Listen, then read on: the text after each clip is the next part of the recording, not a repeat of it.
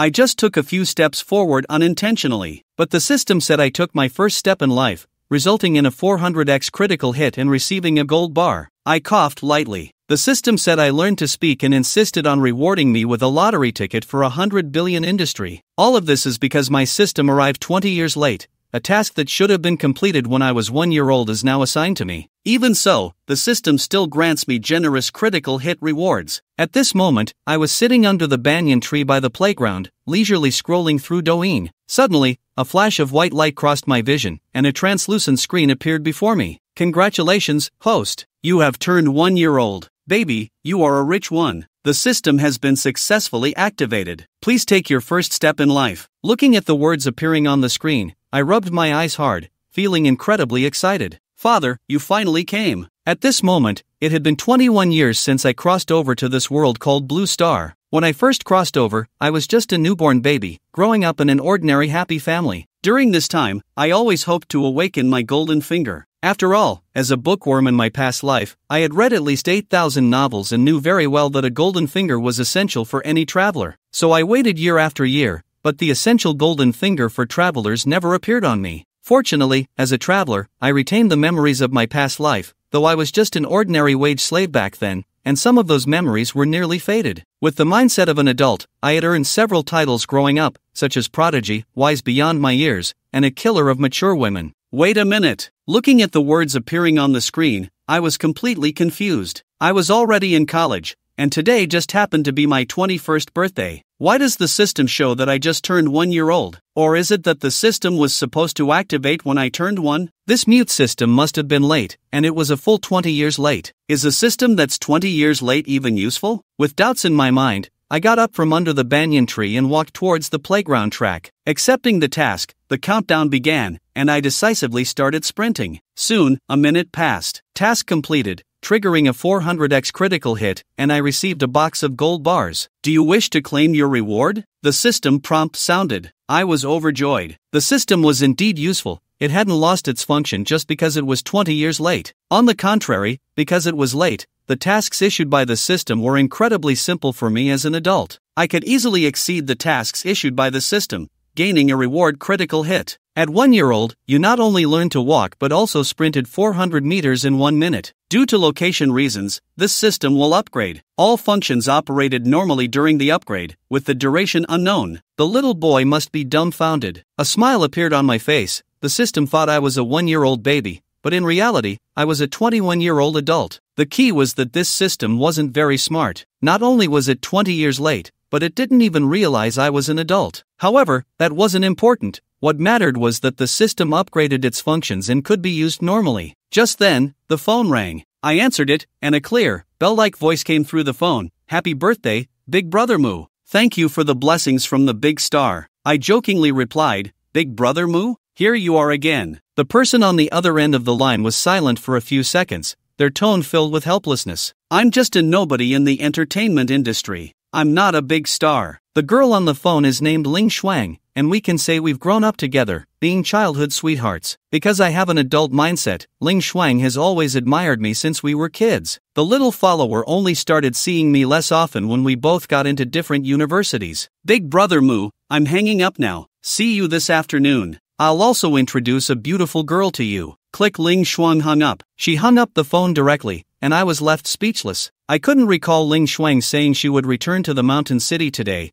but I could easily guess. Ling Shuang returned to the mountain city to celebrate my birthday. A person who has learned to walk is meeting their first playmate in life. The baby growth task for Ling Shuang has started again. The task is to play with Ling Shuang in the parent-child amusement park for an hour. The task reward is 10,000 dragon coins. As I think about playing with Ling Shuang at the amusement park, a cool face appears in my mind. I couldn't help but twitch my lips and retracted what I had said earlier. Some tasks are not so easy for me as an adult. It's not that easy to complete. Taking Ling Shuang to the parent-child amusement park is easy, but getting her to play with me for an hour is the challenge. Moreover, if I want to exceed the task and trigger a reward critical hit, I must extend the time Ling Shuang and I spend playing together. This is a task that could make me die of embarrassment, but fortunately, having lived 2 lives, I have cultivated a certain level of thick skin. Moreover, completing the task guarantees at least 10,000 dragon coins. If I exceed the task and trigger dozens or even hundreds of times the critical hit, I would be set for life. As for dying of embarrassment, that's unnecessary. Alright, Kyoto Music Academy dormitory area, you'd better think this through. If you retreat now,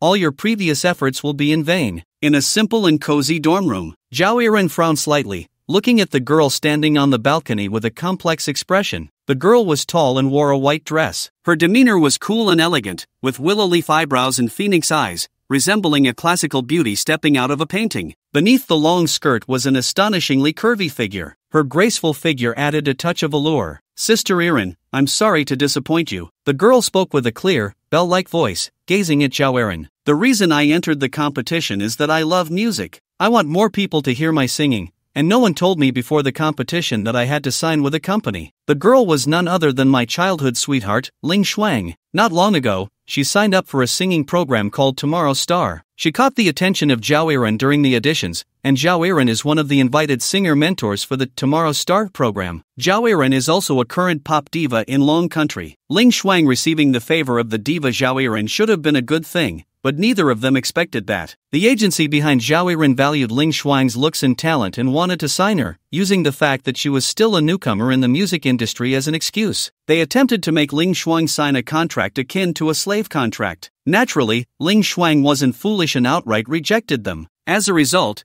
Zhao Yiren's agency was one of the investors in the Tomorrow Star program. After Ling Shuang refused to sign, the program team began to target her in various ways. Think it over, Zhao Yiren sighed. If you withdraw now, you might never have another chance to enter the music industry. Although our contract is a bit excessive, with your abilities, you could definitely become a hit through Tomorrow Star. At that point, you can negotiate terms with the company. Sister Irin, you don't need to persuade me anymore, Ling Shuang said firmly. It's better to avoid negotiating with capital out of sheer luck. I would rather stay away from capital. Besides, my mouth is my own, and I can sing wherever I want. It's none of your business. You're still too young, Zhao Yiren said, her eyes drifting. In Ling Shuang, she saw a reflection of her younger self, but unlike Ling Shuang, he bowed to capital for his dream of becoming a singer. Even though he is now a nationwide superstar, the contract with his agency binds him like a shackle, and to squeeze out his profits, the agency fills his schedule almost every day. If Ling Shuang doesn't want to enter the music industry, then refusing to sign won't affect her much. However, as long as Ling Shuang has her dream of being a singer, this refusal will completely cut off her path into the industry. This is because Zhao Yiren's agency is one of the 3 entertainment giants in Longhua, Tianyu. Unless Ling Shuang receives capital support comparable to Tianyu, she will never become a singer in her lifetime. Alright, Sister Irin, let's not talk about this. Ling Shuang smiled and said, Sister Irin, haven't you always asked me, who wrote the song The Wind is Rising? Today, I'm going to take you to meet its creator. Zhao Yiren exclaimed with surprise. As Ling Shuang spoke, she dialed a phone number. In the past, I was captivated by the wonders of the world, gazing at the horizon as if it were right before me, willing to brave any challenge to experience it all. At Bayun Community, I sat on the living room sofa, humming a song called The Wind is Rising, which I loved in my past life. It's one of the few songs whose lyrics I remember completely. Whenever I sing this song, it reminds me of a summer from my past life. Claiming the reward from the system, I communicated with it, and it looked at the coffee table in front of me with eager anticipation. The place I am currently in is a community near Mountain City University. After being accepted into college, I chose not to live on campus. Instead, I rented a house outside, and the reward was immediately issued. A system notification sounded, and as I watched, a square wooden box appeared on the coffee table out of thin air. I suppressed my excitement and opened the box, revealing a collection of shiny gold bars before my eyes. Gulping, I swallowed hard as my heart raced. In 2 lifetimes, it was my first time coming so close to so many gold bars. I picked one up to examine it, feeling its smooth texture. Each bar was marked with a weight of 1 kilogram, and there were a total of 10 bars in the box, weighing a combined total of 10,000 grams. According to Longhua's recent gold price of 600 per gram, the value of this box of gold bars is about 6 million long coins. Truly impressive. Indeed, it's impressive. Even though I was mentally prepared, I was still shocked by the value of this box of gold bars. An ordinary person would struggle their whole life to earn 6 million, while I only had to run around the playground once, and I received gold worth 6 million. No wonder everyone wants a system. I worked to calm myself, placed the gold back in the box, and hid it in the wardrobe. I realized that triggering a reward crit would cancel the original reward from the system task. For example, the original reward for this task was a pure gold longevity lock, but because I triggered a reward crit and received a box of gold instead, the longevity lock was cancelled. By the afternoon, at the exit of Mountain City Airport, an old van stood out among the passing vehicles. Inside the van, I was on the phone. Xiaoshuang, I'm at the airport exit. Are you guys out yet? We're waiting at the exit. Brother Mu, where are you? Hearing this, I looked out the window. I spotted two graceful figures slowly approaching not far away. One of them was Ling Shuang, while the other was completely wrapped up, making it impossible to see her face. However, judging by her attire, she should also be a girl. I opened the car door and got out, just as Ling Shuang spotted me. Our eyes met, and we both smiled. Meanwhile, the tightly wrapped Zhao Yiren frowned and said, Xiaoshuang, are you sure this person is the one who created The Wind is Rising? He's a top-tier singer. Zhao Yiren had encountered many songwriters and even tried his hand at songwriting himself, but creating a good song is much harder than singing a good one. Looking across Manhwa, there are only a few master-level songwriters. Almost every famous song by top-tier artists has the shadow of these music masters. Initially, when Zhao Yiren heard The Wind is Rising, he always thought that The Wind is Rising was created by a master musician. It wasn't until a few hours ago that Zhao Yiren learned from Ling Shuang that the song's creator is actually a third-year student majoring in finance. Someone studying finance created a song that can be called a classic. This was simply unbelievable to Zhao Yiren, who scrutinized me with his gaze. My eyes were equally clear but very deep, even somewhat indifferent, as if I could see through the world. What Zhao Yiren didn't know was that in my past life, I was a wage slave for half my life. After toiling all day in my past life, I've come to terms with things in this life. With the system by my side, I just want to enjoy life. Sister Yiren, Brother Mu is really amazing. Ling Shuang smiled and said, the person I admired most as a child was Brother Mu. I still admire him now. In my eyes, he is the best. You've been brainwashed by him. Zhao Yiren looked at Ling Shuang with a strange expression. Although she was talking to him, her gaze was fixed on me as I approached, with eyes that burned like those of a fervent believer. Xiaoshuang, it's been a few days, and you've gotten even more beautiful. I walked up to Ling Shuang and playfully pinched her cheek. If I had to say who I was closest to in this world, it would be Ling Shuang. Having grown up together, I spoiled Ling Shuang, who has always followed me around since childhood. Brother Mu, this is the stunning beauty I want to introduce you to. Guess who she is? Ling Shuang said mysteriously. If I'm not mistaken, you must be Miss Zhao Yiren. I smiled at Zhao Yiren and said, it's nice to meet you. Zhao Yiren nodded, not surprised that I guessed her identity. Let's find a place to eat first. I glanced at the time, and it was nearly 6 p.m. I planned to take Ling Shuang to dinner first. Then we can go to the parent-child amusement park to complete the system task. Zhao Yiren looked at the old van parked by the roadside. His mask twitched in shock, and he began to doubt that The Wind is Rising was not my creation. A musician capable of creating classic songs would have their work purchased at a high price by entertainment companies. That's impossible. How could someone so broke drive such an old van? Miss Xiao, this van just looks old. It's no worse inside than a Rolls-Royce. Hearing this, Zhao Yiren became a bit curious. He owned a Rolls-Royce, yet here I was claiming that this van, which had seen better days, was just as good. It's no worse than a Rolls-Royce, which piqued his interest. Miss Xiao, I'm not lying to you. Is my van really not as good as a Rolls-Royce? In the van, Zhao Yiren sat expressionlessly in the back seat, his mask making his lips twitch. His gaze swept across the interior, and his expression darkened, but he never expected to see that the storage compartment in the car door had succulent plants growing in it, with a layer of soil on the bottom and various vegetables planted on top. The armrest compartment had even been turned into a fish tank, housing not fish, but 2 turtles. Seeing Zhao Yiren sitting there in a daze, I turned to the front passenger seat and said to Ling Shuang, Xiaoshuang, hand me the wrench under your seat. What do you need the wrench for? Zhao Yiren snapped back to reality, looking at me warily, but then he was completely stunned to see that the key to the van had broken off in the ignition. After taking the wrench from Ling Shuang, I clamped the broken key half in the ignition with the wrench and gave it a hard twist, causing the van to make a series of starting sounds. Meanwhile, on the airport road, passers-by cast strange looks at the van. Zhao Yiren turned beet red, quickly lowering his head, fearing being seen. It was too embarrassing, he swore. In his 28 years of life, he had never felt so humiliated. He wished he could find a hole in the ground to hide. At an old hot pot restaurant, I led Ling Shuang and Zhao Yiren inside. We booked a private room, and soon the waitress brought all the dishes. Once she left the room, Zhao Yiren finally took off his hat and mask. I just glanced at him before focusing on cooking the tripe. Xiaoshuang, eat more. Later, I'll take you to a fun place, I said like a caring father. I kept serving Ling Shuang food, completely ignoring Zhao Aaron. I could easily guess his motive. He wanted to learn from Ling Shuang whether The Wind is Rising was indeed my creation. He wanted to get to know me since, in this world, the entertainment level is not as advanced as on Earth in my past life. The classic songs from my previous life would be considered masterpieces here. They would all be bombshells. I once considered becoming a songwriter, but ultimately I gave up. The songs from my past life, aside from a few memorable ones where I remember all the lyrics, I only remember one or two lines from many others. Not to mention that I can't compose music. The Wind is Rising was also a song where I wrote the lyrics and sang it based on the melody in my memory. Then Ling Shuang composed the music based on the melody I sang. Zhao Aaron put down his phone. I heard from Xiaoshuang that The Wind is Rising was created by you, Mr. Liu. I didn't expect you to be so young. I smiled at his words but didn't respond. After a moment, I finally said, Miss Zhao, you're probably going to be disappointed. The Wind is Rising is indeed inspired by me. However, I have only created The Wind is Rising,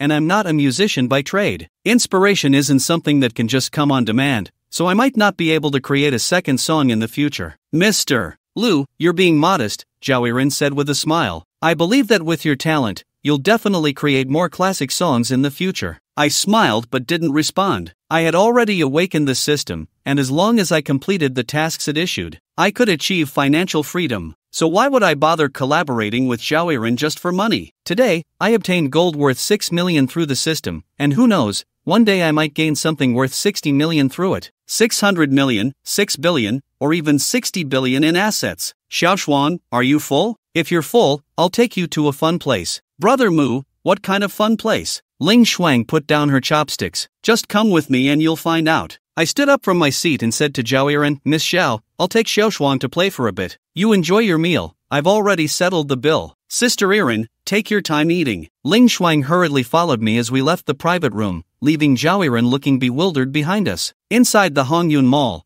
there was an indoor parent-child amusement park. Ling Shuang sat on the children's slide, her cool expression betraying her disappointment. She had thought I prepared some surprise for her, but I had actually brought her to an amusement park. Come on, isn't a parent-child amusement park for kids? Brother Mu, have you lost your mind? Isn't it fun? I stood by the slide with a smile. Have you forgotten? You loved sliding down slides when you were little. But Brother Mu, I've grown up now. Ling Shuang said, half laughing, half crying. I'm already 20. I'm of legal age to get a marriage license. The system task was counting down. As long as the host and Ling Shuang stayed in the parent-child amusement park for longer than the task duration, it would trigger a reward crit. At that moment, Ling Shuang kept talking excitedly about my exceptional qualities from childhood, her eyes burning with enthusiasm. Is this girl going to become my fervent admirer? I found it a bit amusing, but then I thought about it. Ling Shuang had grown up with me, and I possessed memories from my past life. Every move I made, and every word I spoke impacted her significantly, leaving deep impressions on her. I didn't interrupt her. The more excited she became, the longer we stayed at the amusement park. In the end, the richer the rewards I could obtain. About half an hour later, a figure wrapped up tightly appeared on the first floor of the mall. Just as Zhao Aaron was about to leave the mall, he caught a glimpse of the parent-child amusement park. There, I was sitting on a swing with Ling Shuang, and the two of us were chatting about something. These two must be crazy, going on a date at a parent-child amusement park. Zhao Aaron couldn't help but mutter. It seemed to him that Ling Shuang and I had left him behind to go on a date. Brother Mu, do you remember when we were kids? The nursery rhyme you sang for me? Ling Shuang said nostalgically. The reason I want to be a singer is because of that song you sang. Of course I remember. I closed my eyes, feeling a wave of nostalgia wash over me. I couldn't help but start singing. A little cloud, slowly coming by. Please take a break for a while. The mountain flowers are blooming. I just arrived at the mountain. Listening to my singing, Ling Shuang slowly closed her eyes, memories of childhood flooding her mind. Meanwhile, Zhao Aaron had approached silently, now staring at my back in shock. He had originally intended to greet Ling Shuang. Although I had rejected collaborating with him, he didn't want to miss out on such a promising talent as Ling Shuang. After talking with me, he didn't believe that I created The Wind is Rising. However, he couldn't find the words to describe his shock. The song I was singing was one he had never heard before,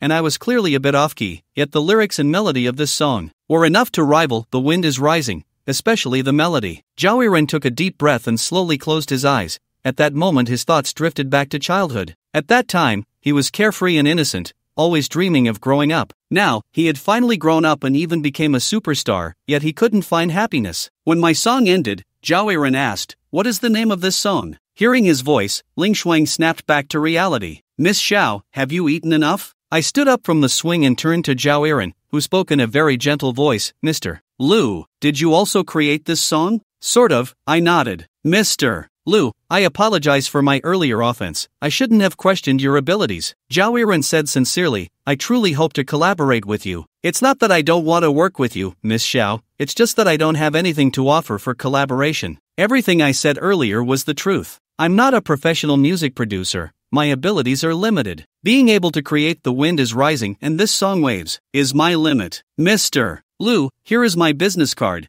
You might want to consider it." Zhao Yiren took a business card from his bag and handed it to me. "My studio doors are always open to you. Additionally, I will hold a large concert this month. I can have Ling Shuang as my guest at the concert, Miss Xiao. I can consider a collaboration ceremony, but I must remind you that your studio might not survive." "Don't worry about that, Mr. Liu," Zhao Yiren said confidently. "I've been with Tianyu for nearly 10 years, and given the profits I've generated for them, they wouldn't make things difficult for me." "Alright, then let's discuss collaboration again after Miss Zhao's studio is established." Zhao Yiren nodded. He understood that in order to collaborate with me, he needed to show me his strength. "Then I won't interrupt your date." Zhao Yiren put his sunglasses back on and looked at Ling Shuang, saying, "Xiaoshuang, are you staying at Mr. Liu's place tonight, or will you be with me at the hotel?" Ling Shuang blushed and said, "I'll be staying at the hotel. I have to go back to school tomorrow. I'll send you the hotel location after my date with Mr. Liu. Let Mr. Liu take you to the hotel." "Okay," Ling Shuang shyly nodded. Once Zhao Yiren left, I looked at the shy Ling Shuang and asked, "Xiaoshuang, are you sleepy?" Ling Shuang's cheeks were burning. "Should I be sleepy? What are you thinking? I'm not that easy to pray to. If you're sleepy, just sleep here. I'll keep you company." I looked at her with some anticipation, hoping that Ling Shuang would take a nap at the amusement park. That would guarantee a reward crit. Ling Shuang glanced around, noticing people passing by the parent-child amusement park. They cast us curious looks, even some kids playing in the amusement park. They were even talking about us. "Brother Mu, why don't we find another place to play?" Ling Shuang said a bit uncomfortably. "We're both adults now, and we don't have kids. A parent-child amusement park isn't really suitable for us." "Xiaoshuang, don't mind what others think. Come, sit down, I'll tell you a story about a human and a snake necklace." I placed my hands on Ling Shuang's shoulders and gently pushed her onto the swing. Then I began telling her a story to prolong her stay at the amusement park. The story I told was The Legend of the White Snake, and this was also its first appearance in this world. Thus, with the touching myth of The Legend of the White Snake, I managed to keep Ling Shuang in the amusement park until closing time. I got what I wanted, achieving a reward crit. Task completed. You and your companion Ling Shuang played in the parent-child amusement park for 3 hours, exceeding the task duration by 2 hours. Triggered a 120x crit. Congratulations, you have received 1,200,000 long coins. Since the host is still a minor, the monetary reward will be deposited into the system account,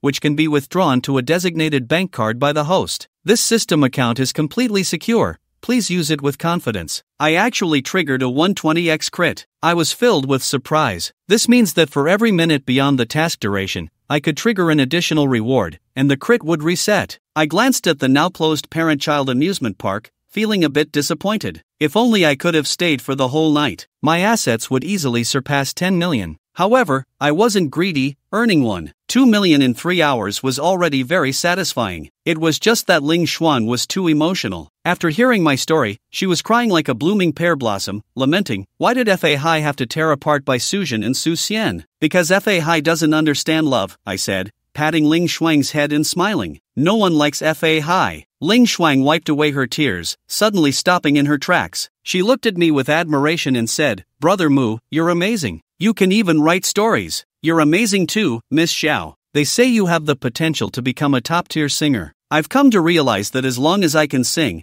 it doesn't matter if I can't enter the music industry." Ling Shuang smiled and said, "To me, no amount of fans can compare to having Brother Mu as my listener. Don't worry, as long as I'm here, there will definitely be a place for you in the music industry and the entire entertainment circle." I extended my hand to Ling Shuang, my eyes filled with confidence. Brother Mu felt the change in me, and Ling Shuang was momentarily stunned. At this moment, I was not a stranger to her. On the contrary, to her, this was the true me. In her memory, before I turned 18, I was outstanding in both social interactions and academic performance. I had always outshined my peers, from kindergarten through high school, and Ling Shuang and I attended the same school. During that time, I was full of confidence and had always been the star of the school, until I turned 18, when my parents died in a car accident. After that, I felt like I became a different person, my grades started to decline, and I became unwilling to communicate with others, becoming very lazy. Everyone thought I was suffering from the impact of my parents' death, falling into a slump, and lamented the fall of a genius. Snapping back to reality, Ling Shuang tightened her grip on my outstretched hand, her tone excited as she said, "Brother Mu, you figured it out." I didn't respond to Ling Shuang. Instead, I took her hand and left the mall. I understood what she was referring to, but what Ling Shuang didn't know was that it was at the age of 18 when I truly figured things out. After crossing over to this world, I used my past life memories to let my 18-year-old self shine brightly. Even in elementary school, I became famous for solving high school math problems. This led to widespread publicity from the school, earning me the title of child prodigy. Because of this title, I was constantly in the spotlight, and I became absorbed in the praise until my 18th birthday. Upon receiving the news of my parents' car accident and passing, amidst my sadness, I also woke up to reality. Though I graduated with a bachelor's degree in my past life, I wasn't actually a genius. The reason I was called a prodigy was simply that I had lived longer than others. However, the knowledge I learned in my past life has its limits, and in this life, I don't possess any extraordinary abilities. As I aged, my advantages diminished, and the title of child prodigy became a shackle with my growing age. To break free from this shackle and to stop drawing attention from others, I became taciturn after turning 18, avoiding social interactions and no longer showcasing my exceptional skills, maintaining this state for 3 years. After 3 years, I successfully withdrew from the public eye. "Brother Mu, when I have time next, I'll come back to accompany you," Ling Shuang said at the hotel entrance as we said our goodbyes. She had taken a leave from school to come back to Mountain City for my birthday. "Study hard, and I'll come visit you in Kyoto soon," I replied, as Ling Shuang looked obedient. She took out a beautiful box from her bag. "Happy birthday, Brother Mu. This is the gift I prepared for you," Ling Shuang said, handing the box to me, looking at me with anticipation. Seeing this, I understood that Ling Shuang was waiting for me to praise her, so I took the box and displayed a surprised expression. "Wow, Xiaoshuan, you prepared a birthday gift for me. I'm so happy." Seeing my exaggerated expression, Ling Shuang beamed with happiness. "Brother Mu, it's getting late. You should head back. Drive safely. You should go back to the hotel and rest too. Tomorrow, I'll take you and Miss Xiao to the airport." Suddenly, Ling Shuang thought of something and looked at the van parked by the roadside. She laughed and said, "I have no objections, but it seems like Sister Irin doesn't want to ride in your van, Brother Mu." Meanwhile, Ling Shuang resolved in her heart to find ways to earn more money to buy me a nice car. "It doesn't matter if she doesn't like it, as long as you do, that's all that matters. As long as I'm with Brother Mu, I would even enjoy walking," Ling Shuang said earnestly. "Alright, go get some rest." I affectionately pinched Ling Shuang's cheek. Ling Shuang was used to it. Since childhood, I had enjoyed pinching her cheeks and rubbing her head, treating her almost like a pet. She only showed her cute side in front of me. Most of the time, Ling Shuang didn't seem easy to approach. Her outstanding beauty, cool demeanor, and excellent singing skills made her a high and mighty goddess in the eyes of many suitors. After Ling Shuang entered the hotel, I drove the van away, disappearing down the road. 10 million was still far from enough. On the city road, I drove the van towards Baiyun community while contemplating how to help Ling Shuang achieve her dreams. According to Zhao Irin, Ling Shuang had rejected a contract with Tianyu and would face being blacklisted, making it impossible for her to enter the music industry as a singer. Tianyu is a giant entertainment company valued at over 50 billion. With my current financial situation, even with the gold bars and all my savings, I barely have 10 million, which is nothing compared to Tianyu. After happily playing with Ling Shuang for 3 hours, a bond of friendship was formed between us. The baby growth task was launched again. Task content: next time you meet Ling Shuang, give her a gift worth no less than 10 yuan. Task reward: a limited edition Lego set. The system is impressive. In less than a day, it has issued 3 tasks. Surprised? Not really. At this rate of task issuance by the system, it won't be long before I can achieve financial freedom. So I decisively made a U-turn. I drove towards a nearby jewelry mall. Since this task could also trigger a reward crit, it was very likely that the more expensive the gift I gave Ling Shuang, the higher the reward crit I would trigger. On Baiyun Walking Street, one of the busiest streets in Mountain City's Baiyun district, lined with various jewelry and specialty shops, I parked my car at the intersection and eagerly entered a Bulgari boutique. "Hello, sir, what would you like to see?" As soon as I entered the store, a friendly female sales associate approached to greet me. "I'll take a look myself first." I hadn't decided on the specific gift for Ling Shuang. Although the more expensive the gift for her, the better for triggering a reward crit, it was important to choose a thoughtful gift. It must be chosen carefully. As a world-class luxury brand, Bulgari's sales staff are professionally trained and wouldn't belittle me just because I was dressed casually. Even if there were a few snobbish salespeople, they would only privately criticize customers in their minds. I scanned the display counter for bags, focusing on the price tags. The most expensive bag was only over 200,000. That didn't even come close to my standards. Excuse me, I'm not very knowledgeable about jewelry. Could you help recommend a few pieces? I approached a few female sales associates and smiled at them. I'm not sure if you're buying jewelry for family or a girlfriend. Or maybe for a girlfriend? The first sales associate who greeted me asked. If it's for a girlfriend, I recommend this bracelet. It's Bulgari's latest piece. It's made of 18K rose gold, set with red chalcedony, and shaped like a lucky four-leaf clover, making it perfect for young women. I glanced at the bracelet the saleswoman recommended. The price tag read 14,400, not even 20,000. I prefer something more expensive. The pricier, the better, I emphasized. The saleswoman seemed a bit taken aback. May I ask what your budget is? About 1 million, I thought for a moment before replying. 1 million? The saleswoman's mouth dropped open in shock. The other sales associates were equally stunned. Sir, we only have one piece of jewelry available at the 1 million price point. If you're not satisfied, I can reserve other pieces at the million price point from our headquarters,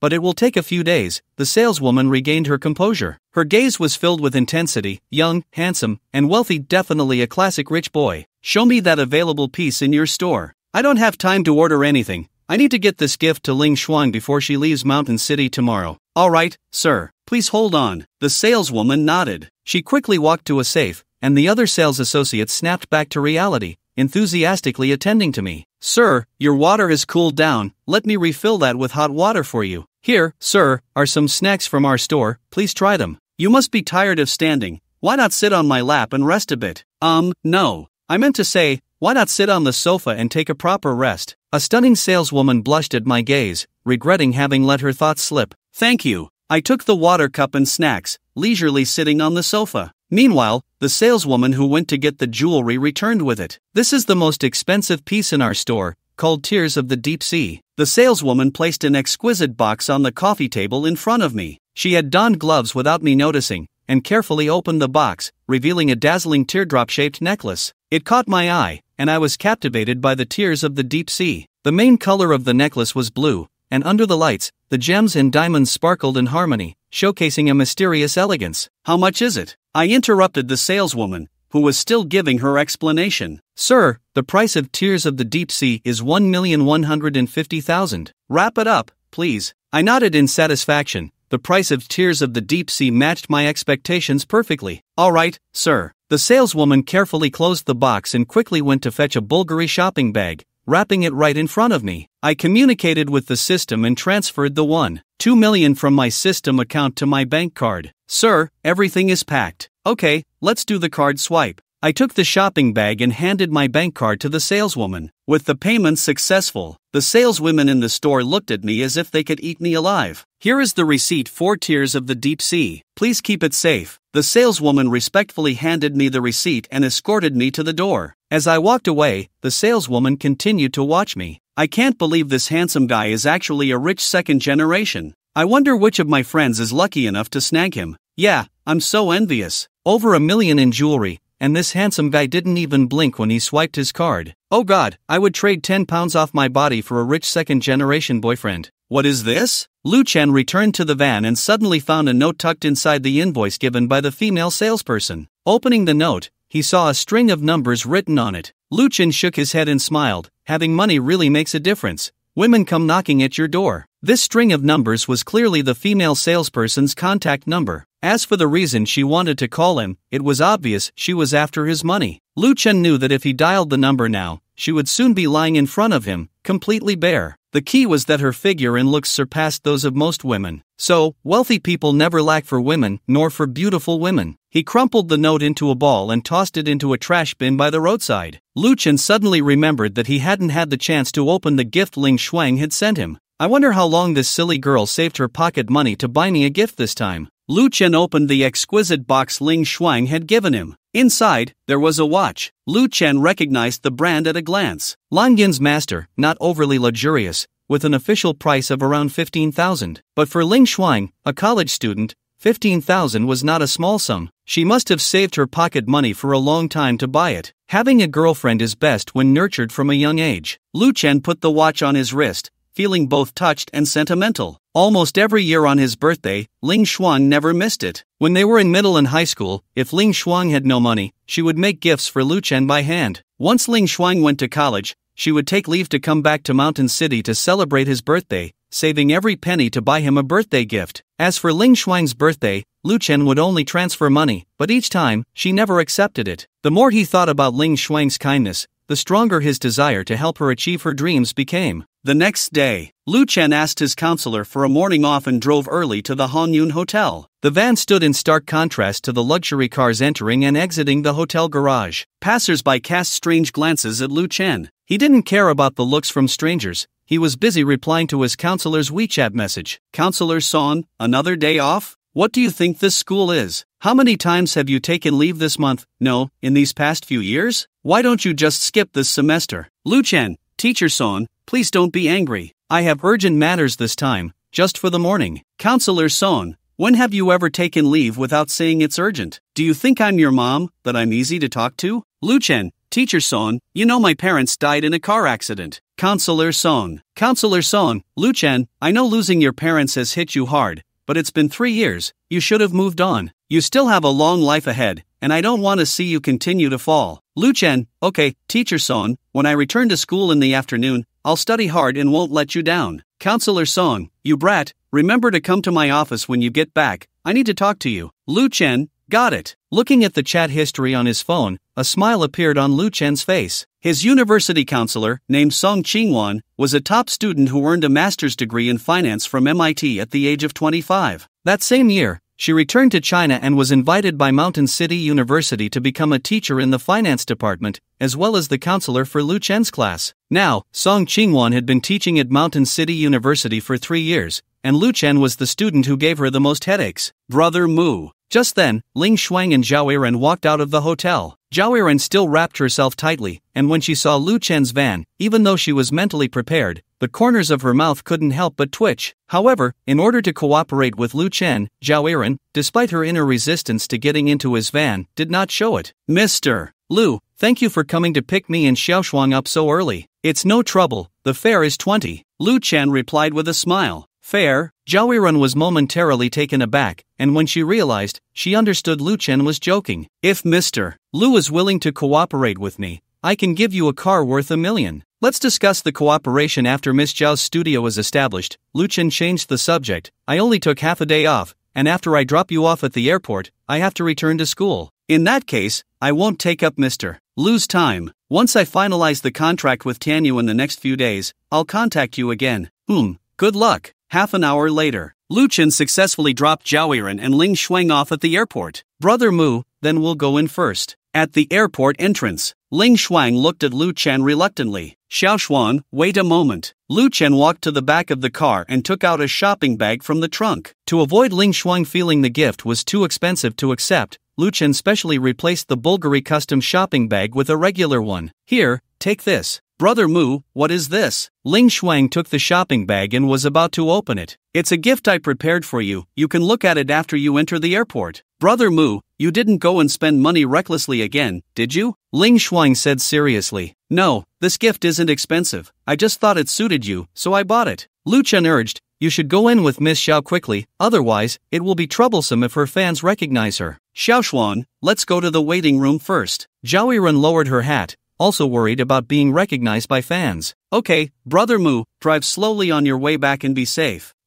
I'll be careful. Task completed. You have gifted Ling Shuang a present worth 1,150,000 yuan, exceeding the task amount by 1,149,990 yuan, triggering a 114,999-fold critical hit. Congratulations to the host for obtaining a Riverside View apartment in Shanshine Huajiang Yinghua. Would you like to claim the reward-related items? The system prompt sounded, and Lu Chen hurried back to the car, searching for Huajiang Yingyue on his phone. Huajiang Yingyue is a high-end community developed by the domestic trillion-dollar group, Longtong Group. The community is located in the most prosperous area of Baiyun District and is close to Huajiang, with all residential units uniformly designed as finely decorated Riverview apartments, averaging a selling price of up to 10 million each. 10 million luxury homes, this is it. Lu Chen was momentarily dazed. Since obtaining the system, it had been less than 24 hours, and he already owned a luxury home worth 10 million and gold bars worth 6 million. Such a terrifying speed of wealth growth was simply exhilarating. Airport VIP waiting room.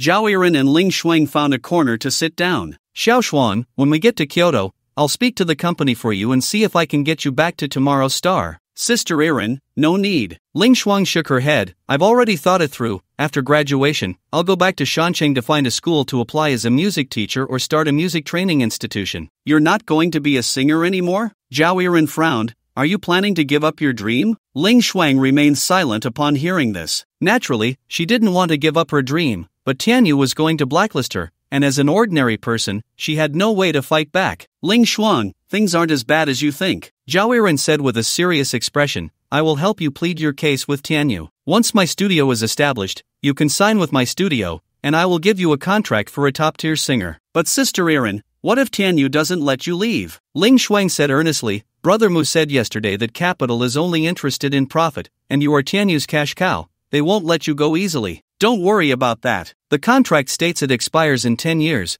and as long as I don't want to renew it, Tianyu has no way to stop me. As for what Mr. Lu said, just listen to it. After all, he's just a college student with no social experience, and since you like him, you should hold on to your dreams. Once you sign with my studio, I will give you a signing fee, and you can buy him a nicer car then. Sister Yiren, isn't that inappropriate? Ling Shuang said, I don't have any fame. How can I take a signing fee? Just think of it as my investment in you. Zhao Yiren smiled, and I really don't want to ride in his van anymore. By the way, didn't he give you a gift? You should open it and see. Zhao Yiren looked at the shopping bag in Ling Shuang's hand. I'm curious about what he got you. As long as it's from Brother Mu, I like it, Ling Shuang said, her face lighting up with happiness as she opened the shopping bag. Inside was a beautiful crocodile-patterned leather suitcase, with the Bulgari logo embossed in the center. A Bulgari custom packaging box. This gift he gave you isn't cheap. Zhao Yiren, a music industry diva worth over 100 million, naturally recognized the Bulgari logo. She had even endorsed Bulgari before. As a top luxury brand,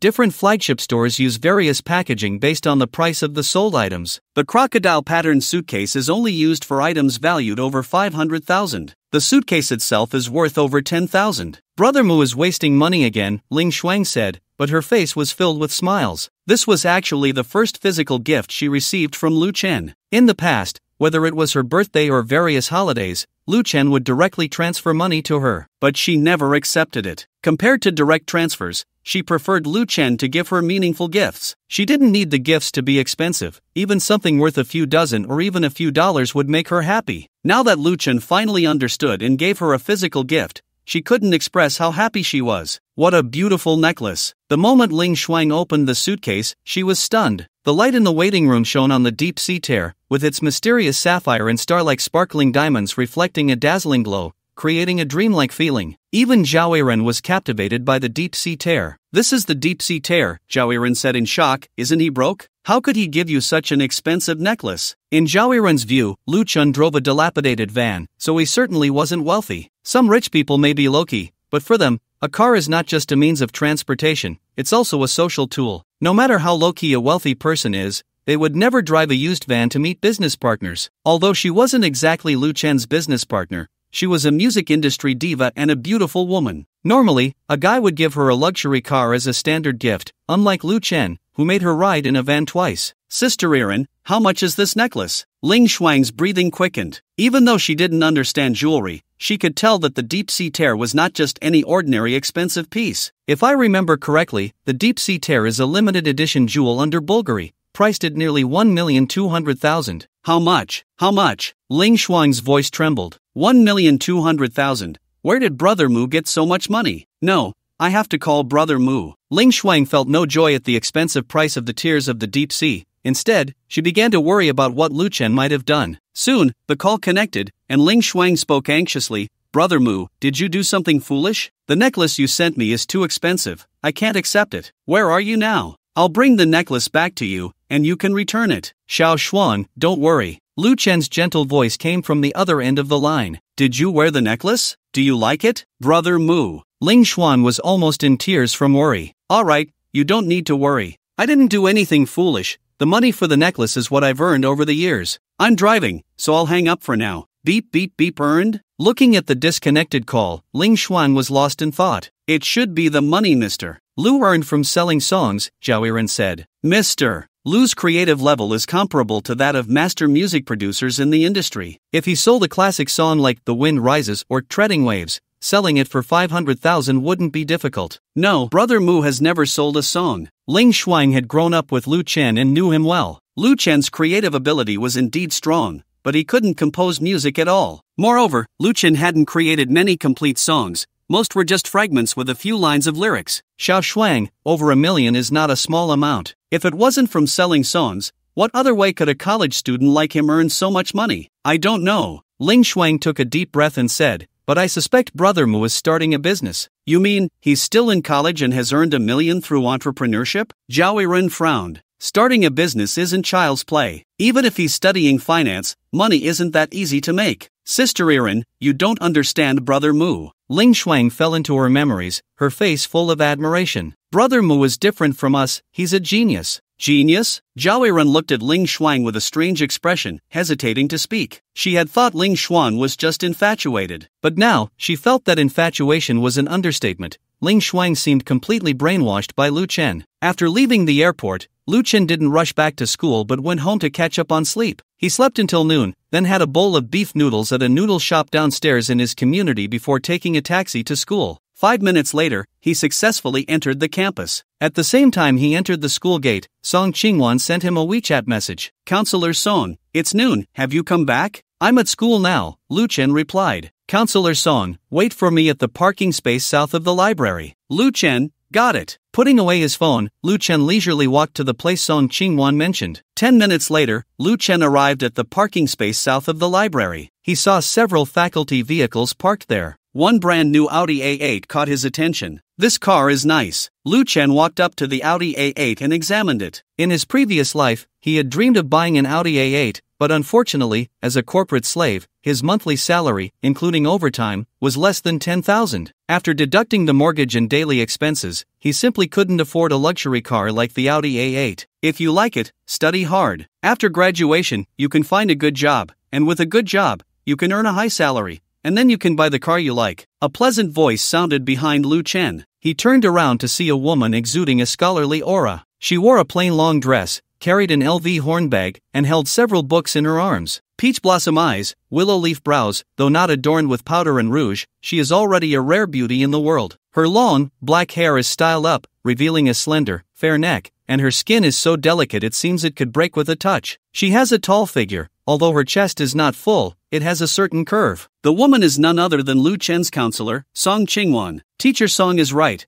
I will definitely study hard, Lu Chen said with a smile. Don't come with that, I've heard it too many times. Song Qingwan shot Lu Chen a glance and handed him the books in her hand, saying, these are a few books I borrowed for you from the library. Take them home and read them well, I will check later. Teacher Song, you are too kind, Lu Chen said, feeling a bit helpless. I haven't even finished the books you gave me last time. So, are you really planning to study hard? Song Qingwan's expression instantly turned serious. Lu Chen, you are already in your 3rd year, you don't have much time left. If you continue to slack off like this, don't even think about finding a good job. You might not even graduate. You are right, I will go back and read these books carefully. Lu Chen hurriedly took the books and was about to leave. Stop, Song Qingwan said expressionlessly, I still have something for you to do. Lu Chen really didn't want to stay with Song Qingwan for long. It wasn't that he was afraid of her. On the contrary, he respected her very much. Over the past few years in college, she had taken great care of him. Moreover, he could see that she genuinely wanted to save him. But the problem was, his declining grades were not due to a lack of willingness to learn, but rather his limits. However, because Song Qingwan knew of his past as a prodigy, in her eyes, he was simply wallowing in self-pity. Teacher Song, what else is there? Lu Chen asked helplessly. Help me move, Song Qingwan said, taking the car keys from her bag. Beep beep. The lights of the Audi A8 lit up as Song Chingwon opened the driver's door and got in. "Get in." Song Chingwon pressed down the window and said to the motionless Lu Chen. Coming, Lu Chen felt a headache coming on. He was not surprised that the Audi A8 was Song Chingwon's car. He was well aware that someone like her, a highly educated financial talent, must have other side businesses besides being a teacher, and often those side businesses were the most profitable. "Teacher Song, where is your home? Is it far?" Lu Chen asked as he sat in the passenger seat. "Huajiang Yingyue, a new development that just opened," Song Chingwon replied casually.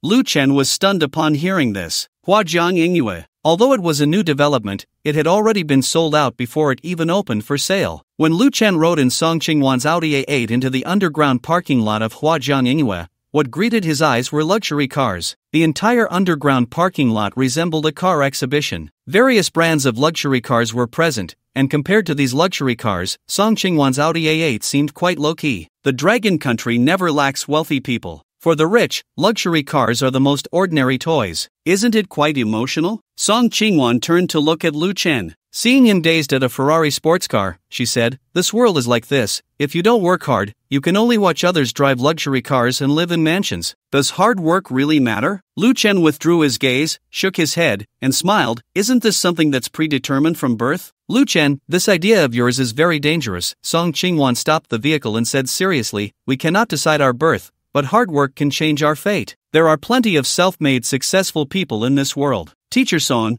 how much value is there in the success stories of successful people? I think you should know better than I do." Lu Chen said, "I don't deny that some people have changed their faith through hard work, but the reality is that for most people, no matter how hard they work, they can only barely make ends meet. So, if you don't work hard, you won't even be able to maintain your life in the future." Song Chingwon tried to stir Lu Chen's fighting spirit, pointing at the Ferrari Lu Chen had just been looking at. "You boys should all have a dream of owning a sports car. Seeing this Ferrari, don't you want to have one?" "Not really," Lu Chen replied. "I don't like white Ferraris. I think red is more classic, and compared to this 458, I prefer the SF90. "You're just being stubborn," Song Chingwon said irritably. "If you don't want it, how come you know so much about Ferrari models?" "I know because I plan to buy an SF90, Lu Chen replied honestly. "With what? Your joy beans from the game?" Song Chingwon's face darkened. Lu Chen's self-indulgence was one thing, but to be so unrealistic as to want a Ferrari was another. Although she wasn't familiar with the SF90 model Lu Chen mentioned, she knew enough about Ferraris to understand that there were no cheap models among world-class luxury cars. "Teacher Song,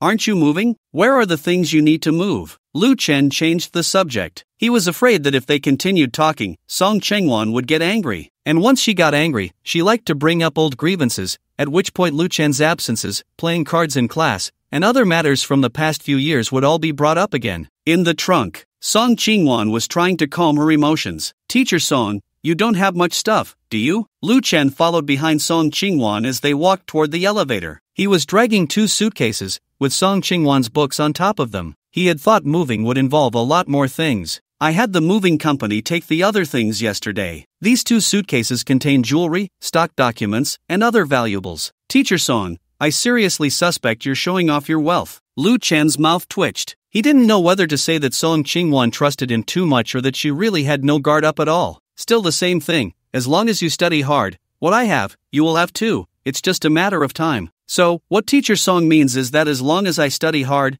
you'll give me your inheritance?" Lu Chen said with a surprised expression. "Teacher Song, you're too kind. Having a teacher like you is truly a blessing." As soon as Lu Chen finished speaking, Song Chingwon stopped, turned to look at Lu Chen, and hesitated to say anything. She was genuinely speechless at Lu Chen's audacity. "You, forget it." Song Chingwon opened her mouth. There were some things she, as a teacher, really couldn't say. The reason she asked Lu Chen to help her move was partly to inspire his fighting spirit, and partly to offer him some compensation through the move, thereby alleviating his financial pressure. In her view, Lu Chen's parents had died in a car accident, and he was living alone without any source of income, so life must be difficult for him. But Lu Chen had disappointed her too much. Self-indulgent and unrealistic was one thing, but now he even wanted to reap without sowing. "Teacher Song, the elevator has arrived," Lu Chen reminded her.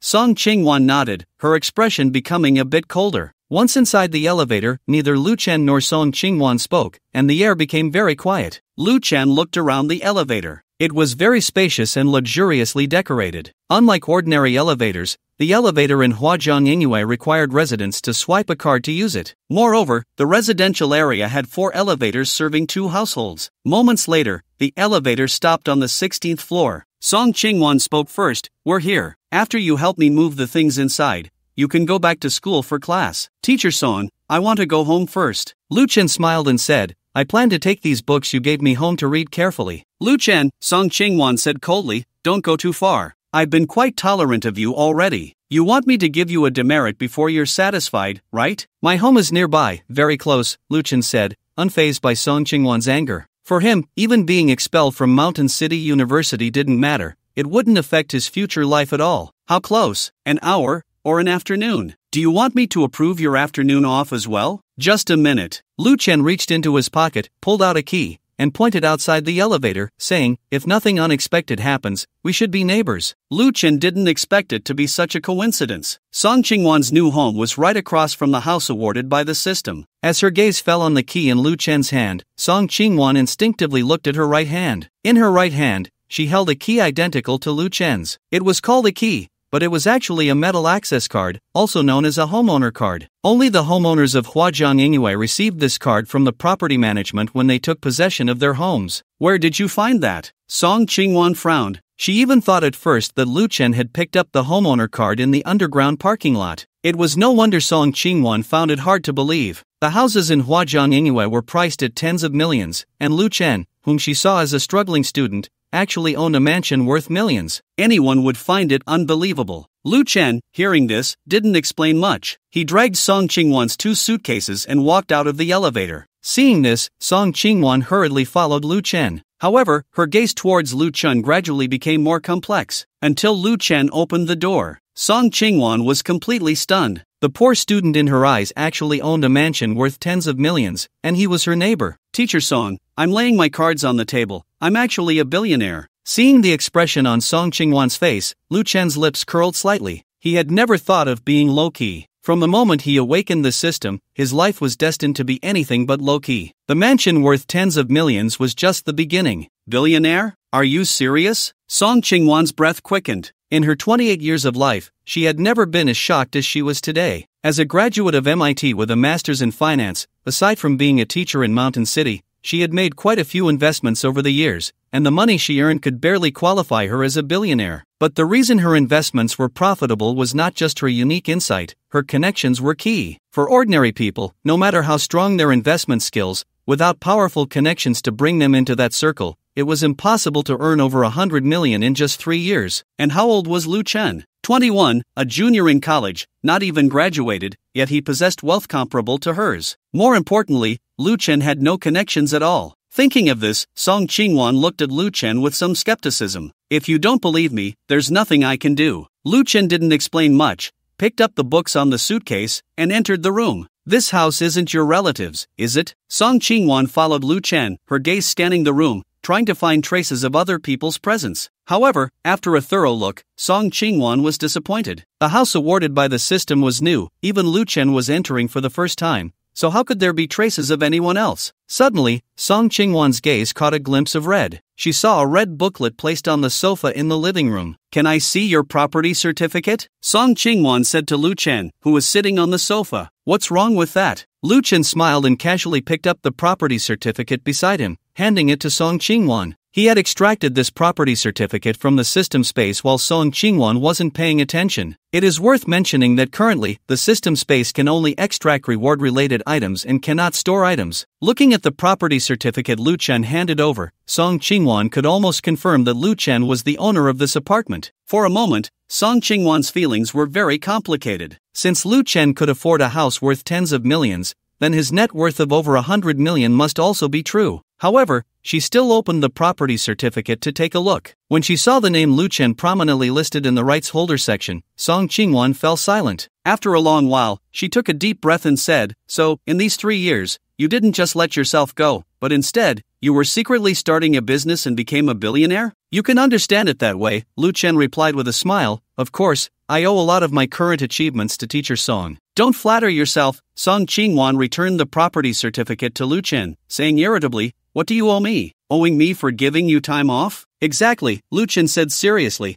"If you hadn't given me time off, I wouldn't have had the time to start a business. Do you even believe that? Song Chingwan looked at Lu Chen and said, I won't say I know you well, but are you really the kind of person who would give up on starting a business if I didn't give you time off? For you, it probably doesn't matter whether you go to university or not. You still have to go to school. I can't bear to part with teacher Song, Lu Chen said with a big smile. You brat. You must be feeling great inside right now, Song Chingwan said with a face full of frustration. I wanted to take you out to see the world and ignite your fighting spirit, but look what happened, you ended up showing off. But hey, you achieving such success makes me genuinely happy as your teacher, Song Chingwan said with a smile. Now I have something to brag about. My student became a billionaire before even graduating from university. By the way, Song Chingwan suddenly thought of something and asked, what does your company do? My company mainly operates in the entertainment business, Lu Chen replied without changing his expression. What specific industry are you involved in? Song Chingwan asked, let me see if I have any friends in related industries who can introduce you. Teacher Song, I appreciate your kindness, but you've already helped me enough, so I won't trouble you anymore. Lu Chen changed the subject. It's getting late. I should head back to school. What? Afraid of owing me a favor? Song Chingwan said, it's just introducing you to friends. It doesn't count as a favor, and I can't guarantee that any of my friends are in the same industry as you. Half a month has passed, and you have mastered walking skills and entered the language explosion period. The baby growth task has been triggered again. Task content, within half a month, learn to speak and coherently say a sentence of no less than 5 words,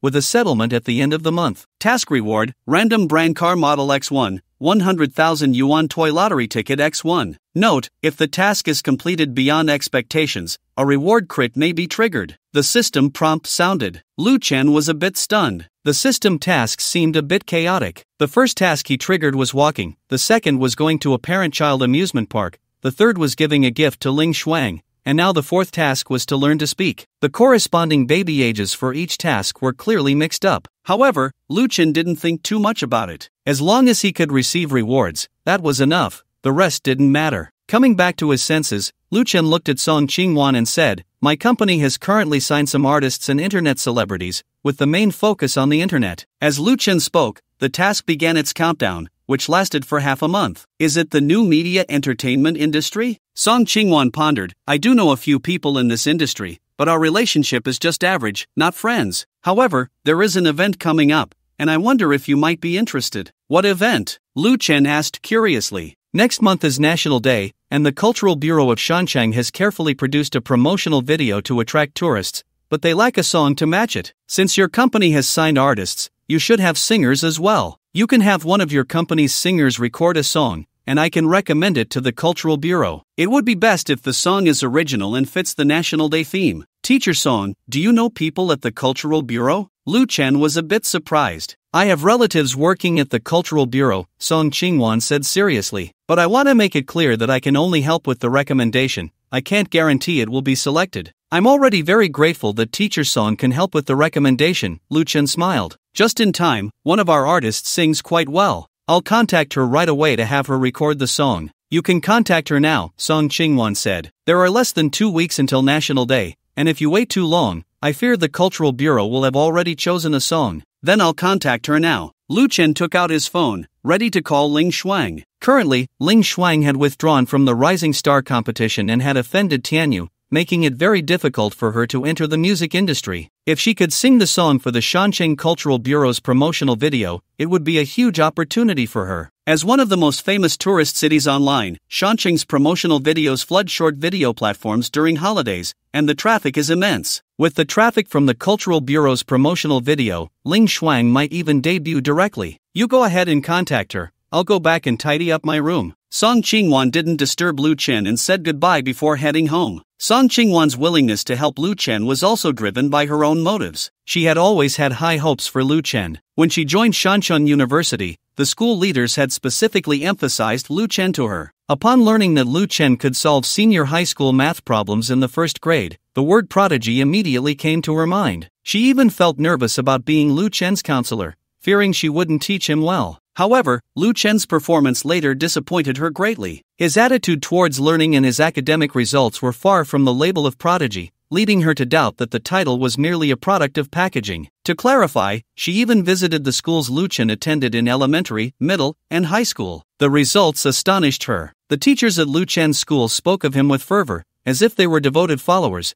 and the image of Lu Chen in their eyes was unanimously that of a prodigy. Finally, through Lu Chen's senior high school homeroom teacher, she learned that Lu Chen's parents had died in a car accident after his college entrance examination, which made her understand why Lu Chen had fallen. It must have been due to the immense blow from his parents' death. Since then, Song Chingwon had taken great care of Lu Chen and tried to help him overcome the shadow of his parents' passing. Now, 3 years had passed, and she still hadn't given up. She firmly believed that as long as Lu Chen could move on, with his talent and her guidance, he would surely become a top financial talent in Manhwa. But she never expected that Lu Chen had already moved on and even started his own business during school, becoming a billionaire. This shocked her and made her understand why Lu Chen's elementary, middle, and high school teachers spoke of him with such passion. Lu Chen truly deserved the title of prodigy. At just 21, Lu Chen's future achievements are limitless, so Song Chingwon naturally wouldn't miss the opportunity to build a good relationship with him. After Song Chingwon left, Lu Chen called Ling Shuang. The result was that the other party's phone was turned off. It was then that Lu Chen remembered Ling Shuang was still on the plane. So, he sent Ling Shuang a WeChat message. Time moved to the afternoon. Kyoto International Airport. As soon as Ling Shuang got off the plane, she immediately turned on her phone. Instantly, various notifications popped up. When she saw Lu Chen's missed call, she hurriedly called him back. A few minutes later, Ling Shuang hung up the phone and said to Zhao Yiren beside her, "Sister Yiren,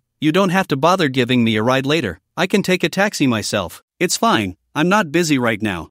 Just as Zhao Yiren finished speaking, her phone rang. After she answered the call, her expression turned very grim. "Sister Yiren, what's wrong?" Ling Shuang asked with concern. "It's nothing." Zhao Yiren took a deep breath and said, "Xiao Shuang, I suddenly have something to attend to, so I won't be able to take you. Be careful when you take a taxi." "Okay, Sister Yiren, you go ahead and take care of your business." Ling Shuang nodded. The next day at noon, Mountain City University Library. Lu Chen sat in a corner, picking up a book and reading aloud. To earn a reward bonus at the end of the month, he decided to spend the remaining days in the library. In his view, the more he spoke and the more coherent sentences he formed, the higher the triggered reward bonus would be. "It seems I've misunderstood you these past 3 years." A pleasant voice rang out. Behind Lu Chen, Song Chingwon appeared without him noticing. Watching Lu Chen focus on his reading, Song Chingwon became even more certain that he hadn't fallen into decline over the past 3 years but had been diligently studying in private. "Teacher Song, you're here." Lu Chen put down the book, looking expectantly.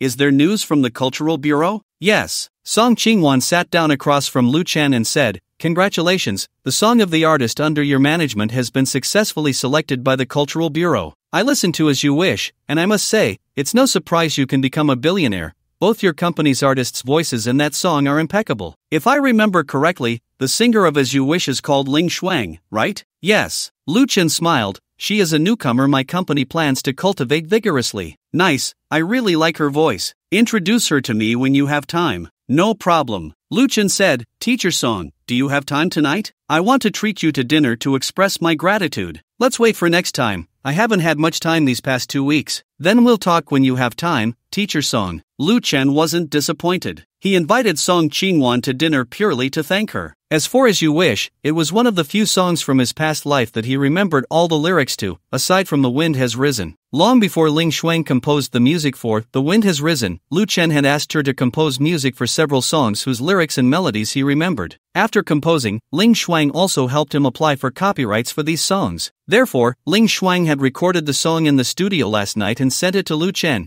who then forwarded it to Song Chingwon. However, Lu Chen didn't expect to receive a response from the Cultural Bureau just one night later. This shows that Song Chingwon's relative working in the Cultural Bureau holds a significant position. But thinking about it, it makes sense. Song Chingwon, at such a young age, could afford a mansion worth millions. Her background couldn't be ordinary. Even if Song Chingwon graduated with a finance master's from MIT, without a strong network, no matter how good she was at investing, she would only be working for capital and couldn't earn that much money. As the end of the month approached, Lu Chen had already moved to Huajiang Yingyue. It was finally time to start the settlement. Lu Chen sat on the sofa in the living room, feeling extremely excited. In front of him, the task countdown had only 10 seconds left. When the clock struck 12 noon, the 10-second countdown also came to an end. Task completed. During the task, you not only learn to speak but also read extensively, mastering both ancient and modern classics, far exceeding the task requirements, triggering 100,000 times critical hit. Congratulations, host, you have obtained the Bugatti Night Voice. Congratulations, host,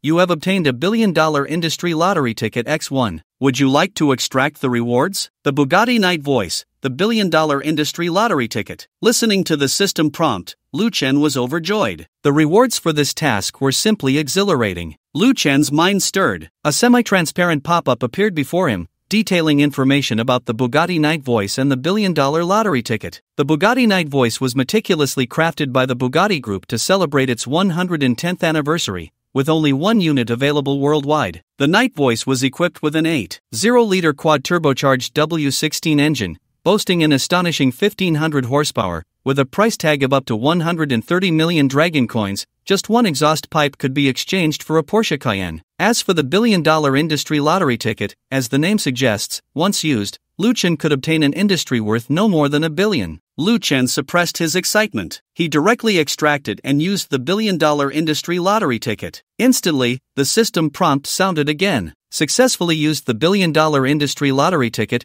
Congratulations, host. You have obtained 100% shares of Starry Sky Entertainment Company, Ltd. Would you like to extract the related items? Starry Sky Entertainment, an internet brokerage company, primarily engaged in live streaming, short videos, and e-commerce, with nearly 100,000 signed streamers and over 5,000 quality artists across the network, boasting numerous popular streamers and celebrities. With a company valuation of $2 billion, signed streamers do not receive salaries, similar to certain media companies. Extract. Lu Chen's mind stirred. A stack of documents appeared out of thin air on the coffee table in front of him, the most important being the equity documents. It was unclear what method the system used, but it allowed Lu Chen to directly own 100% of Starry Sky Entertainment. Lu Chen was not unfamiliar with Starry Sky Entertainment. It was one of the hottest MCN institutions on Douyin, with streamers as numerous as the stars, and Lu Chen often came across female streamers from Starry Sky Entertainment. Indeed, Lu Chen was very satisfied with the Starry Sky Entertainment rewarded by the system. Although its valuation was only $2 billion, which was a huge difference from $1 billion, the potential of Starry Sky Entertainment was far beyond $2 billion. Currently, Long Country was in the era of internet economy, and live streaming, short videos,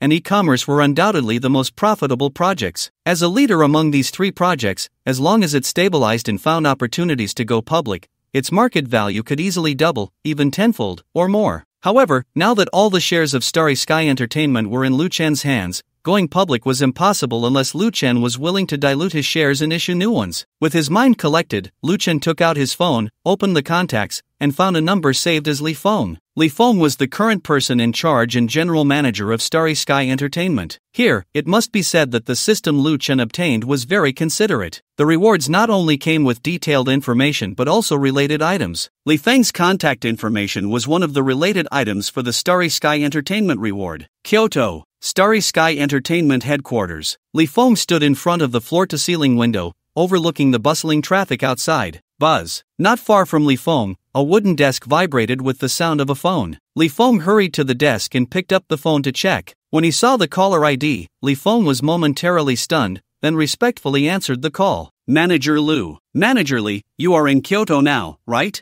A young and gentle voice came from the other end of the phone. Yes, Mr. Lu. I am currently working at the headquarters in Kyoto. I have something I need you to do. Mr. Lu, you are too polite. Please feel free to give me any instructions. Li Feng said, his face filled with anxiety. Prepare a contract immediately and go to the Kyoto Music Academy to sign a girl named Ling Shuang to the company. I will send you her contact number on WeChat shortly. Okay, Mr. Lu, I will prepare it right away. Li Feng's tone was full of respect. After hanging up the phone, Li Feng's emotions were quite complicated. Not long ago, he received the news that the owner of Star Entertainment had changed. Moreover, the shares of Star Entertainment, originally held by more than a dozen shareholders, had all been acquired by one person. He also received the new owner's contact number in WeChat, and added the new owner on WeChat at the first opportunity. He had thought about calling the new owner to greet him, but was afraid of disturbing him. Just as he hesitated, the new owner unexpectedly called him. This scared him quite a bit. Fortunately, the new owner did not blame him, and judging by the voice, he was probably not very old, perhaps a young master from some prominent family. Coming back to his senses, Li Feng dared not waste time and hurried to the HR department to print a contract. The caller was none other than Lu Chen. Lu Chen had originally planned to start an entertainment company, sign Ling Shuang, and help her enter the music industry to fulfill her dreams. Now that he had become the owner of Star Entertainment,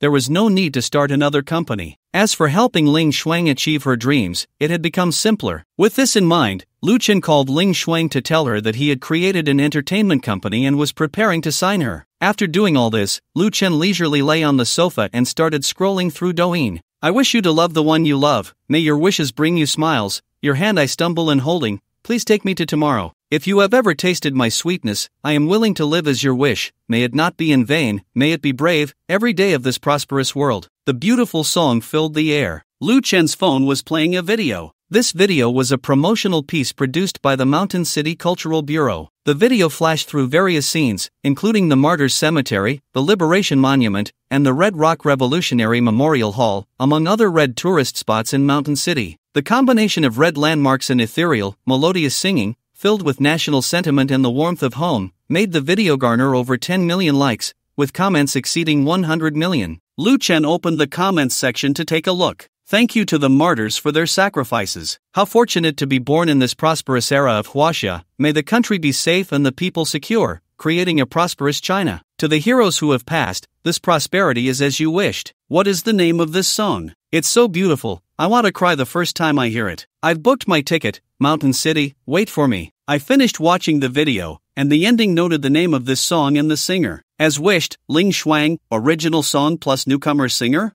I have a feeling Ling Shuang and this song are going to be a hit. Lu Chen closed the comments section, a smile appearing on his face. Days ago, the Mountain City Cultural Bureau had released the promotional video. After a few days, this video had gone viral on Douyin, topping the hot list for several consecutive days. This made Mountain City the biggest winner of this national day, with train and plane tickets to Mountain City already sold out before the holiday even began. Ling Shuang and Ru Yuan also rode the wave of Mountain City's popularity, frequently appearing on Douyin's hot list. Now the whole internet was inquiring about who Ling Shuang was and who created Ru Yuan. Lu Chen thought that once Ling Shuang signed with Star Entertainment, he would have Li Feng carry out a series of promotions for her immediately, capturing this massive traffic and allowing Ling Shuang to debut at the peak. Lu Chen continued scrolling through Douyin. Suddenly, a video caught his attention. In the video, there was a photo of someone he was not unfamiliar with. It was the pop diva Zhao Yiren. What attracted Lu Chen was the text in the video. For several consecutive days, multiple media outlets have exposed scandalous news about the pop diva Zhao Yiren. It is rumored that Zhao Yiren has a chaotic private life,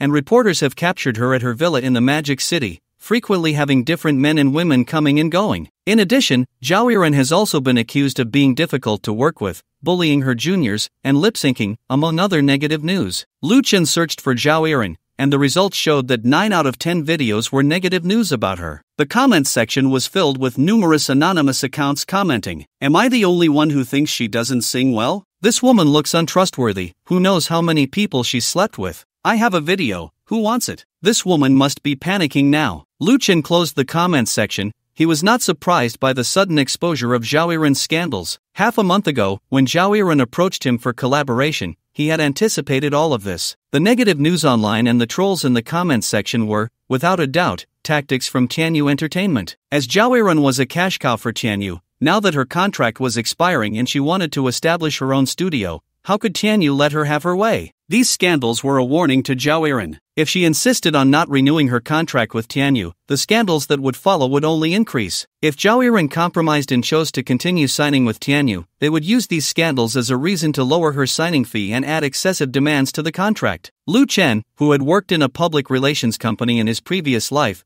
had seen such tactics many times. Near the Kyoto Music Academy, in a cozy cafe, Ling Shuang and Zhao Yiren sat in a corner. Zhao Yiren looked exhausted, holding a cup of coffee with both hands, staring blankly at the table. "Sister Yiren, don't let those fake news online affect you. I believe you're not that kind of person," Ling Shuang said with concern. However, Zhao Yiren did not respond to Ling Shuang, still staring blankly at the table. After a long while, Zhao Yiren revealed a bitter smile and said, "Mr. Lu is right, I was too naive, thinking too highly of the capital." The events of the past half-month had left Zhao Yiren feeling physically and mentally drained. The scenario she had imagined, where both parties would part amicably after the contract with Tianyu expired and then collaborate in the future, did not happen. The day after she and Tianyu announced they would not renew the contract, various scandals about her appeared online. What infuriated her even more was that some of these scandals were taken out of context, while others were pure fabrications. She immediately clarified on Weibo as soon as the scandals emerged, but it was of no use. There were numerous trolls online slandering her, keeping her scandals trending all day. Subsequently, her previously agreed-upon partners abandoned her, and the connection she had once prided herself on all rejected her calls at this time. Various endorsements and programs terminated their contracts with her, demanding exorbitant compensation for breach of contract. For nearly half a month,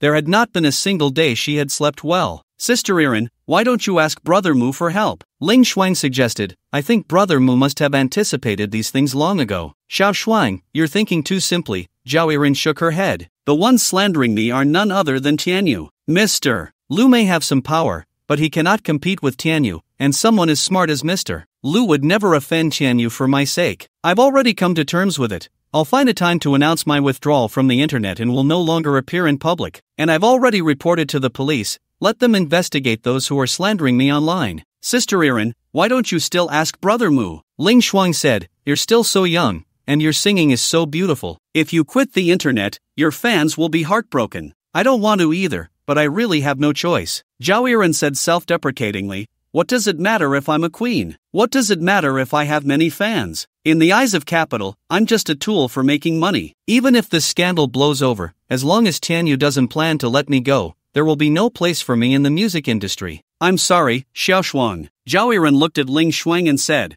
"I actually wanted to sign you to my studio." "Sister Erin, I invited you here today because I wanted to tell you something in person." Ling Shuang said, "I'm planning to sign with Brother Mu's company." "Mr. Lu's company?" Zhao Erin was taken aback. "Mr. Lu has an entertainment company?" "Yes." Ling Shuang nodded. "I just found out that Fanqing Entertainment is run by Brother Mu." "Wait, what did you say?" Zhao Erin's pupils contracted, her face filled with shock. "Fanqing Entertainment is Mr. Lu's company?" "Yes, so Sister Erin, you can go to Brother Mu for help, or you can also sign with Brother Mu's company." "Let me take a moment." Zhao Erin massaged her temples, her heart unable to calm down for a long time. As a queen of the music industry, Zhao Erin was no stranger to Fanqing Entertainment. With the rise of e-commerce, many stars in the industry had switched to selling products. Fanqing was one of the strongest MCN companies on the internet. They had even collaborated with Tianyu before. When influencers under Fanqing held large events, they had spent a high price to invite Tianyu's artists to perform. Zhao Erin had been invited before, and the price Fanqing offered was as high as 10 million, just for her to sing one song. But she had refused. To her, the influencers under Fanqing were all just internet celebrities,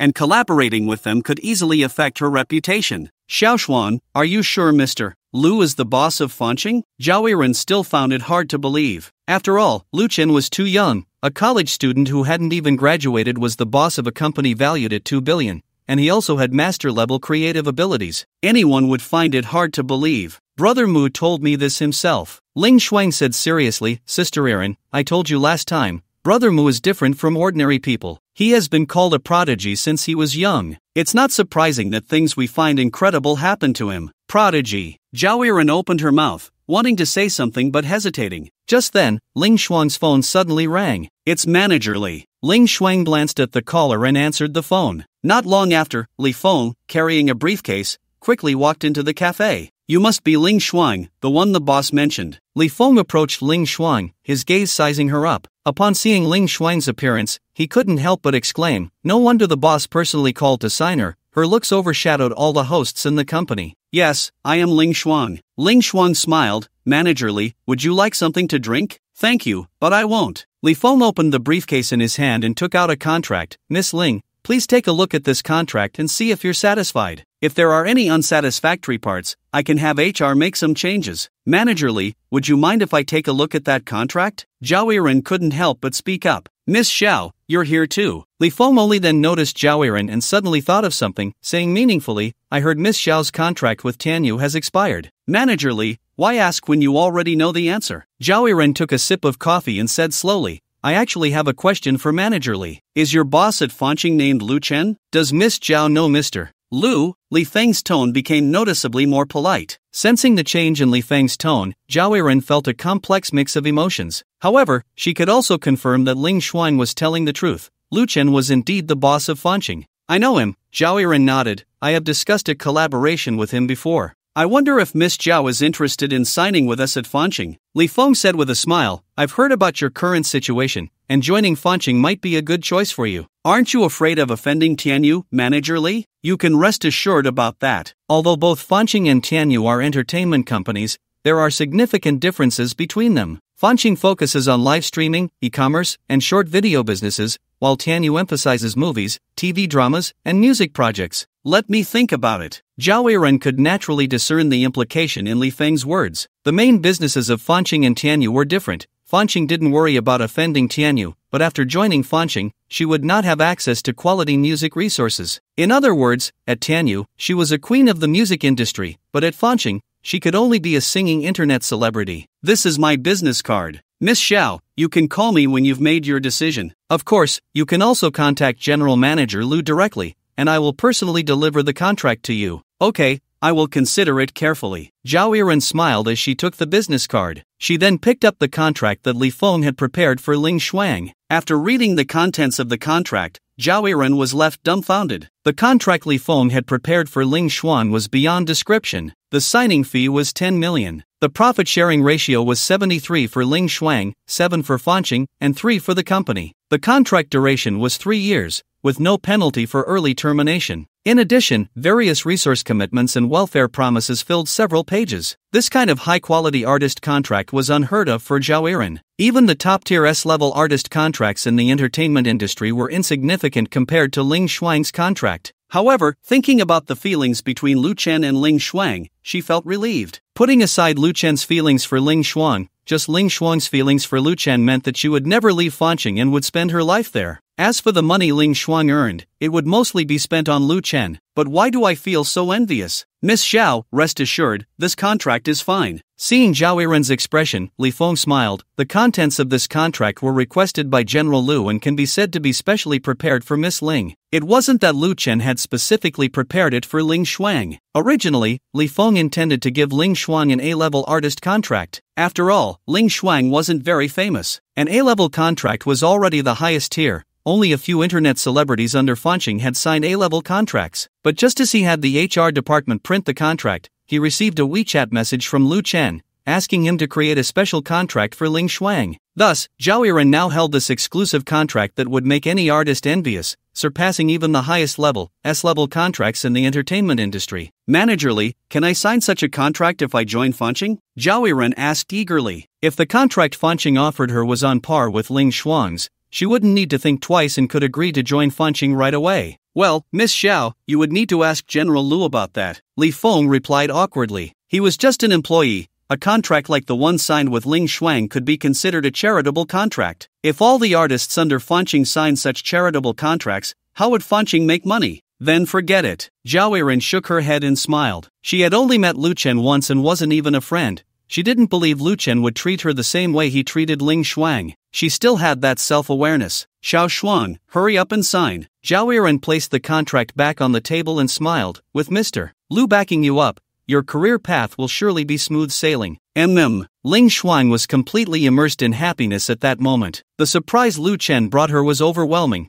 Even though she subconsciously believed Lu Chen was capable of anything, she was still shocked to learn that he was the boss of Fanqing. Ling Shuang made an effort to calm her emotions and quickly wrote her name on the contract. Manager Li, Brother Mu asked me to tell you something. Ling Shuang thought of something and looked at Li Feng. Brother Mu said to arrange a time for me to go live on Douyin. That's no problem, Li Feng replied. Miss Ling, when do you want to go live? I can arrange for company artists to collaborate with you on short videos to boost your live stream's popularity. Anytime works for me. Brother Mu is just worried that my popularity might be too high, and there could be various issues during my first live stream. Too high popularity? Li Feng was momentarily taken aback. Zhao Yiren also looked at Ling Shuang with confusion. It's like this, Ru Yuan is a song I sang. What? Li Feng exclaimed in shock. The Ling Shuang that everyone on the internet is looking for is you, Miss Ling? Li Feng's expression changed continuously, and he became visibly excited. He was well aware of how popular Ling Shuang and Ru Yuan were. He had even sent someone to the Cultural Bureau of Shanchang,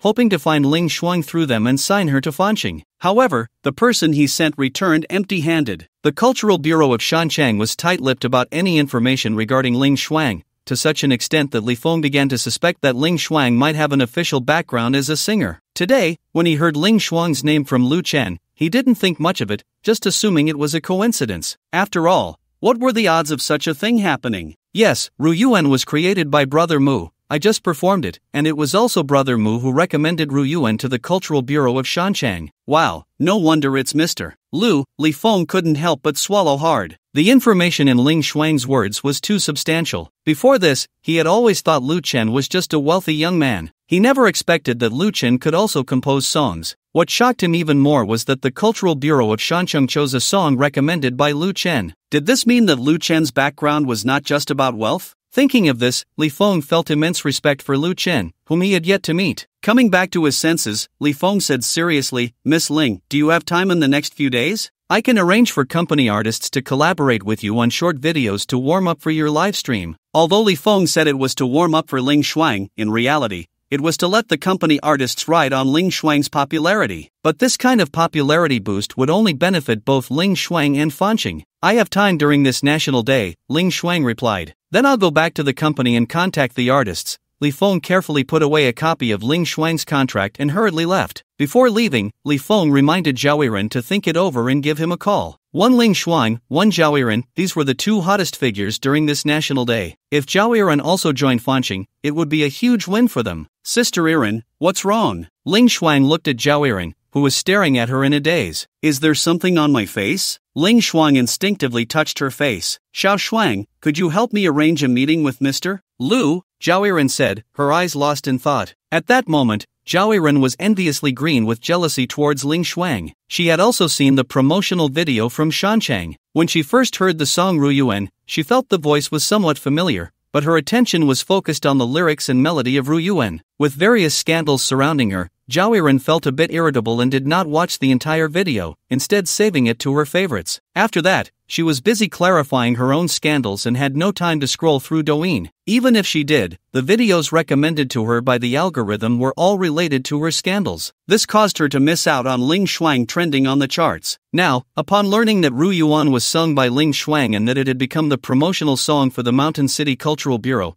all she could do was feel envious and sigh. It took her 10 years to become a diva, yet Ling Shuang debuted with just one song and reached the peak. Moreover, with Ling Shuang backed by Lu Chen, she had no shortage of classic songs. It wouldn't be long before Ling Shuang completely surpassed her. Of course, Ling Shuang said, "I'll call Brother Mu right now." Hua Jiang Yingyue. Lu Chen hung up the phone, revealing a contemplative expression. Just now, he received a call from Ling Shuang, saying that Zhao Yiren wanted to meet him to discuss signing with Starry Sky. Lu Chen did not refuse. After all, Zhao Yiren was a diva in the music industry, and her commercial value was at the pinnacle of the entertainment world. Although she was currently embroiled in scandals, it was clear that the online rumors were not true. Otherwise, Zhao Yiren's social media accounts would have been banned long ago. Moreover, signing Zhao Yiren would prepare Starry Sky for entering the entertainment industry. There was a difference between internet celebrity companies and star companies. Since Lu Chen had become the boss of Starry Sky, he naturally had to find ways to help it develop better. As for offending Tianyu, he cared even less about that.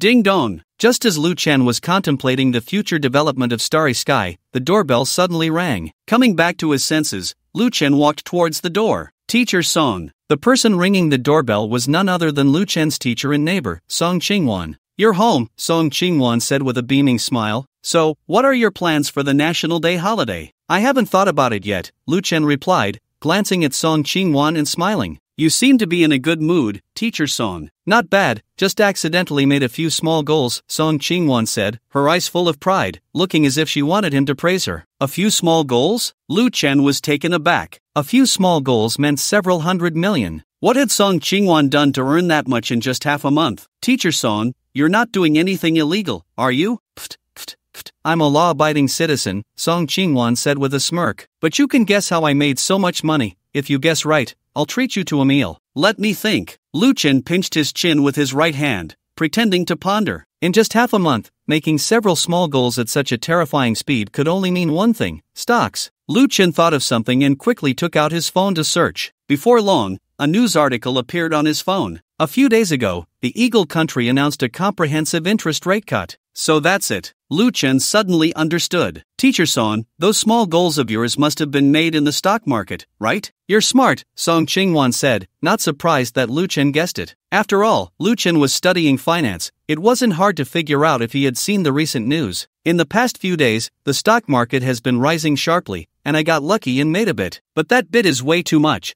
It's several small goals. Lu Chen couldn't help but retort. However, he wasn't envious. The stock market was too deep. Song Qingwan making so much money proved that she had lost quite a bit before. When I say a few small goals, I actually made less than 100 million, Song Qingwan said. A few years ago, the stock market was terrible, and I lost quite a bit. Now I can only say I've broken even. 100 million, that's quite a lot. Lu Chen smiled, but I guessed right, teacher-son, shouldn't you treat me to a meal? Let's tidy up. Song Qingwan said, I'll take you out for a big meal and introduce you to a friend. In the underground parking lot, Lu Chen sat in the passenger seat of Song Qingwan's Audi A8, chatting with her. Aren't you planning to buy a Ferrari SF90? Do you need me to introduce you to a friend who sells cars? Song Qingwan started the vehicle. No need, I've decided not to buy it. Lu Chen's gaze shifted to the empty parking space on the left side of the Audi A8, thinking about when to extract the Bugatti Black Knight that was a reward from the system. What's wrong, having financial difficulties? Song Qingwan laughed. Do you want me to lend you some? Sure, teacher-son, how much can you lend? Are you serious? Song Qingwan's expression became serious, and after a moment of contemplation, she said, if you're really in financial trouble, I can reluctantly lend you a few tens of millions. But for more, I would need a few days. Just kidding. Lu Chen was taken aback for a moment, then said, I'm fine for now, but teacher-son, aren't you being a bit too nice to me? Although Song Qingwan had taken good care of him during these 3 years in college, that care and concern had not involved money. Now that Song Qingwan was actually willing to lend him such a huge sum, it made him think twice. You're my student, helping you is what I should do, Song Qingwan said earnestly. Is that all? Lu Chen smiled. I thought you had some thoughts about me. What? Do you think I like you? Song Qingwan's lips curled up, speaking of which, we're only 7 years apart. Yeah, teacher-son, you're too old, I prefer the young. Squeak. Song Qingwan slammed on the brakes, her face filled with fury. What did you say? Say it again if you dare. Gulp. Lu Chen swallowed hard and said softly, I didn't say anything. Poof. Song Qingwan snorted coldly and restarted the vehicle. You brat, just asking for a beating. Yes, yes, yes. Lu Chen didn't dare to retort. Song Qingwan was definitely a fierce one from Sichuan and Chongqing. He couldn't afford to provoke her. Once the Audi A8 drove out of the parking lot, Song Qingwan asked, how's that singer named Ling Shuang from your company doing lately? Very well. Lu Chen replied, puzzled. Why did you suddenly bring her up? A relative of mine who works in the Cultural Bureau told me that in the past few days, several entertainment companies have been inquiring about Ling Shuang, including the 3 major entertainment giants, Tianyu, Huasheng, and Blu-ray, as well as several rising MCN agencies like Fanqing. I think I should remind you to keep an eye on her, so she doesn't get poached. You can rest assured about that. I can't guarantee the other artists in my company, but Ling Shuang will definitely not be poached. You're that confident? Or do you have her signed to some kind of slave contract, where breaching it would leave you bankrupt? Do you think I'm that kind of unscrupulous businessman? Lu Chen said, exasperated. That's not certain. You became a billionaire at such a young age. Who knows what shady methods you might be using? Lu Chen. Alright, I was just joking with you. Song Qingwan laughed. By the way, I forgot to ask you earlier, is your company based in Shancheng or another city? Our company headquarters is in Kyoto. Headquarters? You mean you have branches too? Song Qingwan said, surprised. Yes. Lu Chen nodded. In addition to the headquarters in Kyoto, Fanqing has several branches or offices in cities like Hangzhou, Rongqing, and Xincheng. May I ask what your company is called? Song Qingwan parked the car by the roadside, suddenly realizing that Lu Chen's worth might be different from what she had imagined. The full name? Fanqing Entertainment Company, Ltd. Lu Chen replied with a smile, is Fanqing your company? Song Qingwan's beautiful eyes narrowed, her small mouth agape in surprise. Yes, Fanqing is valued at 2 billion. I said I'm a billionaire, and that's not wrong. That's nonsense. Song Qingwan exclaimed excitedly, I thought when you said billionaire, you meant 100 million. She fixed her gaze on Lu Chen, as if trying to see through him. Wait. Suddenly, Song Qingwan thought of something, her brows furrowing. Since Fanqing is your company, why did your people inquire about Ling Shuang's information at the Cultural Bureau? Isn't Ling Shuang an artist from your company? Ling Shuang is indeed an artist from my company, but the contract was only signed today. Before that, only I and Ling Shuang were in contact. The head of my company didn't know about her. That's terrifying. You're really something else. Song Qingwan took a deep breath. I've heard of Fanqing, I can say that as long as there are no major issues, if Fanqing develops steadily for a few years and finds an opportunity to go public, its market value could easily exceed 10 billion, or even higher. I didn't expect that such a promising company as Fanqing would be yours. It's not a big deal. I'm just a low-key person, Lu Chen said humbly. What percentage of shares do you hold in Fanqing? Do you have a say? Song Qingwan asked seriously. 100% shares. Do you think I have a say? Lu Chen dropped another bombshell on Song Qingwan. You're joking, right? Song Qingwan looked incredulous. 100% shares meant Lu Chen had absolute control over Fanqing. It also meant that Fanqing had never accepted any investments from anyone and had developed to this point solely through Lu Chen's efforts. The difficulties faced along the way were unimaginable, even for someone like Song Qingwan, who had a master's degree in finance. Thump, thump. Song Qingwan's heart raced uncontrollably. Oh no, it was the feeling of being moved. Song Qingwan gazed at Lu Chen, somewhat lost in thought. Lu Chen was undoubtedly the most outstanding person of the opposite sex she had ever met. Although she had encountered many young people who had achieved greater success than Lu Chen, those achievements were built on the shoulders of their parents and could not be compared to Lu Chen at all. Teacher Song, if you keep looking at me like that, I have reason to suspect you like me, Lu Chen said, bringing Song Qingwan back to her senses. Instantly, her cheeks flushed, but she did not refute. Golden Mansion. Located in the heart of the Baiyun District commercial area, it is an old establishment with a history of 100 years. In the antique-style private room, Lu Chen looked at the delicacies on the table and asked Song Qingwan beside him, "Didn't you say you would introduce a friend to me? Where is she?" "She had something come up and can't make it," Song Qingwan replied. "Then I'll dig in," Lu Chen said without thinking much, picking up his chopsticks to taste the food on the table. At 1 year old, you haven't learned to eat independently and need family to feed you. Baby growth task triggered again. Task content, within half an hour, have someone feed you, and eat a total of no less than 10 grams of food. Task reward, 10,000 dragon coins. The system prompt suddenly sounded, and Lu Chen glanced at the chopsticks in his hand, then at Song Qingwan. "What's wrong?" Song Qingwan smiled. "Why are you looking at me?" "Eat, Teacher Song. Could you do me a favor?" Lu Chen said sincerely, "I just sprained my hand and can't use the chopsticks." As soon as he finished speaking, the chopsticks in his hand fell directly onto the table. Lu Chen pretended to be in pain. "No, it hurts when I use any strength." "When did you sprain your hand? How come I didn't know?" Song Qingwan looked at Lu Chen's right hand in confusion. "I just accidentally sprained it a moment ago," Lu Chen said, covering his right hand, afraid that Song Qingwan would see through his lie. There was no other way. For the system's reward, he could only resort to this method. If only Ling Shuang were here. With Ling Shuang around, he wouldn't need to pretend his hand hurt. He could just say a word,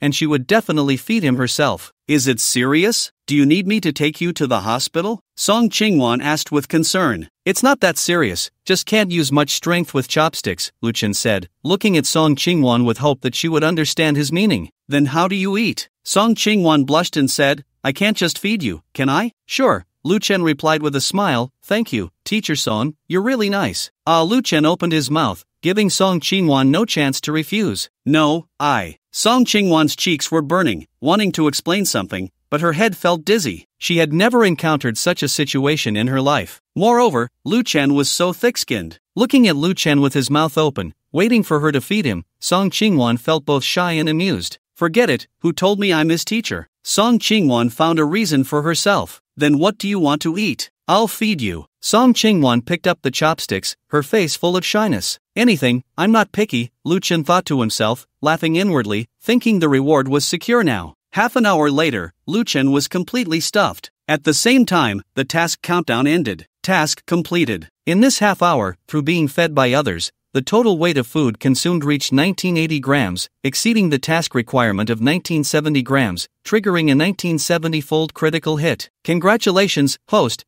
you have received 19,700,000 dragon coins. The reward has been credited to the system account and can be withdrawn at any time. Not bad, not bad. Earning nearly 20 million from one meal was simply delightful. Lu Chen lay back in his chair, rubbing his round belly, looking completely satisfied. "Eating so much, aren't you afraid of upsetting your stomach?" Song Qingwan looked at Lu Chen with a hint of unusual emotion. In front of him, the plate was filled with shrimp shells and crab shells. Lu Chen was the first man to taste the shrimp and crab meat she had peeled herself. Even her father had never enjoyed such treatment. "I'll just digest it," Lu Chen said to Song Qingwan. "Teacher Song, you must know magic. Why do I feel like the food you fed me tastes better?" making me unable to stop eating so much. Don't flatter yourself, Song Chingwon blushed and said. It's clearly because you were too hungry. He. Lu Chun chuckled, not saying anything more, but instead sizing up Song Chingwon. Perhaps because it was a holiday, Song Chingwon was dressed very casually. A plain short-sleeved shirt on top,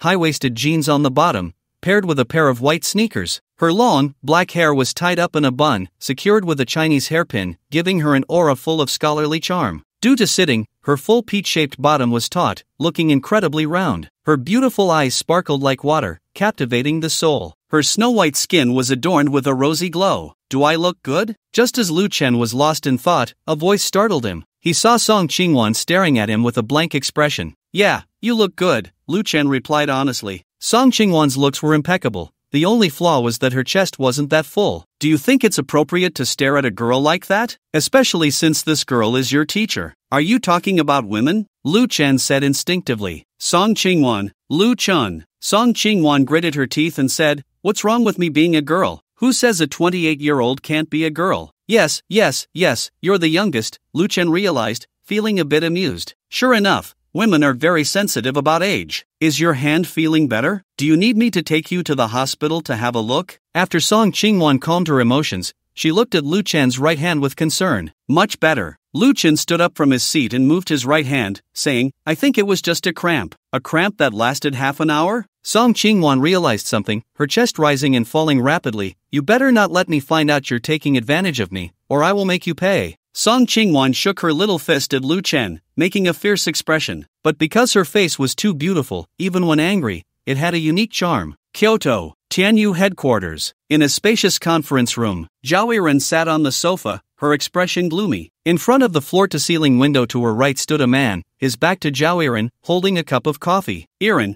I advise you to think it over. The man turned around, smiling as he looked at Zhao Yiren. Given your current situation, you have nowhere to go but Tianyu. Xiaolei, you are despicable. Zhao Yiren's voice was icy. We agreed that when the contract expires, I would part ways amicably with Tianyu, yet you spread rumors and slander me. Do you think I would renew my contract like this? Dream on. Do you have any evidence that I am the one spreading rumors about you? Xiaolei took a sip of coffee, still smiling. If you have no evidence, this could be considered defamation. Whether I have it or not, you know in your heart. Zhao Yiren stood up. As for evidence, I believe the relevant authorities will investigate thoroughly. Why bother? Xiaolei's smile faded, his expression turning serious. The company has treated you well, hasn't it? Over the past 10 years, how many resources has the company invested in you? If it weren't for the company, would you have achieved what you have now? Now that your contract with the company has expired, I won't stop you from leaving, but I doubt any company would take in an ungrateful artist.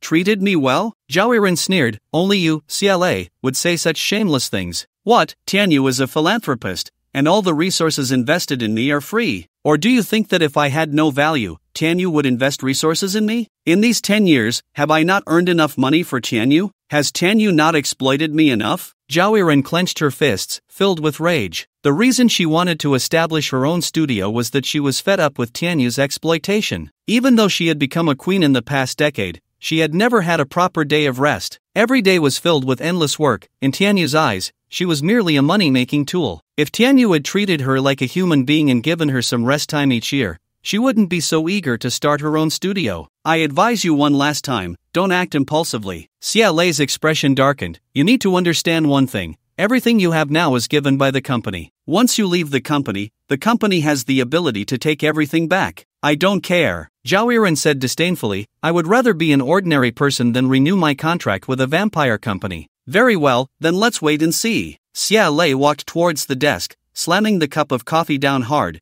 splattering it everywhere. Seeing this, Zhao Yiren picked up the expired contract from the sofa and left the conference room expressionlessly. Not long after Zhao Yiren left, a middle-aged woman in a suit entered the conference room. Her name was Li Hong, and she had once been Zhao Yiren's manager. Xia, did Yiren agree to renew her contract? What do you think? Xiaolei's eyes were icy. I'm sorry, Xia. Under Xiaolei's gaze, Li Hong immediately lowered her head, too frightened to speak. Notify the PR department to increase the heat. Since this ungrateful wolf doesn't understand gratitude, then don't blame me for ruining her. Doesn't she want to be an ordinary person again? I'm just helping her, but all the money she earned over the years has to be returned to me. At the entrance of Tianyu Group, Zhao Yiren had just stepped out the door when she received a phone call. A few minutes later, Zhao Yiren's face turned pale as she looked up at the Tianyu Group building, her eyes filled with helplessness and anger. Just then, another call came in. After finishing the call, the blood completely drained from Zhao Yiren's already pale face. The caller was none other than the major brands she had endorsed. Due to various online scandals about her, those brands had all proposed to terminate their contracts and demanded she return the endorsement fees as well as compensate for the damage to their brand image. The problem was, she had only received a small portion of the endorsement fees.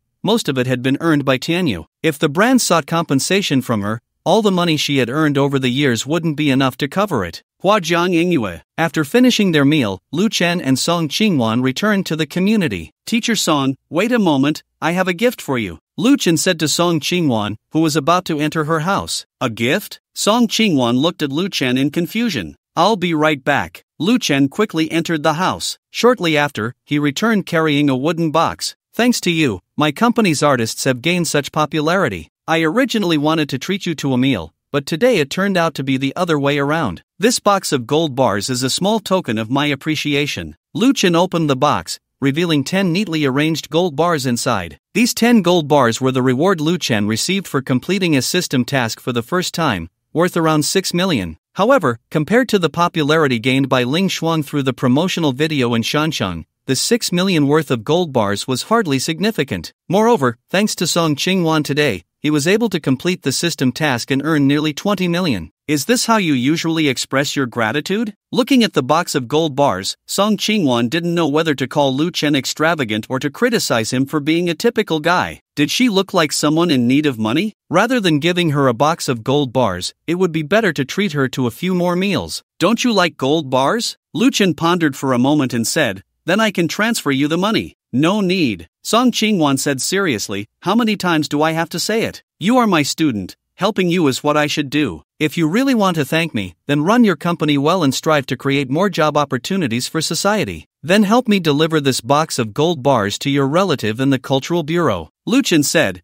I can't let people help for free. Forget it, you dare to give it, but they wouldn't dare to accept it. Song Qingwan said, besides, you don't need to thank us. The reason Ru Yuan was selected has little to do with me or my relative. It all depends on the strength of your company's artists and how the song Ru Yuan fits the National Day theme. By the way, there's something I almost forgot. Song Qingwan continued, the Cultural Bureau wants to further collaborate with your artist Ling Shuang. If you have time, you can let her visit the Cultural Bureau in person. Also, there's something else you might consider. Song Qingwan paused for a moment and said, since your company has branches in many cities across the country, why not open one in Shansheng as well? I have a relative who works at the Shansheng Financial Association. I can ask him to give you some policy benefits. Teacher Song, you're not the daughter of some big shot, are you? Lu Chen said meaningfully. Whether it was Song Qingwan's relative in the Cultural Bureau or her relative in the Financial Association, they were definitely not ordinary employees. After sending the recorded Ru Yuan to Song Qingwan, Lu Chen went online to do some research. The Shansheng Cultural Bureau had not announced any recruitment for promotional video songs. This meant that only insiders knew about the lack of suitable songs for the Cultural Bureau's promotional video. Lu Chen sent the recording of Ling Shuang that he had wished for just one night, and it was selected as he had hoped. This was enough to show that Song Qingwan's relative working in the Cultural Bureau held a significant position. Now, Song Qingwan's relative in the Financial Association could actually provide him with policy benefits for the branch company. This alone was enough to prove how powerful this relative in the Financial Association was. As for the Financial Association, it was responsible for managing local enterprises and attracting investment. Don't worry about who I am the daughter of. In any case, if Fanqing opens a branch in Shansheng,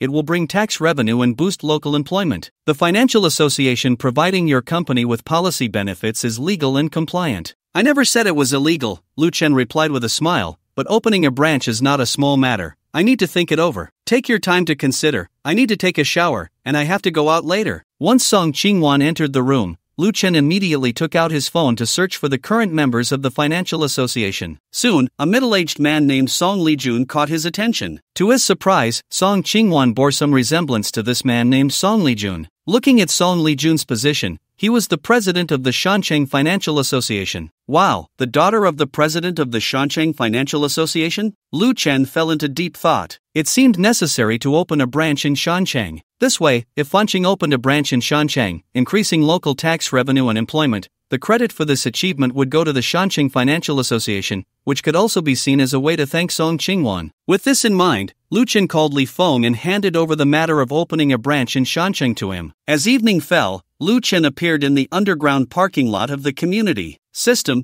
can I extract the night voice here? Lu Chen stood in front of an empty parking space, trying to communicate with the system. Would you like to extract the Bugatti night voice? A mechanical voice devoid of emotion sounded. Lu Chen twitched his mouth and said, but there are cameras here. What if I'm recorded? Friendly reminder, the host can extract the rewards without any concerns. Then I can relax. Lu Chen finally breathed a sigh of relief. The reason he had not extracted the night voice was that he was worried about being caught on camera, which could lead to trouble. After all, a car appearing out of nowhere was beyond the scope of technology in this era. Extract. Lu Chen focused his mind. In an instant, the surrounding space seemed to freeze, and when the space returned to normal, the Bugatti night voice had appeared in the empty parking space in front of Lu Chen, as if it had always been parked there. So cool! Lu Chen's gaze was drawn to the night voice, his eyes filled with excitement. At a glance, the night voice resembled a beast crouching in the parking space. The entire car was made of carbon fiber, and the glossy black paint shone with a mysterious luster under the lights. The Bugatti emblem on the front was a dream that countless car enthusiasts aspired to. When he saw the lower right corner of the front, Lu Chen couldn't help but marvel again at how thoughtful the system was. There, a license plate with 5 consecutive 8s from Shancheng had already been installed. Presumably, this license plate was an accessory of the Bugatti night voice. Lu Chen suppressed his excitement. He opened the driver's door and sat down. On the passenger seat lay various documents for the night voice. Retrieving his attention, Lu Chen pressed the vehicle's start button. Boom! The deep engine roar echoed throughout the underground parking lot. Lu Chen's grip on the steering wheel tightened involuntarily. This was the feeling. Lu Chen felt the blood in his body boiling. All he wanted now was to drive the night voice out and experience the speed and passion. Boom! The roar of the night voice intensified. With a press of the accelerator, the night voice transformed into a black lightning bolt, speeding out of the underground parking lot. The garage exit also served as the garage entrance. Song Qingwan was driving her Audi A8, preparing to enter the garage. Suddenly, a deafening roar of an engine echoed. Who lacks public morals to make such a loud noise? Song Qingwan frowned, as she hated noise the most. It must be some young person, a gentle voice chimed in from the passenger seat of the Audi A8, where a woman with a graceful demeanor sat. The woman leaned lazily against the seat, her long black hair slightly curled, her elegant swan neck smooth as jade, and below that, her astonishing height was accentuated by a skirt wrapped around her. What is the property management doing? Aren't they going to handle the noise disturbance? As Song Qingwan spoke, she was about to call the Huajiang Yingyue Property Management to file a complaint. However, the next second, she stopped her actions, her gaze drawn to a black shadow. Is that the Bugatti La Voiture Noire? Song Qingwan's beautiful eyes widened in shock. Which owner is so powerful to drive such a luxury car? Although Song Qingwan wasn't a car expert, she was familiar with the Bugatti La Voiture Noire. In her circle, she had friends in the automotive industry. Her Audi A8 was purchased from a friend who was part of a luxury car club. She had heard that friend mention more than once that the world's top luxury car brand, Bugatti, had launched a car named La Voiture Noire to commemorate its 110th anniversary. This car was limited to just 1 unit worldwide, priced at over 100 million long coins, making it the pinnacle of luxury sports cars. Once the Bugatti La Voiture Noire was released, it quickly attracted the attention of car enthusiasts worldwide. However, the car eventually vanished from the market, rumored to have been bought by a mysterious big shot. Could it be that the mysterious big shot who bought La Voiture Noire lived in the same community as her? Song Qingwan hurriedly pressed the car window, wanting to see what the rumored mysterious big shot looked like. Teacher Song. The La Voiture Noire suddenly came to a stop. In Song Qingwan's incredulous gaze, the window of the La Voiture Noire rolled down, revealing a familiar face. Lu Chen. Song Qingwan's mouth dropped open in disbelief. How could it be you? What's wrong with me? Lu Chen smiled. He understood that Song Qingwan was shocked by the La Voiture Noire. However, he didn't expect to run into Song Qingwan just as he was leaving the garage, which made him feel a bit smug. Is this car yours? Song Qingwan's heart was in turmoil. The Bugatti La Voiture Noire was worth over 100 million long coins. Even if Lu Chen was the boss of a company, it was impossible for him to afford such an expensive sports car. It should be noted that while his company was valued at 2 billion, that didn't mean there was 2 billion in cash in the company's account. Generally speaking, the larger the enterprise, the more investments it involves, leading to less cash in the account, and it might even owe bank loans. Moreover, since there was only one La Voiture Noire in the world, it was bound to attract many powerful figures, celebrities, and tycoons competing for it. This would drive up the price, and the final price would definitely exceed 100 million. Additionally, it involved connections. Only with strong connections and sufficient financial power could one become the owner of La Voiture Noire. Considering all these factors, Song Qingwan absolutely did not believe that La Voiture Noire belonged to Lu Chen. Yeah, Lu Chen smiled. Do you want to go for a ride with me? You must be joking. Song Qingwan shot Lu Chen a glance. I'm not an idiot. This car is something even the billion-dollar group, the young master of Hongyun, Wangui, can't buy. You're only worth 2 billion. How could you afford it? Then just consider me bragging, Lu Chen chuckled, not intending to explain. He could easily show Song Qingwan the purchase documents for La Voiture Noire to prove he was the owner, but there was no need. Who is this beautiful lady? Lu Chen's attention was drawn to the woman in the passenger seat of the Audi A8. Hello, I am Qingwan's aunt.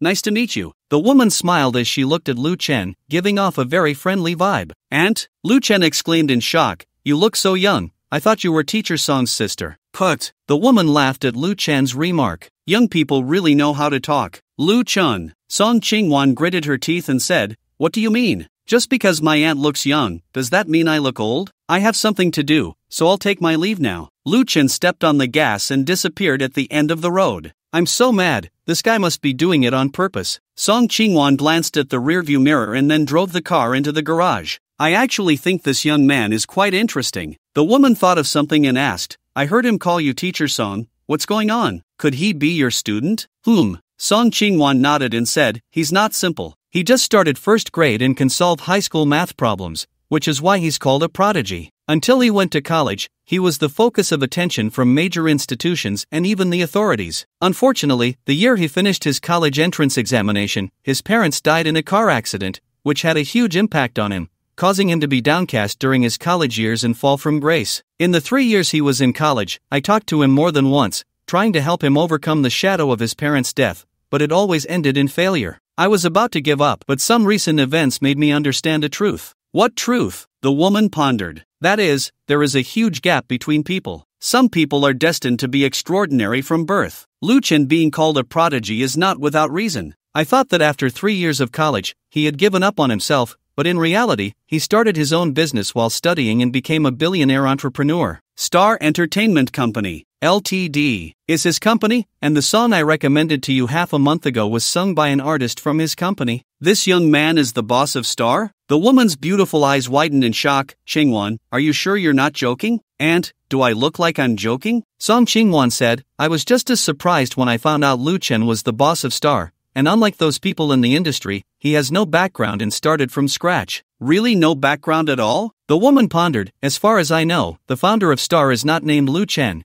and there are at least a dozen shareholders in this company. Aunt, are you saying he's lying to me? Song Qingwan stopped the car, her brows furrowed. He told me he holds 100% of Star's shares. Whether he lied to you or not, I can find out with a phone call. The woman picked up her phone and dialed a number. A few minutes later, someone sent her a document via WeChat. When she saw the contents of the document, her eyes were filled with shock. He didn't lie to you, he indeed holds 100% of Star's shares. The woman took a deep breath and said, but he is definitely not as you said, without any background. What do you mean? Song Qingwan looked confused. Take a look. The woman handed her phone to Song Qingwan. This document records the recent changes in the shareholding of Star, and it shows that just today, that boy named Lu Chen acquired all the shares from several shareholders of Star, becoming the boss of Star. Star has great potential for the future, and convincing every shareholder to sell their shares is no easy task. And yet he did it, which is enough to show that he has a powerful network and substantial wealth. How is that possible? Song Qingwan said incredulously, his parents were just ordinary workers, and they have already passed away. Where would he get wealth and connections? There is one possibility, the woman thought for a moment and said, isn't he a prodigy? Perhaps he started a business before going to college and earned far more than 2 billion in wealth. And it's very likely that his business project was not a physical one,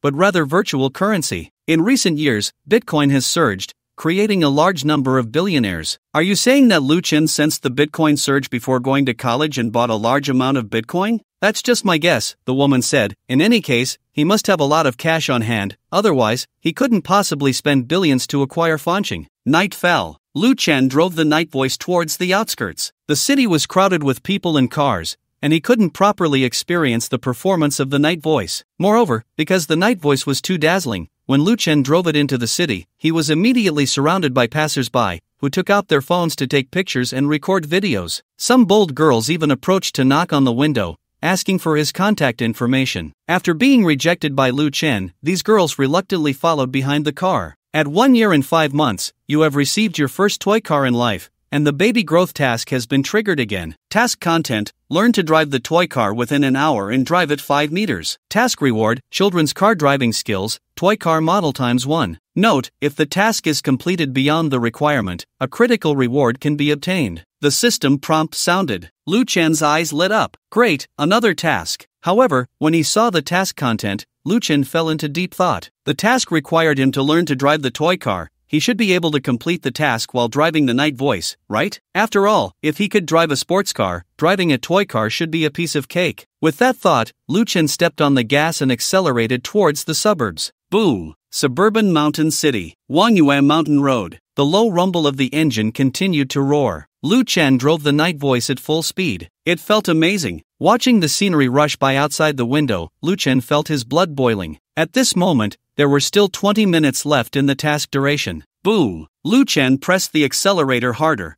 preparing to return to the city. 10, 9, 8. As Lu Chen entered the city, the task began its countdown. He wondered if he could trigger a critical reward this time. Lu Chen looked forward with anticipation. Suddenly, Lu Chen's whole body jolted, and before he could react, the airbag had already deployed. Damn! He had been careless. Lu Chen felt a wave of soreness all over his body, but fortunately, he wasn't injured. When Lu Chen unbuckled his seatbelt and squeezed out of the driver's seat, the scene before him made him feel a chill of fear. He saw that the front of the night voice had crashed into the roundabout in the middle of the intersection, completely wrecking the front of the car. What a mess! Lu Chen couldn't help but laugh and cry at the same time. The night voice, worth over 100 million, had only been driven once before being totaled. But if he had to blame someone, it could only be himself for being distracted while driving and focusing on the system's countdown. Fortunately, he had slowed down before entering the city, otherwise, the consequences would have been unimaginable. Task completed. You drove the sports car for a total distance of 200 kilometers within 1 hour,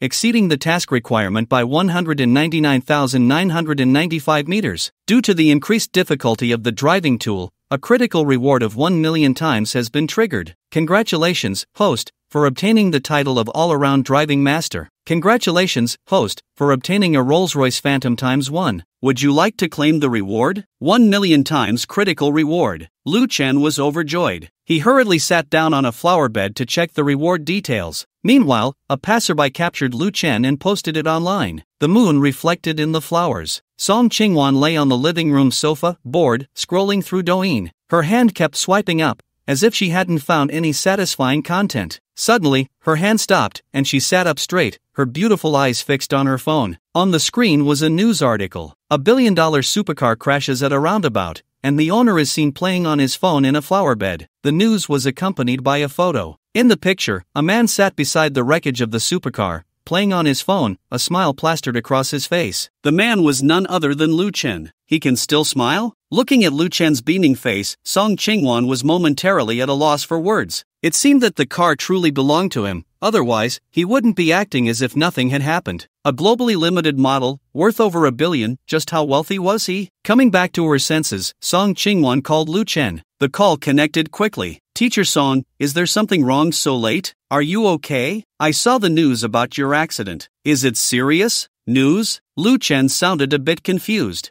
I'm fine. I'm just about to take a taxi back. Do you need me to pick you up? No, I can take a taxi myself. At the accident scene, Lu Chen hung up the phone and glanced at the black night voice being towed away. He then opened Douyin and searched for night voice. Soon, a series of related videos appeared. The most popular ones were the news articles featuring photos from his accident scene. Lu Chen clicked on the comments. Holy crap, I can't believe it. The globally limited Bugatti night voice. Wasn't this car bought by some mysterious big shot? How did it end up in the mountain city? Such a great car is totaled. What a shame. Is that the owner next to it? How can he still be smiling? What owner? That's my father. Does anyone know who this guy is? He seems richer than Wang Gui. Lu Chen closed the comments, feeling a mix of amusement and exasperation. He never expected his accident would make the news. But then again, a globally limited Bugatti night voice would attract attention anywhere. Plus, with everyone nowadays having the habit of posting on Douyin, they wouldn't miss the chance to film him. Coming back to reality, Lu Chen scanned his surroundings. He then stepped out from the crowd of onlookers and walked to an empty road. Since he was on the outskirts of the city and it was nearly 10 at night,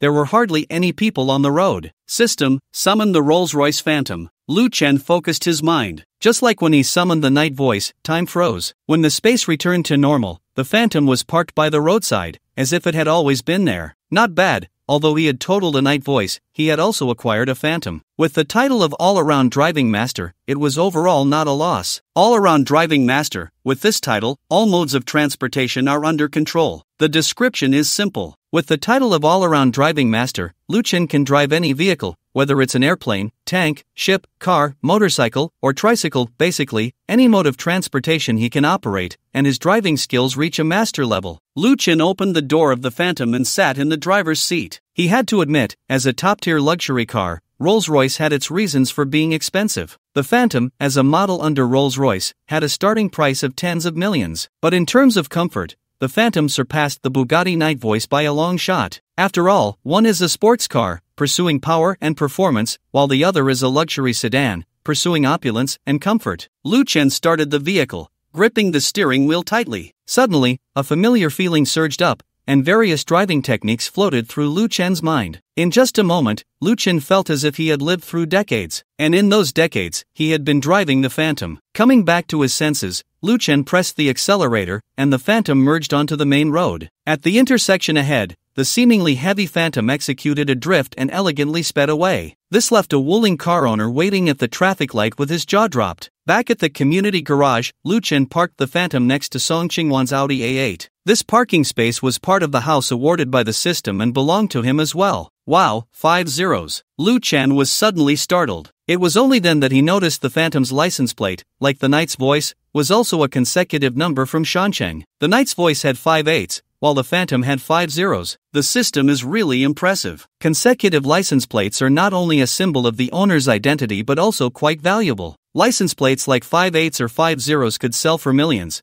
and the key is that even with money, one might not be able to buy them. The next morning, while Lu Chen was still in a dream, he received a call from Song Qingwan. "Are you home?" A pleasant voice rang out. Lu Chen yawned. "I'm at home sleeping. What's up?" "Nothing, I just called to ask. By the way, is the Phantom parked next to my car yours?" "Yeah." Lu Chen squinted, looking drowsy. "Oh, okay, then you can go back to sleep." In the underground garage, after hanging up, Song Qingwan looked at the Rolls-Royce Phantom in front of her with a complex expression. "Aunt, how can someone so wealthy live in the same community as me? How do you want me to answer that?" A gentle-looking woman beside Song Qingwan smiled. "He likes you. To pursue you, he specifically bought the house next to yours to be your neighbor?" "That's not impossible," Song Qingwan blushed. "It seems you have quite a good impression of him." Noticing Song Qingwan's expression, the woman continued, "Whether he likes you or not is another matter, but it can be confirmed that he owns more than just this property. And I want to remind you that you are in a teacher-student relationship." "So what?" Song Qingwan instinctively replied, "I can just resign. Does your father know?" The woman's brow furrowed slightly. "It's just a resignation. My dad won't say anything. I mean, does your father know you like this young man?" "I never said I liked him." Song Qingwan's gaze flickered. "Oh really?" The woman stared at Song Qingwan, not saying anything more. But it was clear that Song Qingwan was already thinking about resigning, which obviously indicated her feelings for Lu Chen. "Aunt, you must keep this a secret for me." Realizing she had been led into a conversation, Song Qingwan's cheeks flushed as she said, "I really don't like him. I just think he's excellent and admire him." I understand." The woman nodded. Seeing this, Song Qingwan's face turned even redder. "Let's go. I have an appointment with your father to visit him today." "Got it." Song Qingwan weakly sat in the driver's seat, while the woman took a seat in the back. As Song Qingwan started the vehicle, the woman pressed the car window, her gaze fixed on the Phantom's license plate, lost in thought. By noon, Lu Chen was once again awakened by a phone call. When he answered, an ethereal voice came through. "Mr. Lu, I have arrived at your community. Please let the security know." At the community entrance, Zhao Yiren sat in a red BMW, talking on the phone, while 2 uniformed security guards watched her not far away. Yesterday, Ling Shuang had helped her arrange a meeting with Lu Chen and had given her his phone number and WeChat. On WeChat, Lu Chen sent her the community address, and they agreed to meet at noon today to discuss the signing of the contract. "Put your phone on speaker." A lazy voice from the phone said. It was Lu Chen. "Okay." Zhao Yiren activated the speaker, and one of the burly security guards, seeing this, respectfully said into the phone, "Hello, please provide your residential information for our records." "All right, sorry to bother you." After the registration was completed, another security guard opened the entrance to the community. Seeing this, Zhao Weiren prepared to drive into the community. "Miss Xiao, can I take a moment of your time?" the burly security guard said somewhat shyly. Zhao Weiren looked at him in confusion. "Actually, I'm a fan of yours. May I ask for your autograph?" The burly security guard pulled out a notebook and a pen from his pocket, looking at Zhao Weiren with anticipation. Of course. A smile appeared on Zhao Weiren's face as she reached out to take the notebook and pen, writing down her artistic signature. "Thank you." The burly security guard looked as if he had received a treasure, sincerely saying, "Miss Xiao, keep it up. I will always support you." "Thank you." Zhao Weiren nodded, then started the vehicle and drove into the community. Once the BMW disappeared from sight, the burly security guard sighed, "What a pity, my goddess ultimately bowed to reality." "Chang-gu, wake up. How many clean female stars are there in the entertainment industry?" Another security guard said, watching the direction Zhao Weiren had left. "There are all sorts of scandals about her online lately. Who knows how open she is in private? In my opinion, she's not far from being blacklisted by the Entertainment Bureau. Those scandals online, just take a look and move on." The burly security guard replied, "If she really was as terrible as those rumors say, the Entertainment Bureau would have blacklisted her long ago. I think she has offended the capital and is being targeted. Come on, she personally delivered herself to the door. How clean can she be?" The other security guard scoffed, "While you're here defending her, she might already be in that Lu owner's bed." After entering the community, Zhao Weiren took several minutes to find the building where Lu Chen lived, following the signs. She parked in an outdoor space, took a deep breath, and tried to calm her restless heart. This morning, the news about her scandals online had been increasing, and brands seeking to terminate contracts and demand compensation were calling one after another. She was on the verge of a breakdown. During this time, two entertainment companies, Huasheng and Blu-ray, had contacted her, offering to help suppress the scandal's heat and mediate her conflict with Tianyu. The price, however, was that she would have to sign a contract that could be considered selling herself. Without a second thought, she had directly refused. The reason she did not agree to renew her contract with Tianyu was to escape exploitation. What difference was there between signing with Huasheng and Blu-ray and jumping from a wolf's den into a tiger's mouth? Refusing Huasheng and Blu-ray meant her situation would become even more dangerous. If the three major entertainment giants joined forces,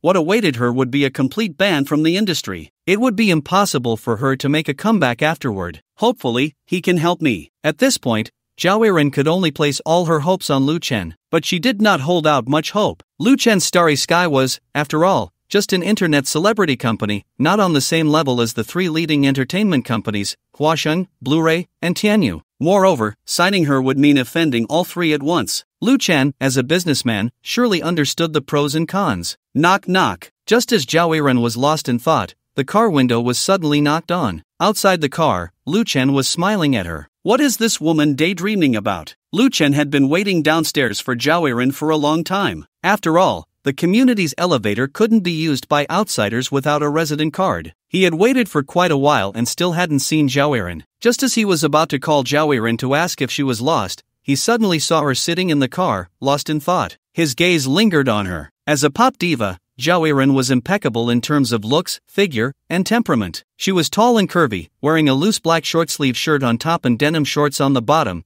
topped off with a black baseball cap. Her long, jet-black hair was somewhat disheveled, and although her face was adorned with exquisite makeup, her eyes revealed a hint of fatigue. Her snow-white skin was smooth as jade, and her chest was prominent. Her voluptuous legs shimmered under the sunlight, glistening like mutton-fat jade, evoking an impulse to touch. A beauty mark at the corner of her eye added a touch of allure. President Lu. Zhao Weiren came to her senses and hurriedly opened the car door to get out. "Hello, President Lu, nice to see you again," Zhao Weiren said with a bright smile. "If you can't smile, don't force it," Lu Chen said meaningfully. "No, I'm very happy to see President Lu again. It's just that I haven't been resting well lately and I'm a bit tired," she replied. "If you're tired, you should rest well. As long as you have a clear conscience, many things aren't as terrifying as they seem," Lu Chen said gently. He could naturally tell that Zhao Weiren was exhausted, but the reason for her fatigue was largely because she couldn't let go of certain things. However, he could understand. It took Zhao Weiren 10 years to become a pop diva known across the internet. If it were him, he wouldn't want to give up all the honors and wealth to return to being an ordinary person either. Zhao Weiren remained silent at his words, quietly following Lu Chen. It wasn't until they entered Lu Chen's home that she spoke up. "President Lu, can we discuss my signing with Starry Sky in detail? There's no rush. You probably haven't had lunch yet, right?" Lu Chen said as he walked toward the kitchen. I haven't eaten either, so let's have lunch first and then talk. Lu Chen had slept until noon and his stomach was already growling. As for Zhao Yiren signing with Starry Sky, there wasn't much to discuss. Although Zhao Yiren had her share of scandals, her commercial value was undeniable. As long as the Entertainment Bureau didn't issue a notice to blacklist her, it wouldn't be a big problem. He didn't care about offending Tianyu or anything like that. He had a system, let alone Tianyu. He wouldn't back down from the entire entertainment industry combined. Are you planning to cook at home, President Liu? Zhao Yiren asked. Though she was anxious, she could only listen to Lu Chen since he had said so, and she was indeed hungry. These past few days, she had lost several pounds because she couldn't eat due to various matters. This morning, she had flown to the mountain city and had only sipped a few mouthfuls of water without eating anything. I usually cook for myself, Lu Chen said as he opened the fridge to take out the ingredients he needed. Ever since his parents passed away, he had been living alone, and to save money, he had developed the habit of buying groceries and cooking for himself. Do you need my help?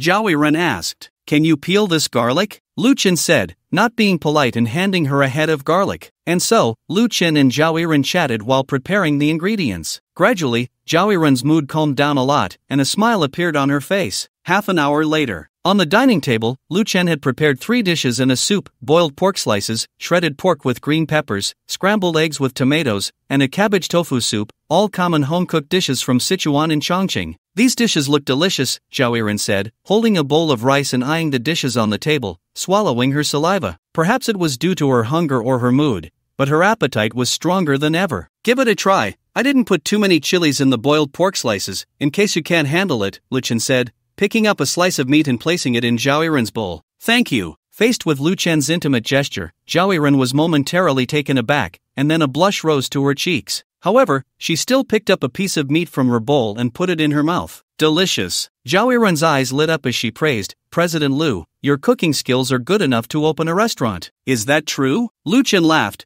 You're not just trying to flatter me, are you? Absolutely not. Zhao Yiren nodded repeatedly, looking incredibly cute. She indeed had the thought of pleasing Lu Chen. After all, he was related to her future, whether she would retreat from the spotlight to live a normal life or continue her career as a singer. However, Lu Chen's cooking was indeed quite good. Although it couldn't compare to a professional chef, it surpassed that of most ordinary people who only knew how to order takeout. Then you should eat more, Lu Chen said with a smile. Being recognized for his culinary skills made him very happy. At the same time, he continued to serve Zhao Yiren more dishes. Looking at the mountain of food piled in her bowl, Zhao Yiren felt a mix of amusement and helplessness. But she didn't stop him. On the contrary, at that moment, she felt an unprecedented sense of ease, as if she had returned to her childhood, dining with her parents. Her mom and dad would also keep piling food into her bowl, afraid she wouldn't be full. A few minutes later, Zhao Yiren felt drowsy, holding her bowl and chopsticks, her head bobbing up and down. You're acting like a child. Seeing Zhao Yiren asleep, Lu Chen's mouth twitched, unsure of what to say. Falling asleep while eating, one might think he had slipped sleeping pills into her food. You have successfully learned to speak,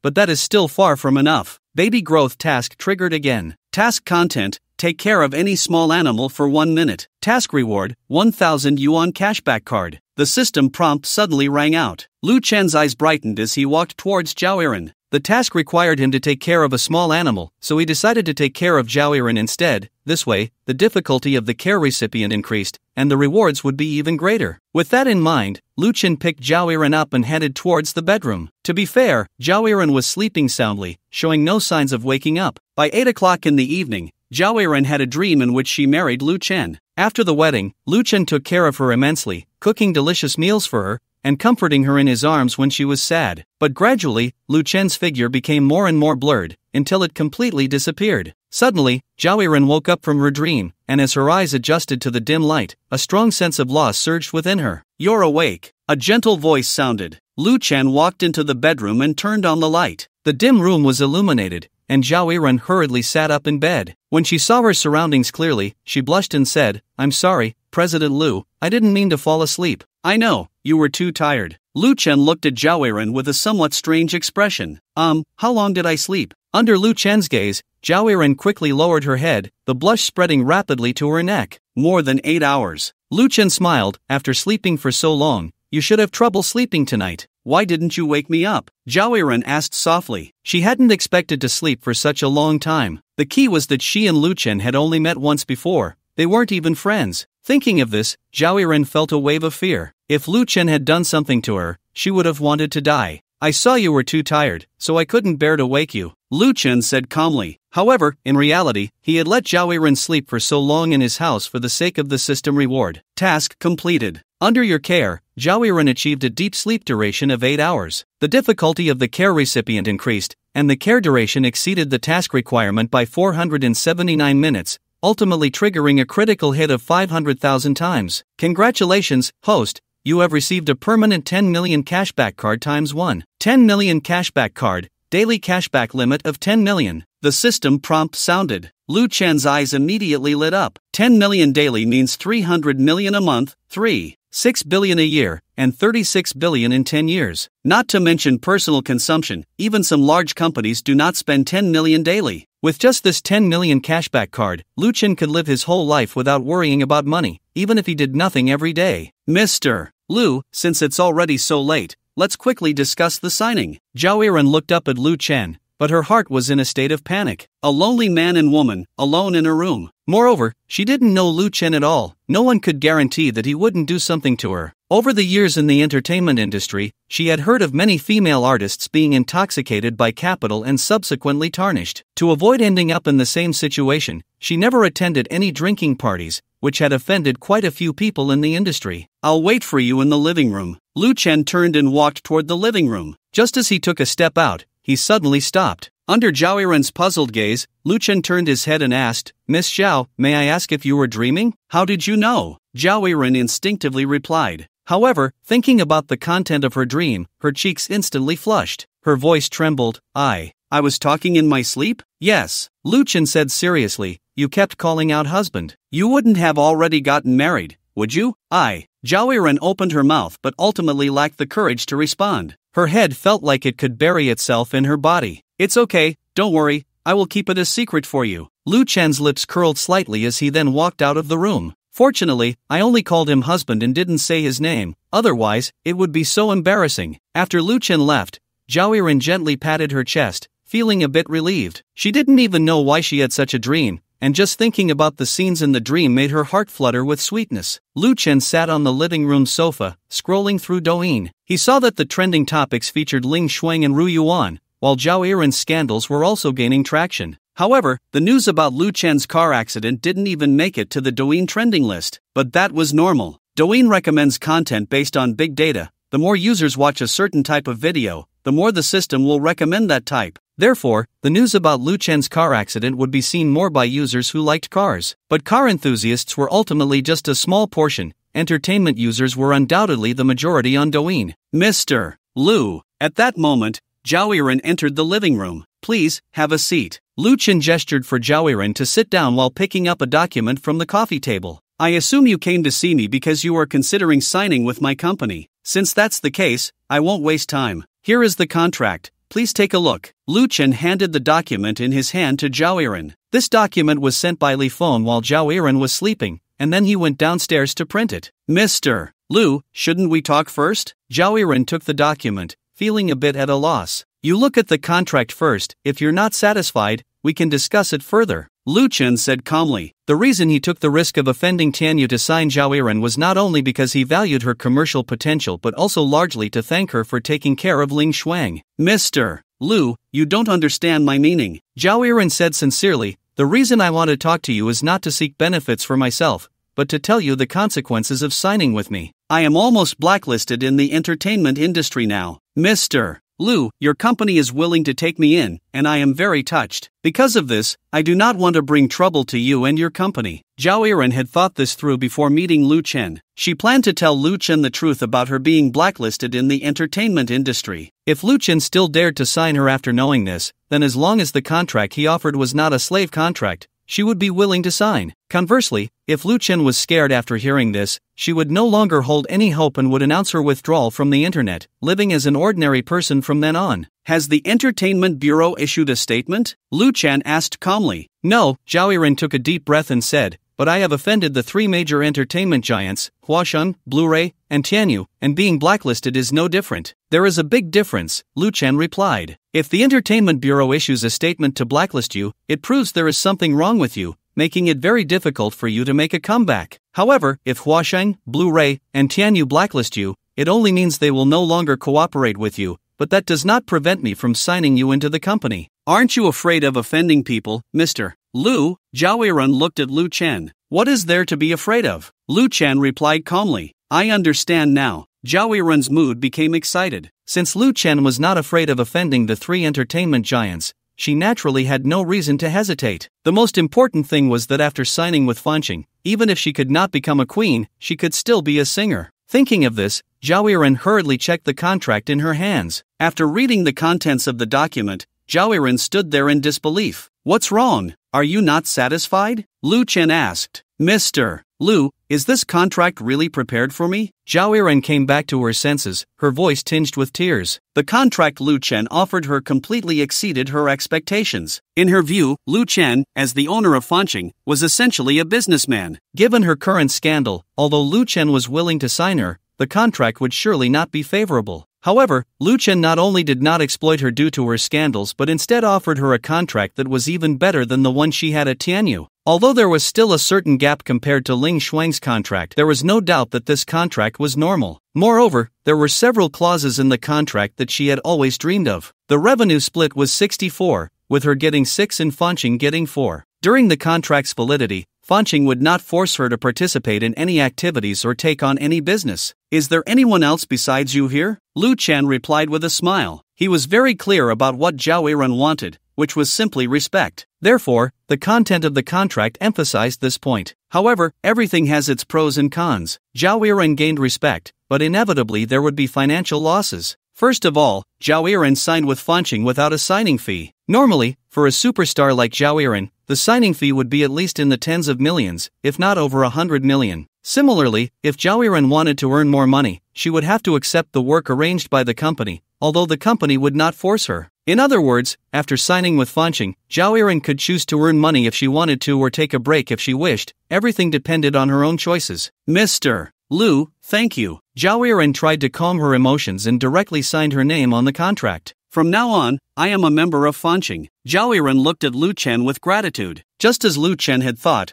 all she wanted was respect. She didn't want to be treated like a money-making tool, squeezed for every ounce of effort without any time to rest, only endless work. Welcome to Fanqing, Lu Chen said with a bright smile. With Zhao Yiren joining, the two most popular figures online were now both artists under Fanqing. As long as they managed things well, Fanqing would become the hottest MCN organization on the internet, without a doubt. With Zhao Yiren's status as a music queen, Fanqing would have the opportunity to break into the entertainment industry. You must be hungry, right? Lu Chen stood up and walked towards the kitchen. I'm going to make a bowl of noodles. Do you want some? Zhao Yiren instinctively wanted to refuse, but then remembered that Lu Chen was now her boss, so she quickly changed her mind. Then I'll trouble you, Mr. Lu. It's no trouble at all, Lu Chen replied with a smile. Once Lu Chen entered the kitchen, Zhao Yiren took out her phone and checked the time. It was already 9 o'clock in the evening. So late. Zhao Yiren was startled. Oh no! She suddenly thought of something and hurriedly opened her phone to check the hotel booking app. The search results showed that all nearby hotels were fully booked. No way! Zhao Yiren felt a mix of laughter and tears,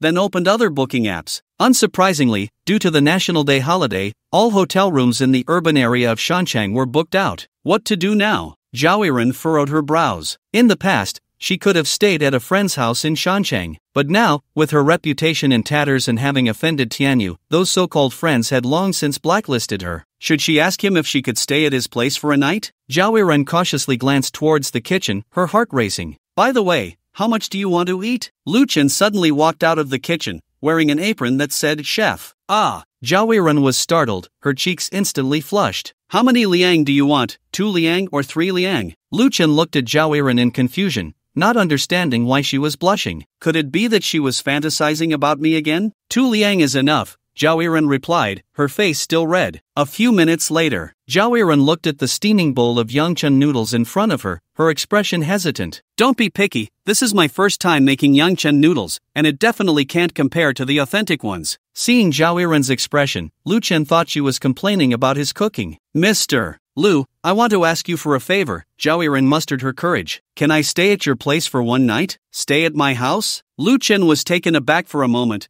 then asked, didn't you book a hotel? There are too many people in Shancheng during the National Day holiday, and all the hotel rooms in the city are fully booked. Zhao Yiren looked at Lu Chen with a pitiful expression. Then you can stay in the room next to mine, Lu Chen said without asking too many questions. It was just one night, it wasn't a big deal. Thank you, Mr. Lu. Once she confirmed she wouldn't be sleeping on the streets, Zhao Yiren finally breathed a sigh of relief. She had initially kept her guard up, but after thinking it over, if Lu Chen were really that kind of person, she wouldn't have been able to sleep so soundly during the day. Besides, Lu Chen was young, handsome, wealthy, had a good temper, and could cook. He was the perfect man. If he really did something to her, she wouldn't be at a loss. Of course, Zhao Yiren was just joking. She didn't want to have a relationship with someone she had only met twice. Mr. Lu, do you also like Yanchun noodles? Zhao Yiren took a bite of the noodles and said, when I was a child, my mom often made me a bowl of Yanchun noodles. The ones you made taste exactly like my mom's. Is your mom on Douyin? Lu Chen replied, I followed a tutorial on Douyin to make it. Anyway, it's really delicious, Zhao Yiren said, her face turning red as Lu Chen exposed her. Wait a minute. Suddenly, Zhao Yiren thought of something and looked at Lu Chen with a complex expression in her beautiful eyes. Mr. Lu, you didn't specially learn to make Yangchun noodles on Douyin just for me, did you? The reason Zhao Yiren had this thought was that Yangchun noodles are a specialty of Magic City, and she is from there. The noodles from our mountain city are quite strong in flavor, you might not be used to it. Lu Chen did not directly answer Zhao Yiren. However, the fact that he made Yangchun noodles was indeed related to the fact that they both hailed from Magic City. Whoa, I'm so touched, Zhao Yiren said, her voice choked with emotion. Mr. Lu, rest assured, with this bowl of Yangchun noodles, I will be a company person in life and a ghost of the company in death. As long as the company exists, I will never leave. Is that so? Then I'll give you a 20-year contract, Lu Chen joked with a smile. Hee, these noodles are really delicious. Zhao Yiren buried her head in the noodle soup, choosing to play dumb. But the feelings in her heart were genuine. The memories Lu Chen left her with today were too profound. This simple yet warm feeling captivated her. Mr. Lu, let me wash the dishes,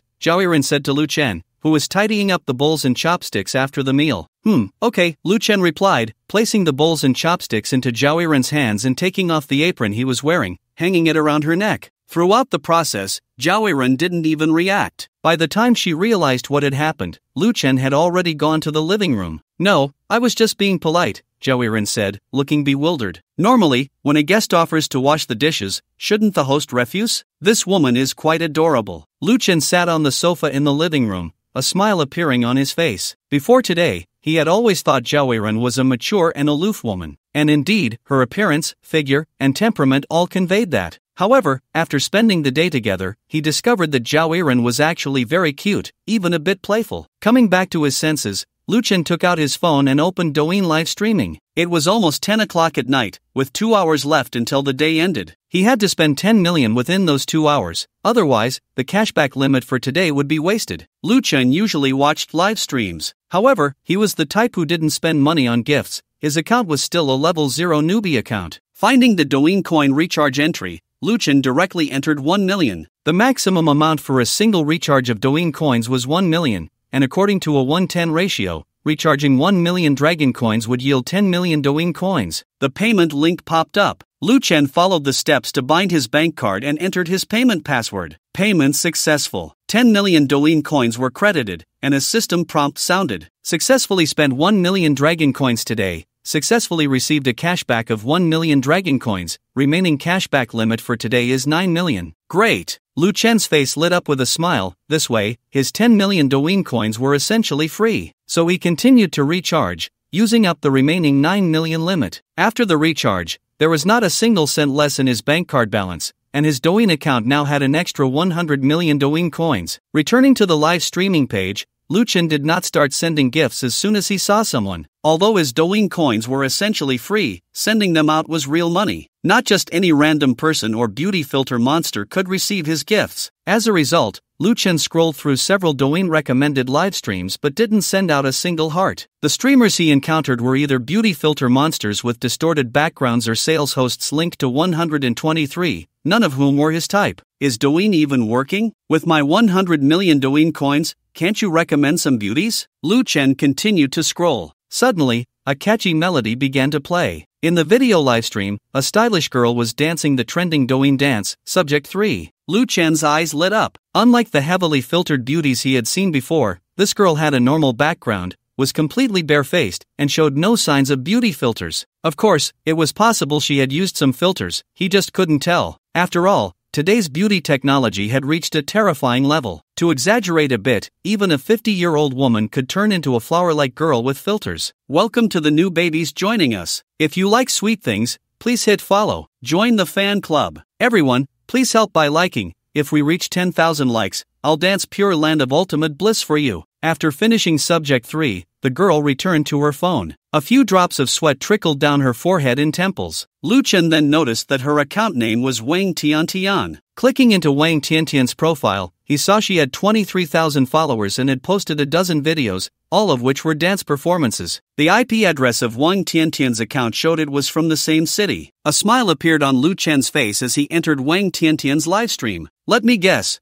your sweat must be sweet. Miss, your legs are longer than my life. Brothers, hurry, and like, it's time to show off our speed. I've been single for 20 years, who can be faster than me? Not sending coins is just companionship. There were only a little over 100 people in Wang Tiantian's livestream, but the barrage of comments was flying by, especially from some new accounts, who were particularly active. But then again, who would type when they had money? They would just send gifts and get the host's contact information. Lu Chen didn't waste time and opened the gift list, which was a carnival. Pango sent a carnival ×1. Instantly, the carnival effects filled the entire livestream. However, Lu Chen was stunned. Damn, I forgot to change my name. Lu Chen's mouth twitched. He had been particularly fond of reading ancient mythology novels for a while, so he had used the name of the creator god Pangu as his online name. Ahem, thank you, brother Pangu, for the carnival. In the livestream, Wang Tiantian, who was drinking water, was so excited she almost choked. She was just a college student and had only been live streaming for a few days.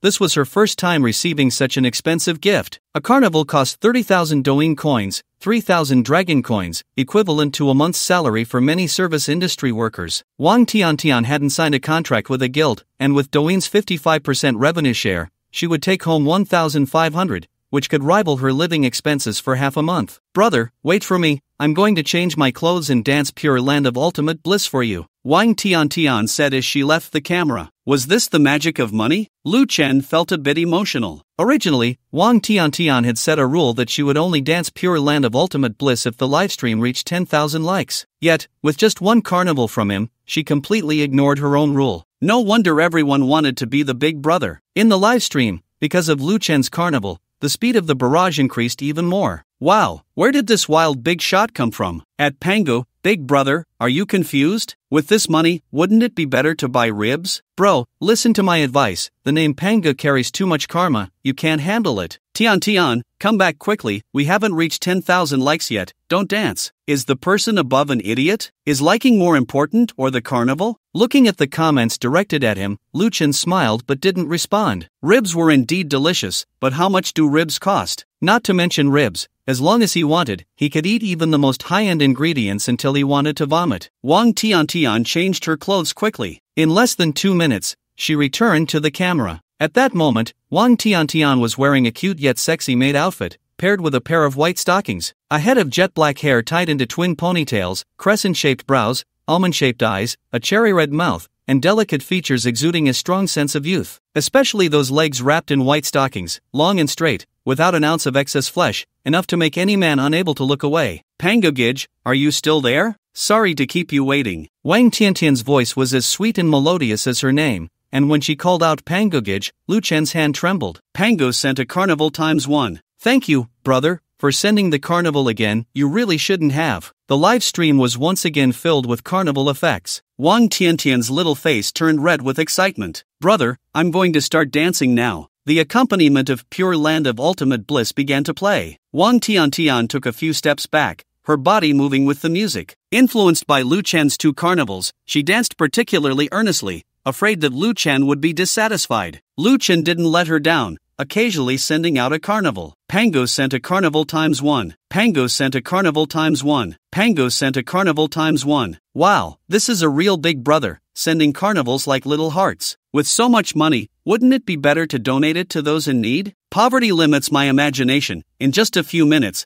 Brother Pangu has sent the equivalent of a car's worth of money. It's over, Tian is going to fall for him. Whoa, why can't there be one more rich person in the world like me? At Pango, Big brother, I want to take care of you in your old age. Am I dreaming? A few minutes later, after finishing her dance, Wang Tiantian looked at the screen full of gift effects on her phone, her mouth agape in shock. Pango sent a carnival times 99. During the time she danced to Pure Land of Ultimate Bliss, Luchan had sent a total of 99 carnivals, plus the previous one, making it a total of 100 carnivals spent in her livestream. 100 carnivals, which converted to dragon coins, amounted to 300,000, and after deducting the platform's commission and personal income tax, she would still receive nearly 100,000. Earning 100,000 in a single livestream was simply too surreal. Thank you for the gifts, Brother Pangu, let me bow to you. Wang Tiantian looked flustered. Although she was live streaming to make money, she had only hoped to earn some pocket money. She never imagined that one day she would earn 100,000 in a day. The sudden influx of wealth made her feel a sense of unreality. After bowing to the live stream camera, her head still felt dizzy. I just joined.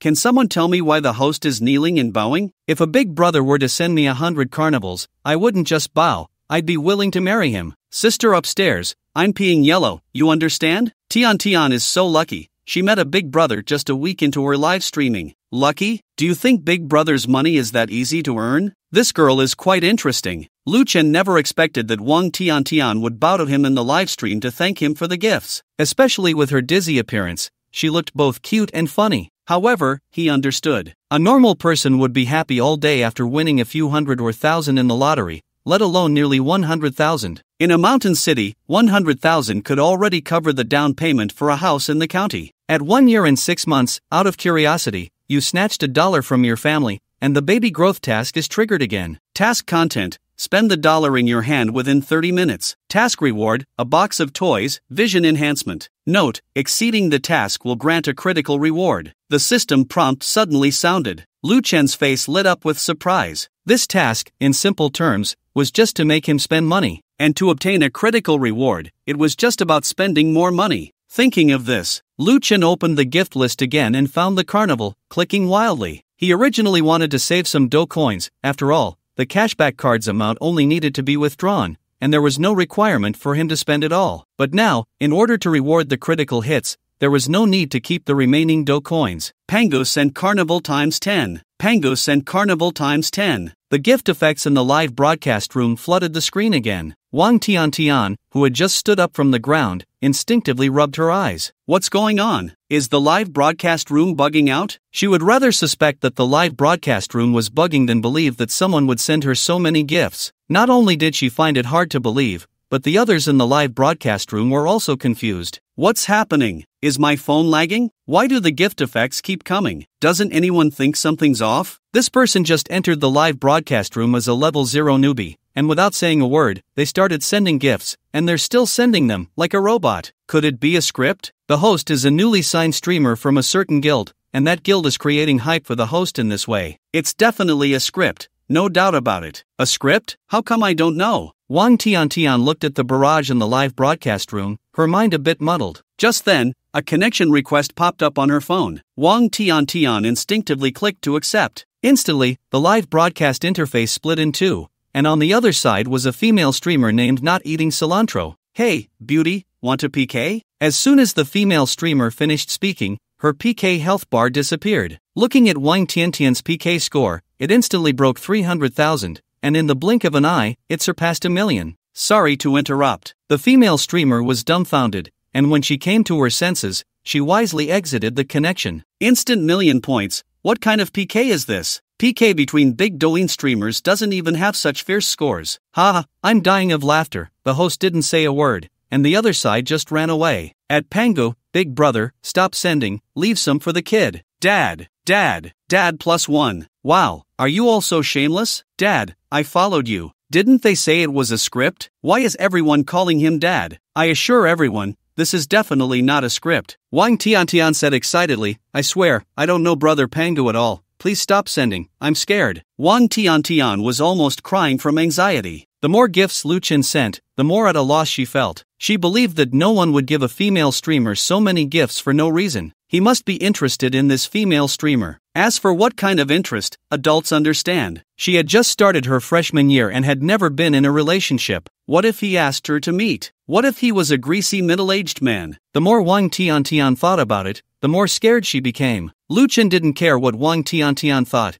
He just wanted to quickly spend all the remaining tens of millions of Do coins in his account. President Lu, I'm done washing up. At that moment, Zhao Yiruan came into the living room. You came at the right time. Lu Chen shook his sore hands and said, can you do me a favor? I'm going to take a shower. What does President Lu need my help with? Zhao Yiruan walked in front of Lu Chen, looking at him in confusion. Help me send gifts. Lu Chen handed his phone to Zhao Yiruan. Zhao Yiruan glanced at the phone and, upon seeing the live broadcast screen, was not surprised. After all, many wealthy second-generation heirs now like female internet celebrities, and some even date them. How much to send? Zhao Yiruan took the phone and asked. Spend all the Do coins. Lu Chen left that sentence and went into the bedroom. Spend all? Zhao Yiruan opened the gift list and was instantly dumbfounded when she saw the balance of Do coins. 90 million Do coins, that's over 9 million dragon coins, all given away? Manager Lu, are you sure all the remaining 90 million Do coins are given away? Zhao Yiruan thought she had misheard and hurriedly asked Lu Chen from the bedroom. Yes, all given away. All right. After receiving Lu Chen's affirmative reply, Zhao Yiruan took a deep breath and immediately found the most expensive gift at the carnival, clicking continuously. Brother Pangu, can we connect for a voice chat? Wang Tiantian sent a connection request to Lu Chen, thinking about seeing what he looked like. If Lu Chen turned out to be a greasy middle-aged man, she would refund all the money. If he was around her age, then she wouldn't have to worry, just treat it like dating. Watching the video connection request pop up on her phone, Zhao Yiruan clicked to decline and typed in the live stream. Not convenient for video. That's it. It must be a greasy uncle for sure. Wang Tiantian sat in her chair, feeling hopeless, ready to end the stream. But at that moment, a barrage from Lu Chen's account appeared in the live stream again. Pangu, you can connect with a voice chat. Voice? That works too. Wang Tiantian's eyes lit up. Although she couldn't see what the other person looked like, at least she could tell their age by their voice. So, Wang Tiantian decisively sent a voice chat request. Soon, the connection was established. However, the voice that came through left her and everyone in the live stream dumbfounded. Manager Lu went to take a shower. I'm helping him send gifts. Are you Brother Pangu's? Wang Tiantian asked cautiously. I'm an employee of Manager Lu's company. Female employee? Wang Tiantian instinctively glanced at the time. It was almost 11 o'clock. So late, a female employee was with her boss, and the boss had gone to take a shower. If they weren't up to something, she wouldn't believe it even if you killed her. Damn, Brother Pangu is truly a role model for us. Is this the life of the rich? Playing with female employees, watching female streamers. I'm so envious I'm about to grind my teeth. Wait, this woman's voice is so nice, and it sounds so familiar. I also think it sounds familiar, like the voice of the diva Zhao Yiruan. Could it be a voice changer? Are you really Brother Pangu's employee? Wang Tiantian scanned the barrage, doubting that the other person was using a voice changer. In reality, how could a boss give gifts to a female streamer and have an employee help? Don't they usually do it secretly, afraid of being seen? If you don't believe me, wait until Manager Lu finishes his shower and ask him yourself. Zhao Yiruan replied calmly. The reason she accepted Wang Tiantian's connection was that, in her view, since Lu Chen had given Wang Tiantian so many gifts, he must have some kind of close relationship with her. And since she was now an employee of Lu Chen's company, she naturally couldn't pretend not to see Wang Tiantian's connection request. Moreover, she was still sending gifts. Sister, I believe you. Can you stop sending gifts? Wang Tiantian looked at the carnival notifications popping up in the livestream, her face tense. I'm just a small streamer who started a few days ago. I can't do anything except dance. I'm not worth your boss sending so many gifts. You said it yourself. It's my boss who wants to send them to you, so do you think it matters what I say? Zhao Yiruan replied, just wait a bit longer. There are still tens of millions of Do coins left, and then it will be done. What? Wang Tiantian's beautiful eyes widened, her voice trembling. Tens of millions of Do coins, all sent to me? You heard right, all sent to you. Zhao Yiruan smiled. You're lucky, you encountered someone who isn't short on money. Sister, don't scare me. Wang Tiantian's voice trembled with a hint of crying. I'm still young. I'm only 18. I've never been in a relationship. I like handsome guys. I don't like greasy uncles. Haven't you met Manager Lu before? Zhao Yiruan was a bit stunned. I don't know any General Lu. Wang Tiantian was genuinely scared. Tens of millions of Do coins, that's several million long coins. If she receives millions all at once, how could she handle it? How would she repay it? If she didn't repay, Would someone so wealthy come after her? It must be said that college students who haven't entered society are still quite naive. If it were a woman in society, facing gifts worth millions, she wouldn't just be scared, she might even be more proactive than the big brother. Are you saying that you haven't met him, and you don't know him, yet he came to your live stream and showered you with gifts? Zhao Weiren was also dumbfounded. According to her thoughts, Wang Tiantian was either a bed partner of Lu Chen or a web celebrity Lu Chen was preparing to sign. Only in that case would it be somewhat reasonable for Lu Chen to give Wang Tiantian so many gifts. But it turned out that Lu Chen and Wang Tiantian had never met, not even knowing each other. Giving nearly 10 million in gifts to a female internet celebrity with no vested interest and whom he didn't know, was Lu Chen out of his mind? Or did he have so much money he didn't know how to spend it? Wang Tiantian nodded her little head nonstop, looking pitiful as she said, "Sister, please talk to your boss. I can't persuade him, it's his money, and he can spend it however he likes." Zhao Weiren replied with a complex tone, "But you don't need to be afraid, General Lu is a nice person. Perhaps he just thinks you're beautiful and wants to support you. Can I donate this money?" Wang Tiantian's eyes lit up as she thought of a good idea. As long as she donated the money she earned from gifts, she wouldn't feel any psychological pressure. This way, she might even gain some popularity and increase her followers. "Of course, that's also your freedom," Zhao Weiren replied with a smile. At the same time, she looked at Wang Tiantian with admiration. Wang Tiantian's approach was undoubtedly very clever. She gained attention and established a persona, which would greatly help her future live streaming career. "That's great." Wang Tiantian sighed in relief. "Then I'll donate it in the name of Brother Pangu." "Miss Xiao, who are you talking to?" Just as Wang Tiantian finished speaking, a man's voice suddenly came from the phone. Instantly, Wang Tiantian leaned her little face closer to the phone. The live stream was also quickly flooded with comments. "Here he comes, General Lu is out of the shower. What a young voice, this General Lu can't be very old. Isn't this getting more and more like a script? Who cares what he is, as long as he's good looking." New here, may I ask what the host does? Why is the live stream so popular? Upstairs, let me answer you. What you're seeing now is the first person to kneel in a live stream, the first person to cry from being scared by gifts, with an angelic face and a devilish figure, who broke 100,000 in popularity in just a week of broadcasting, known as the Dance Fairy, Wang Tiantian. "Oh, I've never heard of her. General Lu, you're done washing up." Zhao Weiren turned to look. She saw Lu Chen walking towards her in a bathrobe, his black hair still damp, with deep-set eyes and a delicate face, resembling a domineering CEO straight out of a novel. However, compared to the overwhelming aura of a CEO, Lu Chen's demeanor was more laid-back and indifferent. Heaven truly favored this guy. Even though Zhao Weiren had been in the entertainment industry for years and was used to handsome young men, she had to admit that Lu Chen was really good-looking, especially that calm demeanor, as if he had experienced life and death and seen through the world. Are you connecting the mic?" Lu Chen approached Zhao Weiren, looking at the mic icon on the phone, somewhat stunned. "Excuse me, are you Brother Pango?" Wang Tiantian asked in confusion from the phone. "Yes, it's me." Lu Chen took the phone and sat down on the sofa. When Lu Chen saw the balance of Do coins displayed on the gift list, he looked at Zhao Weiren and said, "Miss Xiao, your speed isn't great. You still have so many Do coins left to give away." "You do it then," Zhao Weiren replied irritably. "Did you not see that I got my nails done?" "Really? I didn't notice." Lu Chen glanced at Zhao Weiren's hands, and indeed, her nails were exquisitely manicured. "Brother Pango, thank you for supporting me." Wang Tiantian's cheeks flushed in the live stream. Lu Chen's voice was more pleasant than she had imagined, youthful. "No need to thank me, I'm just a fool with a lot of money," Lu Chen joked, then continued to send gifts. He had to keep sending. There were only a few minutes left in the task. "Ha ha ha, you're killing me. A fool with money? Just for this humor, I have to follow you."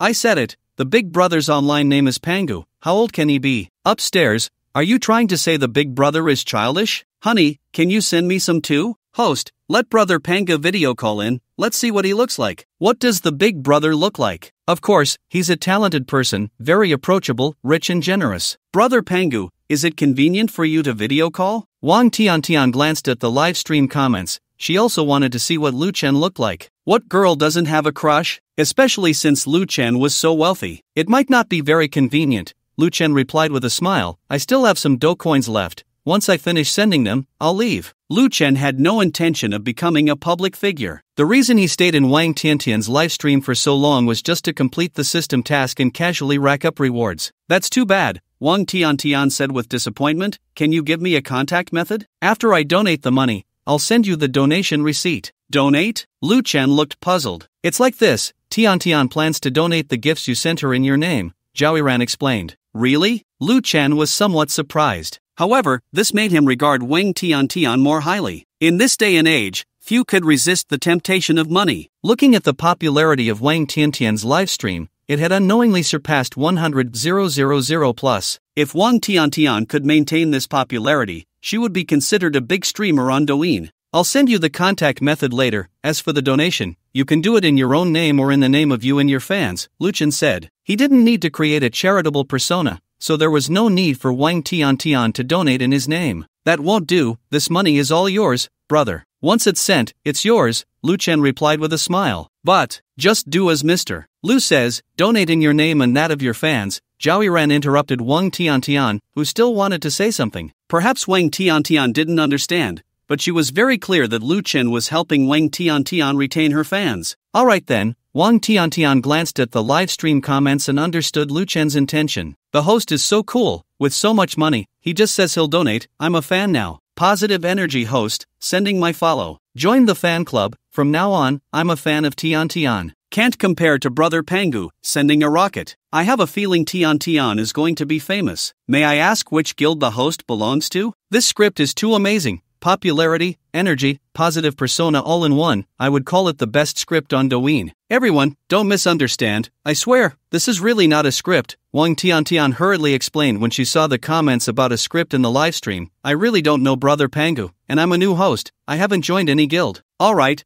I'm done sending. Lu Chen frantically tapped away, finally finishing sending all the remaining Do coins. At the same time, the task time ended, and a system prompt sounded. Task completed. You have spent a total of 10 million dragon coins this time, exceeding the task amount by 9,999,999, successfully triggering a 9,999,999 times critical hit. Congratulations, host, you have received a box of antiques. Congratulations, host, you have received the Eye of Data. As the system prompt rang out, Lu Chen felt a warm current enveloping his eyes. In the next moment, a miraculous scene unfolded. Lu Chen saw Wang Tiantian's personal information appearing before him in data form. Looking again at the introduction of the Eye of Data. Eye of Data can probe the target's real body data, effective only for the opposite sex. Name, Wang Tiantian. Age, 18 years. Height, 170 centimeters. Weight, 58 kilograms. Comprehensive beauty score, 89. 0. Favorability, 20. Ordinary friend. Lu Chen's eyes burned with excitement.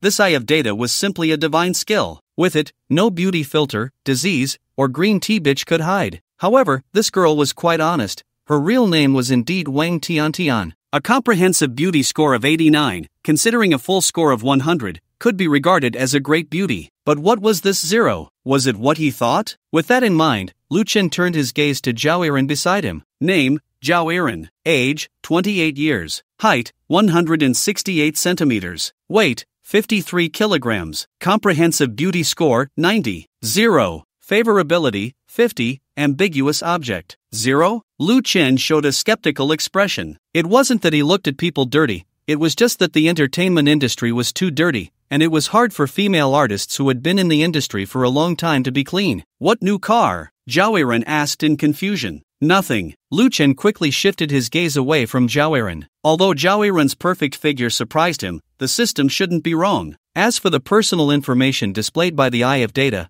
the favorability was easy to understand. Favorability was divided into 100 points, 0 for strangers, 1 to 10 for passers-by, 11 to 30 for ordinary friends, 31 to 60 for ambiguous objects, 61 to 80 for couples, 81 to 90 for passionate couples, 91 to 99 for true love couples, 100 for soulmates. If a woman had a favorability of 100 towards Lu Chen, she could do anything for him. Brother Pangu, you've spent a lot. Seeing Lu Chen finally stop sending gifts, Wang Tiantian let out a sigh of relief. She subconsciously glanced at the gift contribution leaderboard. Lu Chen, ranked first, had a contribution value of 100 million. 1 contribution value equals 0. 1 dragon coins, so 100 million contribution value meant Lu Chen had spent tens of millions of dragon coins in her livestream. So much. Even though Wang Tiantian was mentally prepared, she was still shocked by this terrifying number. There was actually someone who would give a female streamer they didn't know gifts worth tens of millions. She felt like she was dreaming. It's not a big deal, just my hands are a bit sore. Lu Chen was in a very good mood. 10 million for a box of antiques and a divine skill like the Eye of Data was simply worth it. Brother Pangu, a streamer wants to connect with me. Should I accept? Wang Tian suddenly said. If you want to accept, then go ahead. Why are you asking me? Lu Chen found it somewhat amusing. There are so many people in the other person's livestream, I'm a bit scared. Wang Tian glanced at the connection information, which showed that the other livestream had over 1 million viewers. Isn't there a lot of people in your livestream too? Lu Chen said, you go live, I should log off. As he spoke,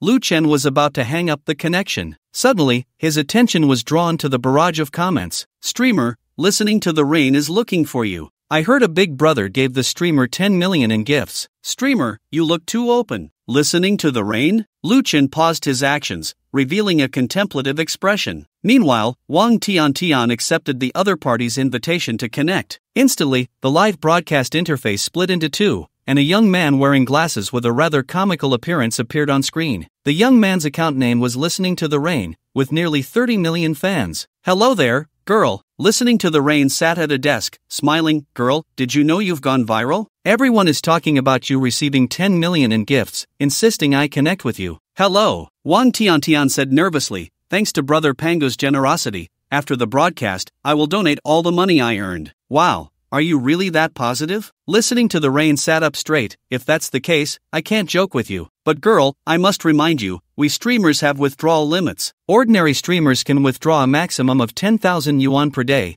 while gold medal streamers can withdraw up to 40,000 yuan daily. That 10 million in gifts, after the platform takes half in taxes, won't be easy to withdraw all at once. Ah, Wang Tian was dumbfounded. What should I do? Do you have a company? Listening to the Rain asked, if you have a company, you can withdraw to the company account, which means there won't be any limits on the withdrawal amount. No. Wang Tian shook her head. I've only been streaming for less than a week, and I've always been alone. Then you can start a company or join a guild, otherwise, you can only withdraw 10,000 a day. Brother Pangu, how about I just return the money to you? Wang Tian said helplessly. You don't have to donate it all at once. You can withdraw a little each day and donate that amount, it's the same. Lu Chen spoke up, and that money is yours. No one can say anything about whether you donate or not. Girl, you're too inconsiderate, the big brother is here, and you didn't even remind me. Hearing Lu Chen's voice, Listening to the Rain said enthusiastically, Big brother, little brother Listening to the Rain, I've long admired your name. I've seen your videos. Lu Chen smiled. By the way,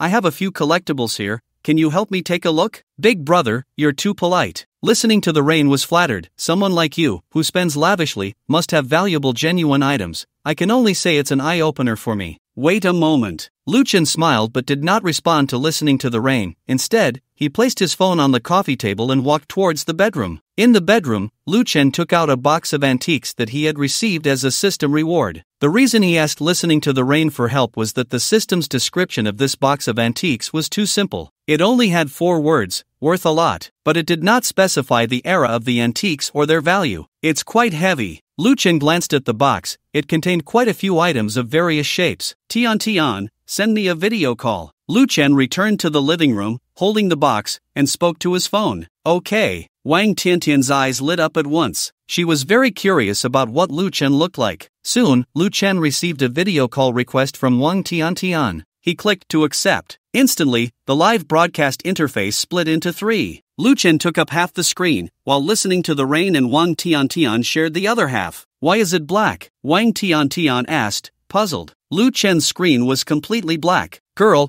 don't worry, Big brother hasn't turned on the camera yet. Listening to the Rain laughed, and I'm not in a hurry. Why are you? I was just asking. Wang Tian's cheeks instantly flushed. She couldn't exactly say she was a leg admirer, wanting to see if Lu Chen was handsome or not, right? All right. Lu Chen switched the camera to the rear view. Instantly, the black screen brightened, revealing a pair of long, straight, beautiful legs in the livestream. Wow, such beautiful legs. What a shame not to ride a tricycle. These are simply dream legs. What's going on? This person's voice is clearly male. How can the legs look so good? They look like a woman's legs. I'm a woman, why don't I have such beautiful legs? Calm down, these must belong to a female employee of Brother Pangu's company. Brother is eating too well, I envy his day. The livestream's bullet comments flooded the screen. A group of old perverts were drooling over the beautiful legs on the screen. Miss Zhao, could you move a bit over? Lu Chen looked at Zhao Yiren sitting next to him, feeling a mix of amusement and exasperation. But to be fair, Zhao Yiren's legs were indeed beautiful, one could play with them for years without getting tired. Just don't shoot my face. Zhao Yiren pulled her legs in a bit, her gaze assessing the box Lu Chen had brought out. Mr. Lu, are there treasures in there? You'd have to ask Tingyu about that. Lu Chen pointed the camera at the box and said, inside are some antiques passed down in my family, but I haven't had them appraised by an expert. Lu Chen claimed the antiques were family heirlooms to avoid unnecessary trouble. After all, the antique business is quite murky. A slight misstep could lead to serious issues. You're too kind, I'm just a little streamer with some knowledge about appraising treasures, nowhere near an expert. Tingyu said seriously, brother, let me clarify. What I say next only represents my personal opinion. You can take it as a reference. As for the value of these family heirlooms, it still needs to be appraised by an authoritative institution. Just say what you think. Lu Chen understood Tingyu's implied meaning. Some things couldn't be said directly online. Especially for a big streamer like Tingyu, every word and action had to be careful. Lu Chen had once seen a comment under Tingyu's video stating that 1/3 of the audience in her livestream were peers, 1/3 were officials, and 1/3 were regular viewers. It might sound exaggerated, but it indicated that the people in Tingyu's livestream were a mixed bag. Brother, could you bring the phone closer to the box? Tingyu leaned closer to the phone. Frowning, she said, the box is old, judging by the material. It should be Wangwali wood. The carving on it is a dragon, symbolizing imperial power. It looks like it should have been crafted by the imperial artisans of the Qing dynasty. Not bad, a glance reveals its worth, and it's well preserved, at least worth this many buns. Tingyu smiled, took out a calculator, and pressed some buttons. Zeroed out. 5 million. Is this for real? A box is worth this much money? It seems my hometown also has such a box, which my grandmother used as firewood. Do you understand what it means to be crafted by the imperial artisans of the Qing dynasty? It proves this box is from the Qing era and was specially made for the royal family. Calm down, don't forget brother Panga just gave Tian 10 million. This box is only half of that. Brother, how do you plan to handle this box? Tingyu asked with a big smile. Lu Chen had watched Tingyu's live stream and knew she was inquiring if he intended to sell it. I'll keep it, after all, it's a family heirloom. Lu Chen replied with a smile. Ha, that's right, things passed down from the older generation should be well preserved. Tingyu said this, but her face fell. Lu Chen noticed and wasn't angry, knowing the other party was just putting on a show. There are some other things, take a look together, Lu Chen said as he opened the box. Inside the box, there were several pieces of porcelain, a pile of copper coins, and a wooden box. Big brother, may I ask what our ancestors did? Tingyu pushed up his glasses with his hand, his expression clearly becoming serious. Our ancestors indeed had their glory days. Lu Chen did not directly answer Tingyu's question. Big brother, your ancestors were not just glorious, they must have been officials, and of a significant rank too. Tingyu leaned closer to the phone, speaking urgently, can you bring the camera closer to that pile of copper coins? Alright, stop. Turn a few coins over. Tingyu directed Lu Chen. After a moment, Tingyu took a deep breath and said, Big brother, wait a moment, I'll play a song. In the courtyard, the pear blossoms had withered for another year. The clear night, moonlight spilled on the empty steps. In dreams, the Shang and Xiao played old tunes. Waking from dreams, tears stained the rouge face. Here it comes, the BGM spring courtyard snow is on. I'm new here, may I ask what this song means? Let me explain for the newcomers. When brother you place this song in the livestream, it means he has identified something particularly valuable. Opening the door indicates that the item is genuine and has certain value. Then why didn't the previous box play this song? Don't ask, just say brother you forgot. Big brother, I've looked at the items. These copper coins are all Kangxi Tongbao, Manchu, and Han. The size and condition are very good. Currently, one coin is worth about this many steamed buns. Note, that's one coin. Tingyu pressed the calculator again, resetting it. 100,000. Wow, one coin is worth 100,000. Everyone quickly count how many coins are in this box. How do we count? It's piled up to half a box, at least over 1,000 coins, right? My god, over 1,000 coins. Doesn't that mean it's worth over 100 million? Big brother, I've followed you. Tingyu smiled broadly. Today, I feel like I've known Big brother for ages. If you don't mind, I'd like to treat you to a meal sometime. Getting anxious, Tingyu is getting anxious. Ha, Tingyu is envious that Big brother has so many well-preserved Manchu and Han coins. Who wouldn't be envious? One copper coin could buy a car. I'm tired of saying it. Why can't there be one more rich person in this world? Is this the world of the rich? Wang Tiantian was completely bewildered. She was born into an ordinary family and had never seen much of the world. Every year when she returned home for the new year, relatives would discuss nothing more than who earned how much in a month, who bought a new house, who bought a new car, and so on. But compared to wealthy people like Lu Chen, her relatives who boasted about salaries, buying houses, and cars seemed like clowns. For the rich, even the most trivial items were dreams unattainable for ordinary people. Alright, I'll give you a few coins then. Lu Chen replied with a smile. As expected of Big Brother, truly genuine. Tingyu said seriously, but let's be clear, if Big Brother has the idea of passing on a few Manchu and Han coins, I can purchase them at market price. Let's talk about it later. Lu Chen pointed to a few bowl-shaped porcelain pieces in the box. Take a look at these porcelain items. I need to examine these closely. Tingyu took a magnifying glass from the desk drawer, looking comical as he said, Big Brother, turn these porcelain pieces over. Let me see the bottom. This thing, it's a bit hard to say. Tingyu frowned while carefully examining, from the patterns, shapes, craftsmanship, and colors of these porcelain pieces, they resemble Northern Song blue and white porcelain, and it seems to be from an official kiln. But since it's through the phone, I can't make an accurate judgment. I suggest Big Brother take it to an authoritative institution for appraisal. Tingyu put down the magnifying glass, his expression serious. If it's genuine, how much is it worth? Lu Chen asked. If it's genuine, then the value could be shocking. Listening to the rain took out a calculator, thought for a moment, and pressed the buttons. Reset, 5 million, equals, 50 million. All of it? Wrong, it's one piece. Listening to the rain said, in our ancient porcelain, the blue and white porcelain from the Northern Song dynasty's official kiln is very valuable, and currently, the market has very few pieces of it. The price I gave is the average price of these 4 pieces of porcelain. If these 4 pieces of porcelain are genuine, then at the auction, the final total price will definitely not be lower than this much. Listening to the rain pressed the calculator again. Reset, 250 million. Okay, thank you. Lu Chen felt a surge of joy in his heart. These 4 pieces of porcelain were rewards from the system,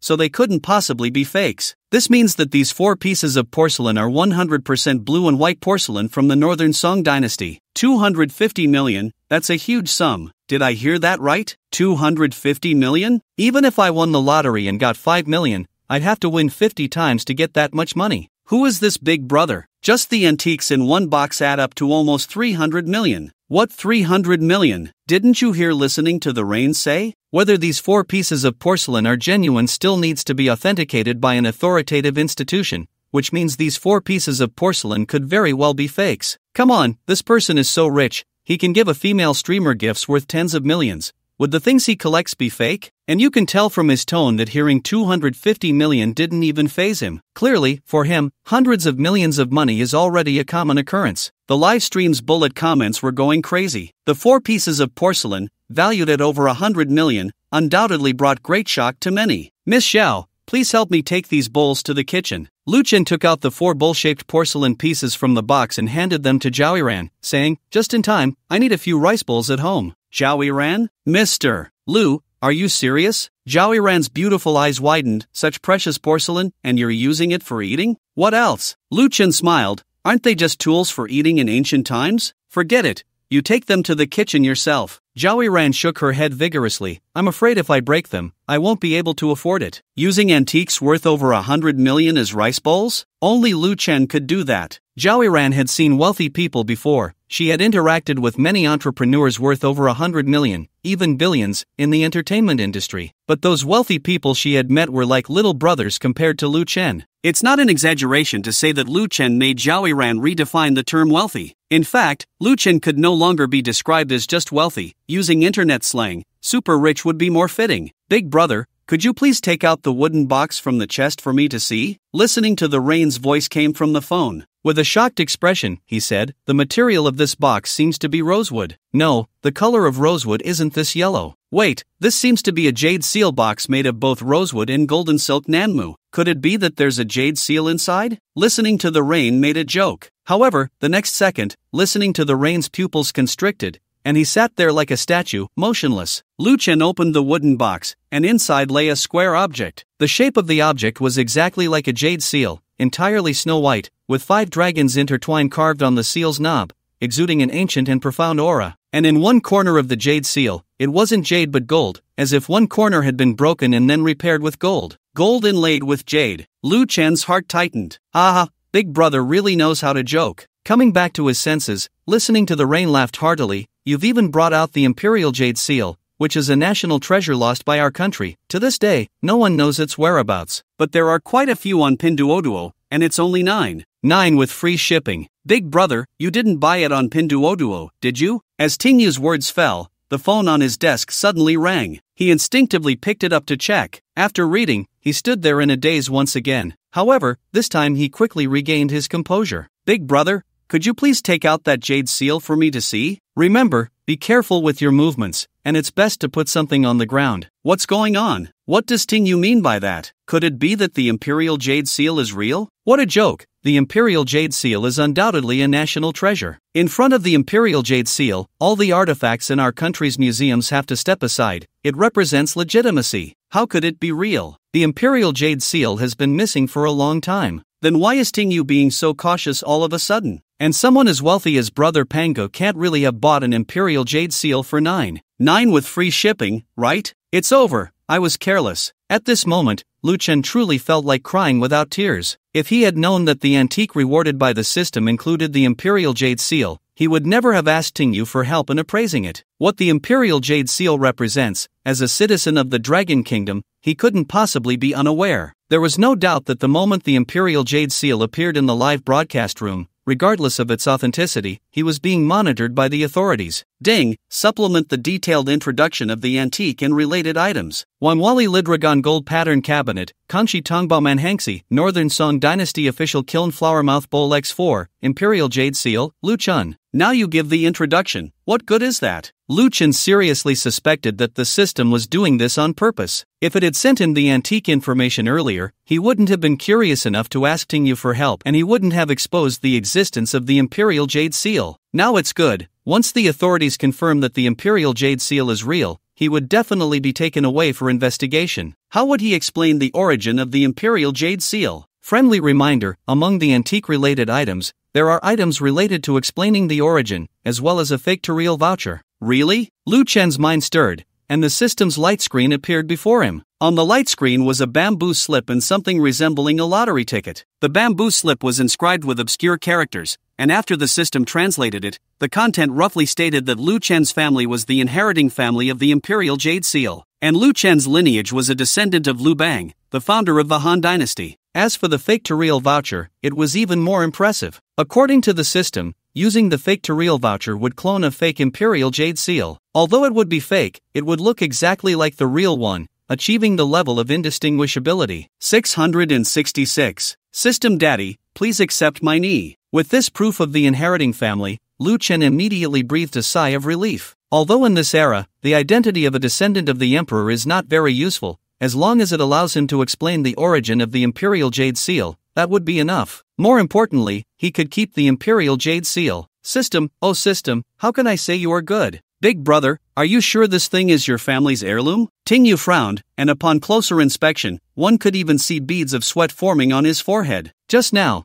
Tingyu received a message from a senior in the antique world, informing him that the Imperial Jade Seal in Lu Chen's hand is very likely genuine. This news left Tingyu both shocked and delighted. Shocked because the Imperial Jade Seal is too sensitive. If he accidentally says the wrong thing, it could very well ruin his live streaming career and even bring him great trouble. Delighted because if the Imperial Jade Seal in Lu Chen's hand is real, then with the hype surrounding it, he would completely explode online and gain massive traffic. Of course, if the origin is not legitimate, I wouldn't be able to bring it online for appraisal. Lu Chen took a deep breath and said, the reason I brought this item online for appraisal is to have everyone witness it together. If it turns out to be genuine, I will contact the relevant departments and donate it for free. To my brothers who read quickly, remember to pay attention in the last chapter. The Jade Seal hasn't been donated, it will be of great use later. Although Lu Chen had the bamboo slips from the system rewards to prove the origin of the Imperial Jade Seal, times had changed. In modern society, sensitive cultural relics like the Imperial Jade Seal, which represent orthodoxy and imperial power, can only be donated to the authorities. It is impossible for individuals to collect or sell them. Therefore, donating it is the only way. However, Lu Chen had a counterfeit that could pass for the real thing, which made things different. Just as Lu Chen finished speaking, the phone screen suddenly went black. A prompt appeared, indicating that the account had been banned. At the same time, The Tingyu live broadcast room also showed that it had been banned. What's going on? Wang Tian looked confused. She was engrossed in the broadcast, and now she was the only one left. Meanwhile, the number of viewers in her live room was skyrocketing. In the blink of an eye, the popularity had surpassed 2 million. Quick, look, both Tingyu and Brother Pangu's accounts have been banned. That's strange, they didn't violate any rules. Could it be that the Imperial Jade Seal is real? There's a high probability it's real, otherwise, the authorities wouldn't ban their accounts for no reason. This is bad. Pangu might be in trouble. Why would he be in trouble? Even if the Imperial Jade Seal is real, it's his family heirloom. Now that he has voluntarily offered to donate it, the authorities would be too busy rewarding him to arrest him. Family heirloom? Do you really believe that? I think it's more likely that it was dug up from underground. It can't be a family heirloom. According to historical records, the Imperial Jade Seal went missing at the end of the Tang dynasty. If it had been in someone's or some family's possession all these years, there wouldn't be no news about it. The live room's bullet comments were flooding the screen. The vast majority of people did not believe that the Imperial Jade Seal was a family heirloom of Lu Chen. They speculated that Lu Chen would end up in trouble because of the Imperial Jade Seal. On the other side, Zhao Yiren withdrew her gaze from Lu Chen's phone and looked at the Imperial Jade Seal in his hand, her face filled with shock. Mr. Lu, is this real? What do you think? Lu Chen did not answer Zhao Yiren's question but instead stood up and walked toward the bedroom. If all went as expected, the relevant departments should be on their way. Knock, knock, knock. Just as Lu Chen entered the bedroom, there was a knock on the front door. Seeing this, Zhao Yiren got up and walked toward the door. When she saw the surveillance footage outside the door, she immediately became nervous. The monitor showed that the doorway was filled with uniformed police officers. What are you standing there for? Open the door. Lu Chen appeared behind Zhao Yiren. At this moment, he had changed into a different outfit, holding the wooden box containing the Imperial Jade Seal in his left hand and a roll of bamboo slips in his right. Zhao Yiren finally snapped back to reality and hurriedly opened the door. As a group of police officers surged into the room, both Lu Chen and Zhao Yiren were taken away for questioning. Name? Lu Chen. Place of origin? Huangdi Village, Yunjiang County, Shancheng City. Where did the Jade Seal come from? It's a family heirloom. Shancheng Police Station. In the interrogation room, the police officer was questioning Lu Chen. After the questioning ended, the officer took the registration form and left, leaving Lu Chen alone in the interrogation room. How long until the people from the Kyoto Cultural Relics Bureau arrive? In the director's office, a middle-aged man stood by the window, arms crossed, his gaze sharp and imposing. The middle-aged man was named Gui Jun, the director of the Shancheng Police Station. Behind Gui Jun stood a young police officer. The experts from the Kyoto Cultural Relics Bureau set out 2 hours ago. They should arrive in about half an hour. Have someone wait at the front door. As soon as they arrive, bring them to me immediately. Gui Jun turned around, his expression extremely serious. Yes. The officer saluted Gui Jun and then hurriedly left the office. Once the officer was gone, Gui Jun's gaze shifted to the corner of the office. There, a desk was set up, and in the center of the desk lay a wooden box, a roll of bamboo slips, and a document. Not simple at all. Gui Jun took a deep breath and walked towards the desk, picking up the document to read. His eyes were filled with shock. The content of the document was none other than the information about Lu Chen and his relatives that Gui Jun had asked to be compiled. Parents and relatives are ordinary people, yet he is the owner of a company worth 2 billion. A prodigy. Gui Jun stared at the document, his brow furrowed, deep in thought. Half an hour later, an official vehicle drove into the Shancheng police station. 3 elderly men, led by an officer, quickly made their way to the director's office. Old Zhu, we finally waited for you. Gui Jun had been waiting at the office door. Upon seeing the 3 elderly men approaching quickly, he hurried forward to greet them. Director Gua, you've worked hard. The leading elder said with a serious expression, there haven't been any accidents, have there? The elder's name was Zhu Guowen, the director of the Beijing Cultural Relics Bureau. Rest assured, old Zhu, the items are in my office. I've been keeping an eye on them, with full surveillance recording. I didn't dare touch them, fearing I might accidentally damage the relics. The authenticity of the imperial seal of the state still needs to be confirmed by Old Li and Old Wang. As Zhu Guowen spoke, the group entered the office. Upon seeing the wooden box on the desk, the 2 elderly men who followed Zhu Guowen were visibly excited, their eyes shining. One of the elderly men had a goatee, while the other had a full head of white hair, each carrying a toolbox. The goateed elder was named Li Xuechang, and the white-haired elder was named Wang Zhong. Both were renowned appraisal masters in Longwa, at the top level in the field of relic appraisal. Most of the relics unearthed in Longwa were appraised by these 2. Old Li, Old Wang, let's get started. Xu Guowen said with a serious expression, "The significance of the imperial seal of the state is extraordinary. You must not be careless. Rest assured, we have been dealing with relics for decades and have never made a mistake. Although the imperial seal of the state has a long history, its essence is ancient jade, and the difficulty of appraisal is not high." Li Shuachang said that the appraisal difficulty was not high, but his movements as he opened the wooden box were extremely careful. As the box opened, the imperial seal of the state came into view. Li Shuachang and Wang Zhong both took a deep breath. Although the appraisal difficulty was not high, its significance was profound, so they dared not be the slightest bit careless. "Old Wang, take out the seal." Li Shuachang opened the toolbox and took out a pair of gloves made of special material, handing them to Wang Zhong. He then picked up a small flashlight to illuminate the bottom of the seal. Half an hour later, Wang Zhong carefully placed the seal back into the wooden box, his emotions running high. "Indeed, this is the imperial seal of the state recorded in our ancient texts. Whether it's the material, the pattern, or the inscriptions, everything matches. Ha! I never expected to see the imperial seal of the state in my lifetime. I have no regrets at all." Li Shuachang suddenly laughed heartily. Very good, very good. Zhu Guowen was also extremely excited at this moment. As the director of the Beijing Cultural Relics Bureau, his duty was to protect and promote Longhua's cultural relics. However, due to modern historical reasons, many of Longhua's relics have been lost overseas, and the number of relics that can be showcased domestically is very few. Now that the imperial seal of the state has been found,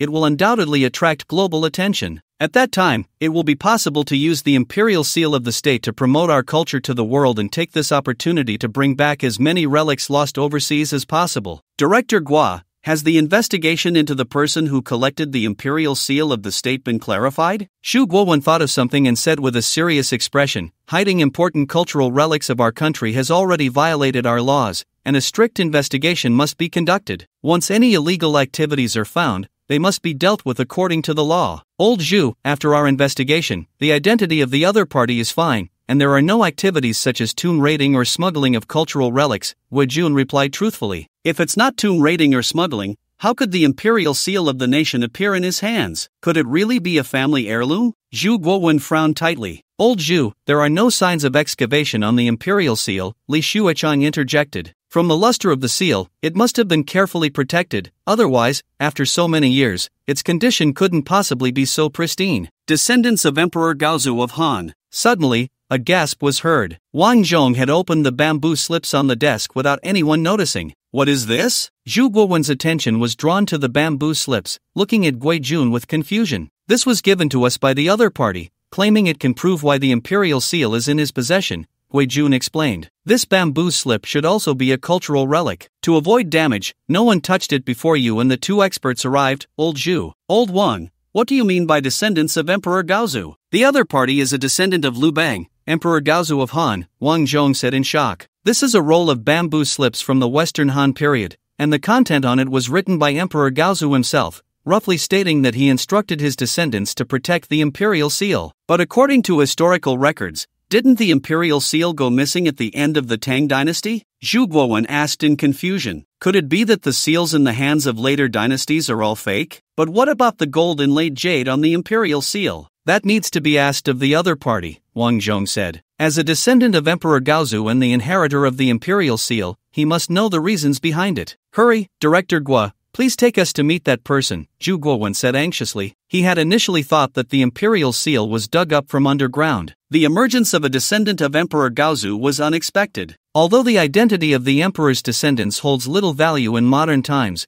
as the inheritor of the imperial seal, he must know many unknown histories. Interrogation room. Lu Chen was almost dozing off in the chair. By this time, nearly 4 hours had passed since he was brought into the police station for questioning. Although no one in the police station was making things difficult for him, being alone in the interrogation room was indeed a bit boring. "Wake up!" Suddenly, a rough voice rang out. Lu Chen groggily opened his eyes, and what met his gaze was a resolute square face. "Director Gua, have the experts finished their assessment? When can I go back?" Lu Chen rubbed his eyes and spoke lazily. During the hours he had been in the police station, besides the officers, Gui Jun had personally interrogated him, so he was not unfamiliar with Gui Jun. "The experts have questions for you. Answer truthfully, and once you're done, you can go back," Gui Jun said with a smile. "Young man, you are a descendant of Emperor Gaozu?" The imperial seal of the nation is a family heirloom? Xu Guowen scrutinized Lu Chen, his eyes filled with skepticism. That's right, Lu Chen replied. The bamboo slips I gave Director Gua can prove the origin of the imperial seal. As for whether I am a descendant of Emperor Gaozu,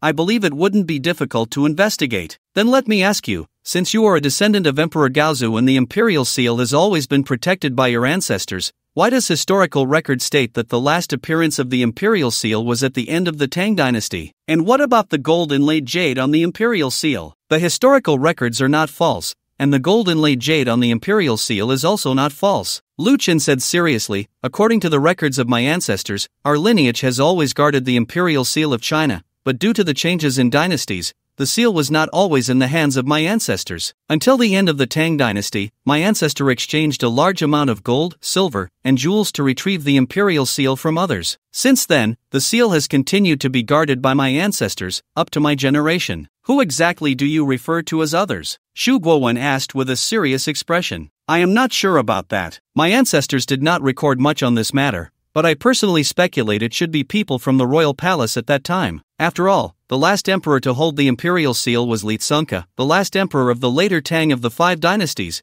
and after Shi Jingtang of later Jin captured Luoyang in 936 AD, he and his consorts committed self-immolation in the palace, throwing all imperial belongings into the fire at the same time. It was after that the imperial seal returned to my ancestors, and it is possible that it was sold to my ancestors by palace maids or eunuchs. Do you have any evidence for what you are saying? No, Lu Chen replied, except for that bamboo slip which can prove the origin of the imperial seal and that I am indeed a descendant of Lu Bang, the founder of the Han dynasty. Other information has been passed down orally from generation to generation. Upon hearing this, Xu Guowen fell into silence. What Lu Chen said could not be proven true or false, but that was not important. What mattered was that the bamboo slip could prove Lu Chen was the heir of the imperial seal and a descendant of Lu Bang. And that was enough. Young man, let me introduce myself. My name is Xu Guowen, the director of the Cultural Relics Bureau of the capital. Xu Guowen smiled and said, on behalf of the Cultural Relics Bureau, I thank you and your ancestors for guarding the imperial seal. It is because of you and your ancestors that the imperial seal has been preserved intact through the torrents of history. You are too polite, Zhu Lao, Lu Chen smiled and said. The imperial seal belongs to the country and the people. My ancestors and I are merely custodians on behalf of the country and the people, and now it should be returned to them. Ah, very good, very good. Xu Guowen laughed heartily while patting Lu Chen on the shoulder. Rest assured, since you choose to trust the country will never let you down. I will personally apply for a reward for you. As a citizen of Longhua, I believe in my country, Lu Chen said with a serious expression. Lu Chen was not very a reward from the country. He was merely donating the hot potato of the imperial seal to avoid trouble. Leave me your contact information, and I will contact you as soon as the reward comes through.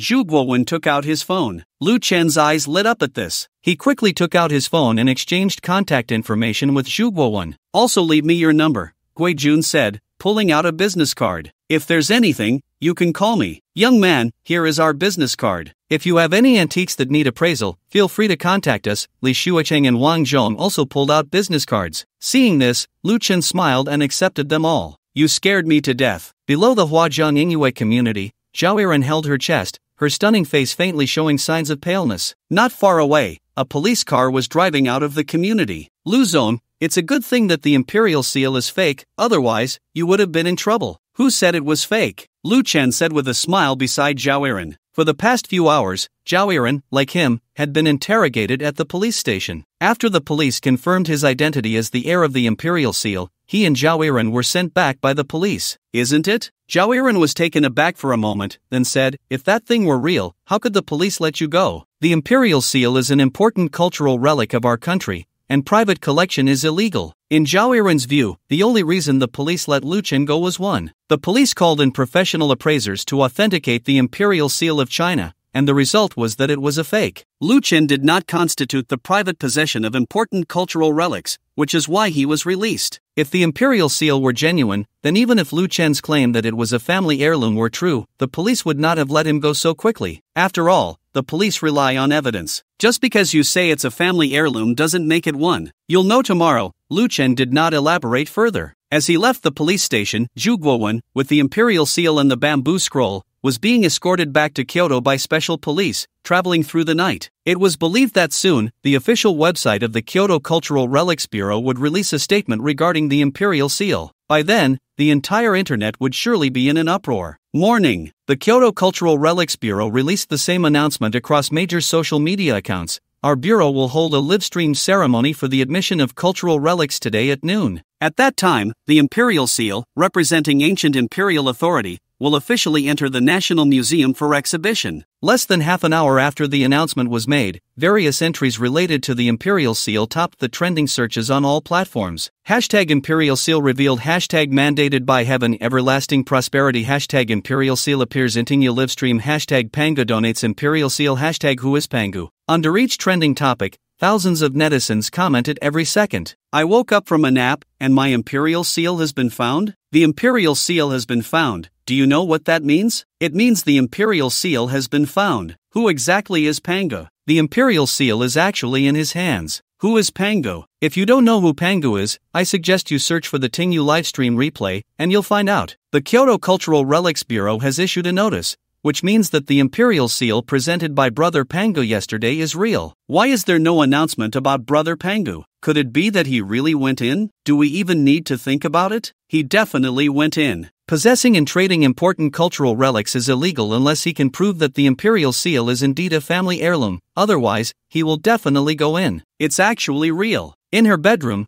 Zhao Yiren sat at the head of her bed, her beautiful eyes fixed intently on her phone. She had gotten up early and habitually started scrolling through Douyin. What she found were all news related to the imperial seal. Looking at the announcement from the Kyoto Cultural Relics Bureau on her phone, Zhao Yiren's face was filled with disbelief. Could it be that the imperial seal really is a family heirloom? But how can he prove that the imperial seal is a family heirloom? Just then, the Kyoto Cultural Relics Bureau released another announcement. The reason the imperial seal has been preserved intact through the torrents of history is due to the significant contributions of a family, descendants of Emperor Gaozu of Han. They were granted the title of inheritors by Emperor Gaozu and have guarded the imperial seal for generations. Below the announcement was an accompanying image. The image depicted the bamboo scroll that came as a reward from the system. After reading this announcement and the translation of the scroll's content in the image, Zhao Yiren's mouth fell open in shock. Descendants of Emperor Gaozu of Han. Zhao Yiren's gaze turned toward the door, her heart racing uncontrollably. My boss is actually a descendant of an emperor. No wonder he isn't afraid of Tianyu. No wonder he possesses such incredible wealth at such a young age. At that moment, everything clicked for Zhao Yiren. Initially, she had wondered how Lu Chen, a third-year student with no background,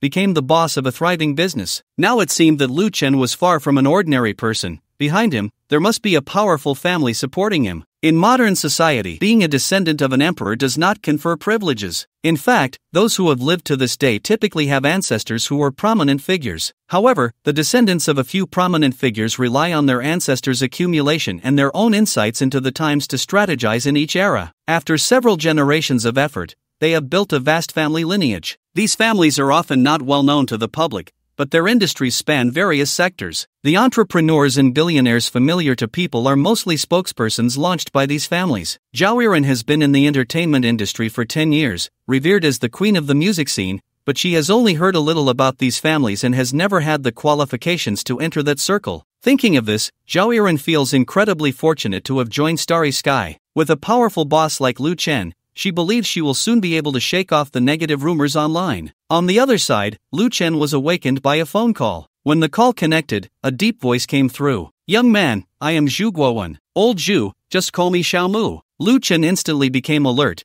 beginning to speculate on the purpose of Zhu Guowen's call. Ha, good, then I will call you Xiao Mu. Zhu Guowen sounded in a good mood, his tone amiable as he continued. I have reported your situation to the higher-ups. They express their highest respect for your selfless donation of the imperial seal and your family's generations of guardianship over it, and they have arranged for me to commend and reward you. The imperial seal rightfully belongs to the country and the people. It is an honor for me and my ancestors to protect it for the country and the people, Lu Chen replied, not daring to be careless. He feared that he might say something wrong and bring trouble upon himself. After the incident with the imperial seal, he believed that the relevant departments must have conducted a thorough investigation into him. Although he had a system and the rewards he received had legitimate sources, legality aside, one must still be cautious. There are not many young entrepreneurs with such awareness as you, Zhu Guowen remarked with a hint of emotion. Continuing, I heard from Director Gua that you run an entertainment company called Starry Sky. I happen to be looking for a promotional ambassador for the museum. If your company has a suitable candidate, you can send them to Kyoto. Thank you, old Jew.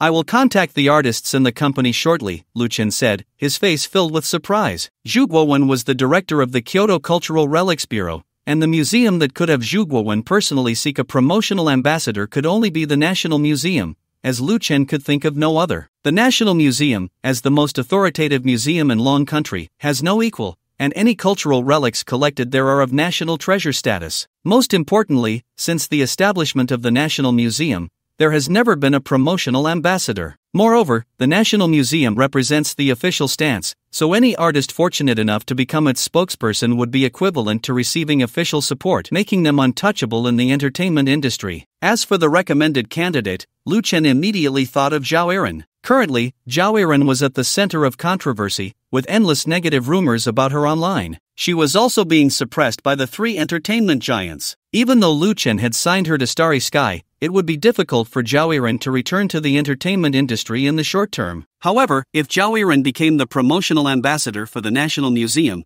then all problems would be easily resolved. He did not believe that the three entertainment giants would dare to slander the promotional ambassador of the Kyoto Museum. I have other matters to attend to, so I will hang up now. I have already sent you the reward from the higher-ups via WeChat. Then old Zhu, you get busy. I won't disturb you any longer. Once Zhu Guowen hung up, Lu Chen hurriedly opened WeChat. It is worth mentioning that last night at the police station, he had exchanged phone numbers and added Zhu Guowen on WeChat. In addition, he also added Gui Jun, Li Shuachang, and Wang Zhong's WeChat. He clicked into the chat window with Zhu Guowen. A few minutes ago, Zhu Guowen sent him a document. He opened the document. Inside was a list of rewards. The contents were as follows. 1. 5 million dragon coins. 2. Award of the Cultural Relic Heritage Badge. 3. Honorary banner. 4. Lifetime free access to national tourist attractions. Not bad. Lu Chen nodded in satisfaction. He had thought that donating the Imperial Seal would only earn him 500 dragon coins and a banner. However, the rewards listed far exceeded his expectations, especially the award of the Cultural Relic Heritage Badge, which money could not buy. This was equivalent to official recognition of his identity, the benefits of which could not be easily articulated. It seemed that the position of ambassador for the National Museum was not a reward from above, but rather a gift from old Zhu. Lu Chen wore a contemplative expression. He couldn't quite guess Zhu Guowen's intentions in doing this. If it was to befriend him, then given Zhu Guowen's status, he likely mingled with big shots from various fields. Although he was worth billions, compared to the people in Zhu Guowen's circle, he was hardly worth mentioning. However, Lu Chen didn't dwell on it too much. Being on good terms with Zhu Guowen could only benefit him, not harm him. Just like now, with a single word from Zhu Guowen, Zhao Erin could become the ambassador for the National Museum, thus helping her out of her current predicament. Just then, Zhu Guowen sent a voice message. Xiaomu, have your company's artist go directly to the Kyoto Cultural Relics Bureau. There will be staff there to discuss the specific details with him. Okay, old Zhu, when you have time, I'll go to Kyoto to thank you in person, Lu Chen replied in a text. After sending the message, Zhu Guowen did not respond. Lu Chen exited WeChat and started scrolling through Douyin. The videos he came across were mostly related to the Imperial Seal. At the same time, he discovered that Douyin had unblocked his account. His follower count had surged to 500,000. Moreover, every time he refreshed his homepage, his followers increased by several thousand. Before this, his account had only a single-digit follower count. Am I going viral? Lu Chen found it somewhat amusing. He had no doubt that if he went live now, his popularity would overshadow any other streamer online. But he didn't want to be a public figure, so the number of followers didn't affect him at all. His gaze swept over the message interface. What caught his eye were the numerous red dots, all messages from fans following him. Lu Chen casually opened a few unread messages. A user named Love Eating Cilantro, image, can I be your girlfriend? User 952795279527, descendant of Emperor Gaozu Lu Bang, impressive, half a life returned, you're so rich, send me a few $1,000. What is wrong with this society? Lu Chen glanced through dozens of messages before he couldn't bear to look anymore. Some messages were simply unbearable. Requests for money and love confessions were just childish. There were even women sending him suggestive photos. The key was that they were quite eye-catching, and Lu Chen even worried he might have nightmares tonight. Damn it, what bad luck! Lu Chen darkly blocked the woman who sent the suggestive photo. His attention was then drawn to messages from mutual friends. He only followed 2 people on Douyin, Wang Tiantian and Tingyu. He saw that both Wang Tiantian and Tingyu had sent him several messages. Wang Tiantian, Pangagij, can I add you on WeChat? Wang Tiantian, Gij, are you okay? Wang Tiantian, Pangagij, you're trending. I didn't expect you to be a descendant of Emperor Gaozu. I admire him the most. Wang Tiantian, Gij, I see your account IP is also from Shansheng. Are you from Shansheng too? Tingyu Jianbao,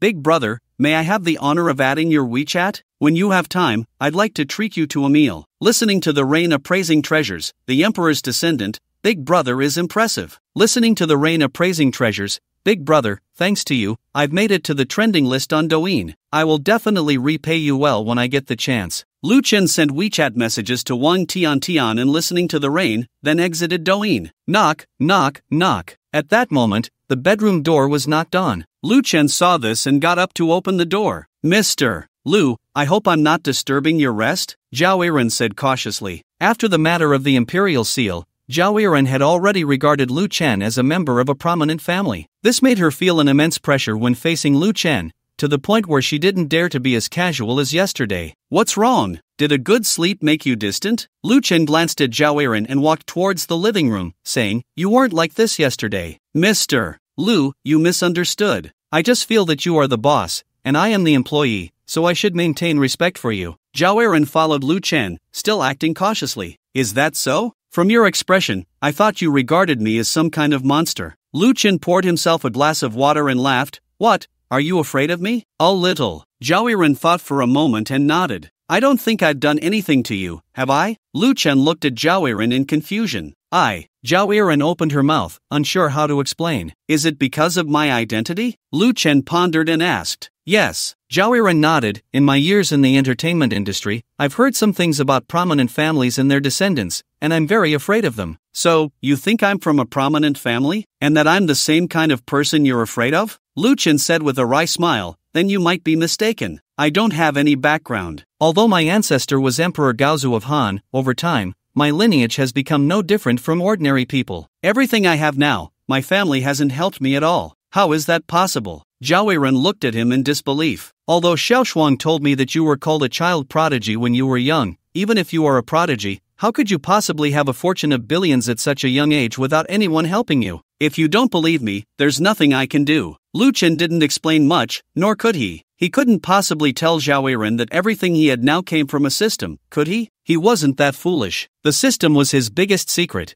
and he couldn't tell anyone. Mr. Lu, don't be so modest. Zhao Yiren laughed. How many people dream of becoming a member of a prominent family? Why are you trying to distance yourself from your family? Let's not talk about that. Lu Chen changed the subject. Get ready, we're going to Kyoto. I've got you a job as a promotional ambassador for the National Museum. What? Zhao Yiren exclaimed. Once she came to her senses, her eyes lit up. Mr. Lu, you still say you have no background. Being a promotional ambassador for the National Museum. In the past, Zhao Yiren wouldn't have dared to even think about it. Not to mention that the National Museum had never had a promotional ambassador. Even if it did, it wouldn't be her turn. But now, she had just joined the Star Group for less than a day, and Lu Chen had already given her a huge surprise. Zhao Yiren wasn't foolish. She was very clear about what it meant to become the promotional ambassador for the National Museum at this time. It meant she would shake off the negative online rumors and the suppression from the 3 giants of the entertainment industry,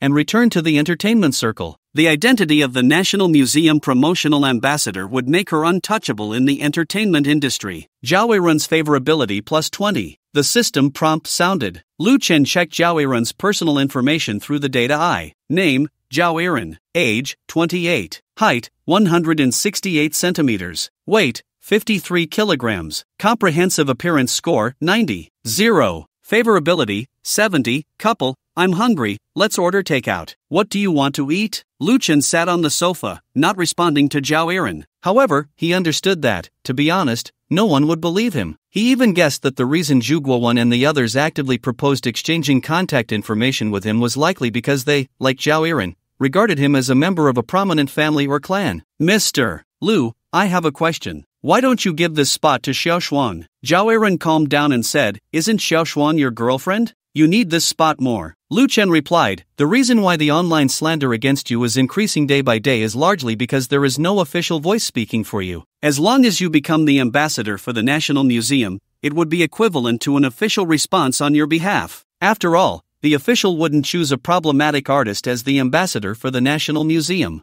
As for Xiao Shuang, she still has collaborations with the Cultural Bureau of Shanshang, and since she is a newcomer, there will be many more opportunities in the future. Many more opportunities? Zhao Yiren's mouth twitched. She had been in the entertainment industry for 10 years and had never seen any artist receive such an opportunity. One could only say that the capital in the entertainment industry was on a completely different level from Lu Chen. Mr. Lu, thank you, Zhao Yiren said gratefully, I am very glad to be a part of the stars. So, how do you plan to thank me? Lu Chen looked at Zhao Yiren, suddenly wanting to tease her. I will work hard to create profits for the company. Do you think I am someone who lacks money? Lu Chen said meaningfully, you should find another way to thank me. What way? Zhao Yiren realized something was off, and her pretty face instantly paled a bit. Come sit next to me. Lu Chen patted the sofa beside him. Mr. Lu, if Xiao Shuang knows about this, she will be angry. Zhao Yiren took a step back and did not do as Lu Chen said. She won't, Xiao Shuang will support me. Lu Chen looked at Zhao Yiren and said, it seems you don't really want to thank me. If your so-called heartfelt gratitude means I should give up my dignity to please you, I don't think I can do that. Zhao Yiren took a deep breath and said, moreover, with your status, what kind of woman can't you have? Why do you have to make things difficult for me? Since Miss Zhao feels it's difficult, then forget it. Lu Chen moved his shoulders. I slept awkwardly last night and my shoulder is a bit sore. I was going to trouble you to help me massage it. Massage? Zhao Yiren was momentarily stunned. When she met Lu Chen's clear gaze, her cheeks instantly flushed. I thought you meant something else. So I am that kind of person in Miss Zhao's eyes? I wasted so much effort to help you secure the ambassador position for the National Museum. Lu Chen acted as if he were a top actor, his expression filled with loneliness, self-mockery, sadness, and other emotions. Seeing this scene, Zhao Yiren panicked. She hurriedly explained, no, I misunderstood. I'm sorry.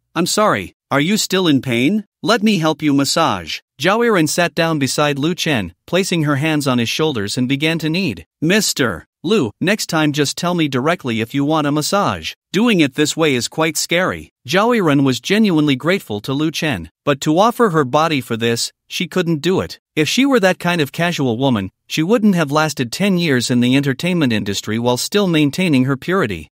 Not bad, a bit harder. Lu Chen closed his eyes, showing an expression of enjoyment. This guy must be doing it on purpose. Seeing Lu Chen's expression, Zhao Yiren gritted her teeth in anger, but inside, she felt a lot more relaxed. Just as she had said earlier, with Lu Chen's identity, what kind of woman couldn't he have? There was no need to force her at all. Moreover, if Lu Chen really wanted to do something to her, he probably would have acted while she was asleep yesterday. Thinking of this, Zhao Yiren completely relaxed her guard. Is this pressure okay? Zhao Yiren increased the strength of her hands, her massage technique quite clumsy. It's fine. Miss Xiao, did you spray perfume? A fresh scent wafted from Zhao Yiren as Lu Chen breathed in. No, I didn't. Zhao Yiren replied, is there a scent? I didn't notice. Could it be your natural scent? Lu Chen opened his eyes and said, I heard that people who like each other can smell each other's natural scent. That's not right. I don't like you. Lu Chen looked puzzled. Then it must be my natural scent. Zhao Yiren's cheeks flushed. You really didn't smell it? Lu Chen sniffed the air seriously. It smells a bit like jasmine. Mr. Lu, I need to use the restroom. Zhao Yiren suddenly stood up from the sofa and hurried towards the bathroom. There really is a hint of jasmine. Lu Chen called out to her retreating figure. Instantly, Zhao Yiren walked even faster, her ears turning crimson. Inside the bathroom, Zhao Yiren looked at her flushed face in the mirror, her heart racing like a startled deer. Is he a dog? His nose is so sensitive. She indeed had a natural scent, and it resembled jasmine. But the scent was very faint, even sitting next to her, one might not notice it. Yet Lu Chen not only smelled it but also mentioned it in front of her. This made her feel embarrassed, while also stirring an indescribable feeling inside her. Mr. Lu, I'm heading back to Kyoto now. Your kindness, I will always remember. After finishing breakfast, Zhao Yiren prepared to return to Kyoto. She couldn't wait to become the ambassador for the National Museum, to slap Xie Lei's face hard. I won't see you off. Lu Chen looked at Zhao Yiren and said, Xiao Shuang likes to sing. If you have time, teach her more. Even if you didn't say it, Mr. Lu, I would do that. Zhao Yiren smiled. Before I even knew of your existence, I had already regarded Xiao Shuang as my successor. I believe her future achievements in the music industry will definitely surpass mine. If you encounter any trouble, you can tell the company will be your strong backing. Okay. Zhao Yirun's voice was a bit choked. She was genuinely moved by Lu Chen's words. From Lu Chen, she not only felt respect but also a sense of security, something she had never felt during her time at Tianyu. Looking at the touched Zhao Yirun, Lu Chen was completely bewildered. Are women really this emotional? I hope I didn't make you laugh, Mr. Lu. Zhao Yirun tried to calm her emotions, smiling as she said, to be honest, I'm starting to envy Xiao Shuang. If only I had such an excellent boyfriend like you. I wouldn't mind having one more girlfriend, Lu Chen said seriously. Zhao Yirun left, departing the community with mixed feelings. Lu Chen's last sentence stirred quite a wave in her heart. She didn't know if Lu Chen was serious or joking, and she didn't dare to ask, but she had to admit, for a moment, her heart fluttered. After that flutter, she felt an overwhelming sense of panic. She was afraid that she would really come to like Lu Chen, and then she wouldn't be able to face Ling Shuang, nor could she face the past 28 years of herself. Lu Chen had no idea what Zhao Yirun was thinking. After she left,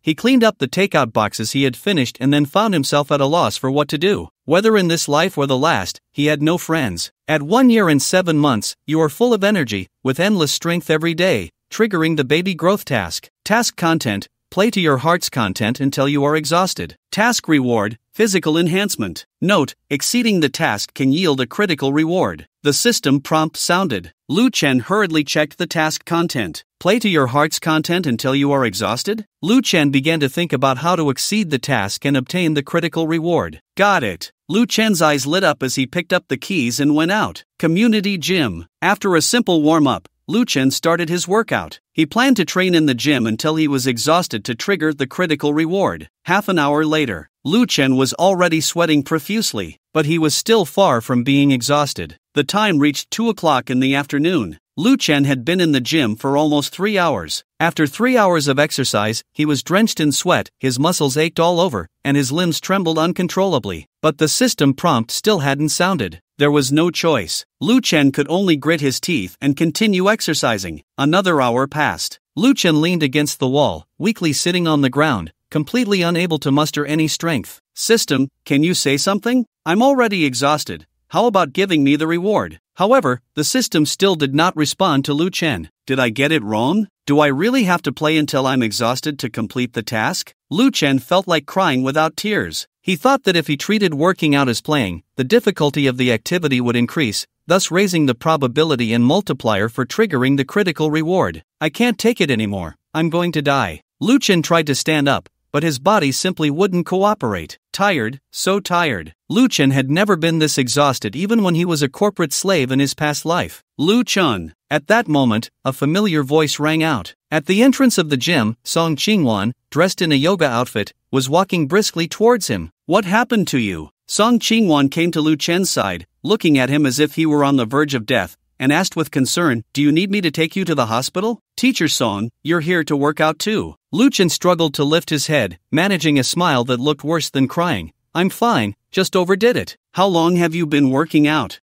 Before Lu Chen could finish his sentence, half of his body leaned towards Song Qingwan. Are you okay? Song Qingwan reacted quickly and caught the falling Lu Chen. Then, a sound of heavy breathing was heard, and Lu Chen, exhausted, fell asleep. Instantly, a crow flew over Song Qingwan's head. Hey, wake up! Song Qingwan tried to wake Lu Chen, but he slept like a log, unresponsive to her calls. With no other option, Song Qingwan could only call the property management. A few minutes later, a burly security guard arrived at the gym. Song Qingwan directed the guard to carry Lu Chen out of the gym. Task completed. This time, you engaged in 4 hours of high-intensity play, with the difficulty of the activity far exceeding the task requirements, triggering a critical reward of 10 million times. Congratulations, host, you have received comprehensive physical enhancement. Enhancement in progress. In a clean and simple bedroom, Song Qingwan sat on the edge of the bed, her gaze fixed on Lu Chen lying on the bed. She was worried something might happen to him, so she had the guard bring Lu Chen to her home. So dirty. Song Qingwan poked at Lu Chen's sweat-soaked clothes with her finger, her brows tightly knitted together. But she didn't help Lu Chen take off his clothes. There's a difference between men and women, and besides, she was still Lu Chen's teacher. Such intimate actions were beyond her. Hot. Suddenly, the sleeping Lu Chen began to twist his body. with a tearing sound. In Song Qingwan's bewildered expression, Lu Chen actually tore off his upper clothing with his bare hands. Gulp! Song Qingwan instinctively swallowed,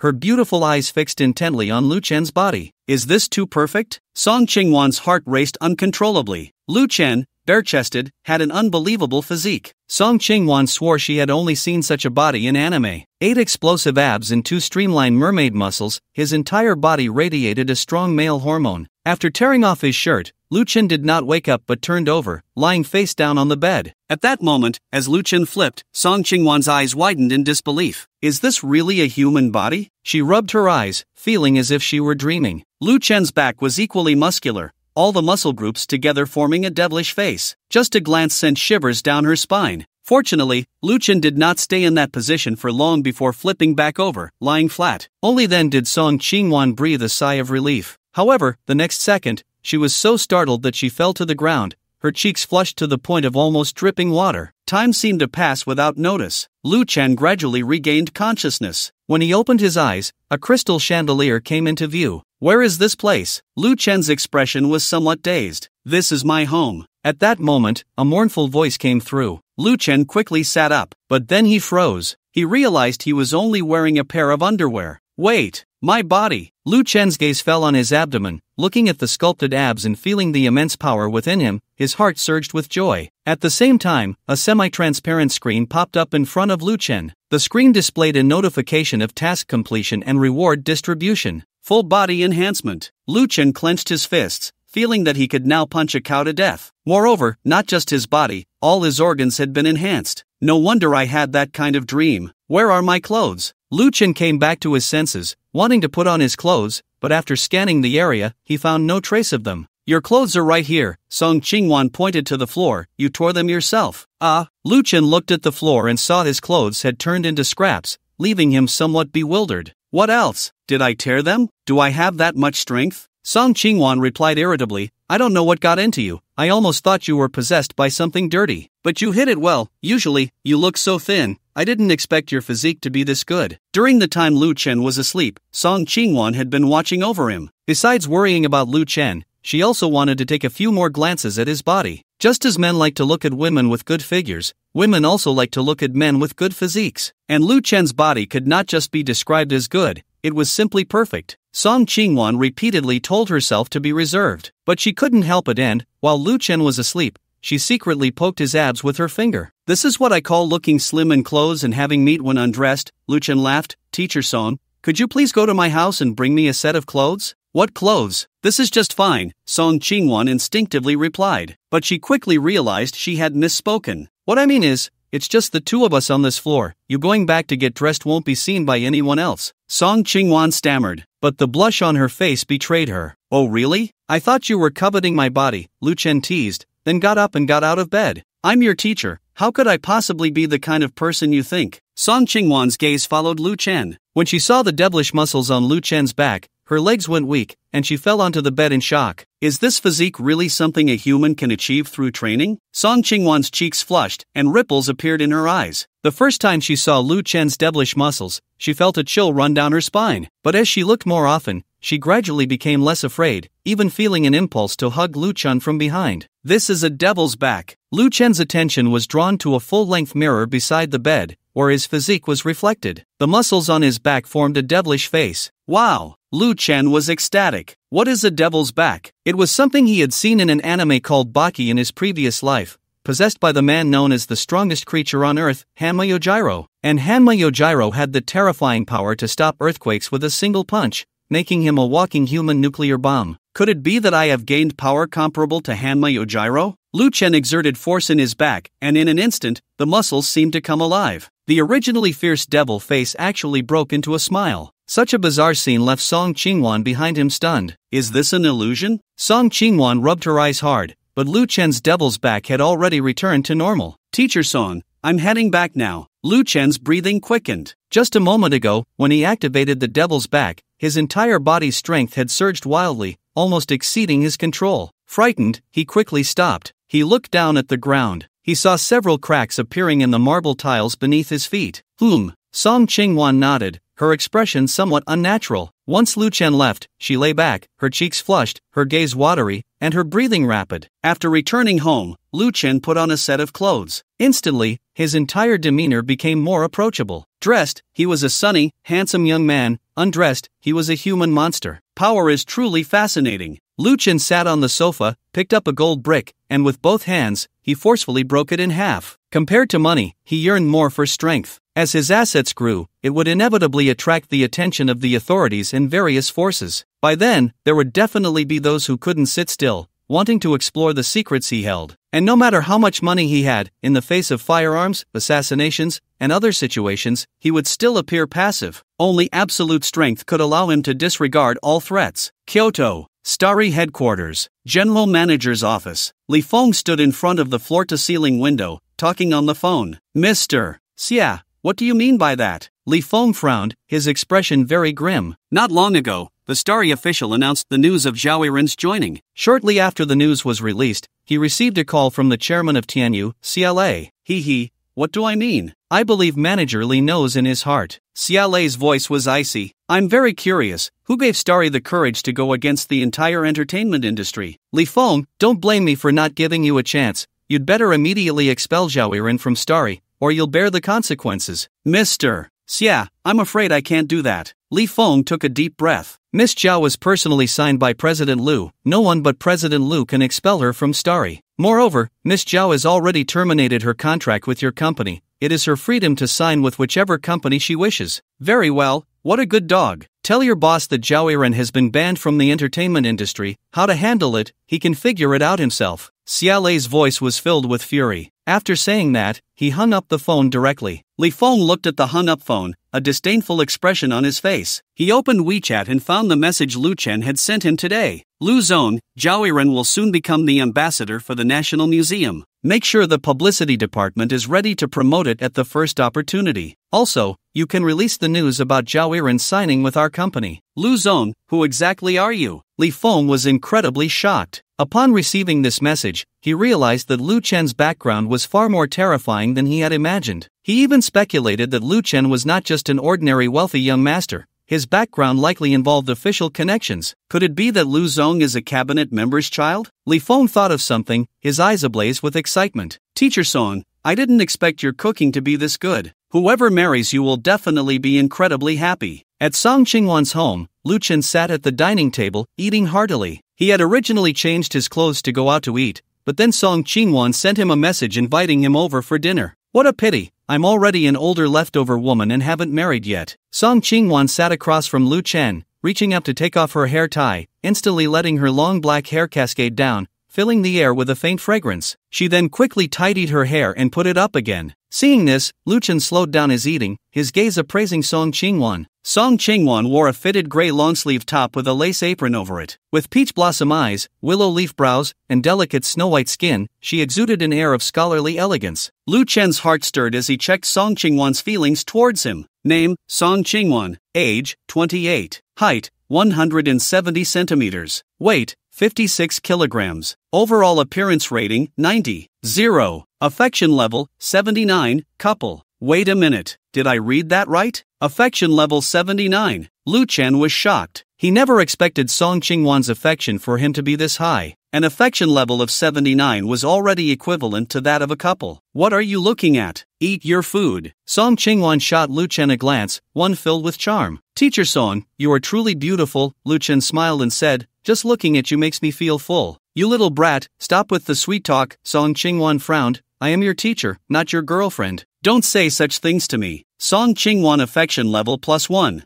This woman, I almost believed her. Lu Chen's mouth twitched. Song Qingwan was the typical case of saying one thing and meaning another. She claimed to be his teacher, but who knows how happy she really was inside. However, Lu Chen didn't expose her. After all, there was still plenty of time ahead, and he wasn't afraid of Song Qingwan being stubborn. Do you have time tomorrow? Seeing Lu Chen suddenly silent, Song Qingwan spoke gently. I want to ask you for a favor tomorrow. What is it? What do you need help with? Lu Chen became interested. He had known Song Qingwan for 3 years, and during this time, it had always been her helping him. This was the first time she was asking him for help. Accompany me to a charity gala. Do I need to donate money? No need, Song Chingwan replied, you just need to accompany me. That doesn't seem right, Lu Chen said, although I'm not interested in such events, I can still donate a few million for your sake. No, Song Chingwan said seriously, you can't donate. Why not? Lu Chen asked, confused. We can't let those guys benefit, Song Chingwan explained, they call it a charity gala, but in reality,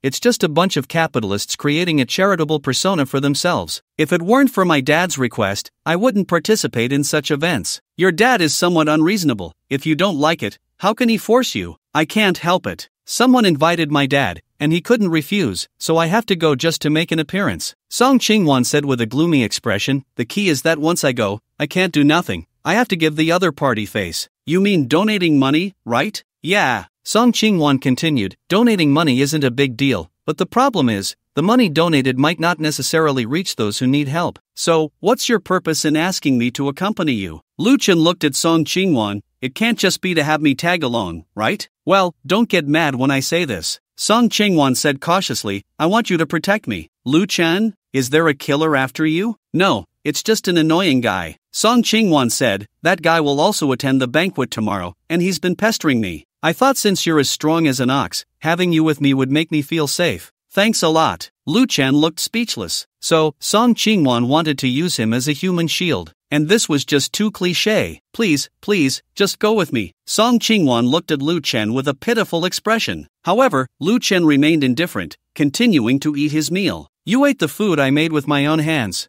You should come with me. Song Chingwan got up and sat next to Lu Chen, wrapping her arms around his, starting to change her strategy and acting cute. How about it? I knew it. How could you suddenly be so kind and invite me to dinner? Lu Chen was at a loss for words. Almost 30 years old, and still so childish. As long as you accompany me tomorrow, I'll cook for you every day from now on. Teacher Song, please mind your image. I'm your student. Lu Chen said seriously, don't let people misunderstand that we have some kind of inappropriate relationship. Stop pretending. Song Chingwan was taken aback for a moment, then slapped Lu Chen on the head. I'll count to 3, will you go with me? 3. Wait, why did you change your attitude so quickly? Lu Chen was completely dumbfounded. Song Chingwan's current demeanor was completely different from the understanding, gentle, and kind Song Chingwan he remembered. I've come all the way here. Could this be the real Song Chingwan? 2. Taking advantage of Lu Chen's dazed state, Song Chingwan reached for his waist, wanting to teach him a lesson. But Lu Chen's muscles were rock hard,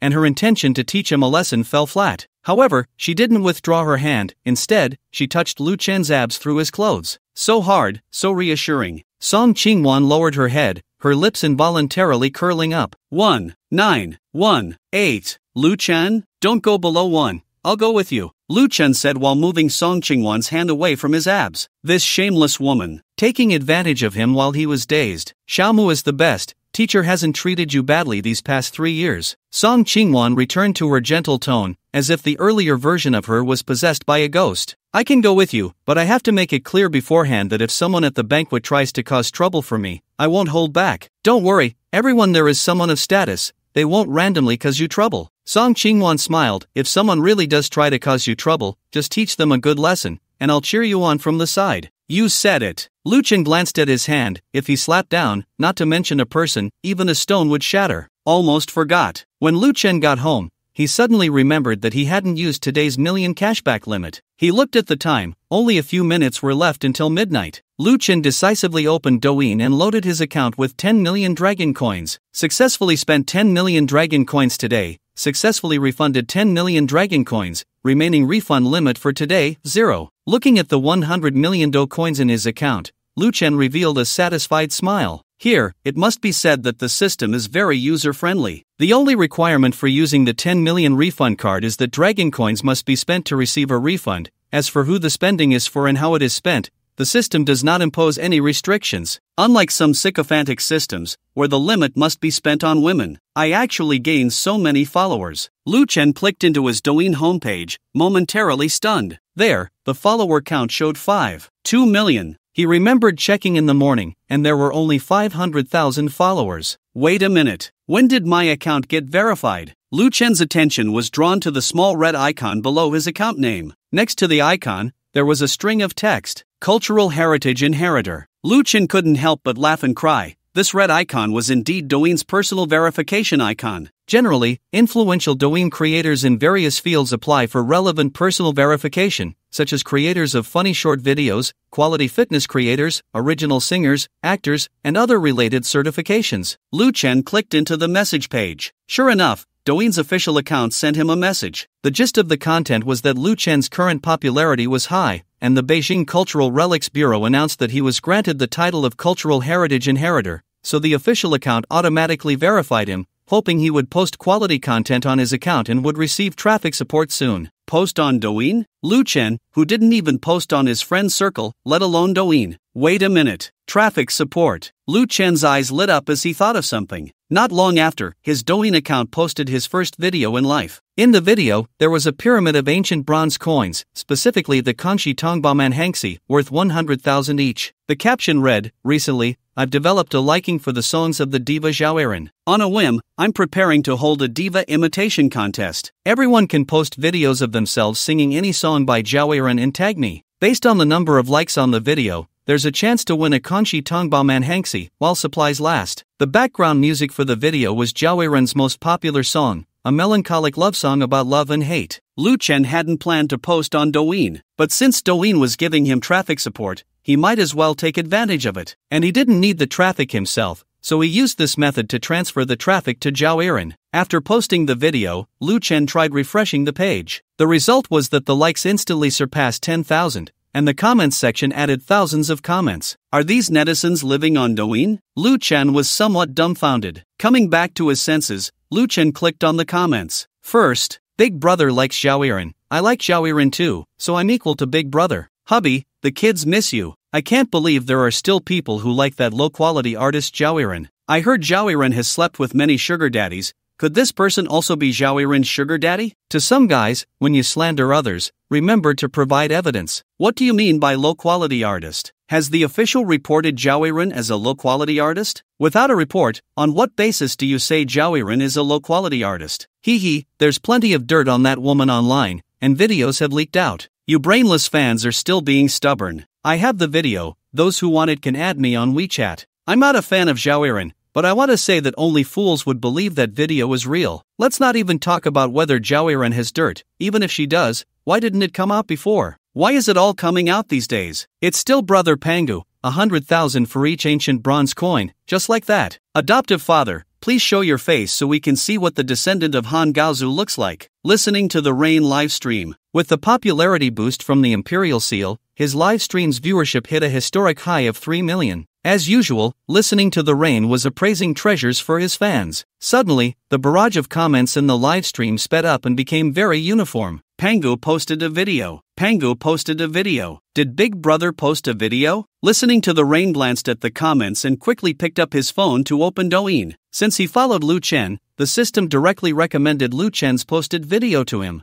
Looks like Big Brother and I are kindred spirits. After watching Lu Chen's video, Listening to the Rain smiled and said, I personally really like Zhao Erin's songs, especially that one Love and Hate. I've listened to it no less than 1,000 times. As he spoke, he played Love and Hate in the live stream. The sad melody began to play. The barrage in the live stream went wild. Rain Brother is really a dog. I can guarantee he's just flattering Big Brother Pangu. Isn't that normal? Although Rain Brother is a big streamer, there's still a huge gap compared to Pangu. Come on, what Big Brother Pangu? If he's really that impressive, he should show his face. I didn't expect Listening to the Rain to actually like the songs of a low-quality artist, turning from a fan to a hater. Boycott Zhao Erin, that woman should be banned. Everyone hurry up and make videos tagging Big Brother Pangu. If you get a full hanshi, you can come to me to exchange for steamed buns. I'll buy them back at 30% above market price. Listening to the Rain directly ignored the negative comments in the live stream. Building a good relationship with Lu Chen was more important than losing a few haters. In his view, Lu Chen's background was definitely extraordinary. If he built a good relationship with Lu Chen, perhaps Lu Chen could help him out if anything happened in the future. So, under Listening to the Rain's call,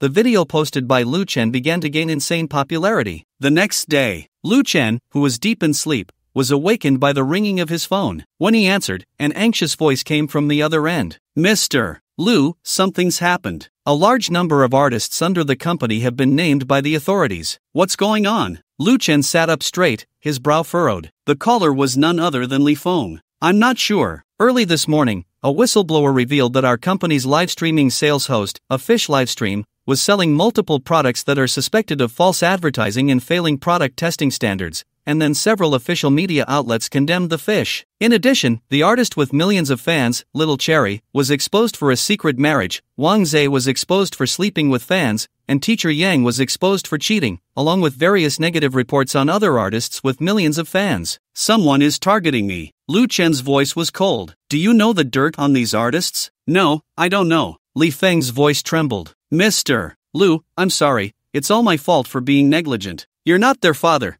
Their personal conduct is their own problem. You can't take the blame. According to the contract, terminate the contracts that need to be terminated and claim compensation where it's due. But you can't escape the blame for the problematic products sold by the fish. What were you doing when the company was selecting products? Mr. Lu, you don't know, the problematic products sold by the fish were all sold a month ago. At that time, I wasn't in charge of the company's product selection. Li Feng's voice was filled with grievance. Before Lu Chen acquired Starry Sky, he was the general manager of Starry Sky but had little real power. Some profitable projects, like live stream sales, were managed by the shareholders of Starry Sky. When Lu Chen acquired Starry Sky, all the shareholders left, and he was the only worker left in the upper management, which is when he became the head of Starry Sky. Lu Chen fell silent upon hearing this. He roughly understood what Li Feng meant. A fish sold problematic products, and the higher-ups at Fanqing were aware of it. As for why they continued to sell these problematic products in a fish's livestream despite knowing the issues, it's not hard to guess. The profit from these problematic products was simply too large. Since these problematic products were sold a month ago, why are they only being exposed now? In fact, it's not uncommon for products sold by livestream hosts to have issues. Many large-scale hosts have faced similar problems. However, it's the first time that right after a whistleblower exposes something, official media jumps in, and the whole internet is buzzing about it. Additionally, yesterday, Tianyu's chairman, CLA, called me, threatening me to kick Miss Xiao out of the company, or else I would face the consequences. Have someone tally up how many problematic products were sold in a fish's livestream, and compensate the customers according to the policy of refunding 1 and compensating 3. Lu Chen said before hanging up the phone. Since the incident had already occurred, there was no point in avoiding it. Consumers wouldn't care when the company's product selection had issues, they only cared about their own interests. At this moment, no public relations strategy would work. Admitting the mistake, apologizing, and compensating the customers was the only choice. But just then, Lu Chen's phone rang again. The incoming number was unlisted. When he answered, a deep voice came through. Is this Mr. Lu? Who are you? Lu Chen frowned.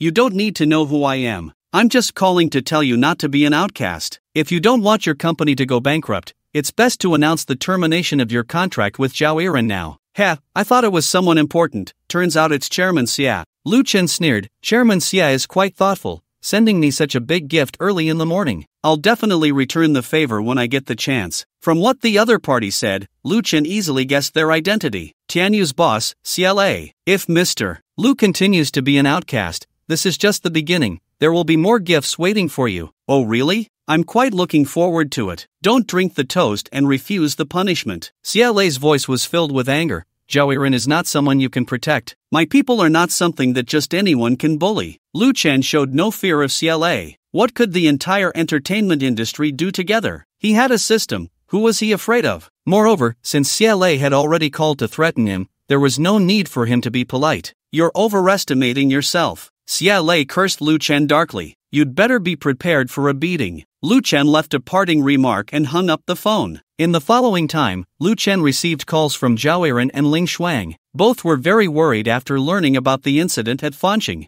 Zhao Yiren even cried on the phone, feeling that she had harmed Fanqing. Lu Chen comforted her for a while before her emotions stabilized. Time reached noon. Lu Chen sat on the sofa, looking at the compensation amount sent by Li Feng on his phone, his mouth twitching. As one of the hottest livestream hosts on the internet, a fish could generate sales of over 100 million with each livestream. According to Li Feng's statistics, the total number of problematic products sold from a fish's livestream reached 2 million. With an average price of around 100 dragon coins per item, the total compensation amount needed, based on the refund and triple compensation policy, was approximately 200 million dragon coins. In the past, Fanqing would never have been able to come up with such a large sum for compensation. It's important to note that with over a dozen shareholders in Fanqing, they would be happy to share profits, but when it came to losses, no shareholder would be willing to fork out a single coin. And now, Although Lu Chen was the only shareholder, the company had no liquid funds available, making it impossible to come up with 200 million for compensation unless they sold off company assets. Fortunately, I have the system's reward of a 10 million refund limit card. Lu Chen sent a message to Li Feng. Tell the customers who purchased the problematic products to take a week to organize their purchase receipts. After a week, they can contact the company's after-sales customer service with their receipts to start the compensation process. In a week, Lu Chen could save 70 million through the cashback card. And starting the compensation a week later did not mean that all compensation would be paid out in one go. As long as he could delay things a bit longer, compensation would not be an issue. Normally, completing compensation for all customers within a month would be considered fast. It was much better than some sales anchors in Lu Chen's previous world, who would act dumb and not respond or compensate,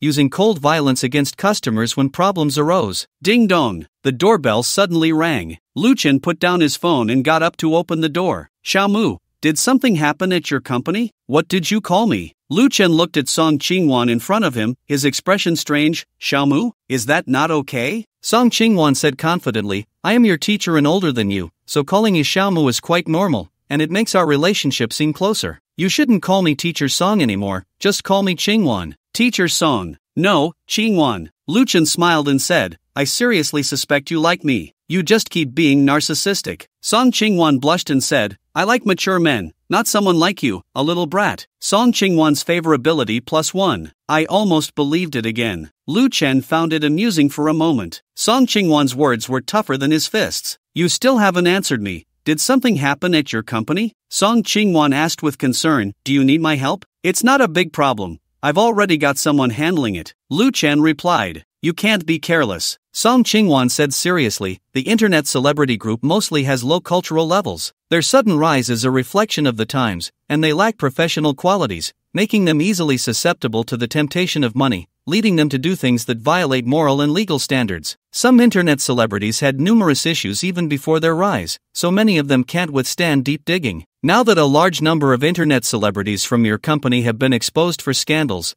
aside from their own reasons, there must be external factors at play. Think carefully, have you offended anyone recently? Do you know the chairman of Tianyu? Lu Chen asked. Are you talking about CLA? Song Qingwan said, I've heard of him, he's only a few years older than me but is worth hundreds of billions. By the way, Song Qingwan thought of something and continued, he will also attend the charity gala tonight. Really? Lu Chen's eyes lit up upon hearing this, and he grinned, great, he's coming right to us. The time came to the afternoon. During this time, Lu Chen kept a close eye on the online public opinion trends on his phone. It was a video report from the official account of Fanqing Douyin announcing a refund in triple compensation. Below the video, netizens were commenting enthusiastically. Support a fish, no sales anchor can avoid problems forever. If they can respond to customers immediately when issues arise and compensate them, we should all forgive them. Refund and triple compensation, is this for real? They wouldn't send us 4 problematic products, would they? The person above clearly didn't read the report. It already stated that the refund and triple compensation would be based on the price of the problematic product. This means if you bought a problematic product worth 50 yuan, you can receive 200 yuan in cash compensation from Fanqing Company with your purchase receipt. How come I haven't encountered such good fortune? Is it still possible to place an order now? I have to say, the boss of Fanqing Company really has guts. If it were any other MCN company, they would definitely not compensate customers and would find every way to evade responsibility. Trash company, its internet celebrities are either spirited young men or spirited young women. Even the low-quality artist Zhao Yiren has been signed by this company, which shows that the artists from this company are not good people. And there's also a Ling Shuang, who has been signed to Fanqing, but hasn't made an appearance yet. She must be very ugly, maybe a tank with a face full of fat. Lu Chen clicked into the profiles of these accounts posting negative comments. As expected, 9 out of 10 were private accounts. No need to guess, it was definitely the Water Army hired by CLA. However, it wouldn't matter how many Water Army members CLA hired. Zhao Yiren had successfully signed a contract as a promotional ambassador with the National Museum today and was currently collaborating with the museum to shoot promotional posters and videos. It wouldn't be long before the museum released the promotional materials online. At that time, all the companies in online Water Army that slandered and defamed Zhao Yiren would be slapped in the face. As for Ling Shuang, Lu Chen was even less worried. Ling Shuang's looks, singing ability, and character were all perfect and beyond reproach. To smear Ling Shuang would only be self-defeating. The only thing he was concerned about was the internet celebrities under the company. What Song Qingwan said today reminded him. The explosive popularity of internet celebrities is a reflection of the times, and many of them have significant issues with their character and values. He didn't want to see the company waste a lot of resources cultivating an internet celebrity, only to find out that the celebrity was full of scandals. With that in mind, Lu Chen sent a message to Li Feng. He instructed him to focus on investigating the character of the internet celebrities under the company and whether they had engaged in any immoral or illegal behavior before becoming popular. If any were found, they should be terminated immediately. After sending the message, Lu Chen opened Douyin and clicked on the video posted last night. He saw that the video had surpassed 5 million likes and 2 million comments overnight. In the comments section, Lu Chen saw a few familiar names. Ting Yu, Big Brother, don't give it all away, leave a few for your little brother, crying. Wang Tian, I will dance the love and hate dance, do you want to see it, brother? Zhao Yiren, thank you for the love, playful. Lu Chen didn't think much of Ting Yu and Wang Tiantian's comments. It was Zhao Yiren's comment that made him want to laugh. Zhao Yiren knew his Douyin account, yet she had to pretend not to know him. Lu Chen thought for a moment and replied to Zhao Yiren's comment. Wow, the queen herself has arrived, so excited. After replying to Zhao Yiren's comment, Lu Chen checked the back-end messages. Unsurprisingly, it was filled with a dense array of unread messages and mentions of him. Just seeing so many messages gave Lu Chen a headache. The key was that he also had to select some netizens who posted videos singing Zhao Yiren songs to send them Kangxi Tongbao and Manchu Western gifts. This was no small task. It seemed necessary to hire an assistant. Tasks like these could be handed over to an assistant, and when going out, the assistant could also double as a driver. Ding dong! At that moment, the doorbell rang. Lu Chen glanced at the time. It was already 6 in the afternoon. Xiaomu, it's time to go. The door opened, and standing outside was Song Qingwan, all dressed up. Unlike the rich young ladies on TV who wore custom gowns and expensive jewelry to parties, Song Qingwan was dressed very casually. She wore a black body-hugging long dress, her dark hair styled up, and she carried a classic Hermès bag. Her curvy figure, wrapped in the long dress, looked incredibly alluring, exuding a strong aura of a wealthy woman. Teacher Song, you have a great figure. Lu Chen's eyes were filled with heat. He didn't know if it was due to his enhanced physique, but seeing the enchanting Song Qingwan made a wave of heat rise uncontrollably within him. Call me Qingwan. Song Qingwan straightened her chest, not feeling shy under Lu Chen's gaze, but instead generously showcasing her figure. Qingwan. Lu Chen's eyes lingered on her towering form, his heated gaze seeming to want to melt her. Wait, don't look at me like that. I'm scared. Song Qingwan had initially thought to display her charm in front of Lu Chen. However, Lu Chen's gaze was too intense, making her feel flushed all over. At the same time, images of Lu Chen's physique flashed in her mind, his long swan neck causing her to swallow instinctively. What are you afraid of? Afraid I'll eat you. Lu Chen stepped forward, closing the distance between them to less than 10 centimeters. He lowered his head, gazing deeply at Song Qingwan and said, Qingwan, you are truly beautiful. Upon hearing this, Song Qingwan's beautiful eyes widened, and she froze in place. Seeing this, Lu Chen leaned in to kiss her cherry lips. Just as Lu Chen was about to succeed, Song Qingwan suddenly snapped back to reality and punched him in the stomach. Ouch! Song Qingwan let out a cry of pain, blowing on her small hand repeatedly. Hoo, it hurts, it hurts. Why did you hit me? Lu Chen looked bewildered. You wanted to take advantage of me, shouldn't I hit you? Tears shimmered in Song Qingwan's eyes as she said, Did you hide steel plates in your clothes? That hurts so much. Are you okay? Lu Chen said, half laughing, half crying, If you want to hit me next time, just give me a heads up, or I might hurt you. Lu Chen certainly didn't have steel plates hidden in his clothes, but given his current physical strength, it wouldn't be an exaggeration. Moreover, he had tried it. When his body was attacked, his muscles would automatically tense up, and even a kitchen knife couldn't hurt him, let alone Zhao Yiren's small fists. Are you really human? Song Qingwan looked at Lu Chen as if he were a monster. How could a human possibly train their body to such an extreme? You don't understand, I've been training since I was young. No matter the weather, I would train intensely for several hours every day, pushing my body to its limits time and again. That's why I have this powerful body now, Lu Chen said seriously. I really don't know whether to praise your incredible perseverance or to complain about your good fortune. Song Qingwan didn't doubt Lu Chen's words. After all, she had seen him fall asleep from exhaustion in the gym just yesterday. This made her feel a sense of respect for him. Sticking to a workout routine is not an easy task, Song Chingwon had seen many people get gym memberships only to go once or twice before quitting. Not to mention someone like Lu Chen, who had been training since childhood and aimed to push his physical limits every time. Song Chingwon could even understand why Lu Chen would succeed. With astonishing perseverance, a strong physique, and a wisdom that earned him the title of prodigy, he was undoubtedly the destined protagonist. It would be hard not to succeed. Let's go, let's set off. Lu Chen changed the subject. Where is the banquet being held? Lin's villa, Song Chingwon replied. The charity banquet is hosted by the daughter of the richest man in the mountain city, Lin Ji. The richest man's daughter, is she pretty? Lu Chen asked casually. Pretty, she looks like a fairy, Song Chingwon said through gritted teeth. What kind of tone is that? Lu Chen asked in confusion. You aren't jealous, are you? Shut up. Song Chingwon was instantly furious, instinctively reaching out to teach Lu Chen a lesson. But thinking of Lu Chen's hard body, she quickly withdrew her hand. Look at you, getting angry again. Lu Chen laughed. I never noticed before how easily you get angry. If you didn't make me angry, would I be? Song Chingwon shot him a glare. I'm not some delicate little girl. If you provoke me, I'll bite you to death. Song Chingwon made a toothy expression at Lu Chen, looking both cute and funny. You aren't jealous, are you? Lu Chen squinted slightly,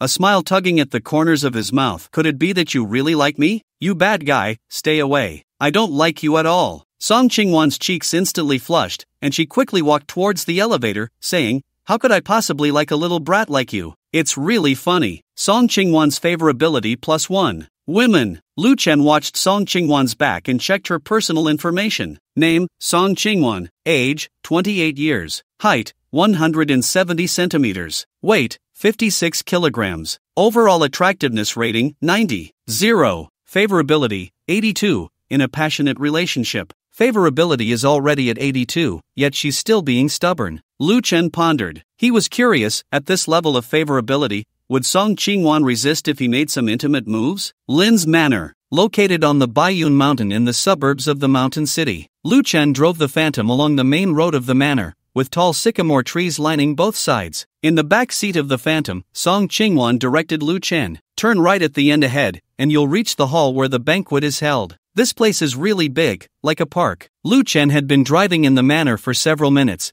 and he had hardly seen any buildings. If he didn't know this was Lin's manor, he would have thought he had wandered into a park. Valued at several $100 million, it wouldn't be small. Song Chingwon said, to build this manor, Lin Nantian contracted the entire Baiyun Mountain. Looking at it this way, Lin the Rich is enjoying life more than I am. Although Lu Chen was worth several billion, he had not made any significant expenditures so far. Whether it was the house in Jiangningyue or the Bugatti Chiron, or the Rolls-Royce Phantom he was driving now, they were all rewards from the system. Lin Nantian is famously frugal. Song Chingwon shot Lu Chen a glance. Unlike you, with a sports car worth over $100 million. Are you calling a several $100 million manor frugal? Lu Chen said speechlessly. Your definition of frugality might be problematic. You don't understand, Lin Nantian is frugal with himself, but very generous to his family. This manor was a birthday gift for his daughter's 18th birthday. Every year on her birthday, he prepares a valuable gift, and almost every year, the younger generation in the circle envies his daughter, including me. Why didn't your dad give you a birthday gift? My dad? Song Chingwon shook her head and laughed. He's just an old fossil, he earns less than I do. Every year on my birthday, instead of giving me a gift, he solemnly lectures me about how I've grown a year older and need to learn to be independent and self-reliant. Lu Chen quietly listened to Song Chingwon complain about her dad, but from her tone and the smile on her face, it was clear she respected her father very much. We've arrived. Amidst Song Chingwon's complaints, Lu Chen drove off the main road. Instantly, a large fountain came into view, and behind it stood a magnificent building. Surrounding the building were several towering pine trees and a variety of seasonal flowers. Drive the car over there, someone should come to greet us. Song Chingwon adjusted her clothes. Although she wasn't dressed very formally, she still needed to pay attention to etiquette, at least to give a clean and tidy impression. Lu Chen drove the car to the front of the building. Sure enough, a young man in a suit quickly approached. Chingwon Jia, you're here. The young man walked straight to the back seat and opened the door for Song Chingwon. Xiao Yu, long time no see. Song Chingwon got out of the car with a smile. You've become more handsome. Hee, you're too kind, Chingwon Jia. Lin Yu scratched his head, looking honest. You're the one who's getting more and more beautiful. Where's your sister? Song Chingwon said, my father has something to attend to at this dinner, so he asked me to replace him. My sister is inside, Chingwon, you should go in quickly. Lin Yu looked at Lu Chen and said, just have your driver park the car in the empty space in front. Put. Song Chingwon followed Lin Yu's gaze and saw Lu Chen, who was looking very displeased in the car. Unable to help but laugh, she said, Xiaoyu, he's not the driver, this car is his. Not the driver? Lin Yu was confused. Then who is he? Let me introduce him. His name is Lu Chen, my good friend. I invited him to join me for the dinner. Chingwon, I think he's your boyfriend, right? Lin Yu had a knowing expression. Hello, Chingwon's boyfriend. Lin Yu greeted Lu Chen. I'm Lin Yu, Chingwon's younger brother. You can also call me Xiaoyu. I didn't mean what I said earlier. Please forgive me. No problem, you weren't wrong either. Today, my role is Chingwon's driver and bodyguard, Lu Chen replied with a smile. He wasn't a sensitive person and wouldn't hold a grudge over a title from Lin Yu. Moreover, with Lin Yu's attitude, he couldn't even get angry if he wanted to. I'll call you Brother Mu, Lin Yu said with a smile. Brother Mu, you and Chingwon go in first. I'll move the car to the front for you. That would be great. I'm not very familiar with this place. Lu Chen handed the car keys to Lin Yu. He and Song Chingwon watched as Lin Yu drove away. So, what do you think? Isn't Xiaoyu very polite? Song Chingwon asked. Isn't he? Lu Chen countered. Lin Yu's current impression on him was that of a very polite and well-mannered person. The son of a tycoon isn't polite to everyone, Song Chingwon said. This kid is quite arrogant at heart. Since we've known each other since childhood, he respects me, but for others, he doesn't even bother. So, you have a good relationship with the Lin siblings? Stop right there. My relationship with that crazy girl is not good at all. Song Chingwon turned to look at the entrance of the banquet hall, her brows furrowing.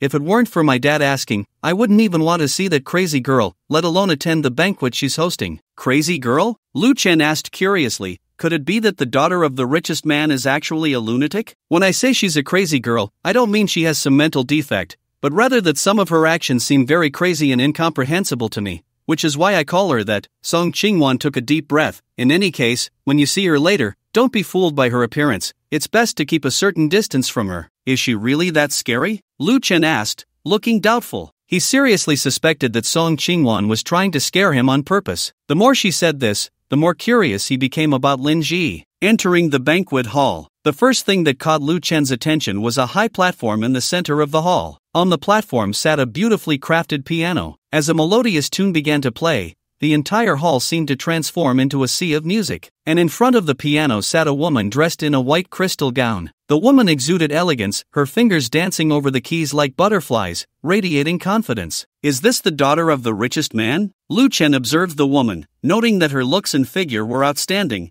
but not breathtaking. Even Song Chingwon was a few points prettier than her. I don't know her, Song Chingwon shook her head. Seeing this, Lu Chen stepped a little closer to the woman and used his data-eye to check her personal information. Name, Zhou Yun. Age, 26 years. Height, 165 centimeters. Weight, 49 kilograms. Overall appearance score, 88. 10. Favorability, 0. Stranger. You don't know until you look, and once you do, it's shocking. This woman named Zhou Yun looks glamorous, but her private life is surprisingly chaotic. Ha ha ha, not bad. Suddenly, the music stopped, and from Lu Chen's right side came a hearty laugh. A man dressed in a white tailored suit, with slicked back hair and the appearance of a successful person, was clapping and cheering. As the man clapped, applause echoed throughout the hall. I embarrassed myself. Zhou Yun stood up from her seat and slightly bowed to the applauding crowd, exuding elegance in her every gesture. Yun Yun is indeed a student of the Royal Music Academy of the Lion Kingdom. Her piano skills are so exquisite that in the entire entertainment industry, no one can compare. That voice sounds a bit familiar. Lu Chen turned his gaze to the man speaking, showing a thoughtful expression. That person is CLA, Song Chingwon whispered beside Lu Chen.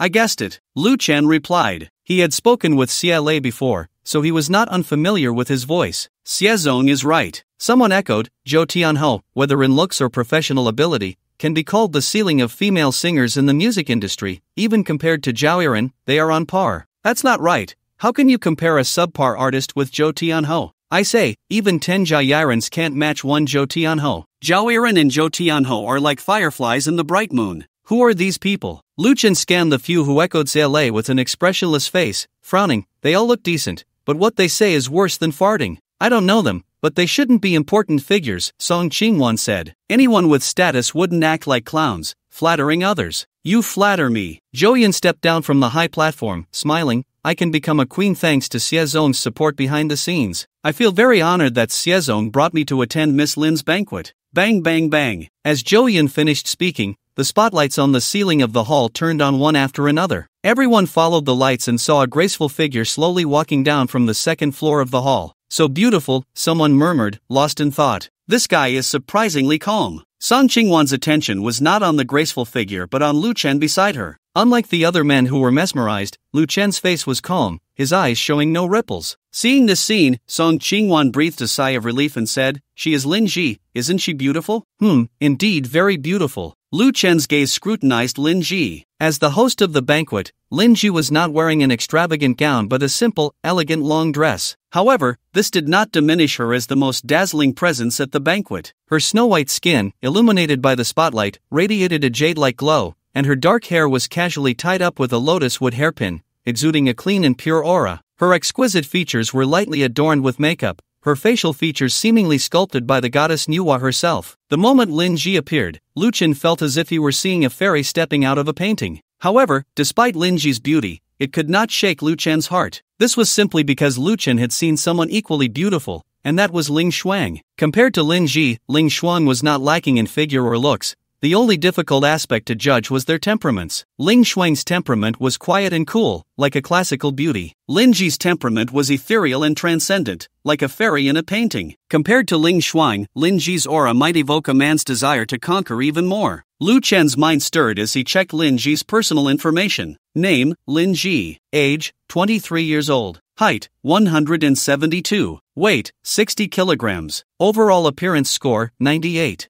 0. Favorability, 0, stranger. Not a perfect score. Lu Chen was somewhat surprised. In his eyes, Lin Ji was as beautiful as a fairy, and her overall appearance score should have reached full marks. Yet, Lin Ji's overall appearance score was 98, just 2 points shy of perfection. Lu Chen couldn't imagine how beautiful a woman with a perfect score would be. "Xiao Ji, you look well." Just as everyone was captivated by Lin Ji's beauty, Lin Yu and a young man walked into the hall. The young man had his hands in his pockets, appearing very casual, his gaze searching for something in the hall. Suddenly, his eyes lit up, and he quickly walked towards Lu Chen. "Xiao Mu, it's this guy." Song Qingwan took a step back behind Lu Chen, her brows furrowed. "This person is named Xin Feng, and he has been pestering me for almost a year." "Qingwan, you really came." Xin Feng soon stood in front of Song Qingwan, smiling. "Since we parted at your house last time, I have been thinking about you all the time. How have you been lately?" "I told you, Brother Feng, you have no chance anymore." Lin Yu followed up. "Sister Qingwan already has a boyfriend. Mu Gu, the key." Lin Yu handed the phantom key to Lu Chen. "What?" Qin Feng's expression darkened upon hearing this, and he turned to look at Lu Chen. "You look unfamiliar. Are you from Shancheng?" Lu Chen did not respond to Qin Feng but took the key from Lin Yu's hand, saying, "Sorry for the trouble. Mu Gu, you should answer Brother Feng's question." Lin Yu laughed. "Brother Feng has been pursuing Sister Qingwan for almost a year, and now Sister Qingwan has been taken by you. He must be feeling aggrieved." "Xiao Yu, shut up." Song Qingwan shot Lin Yu a glare. "Stop fanning the flames." "And you, Qin Feng." Song Qingwan's voice turned icy. "I have already said, I don't like you." "Qin Xiao, who are these two?" Xia Lei walked up to Qin Feng, his gaze sizing up Song Qingwan and Lu Chen. However, Qin Feng completely ignored Xia Lei. "Qingwan, I am sincere about you." Qin Feng took a deep breath. "This person is not your boyfriend at all. You brought him here to provoke me, right?" "Lin Xiao, who are these two?" Facing Qin Feng's disregard, Xia Lei didn't feel awkward and turned to ask Lin Yu, "Did you not hear me? This is my sister and my brother-in-law." Lin Yu's lips curled up slightly, wearing a look of amusement. As soon as Lin Yu said, "my sister and my brother-in-law," Qin Feng's expression clearly darkened further. Xia Lei looked bewildered. He wanted to complain but was afraid of offending Lin Yu. "Who knows who your sister and brother-in-law are?" "Xiazong, this is President Song's daughter." Someone whispered in Xia Lei's ear. "Song Lijun, President Song?" Xia Lei's expression changed in surprise, and his gaze towards Song Qingwan became fervent. "Stop being so self-righteous." Song Qingwan said, looking exasperated. "I'll say it one last time, I don't like you, so please don't bother me anymore." "Qingwan, are you really going to be like this?" Qin Feng gritted his teeth. "How can this guy compare to me? If you want to provoke me, you should find someone decent." "Brother Feng, Mu Gu is not simple." Lin Yu spoke up. "Mu Ji's car is a phantom, license plate Shan'e, 6 zeros. Heh, what does that prove?" Qin Feng sneered. "Who knows if that car is his or Qingwan's? I misjudged you." Lu Chen looked at Lin Yu expressionlessly. "You are quite insidious." Lu Chen had thought Lin Yu was a polite and cultured person, but now it seemed that Lin Yu was nothing but a petty person. Although he called him Mu Gu, Every word he said was stoking the fire between him and Qin Feng. Brother Mu, don't misunderstand. Lin Yu was not angry at Lu Chen's words. He still wore a smile and said, "You are Changwan's boyfriend, and Brother Feng is my friend. I would feel bad helping either of you, and besides, Brother Feng has been pursuing Changwan for almost a year. If you want Brother Feng to give up, you must show him some convincing strength." Brother Feng, am I right? A guy who doesn't even dare to reveal his identity.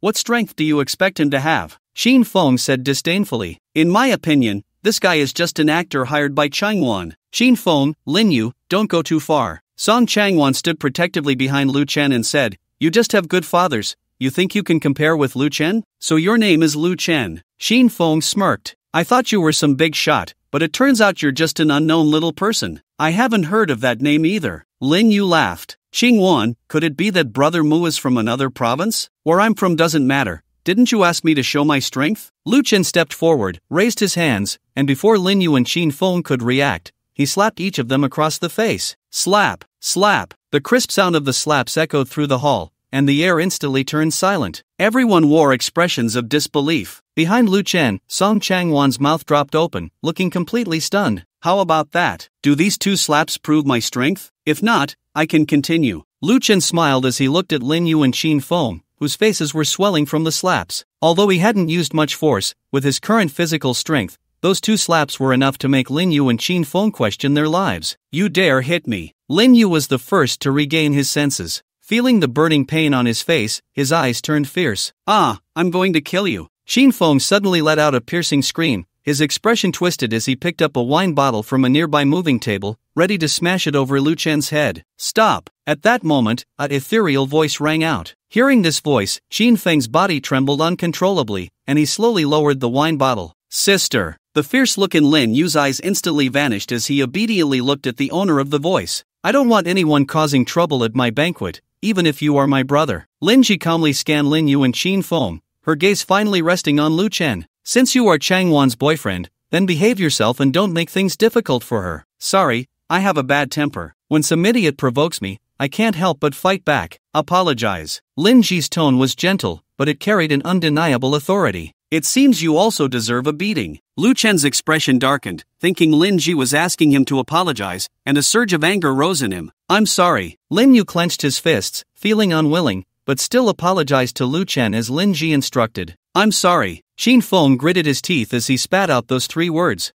Lu Chen's raised hand had nowhere to go, and for a moment, he was at a loss. "Are you planning to slap me?" Lin Ji looked momentarily stunned. "Little Mu, don't be impulsive." Song Changwan hurriedly pressed Lu Chen's hand back down, but inside, she was bursting with laughter. "Crazy girl, are you dumbfounded? My little Mu won't spoil you. If you provoke him, he really will slap you." "I only slap idiots," Lu Chen replied, then fell silent. Hearing this, Lin Yu and Qin Feng looked at Lu Chen with eyes that seemed to want to tear him apart. "This person's voice sounds a bit familiar." Xia Lei scrutinized Lu Chen, his brows furrowing. "It seems that President Xia's memory isn't very good. Just during the day, you called me to say you were going to bring me a big gift." Lu Chen had extraordinary hearing. Although Xia Lei's voice was low, he heard it clearly. "It's you." Xia Lei's pupils trembled, and he said in a deep voice, "Boss Fanching, I wonder how President Xia's big gift is coming along." Lu Chen said expressionlessly. "Hoof." Xia Lei snorted coldly. "I wonder how President Lu feels about the big gift of bankrupting Fanching? What's going on? Does this person have a grudge against President Xie? This guy really seems to think he hasn't offended enough people.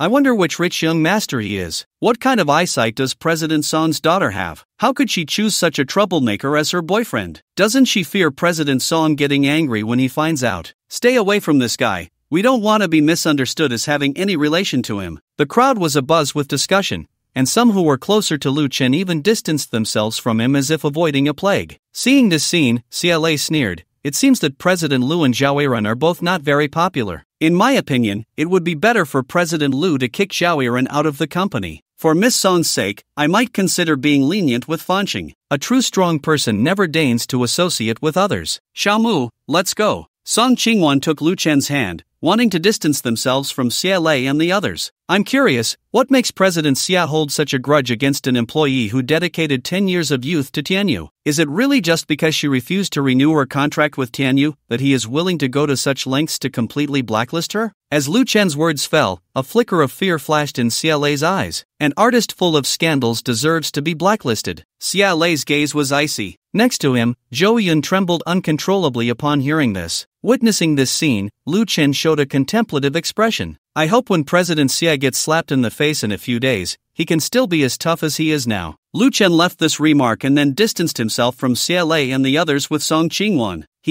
Slapped in the face? Xia Lei looked at Lu Chen's back with disdain. Before he saw Lu Chen, he was somewhat wary of his background. But now, in his eyes, Lu Chen was just a soft man who relied on women to rise to power. If Lu Chen really had a powerful background, then Lin Yu and Qin Feng wouldn't dare to offend him. The various celebrities present also couldn't possibly not know him. Shamu, I'm sorry for making you suffer. In a corner of the hall, Song Qingwan said with a face full of guilt, if I had known, I wouldn't have let you accompany me. Now you've offended both Qin Feng and Lin Yu. So, how do you plan to compensate me? Lu Chen reached out and pulled Song Qingwan into his arms, leaning down to whisper in her ear, how about you give me a kiss? Just a kiss isn't enough. Song Qingwan was taken aback for a moment, then wrapped her arms around Lu Chen's waist and said, how about we do something more exciting? Sure. Lu Chen's eyes lit up, quickly scanning the surroundings. He finally locked onto a safe passage not far away. Let's go there. It's dark and no one is around. Are you serious? Song Qingwan's cheeks flushed. I was joking with you.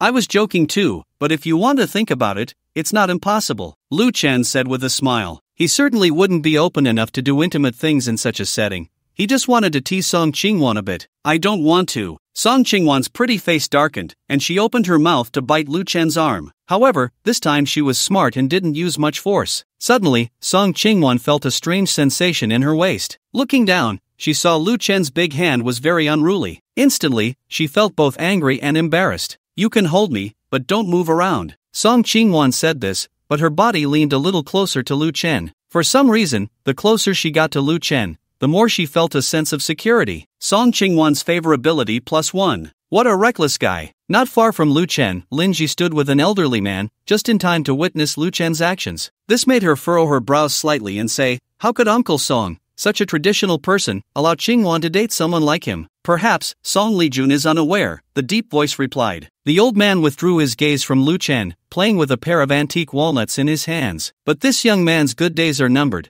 The Qin family probably won't let him off easily. Old Zhang, that can't be true, right? Lin Ji relaxed her brows and calmly said, although this person offended Qin Feng, he is still Qingwan's boyfriend. Even if Uncle Song is unaware, the Qin family should not make things too difficult for him out of respect for Uncle Song. Do you really think so? Zhang Shangwa said meaningfully, why is Qin Feng, a spoiled rich kid, turned over a new leaf in the past year? Not only has he become more ambitious, but he has also gone to great lengths to pursue Song Lijun's daughter. Could it really be because he likes her? What you said makes some sense, old Zhang, Lin Ji pondered. From what I know of Qin Feng, he definitely can't genuinely like Qingwan. You girl, just pretend to be confused. Zhang Shangwa laughed. Among you little ones, you're the only one who catches my eye. But you have one flaw, you're too good at hiding things. You probably have many secrets that even your father doesn't know about, right? Old Zhang, you're overpraising me. My father has always respected me and wouldn't pry into my personal secrets. Are you complaining that I don't respect you? Zhang Shangwa said irritably, I came all this way to support you, and the ride almost broke my old bones. Your kindness, I will always remember, old sir. Lin Ji smiled and said, I happen to have a string of top-quality agarwood bracelets at home. I'll go get them for you later. You are thoughtful, it's worth my affection for you. But honestly, rather than giving me gifts, I hope you and Xiao Tian can be together. Zhang Shangwa looked at Lin Ji with a kind expression. Xiao Tian, as he referred to him, is his grandson, Zhang Tian. Old Zhang, it's getting late. We shouldn't keep the guests waiting too long. Lin Ji said slowly, as for matters of the heart, I personally think it's better to let things happen naturally. Well, fine. Zhang Shangwa shook his head and smiled. Although Xiao Tian is quite excellent, compared to you, he is nothing to mention. It's normal that you don't look at him. Let's go, I'm a bit tired. After I help you start, I should rest. Thank you for your hard work. Lin Ji quietly followed behind Zhang Shangwa, knowing that he was somewhat dissatisfied with her response. But she wouldn't change her mind because of that. Just as Zhang Shangwa said, his grandson, while excellent, was still not in Lin Ji's eyes. Ladies and gentlemen,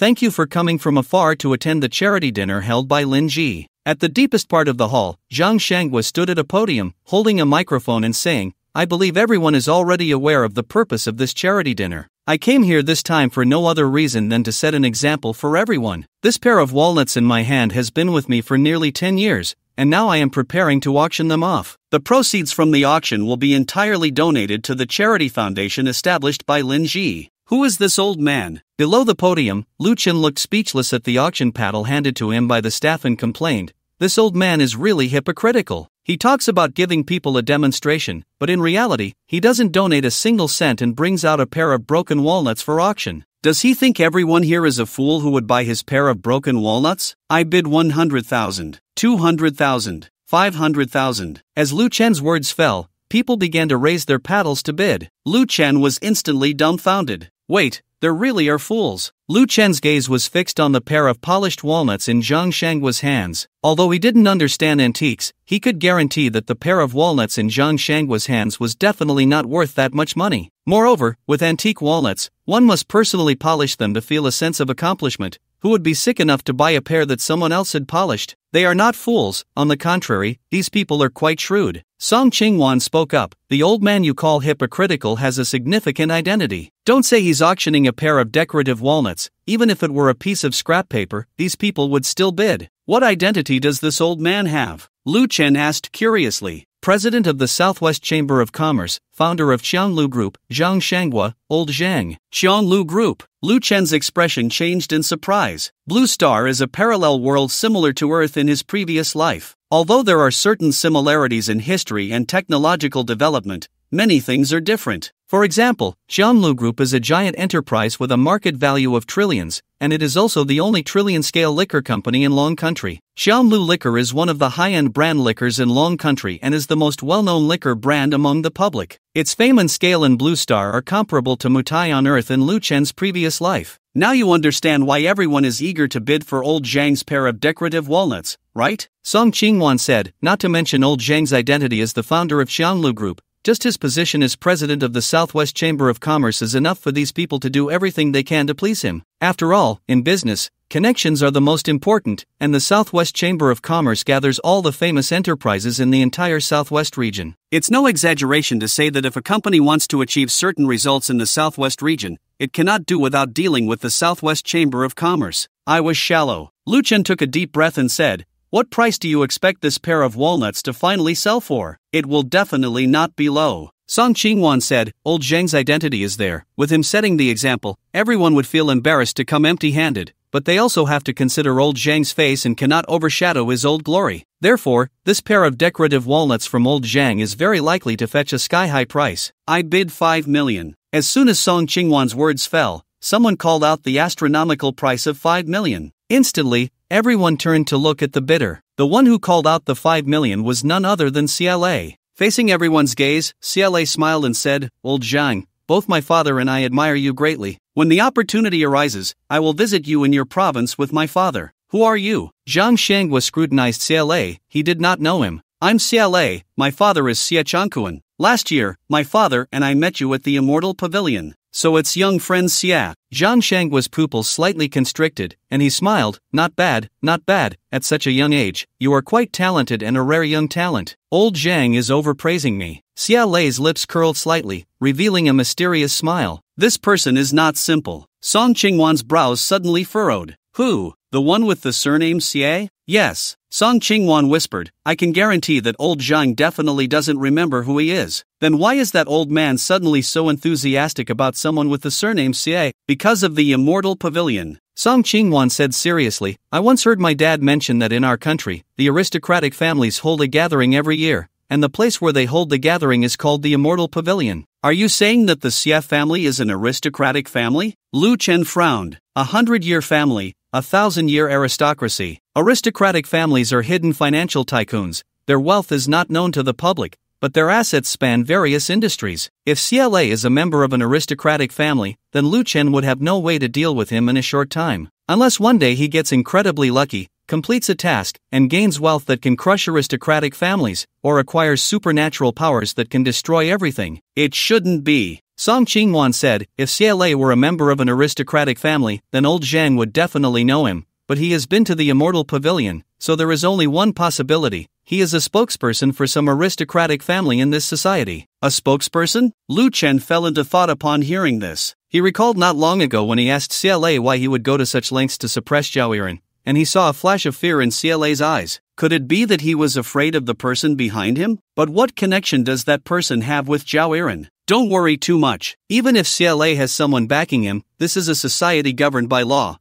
They wouldn't dare to do anything to you. Seeing Lu Chen's heavy expression, Song Qingwan comforted him. When I have time, I'll take you to meet my dad. With your abilities, I believe my dad will definitely support you, and then they shouldn't make things difficult for you out of respect for my dad. I'm actually looking forward to what they might do to me. Lu Chen returned to his lazy demeanor. My life right now is indeed a bit dull. If they could bring me some fun, I would welcome it. Aristocratic families are indeed impressive, but no matter how impressive they are, can they compare to the system? Relying on the system, Lu Chen could fear no one. Life and death were trivial. If someone didn't comply, he wouldn't mind letting them see what a humanoid monster was like. Once the ghostly back opened, he would ask whether this aristocratic family practiced martial arts or cultivated immortality, and if they could withstand his full-strength punch. At 1 year and 8 months, your temper has become irritable and prone to violence. The baby growth task has been triggered again. Task content: vent your emotions and cause a small amount of physical harm to anyone around you. Task reward: 10,000 dragon coins. Note: exceeding the task can trigger a reward crit. The system prompt sounded. Instantly, Lu Chen felt more confident. According to the speed at which the system issued tasks, he believed it wouldn't be long before his personal wealth reached an astonishing level. What's wrong? With me accompanying you, you still find it boring? Song Qingwan didn't take Lu Chen's words seriously, thinking he was just being stubborn. But to respect Lu Chen's dignity, she didn't expose him. If you accompany me to do something exciting, maybe I wouldn't find it boring. How about you come to my house tonight? Lu Chen leaned his face close to Song Qingwan's ear, his voice gentle. I'll let you touch my abs. Are you crazy? A flush instantly rose on Song Qingwan's face. Lu Chen's breath enveloped her ear, and an unusual feeling surged in her heart, causing her legs to tighten involuntarily. Fortunately, Lu Chen quickly moved his face away, otherwise, she was genuinely worried she would end up agreeing to him. But for some reason, facing Lu Chen's rogue-like words and actions, she felt no disgust at all. Instead, she felt a hint of happiness and excitement. Next, I will represent Tianyu to contribute to Miss Lin's charitable cause. After CLA successfully bid on Zhang Shangwa's antique walnut, he became the second person to donate. Yun Yun, come up to the stage, CLA said to Zhou Yun in the audience. I've decided to follow Zhang Lao's example and auction off a live singing opportunity for our company's rising star, Zhou Yun. As soon as CLA finished speaking, the faces of the crowd darkened. However, due to CLA's status, no one dared to speak up. What a shameless bunch, a sudden voice cut through the tension. Instantly, everyone turned to look at the source of the voice. What's wrong? Am I wrong? Lu Chen ignored the gazes directed at him and sneered. For those in the know, this is a charity auction. For those who don't, they might think it's a junk sale. Mr. Xia, instead of auctioning off a singing opportunity for your company's artist, why not auction off her first time? But then again, I guess she probably doesn't have a first time anymore. Ha ha ha. As Lu Chen's words fell, someone couldn't help but laugh out loud. Soon, the crowd erupted in laughter. Most of the attendees at the charity gala were local entrepreneurs and some celebrities from the mountain city. Among them were individuals whose status and wealth surpassed that of CLA, and they certainly wouldn't give him any face. Zhang Shangwa auctioning an antique walnut was a display of his impressive status. Did CLA have the same kind of status to imitate him? Moreover, auctioning off a performer's singing opportunity, what did he take them for? Clowns or fools? Mr. Lu means to say that Zhang Lao auctioning an antique walnut is also a shameless act, right? A cold glint flashed in CLA's eyes. He chose not to respond directly to Lu Chen but instead tried to shift the blame, hoping Lu Chen would offend Zhang Shangwa. In the front row of the audience, Zhang Shangwa, who had just taken his seat, visibly darkened at these words. Poof! Zhang Shangwa snorted coldly, and the crowd, which had been laughing, suddenly turned pale with fear. They weren't afraid of offending CLA,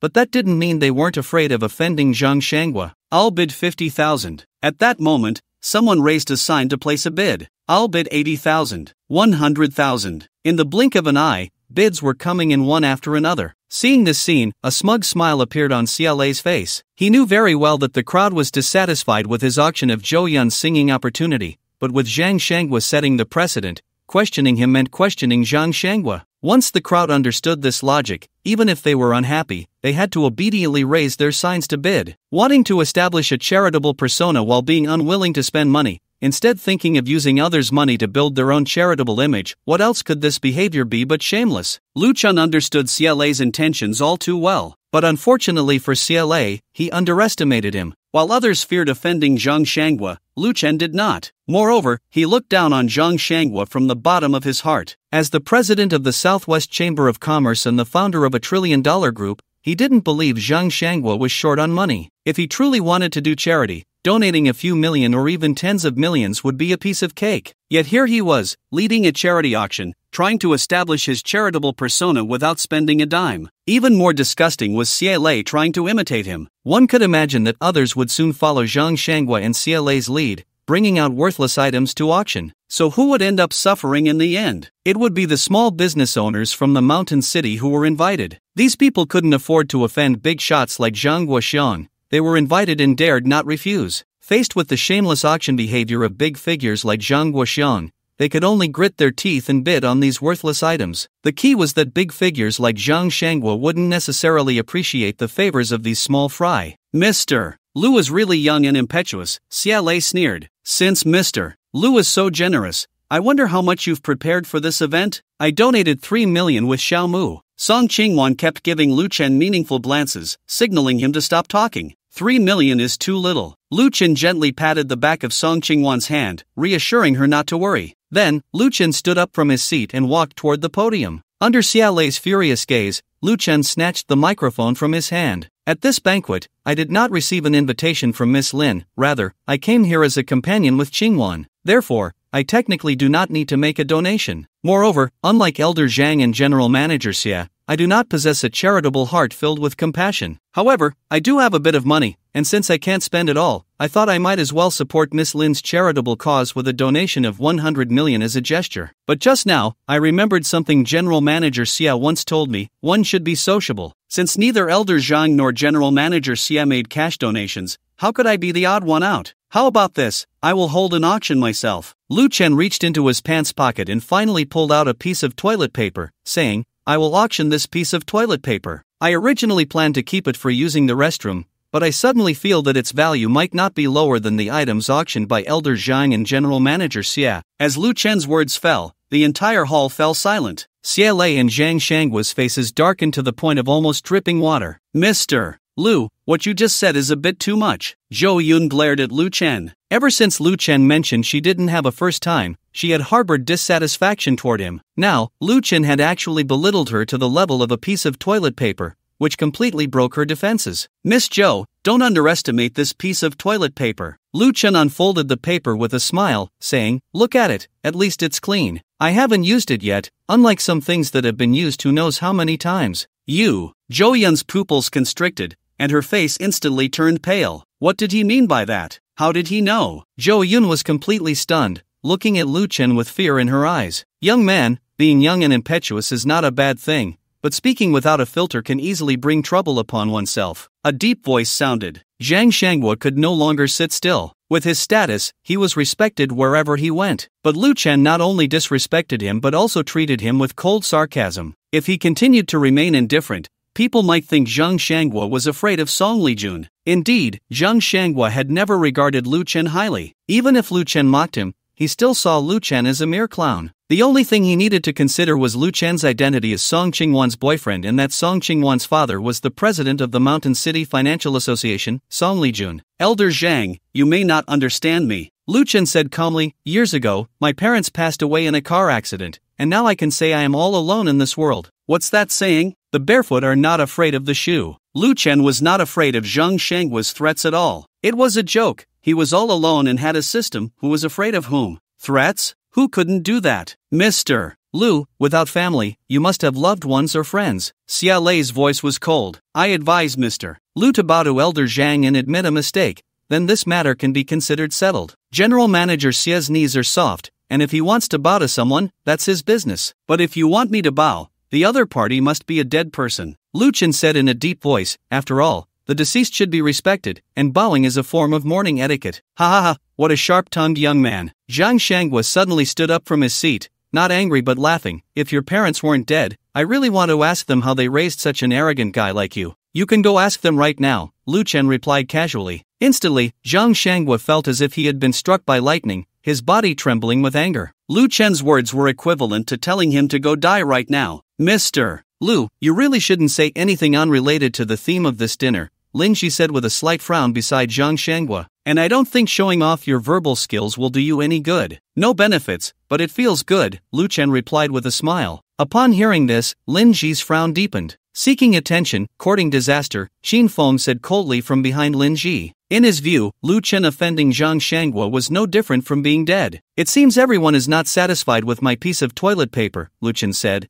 putting the toilet paper back in his pocket, his lips curling up. Since that's the case, let me change the auction item to a chance to hit me. What does Mr. Lu mean by that? Lin Ji looked at Lu Chen in confusion. Just the literal meaning, Lu Chen replied with a smile. Whoever bids the highest gets to come up and hit me once. I think Mr. Lu is just trying to provoke a reaction, Xia Lei interjected. With Mr. Lu's small frame, I'm afraid one punch from me would leave you in the hospital for 10 days or half a month. It seems Mr. Xia is eager to hit me, Lu Chen said slowly. But I can understand, if it weren't for the law, some people here would probably want to kill me. Lu Chen's gaze swept over Zhang Shangwa, Qin Feng, and Lin Yu. How about this? I'll sign a waiver promising that if I get hurt, I won't hold anyone responsible. Since Mr. Lu is willing to use his body for charity, we have no reason not to support it, Xia Lei said, stepping down from the podium, picking up the auction paddle from his seat, and raising it high. I bid 1. Indeed, Xia Lei was eager to hit Lu Chen to vent his frustration, but he wouldn't be foolish enough to call out a high price. He believed that no one would compete with him for the chance to hit Lu Chen, so one was enough. He could both secure the opportunity to hit Lu Chen and insult him in the process. Mr. Xia, look at you, so impatient, Lu Chen said. I haven't finished my sentence yet. The starting bid for the chance to hit me is 1 million,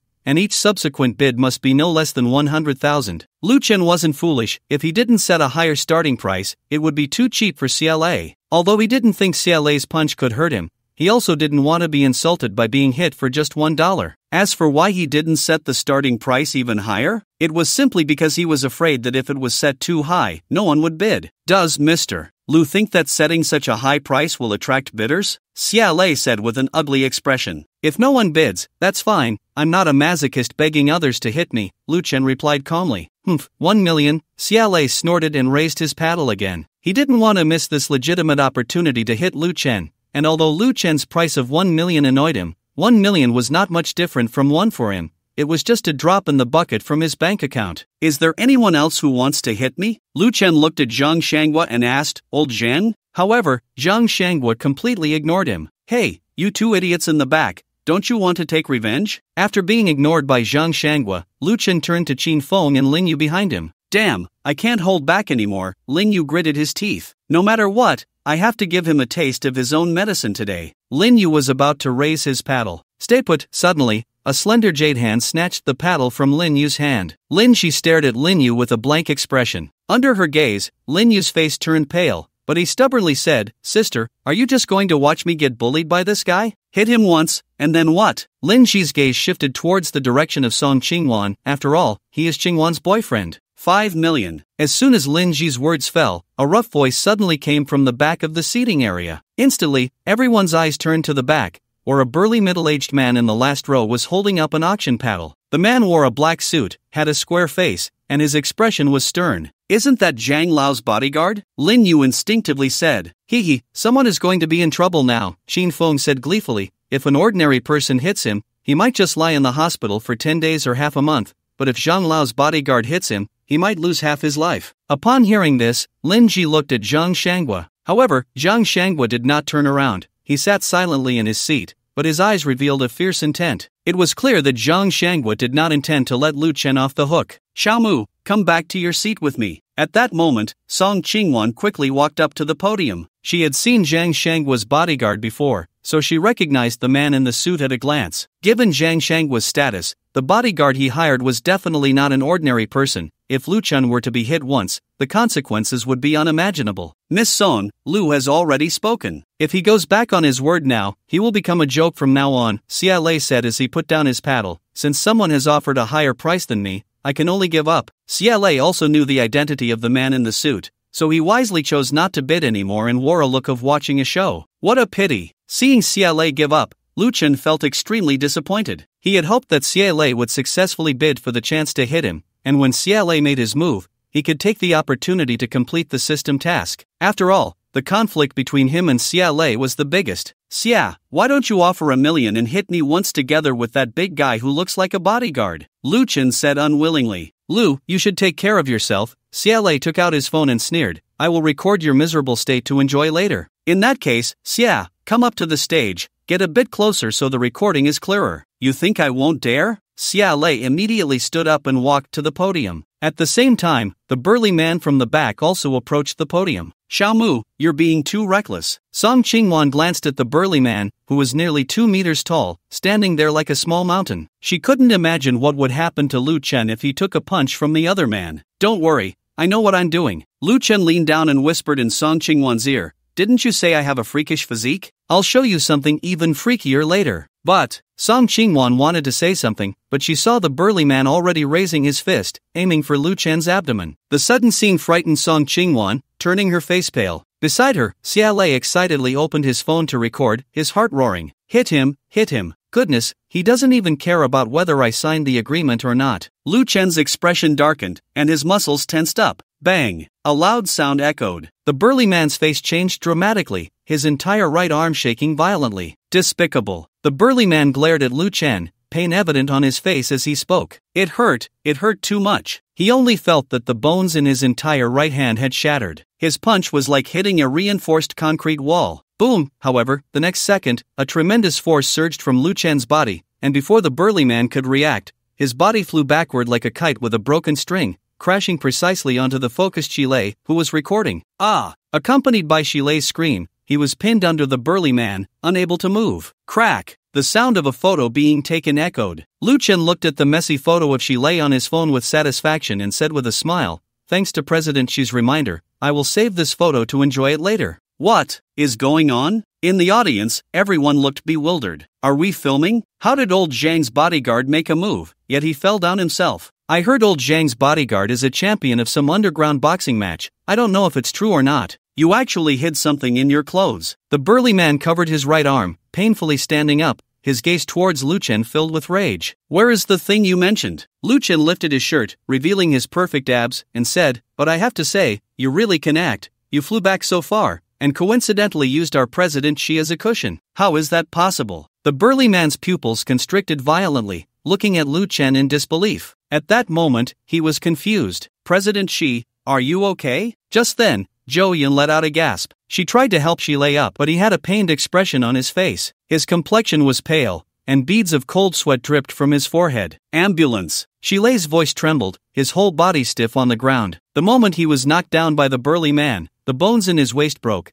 and the excruciating pain made it hard for him to speak. Ah, okay, I'll call right now. Zhou Yun looked flustered, fumbling for her phone to dial the ambulance. Xiaoyu, quickly call Dr. Dong over. Lin Ji stood up from her seat and walked quickly to the podium. The Dr. Dong she mentioned was her personal doctor. Yes, I'll call her right away. Lin Yu took out his phone and made a call. President Xi, are you okay? Can you hold on? Lin Ji came to Shilei's side, asking with concern. After all, Shilei was invited by her, and if anything happened to him, it would inevitably affect her reputation. Looking at President Xi's condition, it seems he won't last much longer. Lu Chen appeared beside Lin Ji at some point, saying seriously, in my opinion, Miss Lin, you might as well notify President Xi's family to handle the aftermath. Lin Ji, Lu, saying such things at this time makes you seem rather narrow-minded. Lin Ji frowned slightly. I'm not exactly a magnanimous person. Lu Chen shrugged and smiled. Besides, President Xi's condition isn't caused by me. Don't you think so, big brother bodyguard? Lu Chen turned to look, only to find the burly man still standing there in a daze. Hey, wake up. Lu Chen waved his hand in front of the burly man. The burly man finally came to his senses. How did you do that? The burly man stared intently at Lu Chen. No matter how he thought about it, he couldn't understand how Lu Chen could withstand his punch unscathed and even send him flying several meters away. After all, he was the champion of an underground boxing match, and the power of his punch could reach 500 kilograms. An ordinary person hit by him would either die or be severely injured. Moreover, he weighed as much as 200 pounds, It would be difficult for an ordinary person to even push him, let alone send him flying several meters away. He seriously suspected that Lu Chen was not human. What do you mean, how did I do it? Wasn't it you who flew out? Lu Chen said with a serious expression. Do you know you've caused trouble? If President Xie dies, you will be the murderer. I advise you to go to the police station and turn yourself in. It has nothing to do with me. The burly man glanced at the half-dead Xie on the ground and said expressionlessly, you wanted to harm him. Nonsense. Lu Chen immediately became furious. Everyone saw it. It was you who flew out and knocked President Xie down, and you still want to slander me. Exactly, I can testify. Song Qingwan said indignantly, don't think just because you're old Zhang's bodyguard, you can spout nonsense. So you're old Zhang's bodyguard. Lu Chen laughed. Then it's fine. Old Zhang is so powerful, I believe that even if President Xie dies, old Zhang can protect you. But old Zhang, I have a question. Lu Chen turned his gaze to the seating area, where Zhang Shangwa sat solemnly in his chair. What grudge do you have against President Xie? How could you let your bodyguard put him in danger? As Lu Chen's words fell, everyone's gaze turned to Zhang Shangwa. Even Xie, lying on the ground, struggled to lift his head and stared intently at Zhang Shangwa. Young man, everything must be based on evidence. Zhang Shangwa said in a deep voice, I don't even know this person. What evidence do you have to prove he is my bodyguard? Old Zhang, what do you mean by that? Do you think we're all blind? Song Qingwan said angrily, I saw this person protecting you with my own eyes. I believe many others here have seen it too. Is that so? Ask them if they've seen it. Zhang Shangwa's gaze swept over the crowd. Instantly, everyone's faces changed dramatically, not daring to meet Zhang Shangwa's eyes. No, I haven't seen it. I haven't seen it either. You all. Song Qingwan looked at the people who said they hadn't seen it in disbelief. Suddenly, she clenched her small hands tightly, falling silent. Song girl, you might as well ask him directly to see if he is my bodyguard. Zhang Shangwa said calmly, his eyes showing no ripples. It was as if everything was under his control. I can't be bothered to ask. Song Qingwan understood that since Zhang Shangwa dared to say that, he certainly had ways to distance himself from the burly man. Whether she asked or not, it wouldn't matter much. Song girl, please convey a message to your father for me. Tell him I overestimated him. His judgment of people is just a so-so. Zhang Shangwa stood up from his seat, looking at Lu Chen. Young man, I look forward to meeting you again. I believe that day won't be too far off. I hope when we meet next time, you can still be as sharp-tongued as you are today. Old Zhang, don't forget to donate that 5 million to Miss Lin's charity fund when you leave. After all, that's the hard-earned money I exchanged with my body. Lu Chen replied with a smile. Zhang Shangwa snorted coldly and left without looking back. Everyone, please go back. Once Zhang Shangwa left, Linji said helplessly, this dinner was poorly hosted by me. When I have the chance, I will apologize to everyone. As Linji spoke, she couldn't help but scrutinize Lu Chen seriously. It was this guy who turned her charity dinner into a joke. Miss Lin, I know I'm very handsome, but you don't need to keep staring at me. Mr. Lu is really confident. Linji thought for a moment and said, does Mr. Lu have nothing to say to me? In Linji's view, since Lu Chen had messed up her dinner, he should at least apologize to her. To be honest, I do have something to say to you. Lu Chen said earnestly, Miss Lin, you are quite familiar with President Xie. If President Xie doesn't make it this time, remember to invite me to the banquet. I love banquets, especially President Xie's. Not good. President Xie has fainted. As Lu Chen's words fell, a cry of alarm came from Zhou Yun beside them. Xie suddenly fainted, seemingly affected by some kind of shock. Miss Lin, hasn't the coffin arrived yet? It seems that President Xie really can't hold on any longer. Coffin? Lin Ji's lips twitched. I misspoke, I meant the ambulance, Lu Chen chuckled. Although I have some grievances with President Xie, I am magnanimous and still hope he can pull through this time. Magnanimous? Lin Ji's lips twitched again. Even Song Qingwan couldn't help but roll her eyes at Lu Chen. Just then, Lin Yu and a woman in a white coat hurried over. So big. Lu Chen's pupils contracted, his gaze uncontrollably following the woman in the white coat. Not just Lu Chen, but all the men present were the same. Is it pretty? Song Qingwan stood in front of Lu Chen, her face darkening. Lu Chen actually dared to stare at a woman so openly in front of her. Did he really think she wouldn't get jealous? It's okay, not even 1/10 of you, Lu Chen, being clever, knew exactly how to respond to a jealous woman without a second thought. Then you shouldn't keep staring at her, Song Qingwan said, her face full of displeasure. This guy said the other woman was not even 1/10 of her, yet his eyes never left the woman.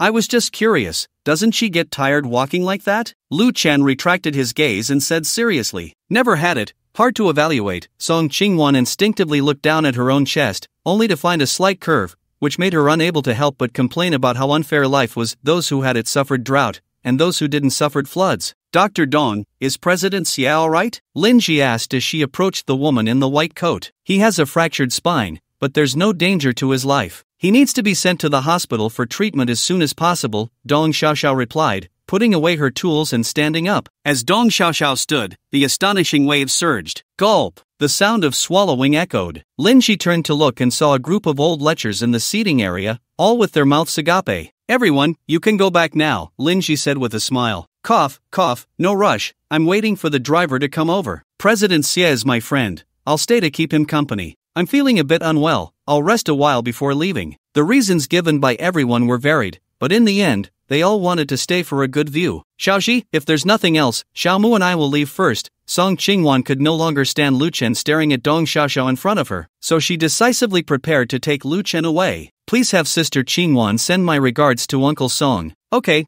and please send my regards to Uncle Yi. Song Qingwan nodded in response. Still looking? It's time to go. Song Qingwan turned to Lu Chen, only to find him still fixated on Dong Xiaoxiao, instantly infuriating her. I wasn't looking, Lu Chen replied. What he got in return were disdainful looks from both Song Qingwan and Lin Ji. What kind of look is that? I really wasn't looking. Not looking? Your eyes are about to sink in, Song Qingwan said, her face full of frustration.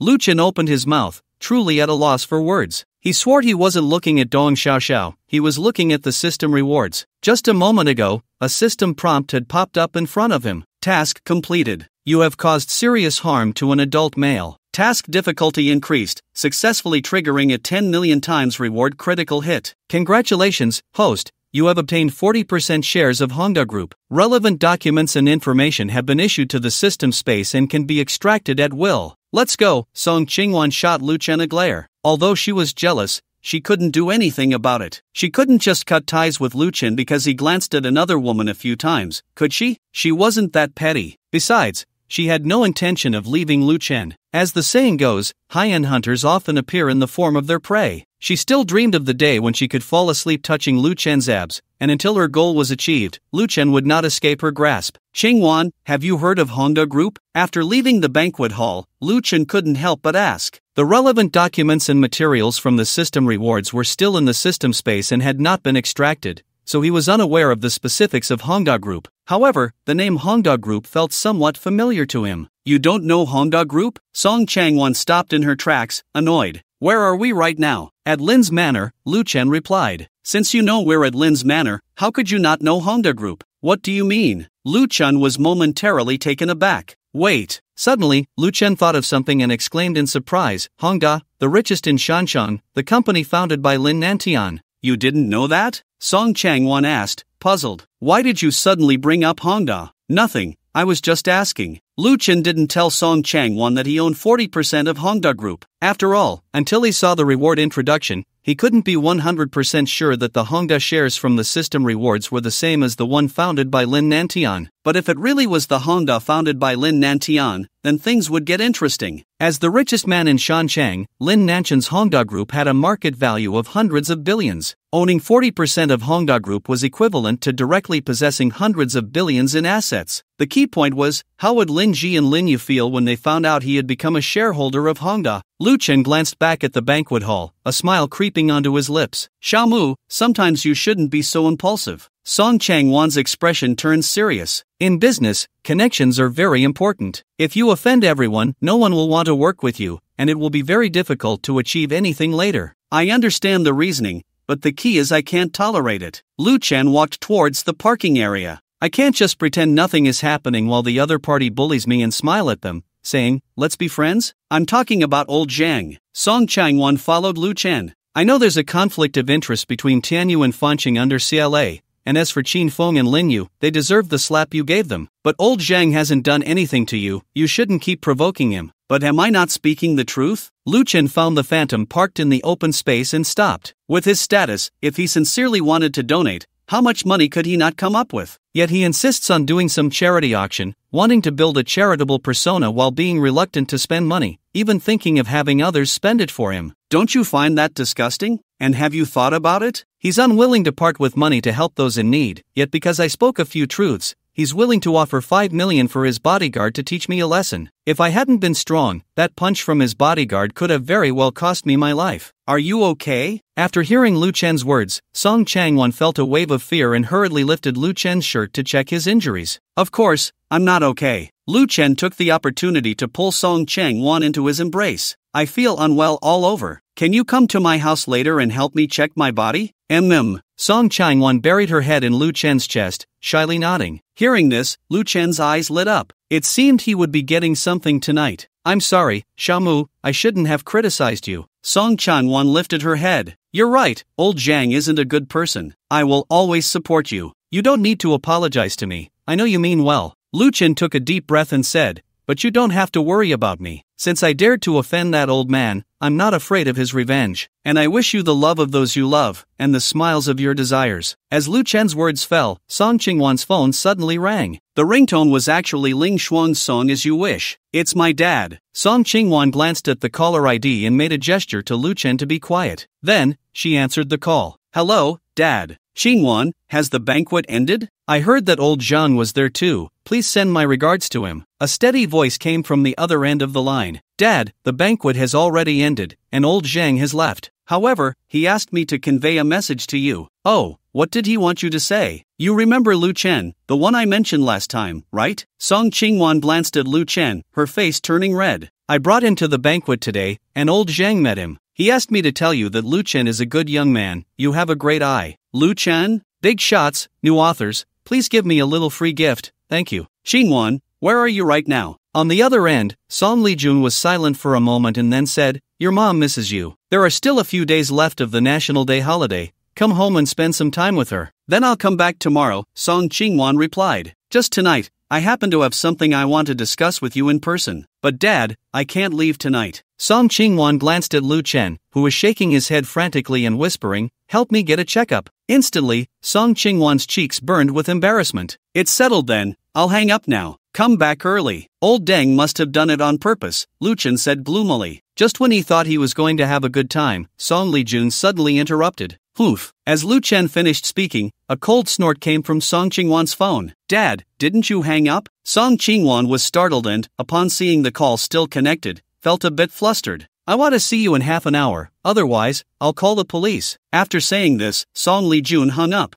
I told you not to speak, and now look, the good impression I worked hard to establish in front of my dad has been ruined by your old Deng comment. Song Chingwan glared at Lu Chen, getting angrier the more she thought about it. Sorry, I've been scrolling through Douyin too much, and it just slipped out. Lu Chen scratched his head and smiled awkwardly. But Uncle clearly knows I'm next to you, so he pretended to hang up, just waiting for me to say something. Lu Chen was also feeling frustrated. He was all set for a good evening, but now, thanks to Song Lijun's call, he would be spending the night alone. However, he could understand Song Lijun's feelings. If he were a father, he wouldn't want his carefully raised daughter to be taken away by some punk on a motorcycle. Although he wasn't a punk on a motorcycle. But in a father's eyes, any unfamiliar male who interacts with his daughter is a punk. You still call him old Deng? Song Chingwan shot Lu Chen a glare and turned to get into the car. Now it's settled, you can check yourself tonight. Wait, why do I feel like you're more disappointed than I am? Lu Chen said with a strange look. Xinguan, you wouldn't have been waiting for this day for a long time, would you? What nonsense are you talking about? I haven't. Song Chingwan hurriedly turned her head, stammering, I'm a girl, how could I think about that kind of thing? That's not necessarily true. Lu Chen's lips curled into a smile. He could guarantee 100% that Song Chingwan was definitely interested in him. Or rather, Song Chingwan liked him and wanted to have him. Women are also human. The emotions and desires that men have, women can have too. It's just that men express them more directly, while women tend to be more subtle, that's all. Lu Chen sat in the driver's seat, turned to look at the already flushed Song Chingwan, and smiled. You've endured for almost 30 years.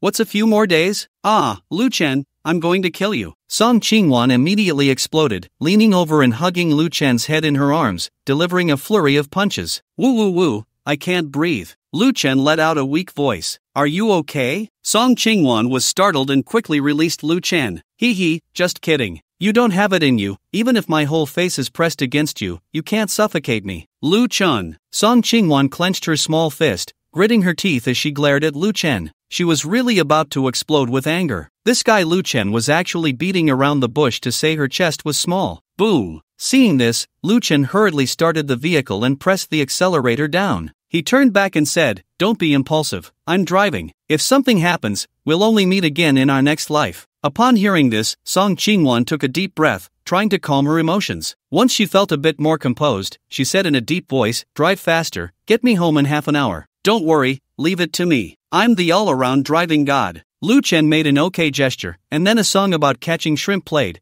and the phantom truly transformed into a phantom. Slow down, too fast." Song Chingwon gripped the door handle, watching the scenery outside fly by, her small face turning pale with fright. "What? Faster? Okay, no problem." Lu Chen's lips curled up as he pressed the accelerator all the way down. With his all-around driving skills, he was definitely a driving god. Want him to slow down? That would be an insult to a driving god. The only thing that could make him slow down was a traffic light. A few minutes later, Song Chingwon relaxed her mood. She realized that Lu Chen's driving skills were simply extraordinary. The heavy phantom, under Lu Chen's control, not only sped up but also drifted around the bends at Baiyun Mountain. With the exhilarating music, even Song Chingwon, who didn't like driving, felt her blood boil. So impressive. When Lu Chen drifted around another corner, Song Chingwon looked at him with sparkling eyes. "Xiao Mu, faster, even faster." Song Chingwon couldn't help but shout, "I can't go any faster. This is the fastest." Lu Chen panted. This was his first time racing since acquiring all-around driving skills, and only he knew the thrill of it. Half an hour later, the phantom stopped at the entrance of Maple Leaf Mansion in Baiyun District. Maple Leaf Mansion was a very special community, home to official personnel. "I can't believe it really only took half an hour." Song Chingwon got out of the car, glanced at the time, her eyes filled with shock. It should be noted that from Baiyun Mountain to Maple Leaf Mansion, a normal car ride would take at least an hour and a half, and even longer if there was traffic. "Calm down, half an hour is the limit of the phantom, not my limit." Lu Chen sat in the driver's seat, still feeling unsatisfied. "If my night voice hadn't broken, I could have gone even faster. Of course, if you gave me an airplane, I could go even faster." "You can fly a plane too?" Song Chingwon looked at him skeptically. "Don't even mention planes. If you gave me a spaceship, I could fly that too," Lu Chen said seriously. "Just kidding, the system rewarded him with all-around driving skills. Do you know the value of the term all-around? Keep dreaming." Song Chingwon rolled her eyes at Lu Chen. "I'm going in first. You drive back slowly. The city isn't like Baiyun Mountain where there aren't many cars. Don't speed again. Okay, say hi to Uncle for me." Lu Chen smiled and said, "I'll visit him again when I'm ready next time."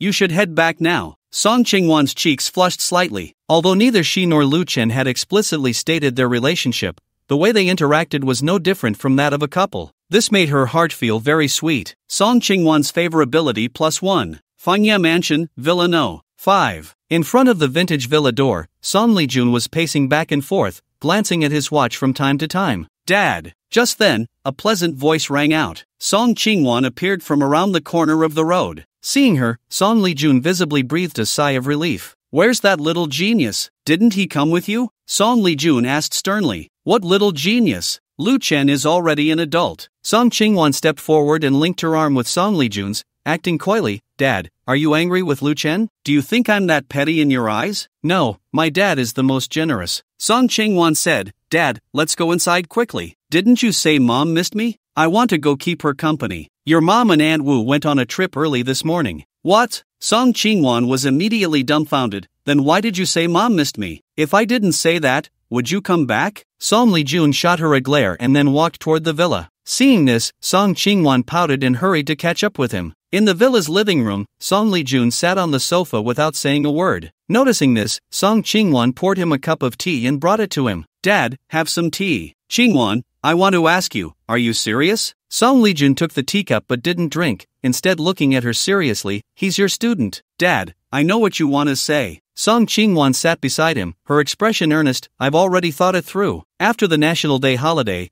I'll submit my resignation, so it won't cause any bad influence." "But have you thought about it? There's a 7-year age gap between you, and he's still an undergraduate." Song Lijun looked at her, seeing her serious expression, and sighed helplessly. "Dad doesn't want to interfere with your dating, but you really aren't suited for this young man. Being together with him brings no benefits to either of you." "Dad, what era is this? You're still stuck in old-fashioned thinking." Song Chingwon frowned. "So what if there's a 7-year gap? Who says two people with a 7-year difference can't be together? Am I talking about age?" Song Lijun said in a deep voice. "Did that young man offend Chin Foam today? You know and still ask me." Song Chingwon looked guilty. "Chingwon, how many times have I told you? Before making any decision, you need to think it through. You know very well that Qin Feng has been pursuing you, yet you brought that young man along. What's the difference between that and putting him in danger? I admit that I was wrong in this matter, but does that mean I can't be with other males when Qin Feng is around? Why should it be like that? Song Qingwan's voice turned cold, and I don't understand. I've said many times that I don't like him, so why does he keep pestering me? Can't you understand such a simple reason? What do you mean? Song Qingwan looked at him in confusion. Because you are my daughter. Song Lijun stood up, his brow furrowed. The reason Qin Feng pursues you is to use you to gain benefits for his Qin family from me. But Dad,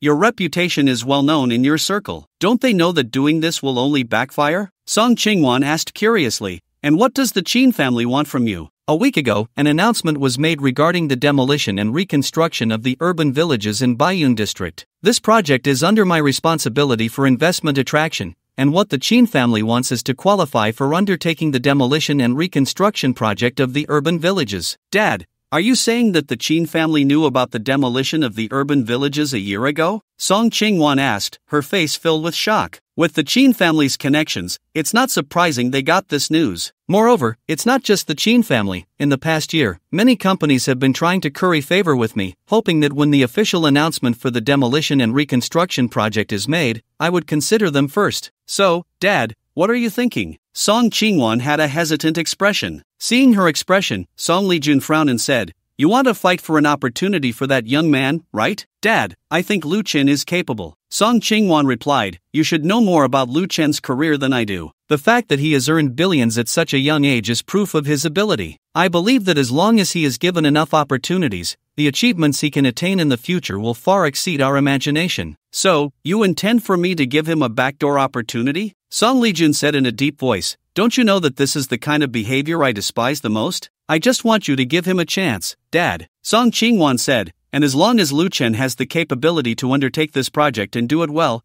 what harm is there in giving him some convenience? He can't take on this project. Song Lijun turned away, not to mention that his company is currently facing huge troubles. Even if I give him a chance, he wouldn't be able to come up with that much capital to contract the project. What do you mean? Song Qingwan's face changed dramatically. What happened to his company? Starry Sky has become the common enemy of all major companies in the entertainment industry. Now, the artists under that company are being exposed for scandals, and the negative impact from signing Zhao Iran has already determined that the only outcome for this company is bankruptcy. As soon as Song Lijun finished speaking, his phone suddenly rang. When the call connected, a respectful voice came from the other end. Chairman Song, the company Starry Sky that you asked me to pay attention to has new developments. Just now, the major platform accounts of Starry Sky reposted a poster released by the National Museum. The poster's content indicates that the newly signed artist, Zhao Iran, has become the promotional ambassador for the National Museum. Are you sure it was released by the National Museum? Song Lijun's face changed dramatically, filled with shock. I specifically checked the official account of the National Museum, and it is indeed true. Okay, I understand. Song Lijun hung up the phone, his heart unable to calm down for a long time. Dad, what did you just say? Xiao Mu's company is going to go bankrupt? Song Qingwan's face lit up with a smile. This was the first time she had seen Song Lijun at a loss. However, she was also very shocked inside. How did Zhao Iran become the promotional ambassador for the National Museum? I misjudged the situation. Song Lijun took a deep breath.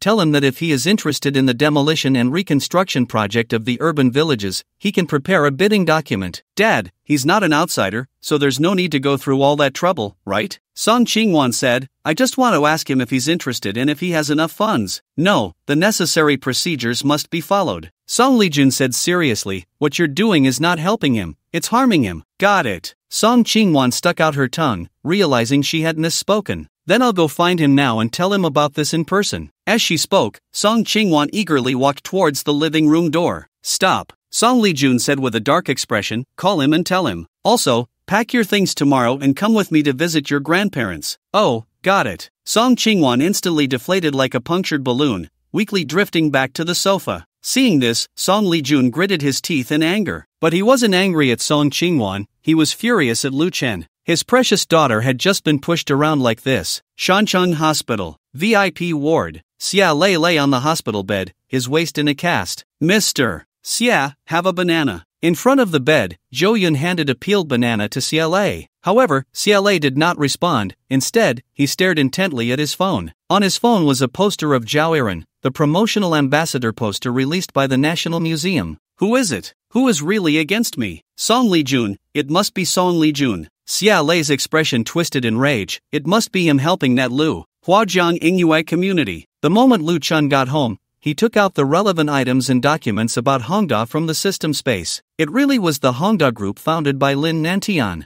Lu Chen held a document in his hand. It detailed the specific situation of the Hongda group, including but not limited to its equity structure, development history, company financial reports, and senior personnel. The current market value of the Hongda group reached 180 billion, with its industries covering various sectors, the main business being food and beverages. Hongda beer was well known in Shancheng, with a market share as high as 80%. In Shancheng supermarkets and barbecue stalls, the most sold beer was Hongda beer. This was why Lu Chen felt familiar when he heard about Hongda. Unfortunately, he only had shares, not decision-making power. Currently, the Hongda group had only two shareholders, Lu Chen and Lin Nantian. Lu Chen held 40% of the shares, while Lin Nantian held 60%, meaning Lu Chen only enjoyed rights like dividends and could only offer opinions on the company, with decision-making power resting in Lin Nantian's hands. However, Lu Chen was not greedy. Having 40% of the Hongda Group's shares, the value of the shares and the annual dividends were enough for him to live comfortably for the rest of his life. Moreover, although he lacked decision-making power, even Lin Nantian had to treat him politely when they met. After all, no company founder would be foolish enough to offend a shareholder who owned 40% of their company. But at that moment, Lu Chen's phone rang. The caller was Song Qingwan. A few minutes later, Lu Chen hung up, his expression turning serious. A demolition and reconstruction project in the urban village. Song Qingwan informed him that the Shancheng Financial Association would be bidding for the demolition and reconstruction project in the urban village of Baiyun district and had secured him a chance to participate in the bidding. They really think highly of me. Lu Chen felt a mix of emotions. He understood that this opportunity was given to him by Song Lee-jun, but the key was that with his current financial situation, he couldn't possibly take on the project. Not just him, there were hardly any companies in the entire Longwa capable of handling such a project. The urban village in Baiyun district was the largest urban village in all of Shancheng,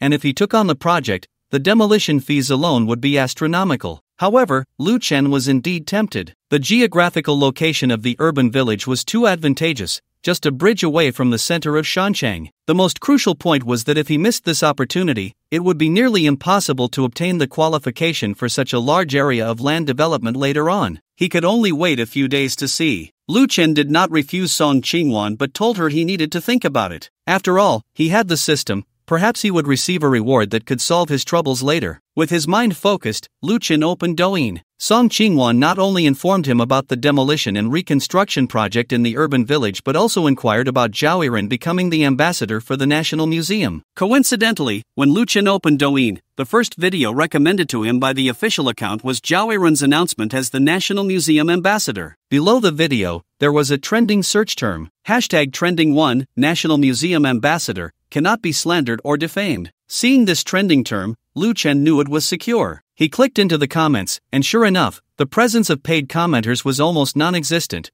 with all comments supporting Zhao Yiren. Of course, it couldn't be ruled out that some of these supportive comments were from the paid commenters hired by Li Feng. He had previously told Li Feng to be prepared to notify the publicity department to act as soon as the National Museum officially announced Zhao Yiren as the ambassador. The haters are talking. Who still dares to say Zhao Yiren is a low-quality artist? Zhao Yiren is amazing. She has become the first ambassador in the history of the National Museum. I just searched, several bloggers who slandered Zhao Yiren have had their accounts permanently banned. Supporting Zhao Yiren, I've liked her songs for almost 10 years. Lu Chen closed the comments and continued scrolling through the videos. Suddenly, his expression turned grim. It was true that one wouldn't shed tears until seeing the coffin. He saw a post from an account named Xiaoyu Bo Liao, which published a graphic video. It is rumored that Ling Shuang, an artist under the Fanqing label, has not shown her face because her looks are subpar and she has too many scandals. The comments section of the video was even more chaotic. I was classmates with Ling Shuang in high school. I remember she was very overweight and often bullied other girls. I lived next to Ling Shuang. Even when she was in middle school, she was often with men from the streets. Her private life was very messy. My God, how can someone like this not be banned? Boycott the Shancheng Cultural Bureau for collaborating with a bully. I declare I will never go to Shancheng again. Brothers, I found a photo of Ling Shuang. She's so ugly, disgusting. I have a picture of a tank girl. Damn, No wonder she doesn't show her face, looking like that. It's really nauseating. Lu Chen exited Douyin, his gaze icy. He didn't need to guess to know that someone had found it impossible to smear Zhao Yiren and had turned their target to Ling Shuang. As for the person orchestrating all this, apart from the entertainment industry capital led by CLA, he couldn't think of anyone else. Buzz. The phone rang again. Lu Chen answered, and an anxious voice came through. President Lu, there's been another incident. The caller was none other than Li Feng. Just now, news came from the Shuda branch that the local tax bureau, fire department, and other agencies have consecutively conducted investigations at the company. Ultimately, the fire department ordered the company to suspend operations for rectification on the grounds of inadequate fire safety. In addition, several food suppliers that have been cooperating with the company suddenly proposed to stop their partnership, leaving the company's live streaming hosts facing a situation with no goods to sell. Heh, that old man is quite quick to act. Lu Chen glanced at the time. It was already close to 9 in the evening. At this hour, with so many agencies investigating and testing at the Shudu branch, anyone could see it was a deliberate targeting. And since Shudu is located in the southwest region, the only person he had offended who had such power in that area was Zhang Shanghua. Compared to CLA and other entertainment industry capital, Zhang Shanghua's methods were undoubtedly more ruthless. He was racing against time to take him down in one fell swoop. Notify to close the Shuda branch. All employees of that branch will be on paid leave at home waiting for news. Understood. On the other end of the phone, Li Feng's eyes lit up. He knew Lu Chen had a plan, otherwise, it wouldn't be possible to have all Shudu employees on paid leave waiting for news. However, Lu Chen did not take the initiative to speak, nor did he dare to ask casually. After hanging up the phone, Lu Chen put down his mobile and went into the bathroom. Whether it was the entertainment industry starting to smear Ling Shuang or the Shudu branch being required to suspend operations for rectification,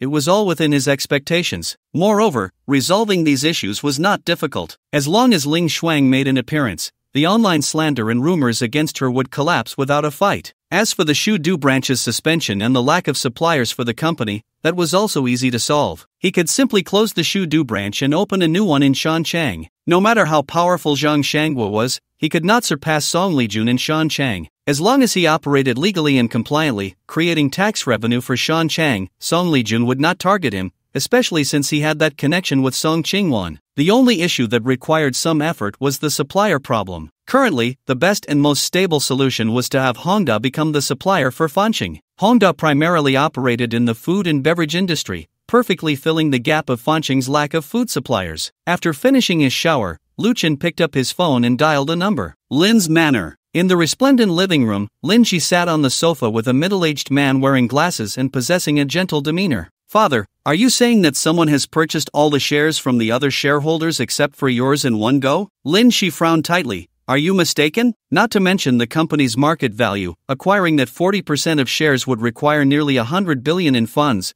and who has such power to buy all the stocks from so many shareholders? Some shareholders even rejected your offer to buy back their stocks at the first opportunity. Although it sounds unbelievable, it is the truth, Lin Nantian said with a serious expression. The person acquiring the company's stocks is very likely a member of a certain prominent family or clan. In recent years, major families have approached me more than once, wanting to cooperate, but I have rejected them all. It is possible that my actions have angered them, prompting them to spend heavily to acquire the company's stocks. So, Father, do you know the name of the person acquiring the stocks? Lu Chun. Lin Nantian took a deep breath. This is what the group selling the company stocks told me. Lu Chen? Lin Shi's beautiful eyes narrowed, her expression one of shock. What? Have you heard this name before? It shouldn't be him. Lin Shi's mind flashed with Lu Chen's figure as she slowly said, Tonight, my sister Qingwan brought her boyfriend to a banquet, and her boyfriend's name is Lu Chen. Oh, what a coincidence. Lin Nantian pondered. What kind of person is he? Hard to evaluate. Lin Shi thought for a moment and said, If I had to evaluate, he should be considered a very young and genuine person, though one could also say he is arrogant and reckless. Lin Shi recounted the events of the night to Lin Nantian. If what you say is true, and he dares to offend even Zhang Lao,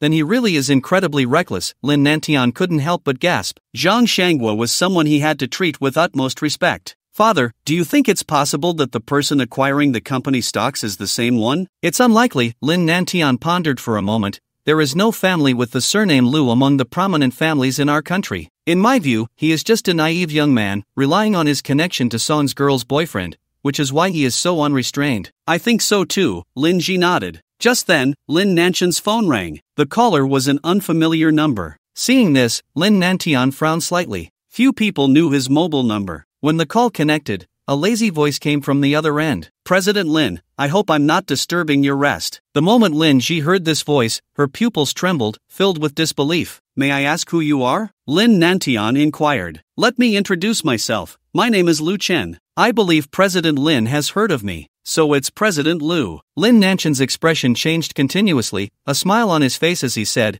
"I just received the news. I didn't expect President Lu to have such high hopes for Hongda, willing to invest heavily in acquiring shares. Does President Lin have time tomorrow? I would like to arrange a meeting and discuss a collaboration." "President Lu, how about this? I'll reserve a table at the Golden Building for noon tomorrow, and we can talk then." "Alright, see you tomorrow." After hanging up the phone, Lin Nantian looked at Lin Ji, his expression serious. "Is it the same person?" "Yes." Lin Ji took a deep breath. "The voice is exactly the same." "Lu Chen, who exactly is this person?" Lin Nantian frowned. "Why have I never heard of him before?" "Father, I'll go with you tomorrow." Lin Ji frowned slightly. "I just can't believe they are the same person." "That's fine, let's call Xiaoyu as well." Lin Nantian thought of something, his face darkening. "By the way, where is Xiaoyu? I haven't seen him. I made him kneel outside as punishment." Lin Ji replied, "That brat needs a good lesson, otherwise, who knows when he'll cause a big disaster." The next day, as Lu Chen just got out of bed, a system prompt rang in his ear. "At 1 year and 9 months, you are growing rapidly, and the baby growth task has been triggered again. Task content, within 1 hour, take the cup and drink water by yourself. Task reward, children's literature, earth fairy tales. Note, exceeding the task can trigger a reward crit." Lu Chen instantly woke up and fell into thought. After this period, he had roughly understood the rules for triggering reward crits. Increasing the task difficulty was one of the key factors to significantly trigger reward crits. Taking the cup and drinking water by himself? For him as an adult, this was quite easy. The key was how to increase the difficulty of this task. Drinking water backward? Or perhaps closing his eyes while taking the cup to drink? Lu Chen got out of bed, planning to pour the water first. Getting out of bed counts towards this task. A prompt window popped up in front of him, and Lu Chen's eyes lit up. Could it be that anything he completed by himself would count towards this task? With this thought, Lu Chen decided to leave drinking water for last since there was an hour countdown. Putting on shoes counts towards this task. Brushing teeth counts towards this task. Washing face counts towards this task. The system prompts kept appearing, and in the blink of an eye,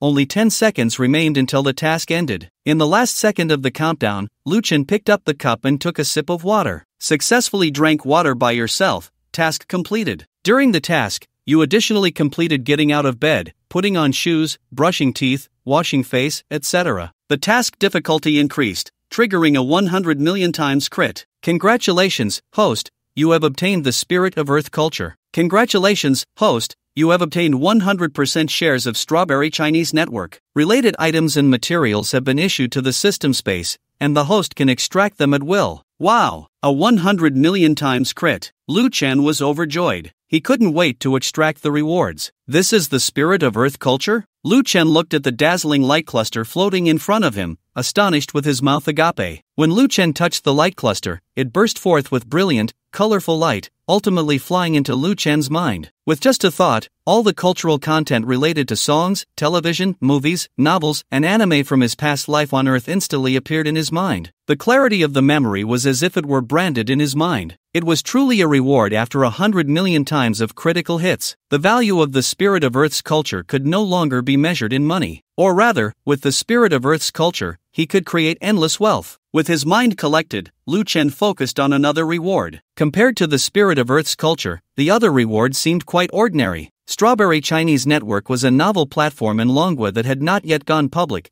valued at around 100 million. Wait a minute. Suddenly, Lu Chen had a bold idea. That was to publish those novels from Earth on Strawberry, thereby creating a large number of phenomenal IPs, and then through Starry, to film and commercialize these IPs, thus earning a vast fortune. Additionally, he could use the created phenomenal IPs in the urban village demolition and reconstruction projects. Song Qingwan asked him to prepare a bidding document, but before that, he hadn't thought about what to do with such a large area after the urban village was demolished to avoid losses. Now, he already had an idea. That was to create a super large cultural theme park comparable to Disney, incorporating characters from myths, animations, and novels. He believed that the classic mythological, animated, and novel characters from his previous life would be enough to bring a shock of billions to this relatively underdeveloped entertainment world. Time reached noon. In Bayun district, the central area of the commercial street, here stood a retro building, designed like an ancient loft, with 7 floors. Above the entrance of the loft there was a golden plaque inscribed with the 3 large characters Golden Loft. This plaque was made of pure gold. Moreover, not only the plaque,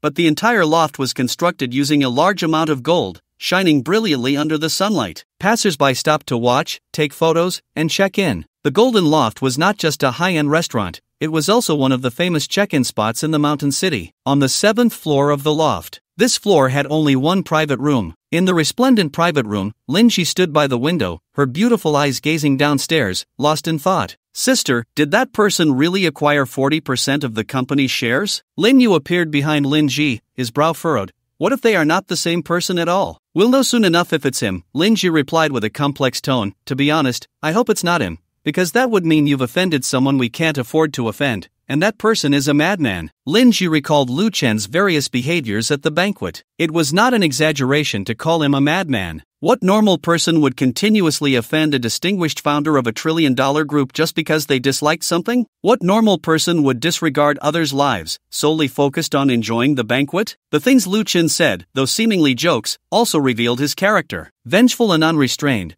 that was Lin Ji's evaluation of Lu Chen. I don't think it's possible for it to be him. Lin Yu's face turned pale as he spoke. Let's not even mention how old he is. How could he possibly have the capital to acquire company shares worth hundreds of billions? Moreover, I've never heard anyone in our circle mention the name Lu Chen before. If he really had a powerful background, his name would have long echoed through the circle. Have you considered that the other party is not in the same circle as us? A deep voice sounded. Lin Yu turned around to see Lin Nantian staring at him with a blank expression. Dad! Lin Yu was startled, his voice weakening a bit. Are you saying he's from a prominent family, a family member? Oof. Lin Nantian snorted coldly, his gaze at Lin Yu filled with disappointment. Besides prominent families and family members, I can't think of anyone else who has such great power to acquire all the shares from the other shareholders of the company without my knowledge. But there are no prominent families with the surname Lu. Is Zhang Shangwa a royal surname? Lin Nantian said in a deep voice. But does that affect his status as a member of the 5 great families in the royal family? Zhang Shangwa, as a representative of the royal family and society,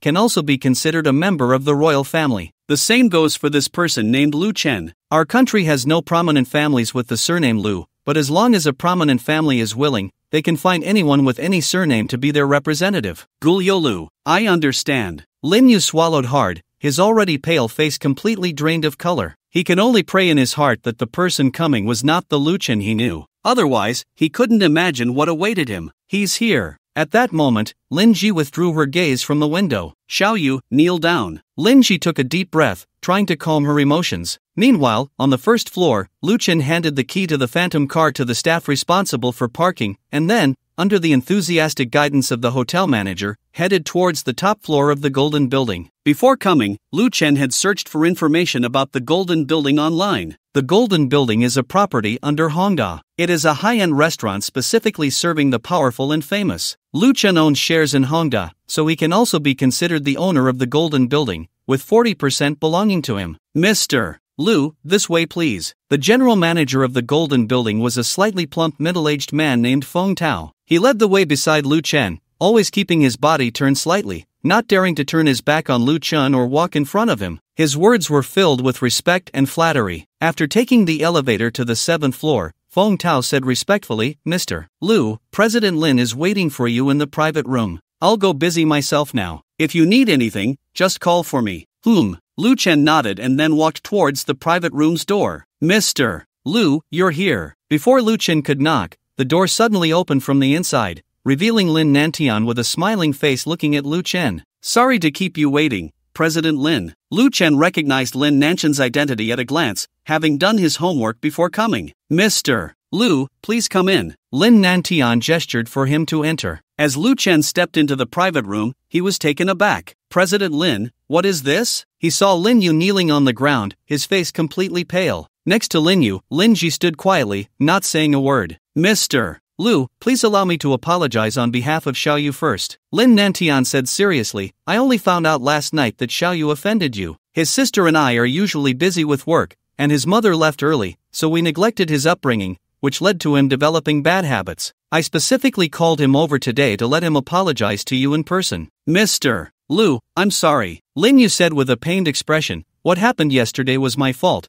and I apologize to you here. Lin Yu was genuinely scared. Although he was Lin Nanchen's son, in front of Lu Chen, he was nothing. Even though Lu Chen looked only slightly older than him, they were not on the same level at all. Even Lin Nantian had to politely address Lu Chen as Mr. Lu, let alone him. Moreover, he had been punished by Lin Ji to kneel until late last night, and his knees were still swollen. Now kneeling again was torture for him every second. President Lin, it's not a big deal. Lu Chen quickly stepped forward to help Lin Yu up, saying, kids make mistakes, it's normal. Who hasn't made mistakes when they were young? Am I right, Xiaoyu? Right, wrong. Lin Yu looked flustered. Xiaoyu, why aren't you thanking Mr. Lu? Lin Shi spoke up at that moment. Mr. Lu, please don't take it to heart if I was a bit negligent yesterday. Thank you, Mr. Lu. Lin Yu hurriedly thanked Lu Chen. Lu Chen released Lin Yu's hand and smiled at Lin Ji, saying, Miss Lin, you're too polite. Mr. Lu, please take a seat. Shouji, inform the waiter to serve the dishes, Lin Nantian said with a smile. Speaking of which, I was quite surprised when I learned that Mr. Lu had acquired so many shares of my company. I didn't expect you to have such confidence in Hongda. Rather than saying I have confidence in Hongda, it's more accurate to say I have confidence in you, Lin Zong, Lu Chen replied, sitting in his chair with a smile. I know a bit about your past. Starting from scratch, in just 20 years, you've built Hongda into a business empire. In the entire Longwa, I doubt there are many who can compare with you. Ha ha, I'm flattered by your praise, Mr. Lu, Lin Nantian laughed. However, compared to you, my achievements are hardly worth mentioning. When you were my age, I was still lost and unsure of what to do in the future, unlike you, who has already achieved such success. I'm just lucky, Lu Chen said. Lin Zong, I won't waste your time. The reason I wanted to meet with you is to discuss a potential collaboration. Mr. Lu is joking. We are both shareholders of the company. It's not just mine, it's yours too, Lin Nantian said, pushing up his glasses. Uncertain about the specifics of the collaboration Lu Chen mentioned, he was not ready to make any commitments. Lu Chen naturally understood Lin Nanchen's thoughts. He continued, I have an internet celebrity MCN company called Fanqing. I want Hongda to become a food supplier for Fanqing, allowing the influencers under Fanqing to sell Hongda's products. Is this what Mr. Lu means by collaboration? Lin Nantian frowned slightly. When he learned over the phone last night that Lu Chen wanted to discuss a collaboration, he was quite excited. In his view, a collaboration that warranted Lu Chen personally meeting him must involve an amount in the hundreds of millions, if not more. Now Lu Chen was telling him that the so-called collaboration was simply for Honda to become a food supplier for an internet celebrity company? What a joke! As a company valued at nearly 200 billion, Honda's products were well known,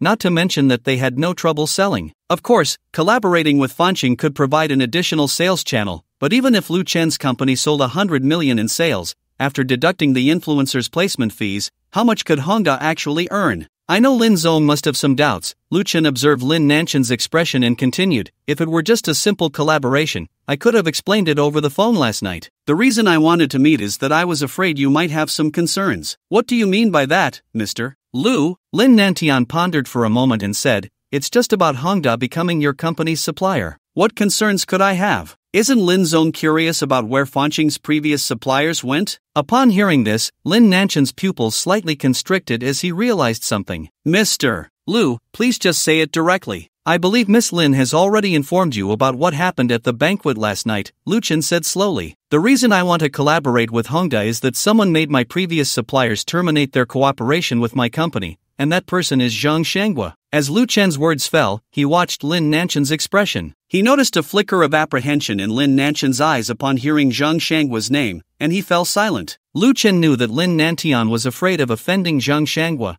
which was why he had arranged this meeting. Moreover, he was not worried that Lin Nantian would refuse. After a moment, Lin Nantian frowned and said, Manager Lu, I agree to the cooperation between Hongda and Fanqing, and I can offer the highest discount on the products sold by the anchors under Fanqing. However, Zhang Lao is the president of the Southwest Chamber of Commerce and my senior. He has also provided much help to my company, so I cannot easily offend him. How about this? I can act as a middleman and apologize to Zhang Lao on your behalf, asking for his forgiveness, Lu Chen suggested. At this moment, Lin Nantian felt quite troubled. In his view, both Lu Chen and Zhang Shanghua were representatives of their families, and he could not afford to offend either of them. The only solution was to get the two to reconcile. Does Manager Lin think I did something wrong? Does that old man need to forgive me? Lu Chen replied calmly. If Manager Lin finds it difficult, I won't force it. The worst case scenario is that Fanqing goes bankrupt. I can just sell some shares to cover the financial gap for Fanqing. After all, I have plenty of shares. Manager Lu, that's not what I meant. Lin Nanshan's face turned pale upon hearing this. He could tell that Lu Chen was threatening him. However, he was genuinely afraid. Lu Chen owned 40% of Hongda's shares, and if he sold all of them, even at a low price, and promoted it widely, then the 60% shares he held would surely depreciate. By that time, if a rival company made a move,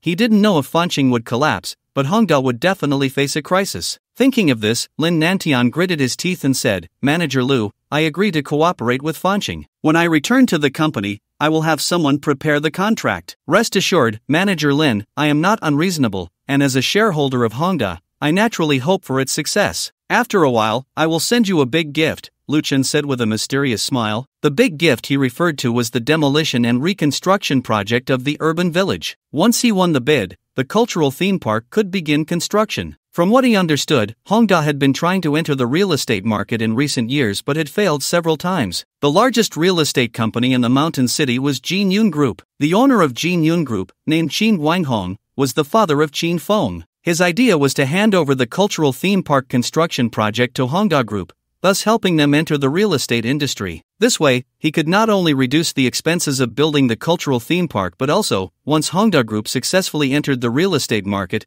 its market value would inevitably soar, and the value of the shares he held would rise accordingly. Perhaps he could even earn back the money spent on building the cultural theme park. Then I thank Manager Lu in advance, Lin Nantian said with a smile that was more painful than crying. He did not expect Lu Chen to give him any big gifts, he just hoped he wouldn't be tricked again. Half an hour later, Lu Chen finished a simple meal and left the Golden Building. Not long ago, he received a call from Song Qingwan, informing him that the Minister of the Cultural Bureau and Tourism Department wanted to meet him to discuss the follow-up cooperation between Ling Shuang and the Cultural Bureau. The Minister of the Cultural Bureau and Tourism Department mentioned by Song Qingwan was the woman who had sat in the passenger seat of Song Qingwan's Audi A8 when Lu Chen drove out of the garage in his night voice a few days ago. Her name was Han Fei, Song Qingwan's aunt. Xiao Ji, what do you think of this person now? After Lu Chen left, Lin Nantian said bitterly, I don't know which family is backing him, but he shows no respect for Zhang Shanghua at all. Doesn't he know that Zhang Shanghua is backed by the royal family? Very despicable, Lin Ji replied. Despicable? It's simply shameless to the extreme, Lin Nantian said through gritted teeth. Lu Chen threatened him with the sale of shares,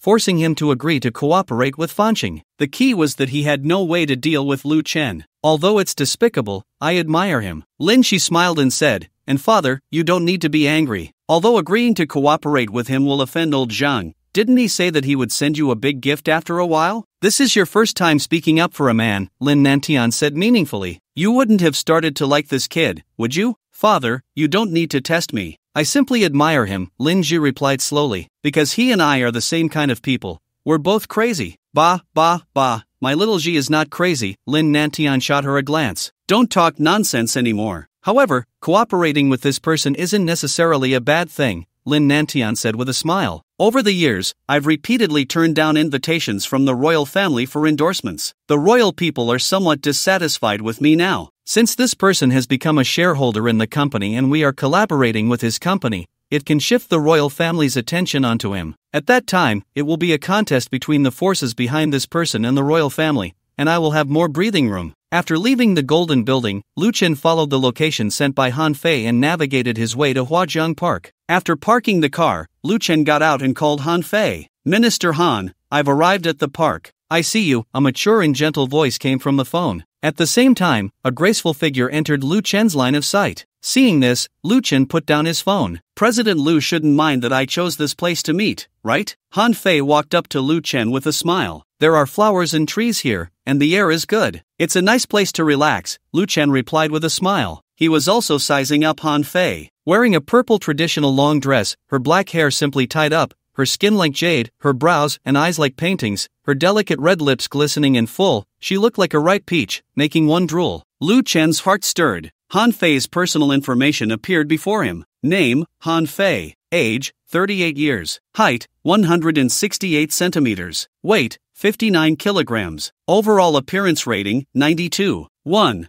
Favorability, 20, ordinary friend. She was already 38 years old. Lu Chan was somewhat surprised. Just looking at Han Fei's appearance, she and Song Qingwan looked like sisters, with no significant age difference at all. The only noticeable difference between the two was their temperament. Compared to Song Qingwan, Han Fei's temperament was undoubtedly much more mature. Driver 1. Lu Chan's eyes lit up. No wonder her temperament is so mature. It turns out she has been nurtured by time and love. President Lu, let's find a place to sit down and talk, Han Fei said as she walked toward the edge of Huajiang. I originally didn't plan to disturb you during the holiday, but I'm sure you've seen the online discussions. Everyone is quite emotional about your company's artist, Ling Shuang, and since your company has yet to issue a clarification, I had to ask Qingwan to help me arrange this meeting. Minister Han, it was my decision to instruct the company staff not to issue a clarification, Lu Chen said as he walked alongside Han Fei. From a distance, one might think they were a couple on a date. Han Fei looked up at Lu Chen upon hearing this but did not speak, waiting for him to explain. It's like this, Lu Chen smiled and said, first, I can assure you that all the negative news about Ling Shuang online is completely fabricated and baseless. As for why I didn't let the company issue a clarification, the reason is simple. I don't want to fall into a self-justification trap. There are countless negative news articles about Ling Shuang online.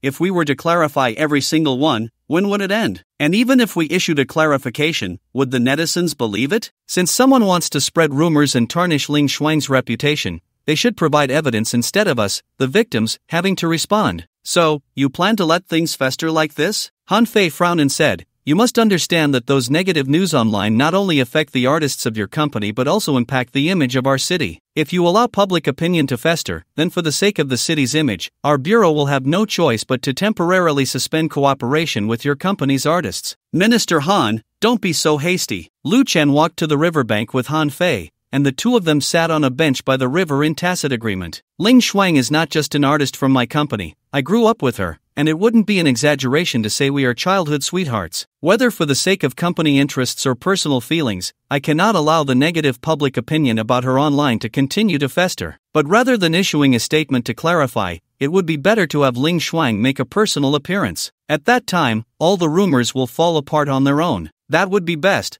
Han Fei said. Although I have never met her, I really like her singing. As long as her image is acceptable and her values are sound, there will be many opportunities for her to collaborate with our bureau in the future. Minister Han, I have her photos, you might as well take a look. Lu Chen took out his phone, found Ling Shuang's photos in his album, and handed it to Han Fei. Is this her? Han Fei's eyes lit up as she said, this isn't a retouched photo, is it? It's an original camera shot, a pure no-makeup photo. Lu Chen scrolled down the screen, and the phone flashed through several selfies of Ling Shuang. All these photos were taken by Ling Shuang using his phone. As for my other artists, I can't guarantee their values and character, but Ling Shuang and I grew up together. I know her character very well. At her core, she is a kind and optimistic person. Lu Chen felt a sense of accomplishment when talking about Ling Shuang. It is no exaggeration to say that he has shaped the current Ling Shuang. They say one should not encounter two stunning people in youth. A local girl, from birth to adulthood, has always been in the presence of a time traveler, constantly amazed. One can imagine how significant the time traveler's influence would be on this local girl as she grew up.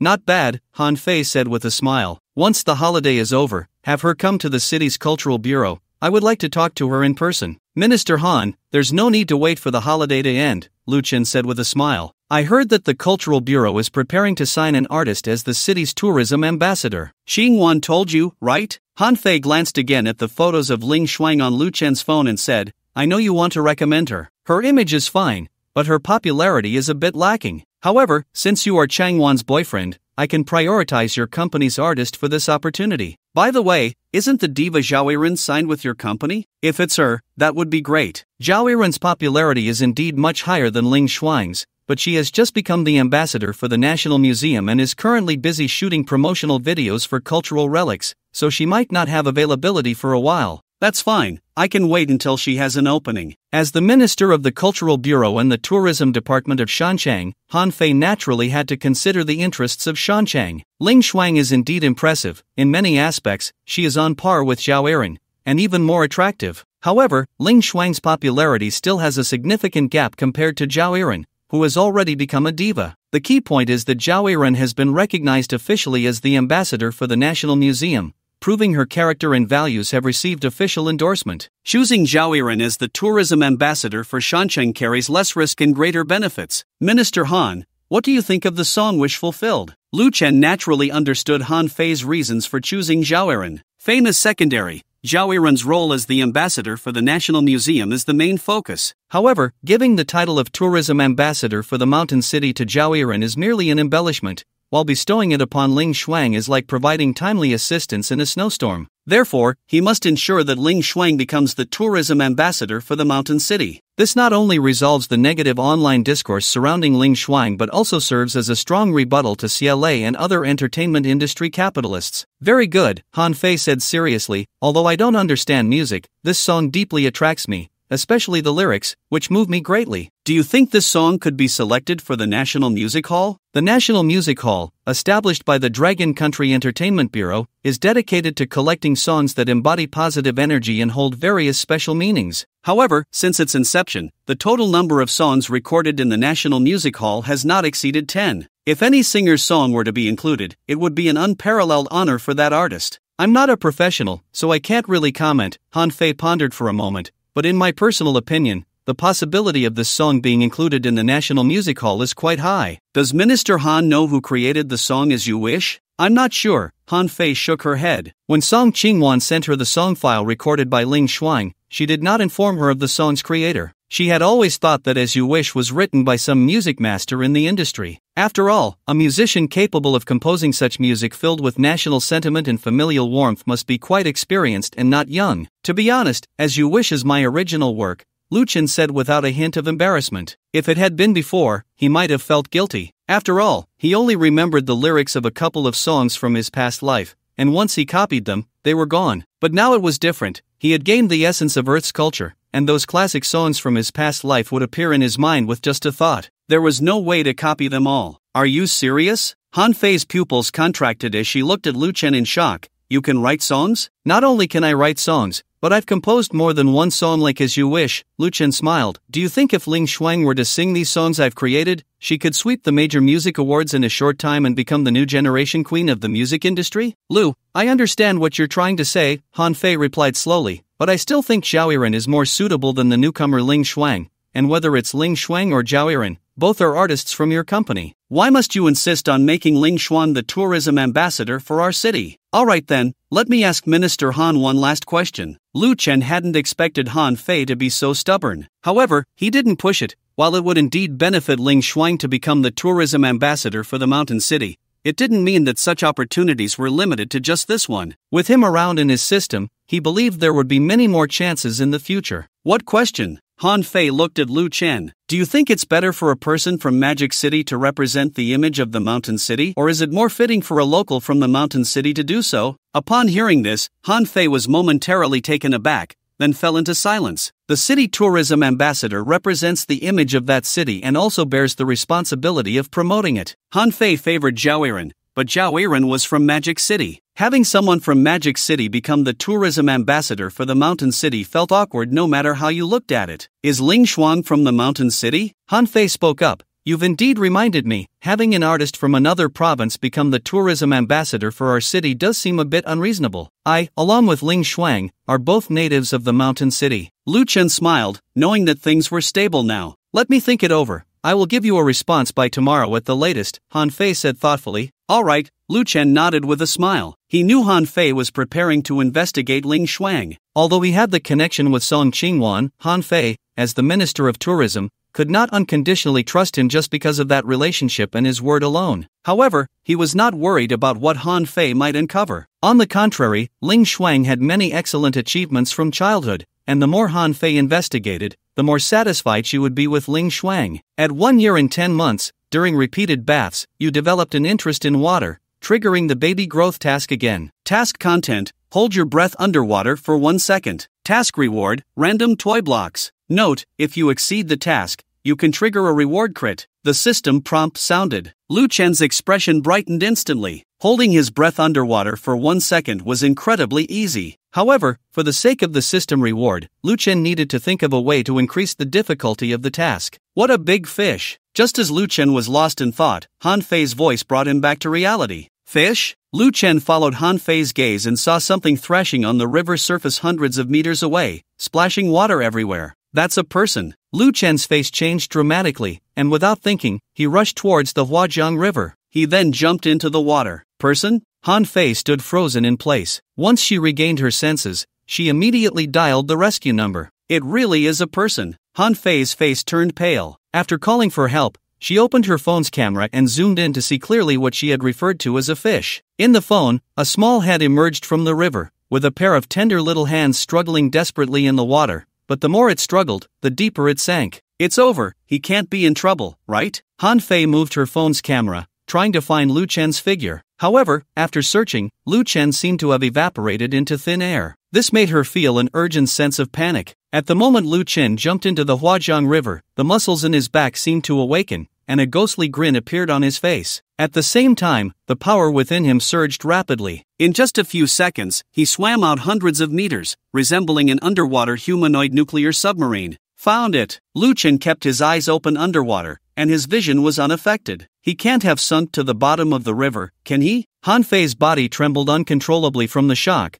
but she still did not give up searching for Lu Chen. At the same time, a tremendous sense of helplessness rose within her. Someone was in danger right in front of her, yet aside from calling for help, she could do nothing. Suddenly, Han Fei's pupils shook as if she had seen something unbelievable. She saw a boy suddenly floating up in the center of the river. The boy looked to be around 5 years old, drenched and continuously spitting out river water. The next second, the boy seemed to be riding a speedboat, rushing towards her quickly. I'm not dreaming, am I? Han Fei rubbed her eyes. But when she looked again, the boy was already lying on the shore, and beside him stood a familiar figure, Lu Chen. You're on the shore now, how are you still unconscious? Lu Chen squatted beside the boy, checked him over, and confirmed that his heartbeat was normal. Only then did he breathe a sigh of relief. The incident had happened so suddenly, he had gone all out to save the person. From the moment he jumped in until he brought the person to shore, the entire process took less than a minute. Task completed. This time, you held your breath for 5 seconds underwater in the Huajiang River, saving a drowning boy, successfully triggering a 5 million times crit. Congratulations, host, you have obtained the Huajiang building. Relevant documents and materials have been issued in the system space, and the host can retrieve them at any time.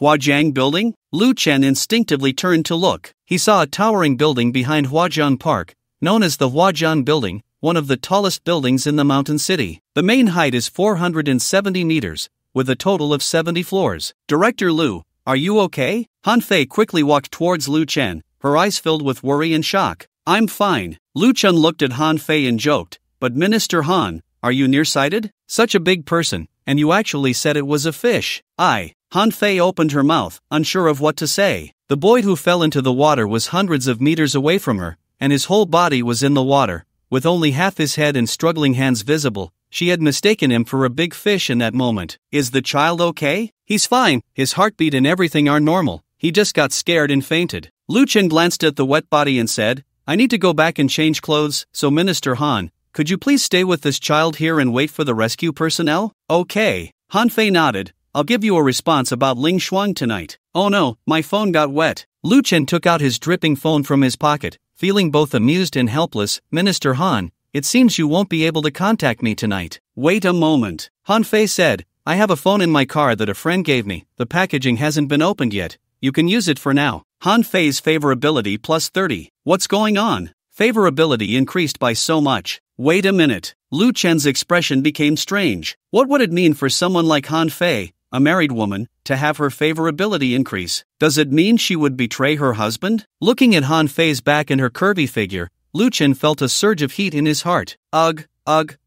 Lu Chen instantly snapped back to reality, feeling a wave of shame. Although he didn't mind being a scoundrel, it didn't mean he would go so far as to destroy someone else's family. Before long, Han Fei returned with an exquisite box. At the same time, the rescue personnel and ambulance arrived at the riverbank. Then I'll take my leave. Lu Chen took the box from Han Fei's hands and left. Watching Lu Chen's departing figure, Han Fei's eyes sparkled with a strange light. Before this, she didn't know much about Lu Chen. It was because of Song Qinwan that she had taken care of Lu Chen. But now, Lu Chen's act of jumping into the river to save someone not only increased her favorability towards him but also earned her respect. A young man worth billions, with limitless potential for the future, who disregarded his own safety to save someone in distress. Such a person was worthy of her admiration. But how did he do it? Han Fei looked at the river. Beneath the calm surface lay a hidden danger. Yet Lu Chen had crossed hundreds of meters in a very short time to rescue the boy from the water. She even suspected Lu Chen was a superhero.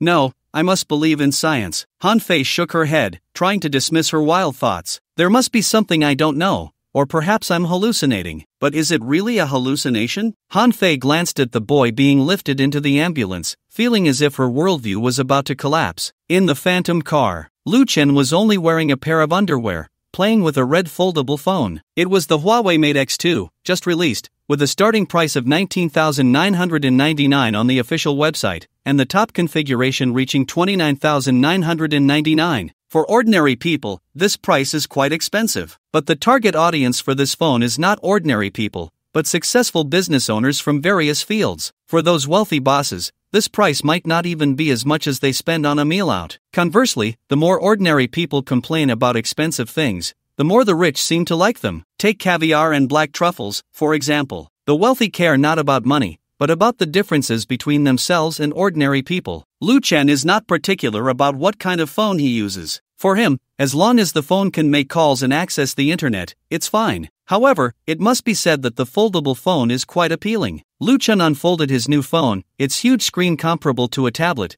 giving him a feeling of traveling back to ancient times as an emperor, with the foldable phone in his hand resembling an imperial edict. After exploring the functions of the new phone, Lu Chen downloaded a software called Strawberry. He wanted to turn the classic novels from his past life on Earth into phenomenon IPs, but first, he had to publish those classic novels on the reading websites of this world. The Dragon Kingdom is very different from Earth in his past life. The reading websites on Earth were generally divided into paid and free models. Readers could choose different reading websites based on their preferences. In contrast, due to the government's strong protection of authors' copyrights, there are almost no pirated or free novels in the Dragon Kingdom. Over time, readers have developed a habit of paying for reading. The largest paid novel website in the Dragon Kingdom is called Ueku, and it is no exaggeration to say that 9 out of 10 famous novel authors in the Dragon Kingdom are signed authors under Ueku. Almost all of the popular novels known to the public today come from Ueku. In the novel industry, Ueku truly stands out as the dominant player. However, in every industry, there are always some pioneers. Strawberry is a pioneer in the novel industry. Unlike paid reading platforms like Ueku, Strawberry focuses on being free. Readers can read novels on the Strawberry app without paying.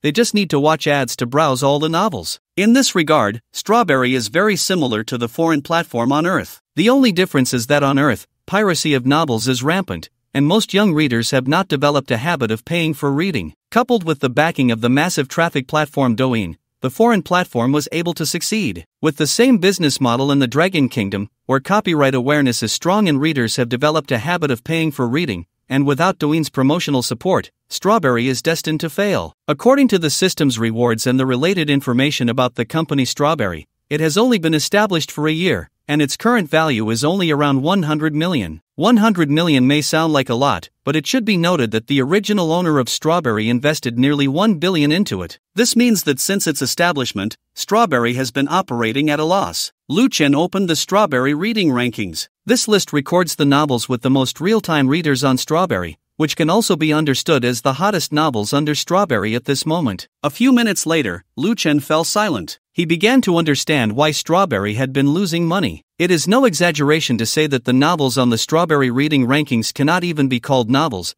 They resemble the mundane compositions of elementary school students, plain and uninteresting. Even if there were a cliché novel, it would be somewhat better. After all, some novels, though cliched, can still be enjoyable if read without thinking too much. But there were none. Not a single novel on the entire reading list was worth reading. Looking again at the number of readers for the top-ranked novel, there were only 20,000 people reading it. For a novel platform, having only 20,000 readers for the top-ranked novel is a clear indication of how pitiful the readership is. Lu Chen had also read some novels on Ueku over the years. Although it must be said that the novels in this world, in terms of plot, creativity, and various aspects, cannot compare to those from his past life on Earth. But it certainly isn't as trashy as the novels under Strawberry. The reason why the novels under Strawberry are so terrible is simple. there are too few readers, and the authors can't make money, so they lack the motivation to create properly and instead think about slacking off and just coasting on platform benefits. Lu Chen suddenly felt a pang of sympathy for the readers who read novels on Strawberry.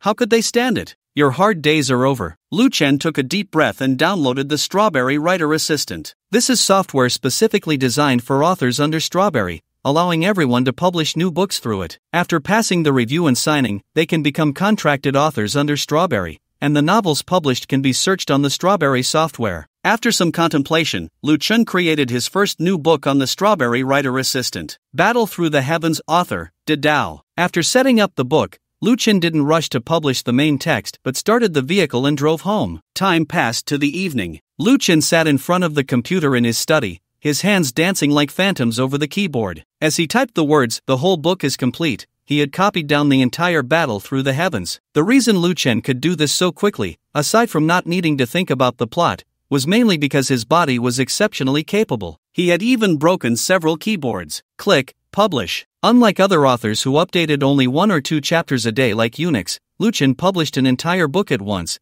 focusing on giving readers a satisfying experience. On the 28th floor of the Huajiang building, the deepest part of this floor was the office space rented by Strawberry Company. Unlike the bustling scenes of other companies on the same floor, the office area of Strawberry Company was eerily quiet, with only the sound of sunflower seeds being cracked. In the entire office area, there were only 2 desks. A man and a woman sat at the desks, bored, cracking seeds. The man was a middle-aged man wearing glasses, looking refined and cultured. The woman was a young girl with short hair, sweet and cute in appearance. "Uncle, do you think I'm a reincarnation of a jinx?" the girl said, feeling hopeless. "In the past year since I graduated, including this company, I've worked at 7 companies, and all of them have gone under. How about I hire a master to take a look for you?" The middle-aged man twitched his mouth. He felt a headache coming on from his niece's track record. "Forget it, it doesn't matter." The girl shook her head. "It's not like I haven't consulted masters before. Some say I have a natural wealth destiny and shouldn't work,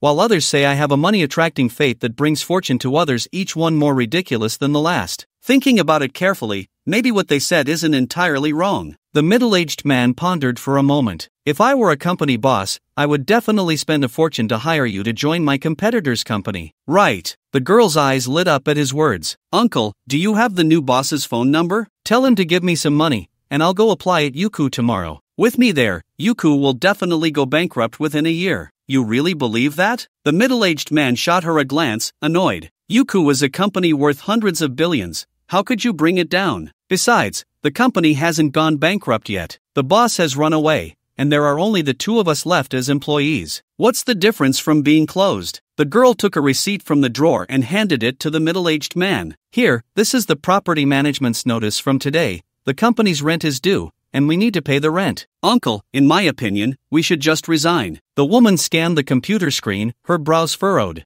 "I'm not saying this lightly, but the company really isn't doing well. Every day, I can count the new book applications for contracts on one hand. I've heard that UEQA signs tens of thousands of new books daily. The gap is just too big. As long as UEQA exists, this company will never see the light of day." "Have you approved the new book applications in the backend?" the middle-aged man asked. "No." The woman clicked the mouse, her face darkening. "Look at these books. The Life of My Little Dog, A Fantasy of Falling in Love Once. If I could replay the game, I would definitely choose Li Bai. Anyone who knows would recognize these as novels, but those who don't would think they're written by some elementary school student's diary. And this one, Do Pa Tian Xiong."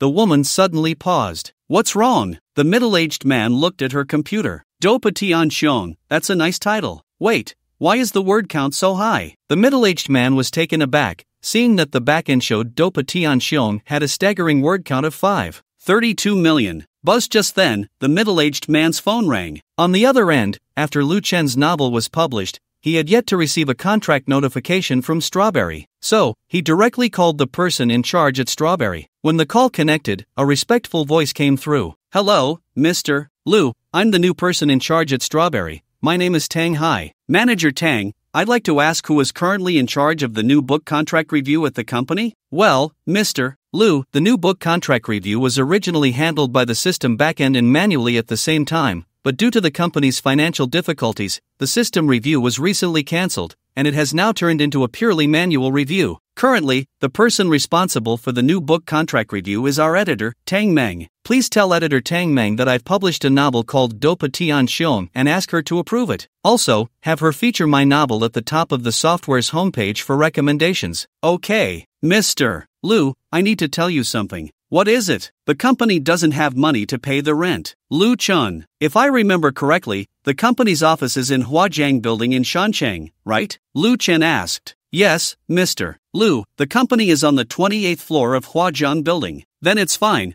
Huajiang Building is also mine. Uncle, I didn't hear that wrong, did I? Tang Meng looked at Tang Hai, who had just hung up the phone, in shock, swallowing hard. Huajiang Building belongs to the new boss? Meng, our opportunity has come. Tang Hai said excitedly, do you know how much Huajiang Building cost? Nearly 30 billion. Mr. Lu, being the owner of Huajiang Building means the company will no longer lack funds, which means Strawberry can challenge Yuekui again, and your uncle and I are the new person in charge and general manager of Strawberry. Uncle, your luck is just too good. Tang Meng said instinctively, I thought Mr. Wu suddenly appointed you as the general manager to set you up. The Mr. Wu Tang Meng mentioned was the original owner of Strawberry, Wu Li. After the system acquired shares in Strawberry, Wu Li appointed Tang Hai as the general manager and gave Tang Hai Lu Chen's phone number. Thus, Tang Hai's number became a reward-related item that appeared in Lu Chen's contact list. Quick, hurry up and approve Mr. Lu's new book. Tang Hai's eyes were filled with fervor. I have a feeling that Mr. Lu's appearance will save Strawberry. It's not that easy. While operating the mouse to approve Dopa Tian Xiong and send the contract link, Tang Meng said, Mr. Wu wasn't short on money either, but in the end, he lost everything. I think Lu will end up like Wu, unable to bear the losses any longer and looking for the next fool to take over the company. If you don't want to join the 8th company, you should stop saying such ominous things. Tang Hai shot Tang Meng a glance,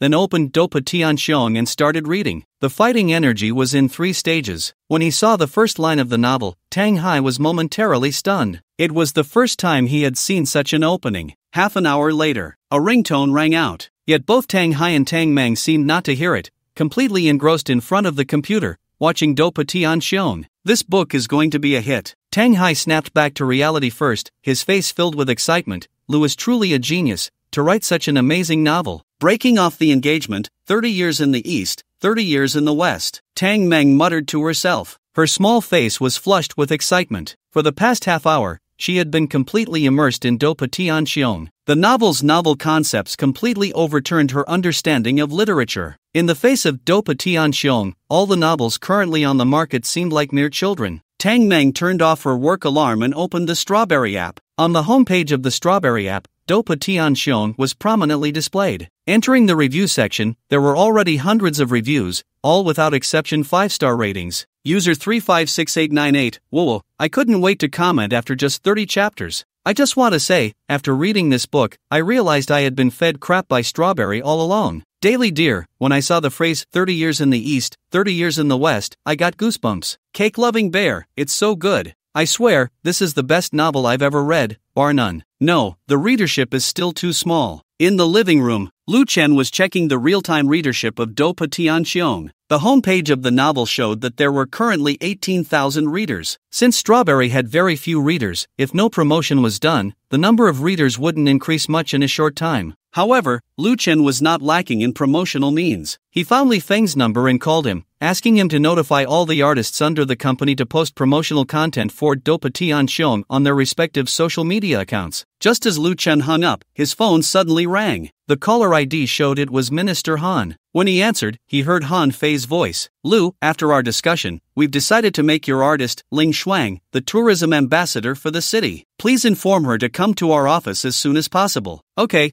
I'll contact her shortly. Lu Chen smiled. Minister Han, you're still busy this late. You must be working hard. It's not hard. I just seem to have a hallucination during the day. Lu, do you think there are humans in this world who possess supernatural powers? Minister Han, I have to lecture you on this. As an officially appointed cabinet member, how can you believe in superstitions? You should believe in science. Lu Chen said seriously. He knew that Han Fei had been shaken in her worldview after witnessing him save someone. But as long as Han Fei couldn't provide substantial evidence, he wouldn't be foolish enough to admit it. It's nothing, I was just asking casually. Maybe I haven't been resting well lately, and my mind is playing tricks on me. Then I won't disturb your rest. After hanging up, Lu Chen sent a WeChat message to Ling Shuang, asking her to return to Mountain City tomorrow. Originally, Lu Chen planned for Ling Shuang to collaborate with the company's internet celebrity to shoot a video and then go live. But since the company's internet celebrities had been falling from grace one after another, the video collaboration was also dropped. These past few days, Ling Shuang had been at the headquarters of the Bright Star in Kyoto, learning various knowledge related to being an artist. Lu Chen opened Douyin, and the rumors about Ling Shuang still lingered at the top of the trending list. One could only wonder how much money the person behind it spent to buy traffic. During this time, Lu Chen had been quite passive, whether it was Zhao Yiren becoming the national promotion ambassador or Ling Shuang becoming the tourism image ambassador for Shanchang. He was merely responding to the repeated attacks from Tianyu and other entertainment capital. But things were about to change. If Tianyu and other entertainment capitals wanted to see Fanqing fail, he would not let them thrive either. From now on, the roles of offense and defense would shift. He would lead Fanqing to forcefully break into the entertainment industry through countless classics from his past life on Earth. Anyone who tried to stop him would perish, and those who didn't would also face doom. Coming back to his senses, Lu Chen refocused on his computer and began transcribing classic songs one after another. The next morning, Lu Chen was awakened by a phone call. When the call connected, a respectful voice came through. Mr. Lu, I hope I'm not disturbing you? Get to the point. Lu Chen glanced at the caller ID, Tang Hai, the head of Strawberry. It's like this, Mr. Lu, I have some great news to report to you. Just last night, the diva Zhao Yiren and several internet celebrities with millions and hundreds of thousands of followers posted videos promoting your work. After just one night, the number of new users for our company's software has surpassed 1 million, and the registration of new users is still on the rise. Currently, the real-time online reading count for your work is 1.5 million. I see. Is there anything else? Lu Chen kept his eyes closed, his expression calm. Also, this morning, the people at Uekue contacted me and editor Tang Meng, inquiring about your contact information. They probably don't know you're the company owner and want to poach you. Ignore them. Lu Chen opened his eyes and sat up, saying, remember, keep my identity confidential. At Huajiang Building, Strawberry Company. Uncle, Mr. Lu is just too lucky, isn't he? Tang Meng looked at Tang Hai after the call, her face filled with shock. His novel was released for less than an hour last night, and so many big internet celebrities promoted it. Even my idol, the diva Zhao Yiren, recorded a video specifically promoting Dopa Tianxiong. Are you stupid? Tang Hai replied irritably, is Mr. Lu's success just luck? It's strength. Do you think Zhao Yiren and those big internet celebrities would promote Dopa Tianxiong for no reason? And they did it right after it was released? Are you saying Mr. Lu paid them? Tang Meng quickly realized, her face turning sheepish as she laughed awkwardly. Hee, I thought Zhao Yiren and those big internet celebrities just like Dopa Tianxiong. You're too young. Looking at the innocent Tang Meng, who had graduated just a year ago, her eyes still revealed the clarity and naivety of a college student. Remember, from now on, if anyone asks you about Mr. Lu, you say you don't know. Otherwise, if Mr. Lu fires you, I can't protect you. Got it. Tang Meng playfully stuck out her tongue. In Modu, Uekue Building. As the headquarters of the billion-dollar Uekue Group, Uekue Building is considered one of the landmark buildings in Modu. In a spacious conference room, a woman dressed in professional attire with a capable demeanor frowned as she looked at a data report. In front of her, a middle-aged man kept his head down, not daring to breathe. The woman's name was Yen Bingyun, the chairwoman of Uekue Group. The middle-aged man was named Huang Kong, the general manager and head of Uekue Group. One author, one book, has brought a nearly bankrupt platform back to life. Yen Bingyun shifted her gaze from the data report, expressionless as she stared at Huang Kong. Manager Huang, I want to ask, what are you doing? Such an outstanding author, why haven't we signed him to the company? Or rather, if the other party came to our platform, it's because your subordinates are blind. In Yen Bingyun's view, as the most famous novel platform in Longwa, anyone with a normal mindset would choose to write on Ueku, and the author of Dopa Tianxiong, Didao, was no exception. The reason Didao ultimately went to Chaomei must be due to the inaction of the editorial department, failing to recognize such an outstanding talent, which led to Didao's disappointment with the platform and forced him to choose Chaomei. President Yen, you really can't blame the editorial department. The author named Didao has never published a book on our platform, Huang Kong said cautiously. Moreover, I have already sent someone to inquire about Didao's contact information. Once I obtain it, I am confident I can sign him. So, where is he? Yen Bingyun said coldly. Huang Kong, are you really stupid or just pretending to be? The book Dopa Tianxiong was released for less than an hour, and the diva Zhao Erin, along with a bunch of internet celebrities on Douyin, have been promoting it extensively. Do you think someone is operating behind the scenes? President Yen, please calm down. Huang Kong was sweating profusely. I did send someone to inquire about Didao's contact information, but there are only 2 people currently employed at Xiaomei, an editor named Tang Meng and a person in charge named Tang Hai. They both said they didn't know Didao's contact information. I don't care what methods you use, I must contact him today, Yan Bingyun said with an icy expression. You need to understand that the reason Xiaomei is struggling is not that readers don't want to read free novels, but because Xiaomei lacks free novels that can attract readers. If the quality of free novels under Xiaomei is not inferior to those of our company, the impact on the company will be devastating. Yes, I will personally contact the person in charge at Xiaomei right away. Huang Kong dared not say more and left the conference room, quickly calling Tang Hai. Lu Chun. After Huang Kong left, Yan Bingyun walked to his desk. On the desk lay a document recording the equity change information of Xiaomei and Fanqing companies. I hope you are a smart person. By noon, thanks to Zhao Erin and a host of internet celebrities' promotions, along with the high-quality content of Dopa Tian Xiong, several trending topics related to it appeared on Douyin's hot list. Hashtag a divine book appears in the web literature world. Dopa Tian Xiong hashtag 30 years east of the river, 30 years west of the river. Do not bully the young and poor. Hashtag Didao is the pseudonym of Li's 3 young masters. Hashtag Li's 3 young masters refutes rumors. Dopa Tian Xiong is not his work. Hashtag Xiaomei, free novels. In the general manager's office of Yueku building, Huang Kang's face was extremely grim. He was as anxious as an ant on a hot pan. Throughout the morning, he had called Tang Hai countless times, exhausting all means to obtain Didao's contact information, but all ended in failure. As he watched the popularity of Dopa Tian Xiong rise, a wave of fear washed over him. If Dopa Tian Xiong truly became a phenomenon, it would indeed be as Yan Bingyun said, one author, one book, could revive Xiaomei. And since Xiaomei was a free platform, if it exploded in popularity, Yueku, as a paid platform, would inevitably suffer huge losses. Readers are people, not fools. If a platform has good and free novels, they would never be foolish enough to pay for reading. Thinking of this, Huang Kong called Tang Hai again. Hello, the number you dialed is currently busy. Damn it, how dare you hang up on me? Huang Kang's eyes were filled with rage. At Xiaomei Company, Tang Hai hung up the call from Huang Kong, thought for a moment, and still didn't block him. Uncle, we've hit 5 million. Tang Meng, sitting in front of the computer, said excitedly, the platform's registered users have successfully surpassed 5 million. President Lu is truly a remarkable person. Tang Hai sighed. President Wu spent a year and lost nearly $1 billion, yet couldn't make a splash in the industry. But as soon as President Lu arrived, within less than a day,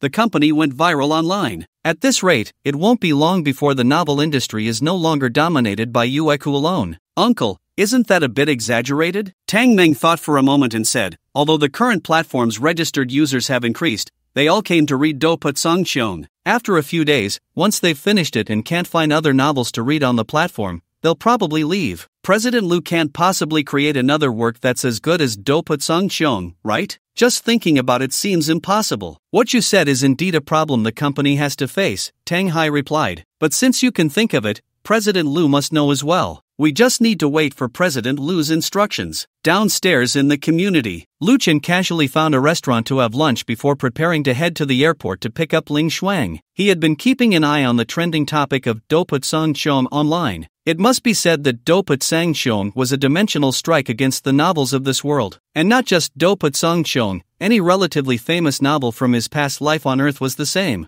Buzz as Lu Chen just started the vehicle, his phone suddenly rang. The caller was an unfamiliar number. When he answered, a mature and cold female voice came through. Is this President Lu? Who are you? Lu Chen asked, puzzled, as he was not familiar with this voice. Let me introduce myself. My name is Yan Bingyun, chairman of Yueku Group. I wonder what President Yan wants with me. Lu Chen frowned. How did Yan Bingyun get his number? Did Tang Hai or Tang Meng leak his information? President Lu, I'll get straight to the point. I'm calling to discuss acquiring your strawberry company. You can name your price. 100 billion. Lu Chen replied casually. President Lu, are you joking? On the other end, Yan Bingyun was stunned for a moment. It was President Yan who joked first, Lu Chen said calmly. If there's nothing else, I'll hang up. President Lu might as well listen to the conditions I'm offering. I'm willing to. Beep beep beep. Lu Chen hung up the phone directly. Sell strawberry? Unless he was crazy. He possessed the spirit of Earth culture, and with the novels from his past life, he alone could sweep through the entire online literature scene of Manhwa. Strawberry was an important platform for him to publish these novels and create phenomenon IPs. Moreover, as his novels became popular online, the value of Strawberry would rise, and it wouldn't be impossible for it to eventually topple Ueku and become a new giant in the novel industry. Therefore, no matter how tempting Yen Bingyun's conditions were, he could never sell Strawberry. Lu Chen opened his contacts and called Tang Hai. A few minutes later, Lu Chen's expression became serious. He initially thought it was Tang Hai who leaked his number, but after calling Tang Hai, he repeatedly assured him that he hadn't disclosed any of his information, and Tang Meng didn't even know his contact details. Could it be someone else? Lu Chen showed a contemplative expression. Ueku Building, Chairman's office. Yen Bingyun looked at the hung-up call, her pretty face cold as ice. Knock, knock, knock. Just then, there was a knock on the door. Come in. Yen Bingyun suppressed her anger. President Yen. Huang Kong entered, and upon seeing Yen Bingyun's frosty expression, his face turned pale. Have you contacted the Dao? I'm sorry, President Yen. Huang Kong kept wiping the cold sweat from his forehead. Although he was the general manager of the reading library, he felt a deep-seated awe in the presence of Yen Bingyun, a powerful businesswoman with a strong background. I have personally contacted the person in charge of Strawberry, Tang Hai, but he simply won't give me any face. No matter how I try to persuade him, he is determined not to tell me Di Dao's contact information. So I plan to take a trip to Mountain City and try to pry Di Dao's contact information from him. I wanted to let you know. No need, Yen Bingyun said expressionlessly. Di Dao is clearly a signed author that Strawberry is heavily promoting. There must be a breach of contract between the two parties. Even if you obtain Di Dao's contact information, he would never breach the contract to come to our company. What should we do next? Huang Kong asked cautiously. With the explosive popularity of Dopa Tianxiong, it won't be long before it truly becomes a phenomenon. At that time, more people will undoubtedly download Strawberry just to read Dopa Tianxiong. No matter how impressive Di Dao is, he is just one person. No matter how wonderful Dopa Tianxiong is, it is still just a novel. Our company has 50 platinum authors, thousands of top authors, and tens of thousands of excellent authors. The works they create are countless. What is one Di Dao and one Dopa Tianxiong to fear? Even if Dopa Tianxiong ultimately becomes a phenomenal work, does Strawberry have any other notable works besides it? When readers finish all the chapters of Dopa Tianxiong and find that there are no other works under Strawberry that they can continue reading, they will naturally uninstall Strawberry. President Yen is right. The current hype around Strawberry is merely a flash in the pan, Huang Kong sighed in relief. A mere Strawberry poses no threat to the company whatsoever. But that is not an excuse for your negligence, Yen Bingyun said coldly. If I find out that Di Dao has ever published works on our company's platform, then your position as general manager should be replaced. Upon hearing this, Huang Kang's face turned pale again. He had just investigated not long ago, and the reading library's backend showed that there was indeed an author named Di Dao who had published works, but they were rejected by the editorial department. However, he was not sure if the rejected Di Dao was the same one who wrote Dopa Tianxiong. Has the copyright for Warrior been sold? Yen Bingyun suddenly asked. Several companies have contacted us so far, wanting to purchase the film rights for Warrior to adapt it into a movie. The highest offers come from 3 entertainment giants, Tianyu, Blu-ray, and Huasheng. Selling the rights for Warrior to Tianyu, I owe President Xie a favor this time, Yen Bingyun said, her gaze shifting to the phone on the table. The phone contained her WeChat chat history with CLA. Among them, Lu Chen's phone number was sent to her by CLA. Xiao Shuang, over here. At the airport exit in Mountain City, Lu Chen had just parked the car by the roadside when he saw Ling Xuan walking out of the airport. Brother Mu. The moment Ling Xuan saw Lu Chen, her face instantly lit up with a smile, and she ran towards him. It is said that when you see someone you like, you must run. Ling Xuan perfectly embodied this saying. Brother Mu, I missed you. Ling Xuan threw herself into Lu Chen's arms, looking up at him with eyes as gentle as water. Weren't we just apart for a few days? Lu Chen teased, while he eagerly checked Ling Xuan's personal information. He wanted to see how much she liked him. Name, Ling Xuan. Age, 20 years. Height, 170 centimeters. Weight, 60 kilograms. Overall appearance rating, 98. 0. Affection level, 100. Soulmate. As expected, a look of surprise flashed in Lu Chen's eyes, but he quickly regained his composure. He and Ling Xuan grew up together, and the bond between them transcended love. It could even be described as familial affection. Influenced by his adult awareness since childhood, it was no surprise that Ling Xuan held him in such high regard, reaching a score of 100. With an overall attractiveness rating of 98, she shared the same score as Lin Ji. Lu Chen's gaze scrutinized Ling Shuang. Her features were delicate and exquisite, with willow-shaped eyebrows and phoenix eyes, exuding a cool and elegant aura, like a classical beauty stepping out of a painting. Her astonishing height and voluptuous peach-shaped hips added a touch of allure. As Ling Shuang nestled closely in his embrace, he could even feel her softness. I feel uncomfortable if I can't see Brother Mu for even a second, Ling Shuang said, pressing her face against Lu Chen's chest, her cheeks flushed. Brother Mu,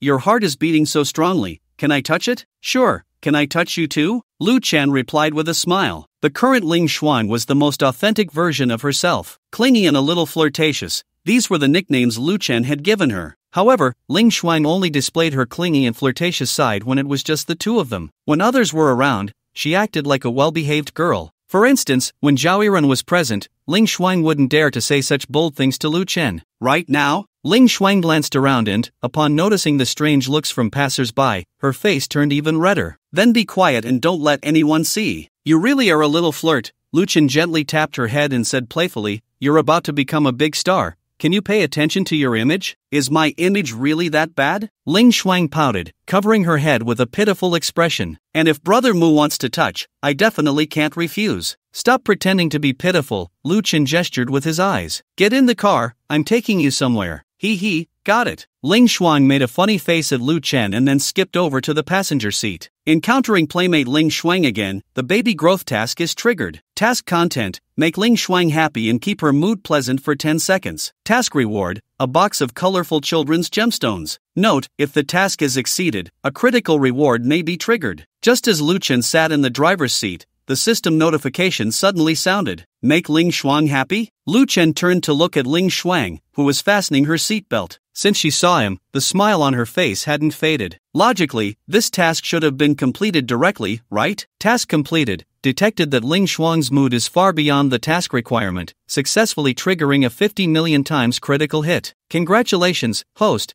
You have obtained a Tegel oil field. Reward-related items have been issued to the system space and can be retrieved at any time. Tegel oil field, located in the Camel country, with a total oil reserve of about 30 billion barrels and an annual output of over 50 million tons, the oil field is valued at 500 billion dragon coins. Wow! Looking at the information about the Tegel oil field that popped up from the system, Lu Chen was overjoyed. What is oil? It is a strategic energy resource. If we talk about what can be converted into cash the fastest in the world, it would undoubtedly be strategic energy. Even a trillion-dollar corporation needs a lot of time to sell stocks for cash, and it comes with the risk of stock price decline. But oil and gold, unlike strategic energy, can be easily liquidated. Almost every country in the world needs oil. Take the Dragon country, for example. As one of the major countries on Blue Star, it still imports a large amount of oil every year. Additionally, strategic energy has another advantage: it retains its value. In peaceful international conditions, oil prices hardly fluctuate. Conversely, once the international situation becomes grim, oil prices tend to rise. In other words, as long as Lu Chen is willing, he can liquidate the Tegel oil field in a very short time, thus exchanging it for 500 billion in cash. What does 500 billion in cash mean? It means that Lu Chen not only has the complete ability to undertake the demolition and reconstruction projects in the urban villages but also won't have to worry about funding afterwards. Looking across the entire Dragon country,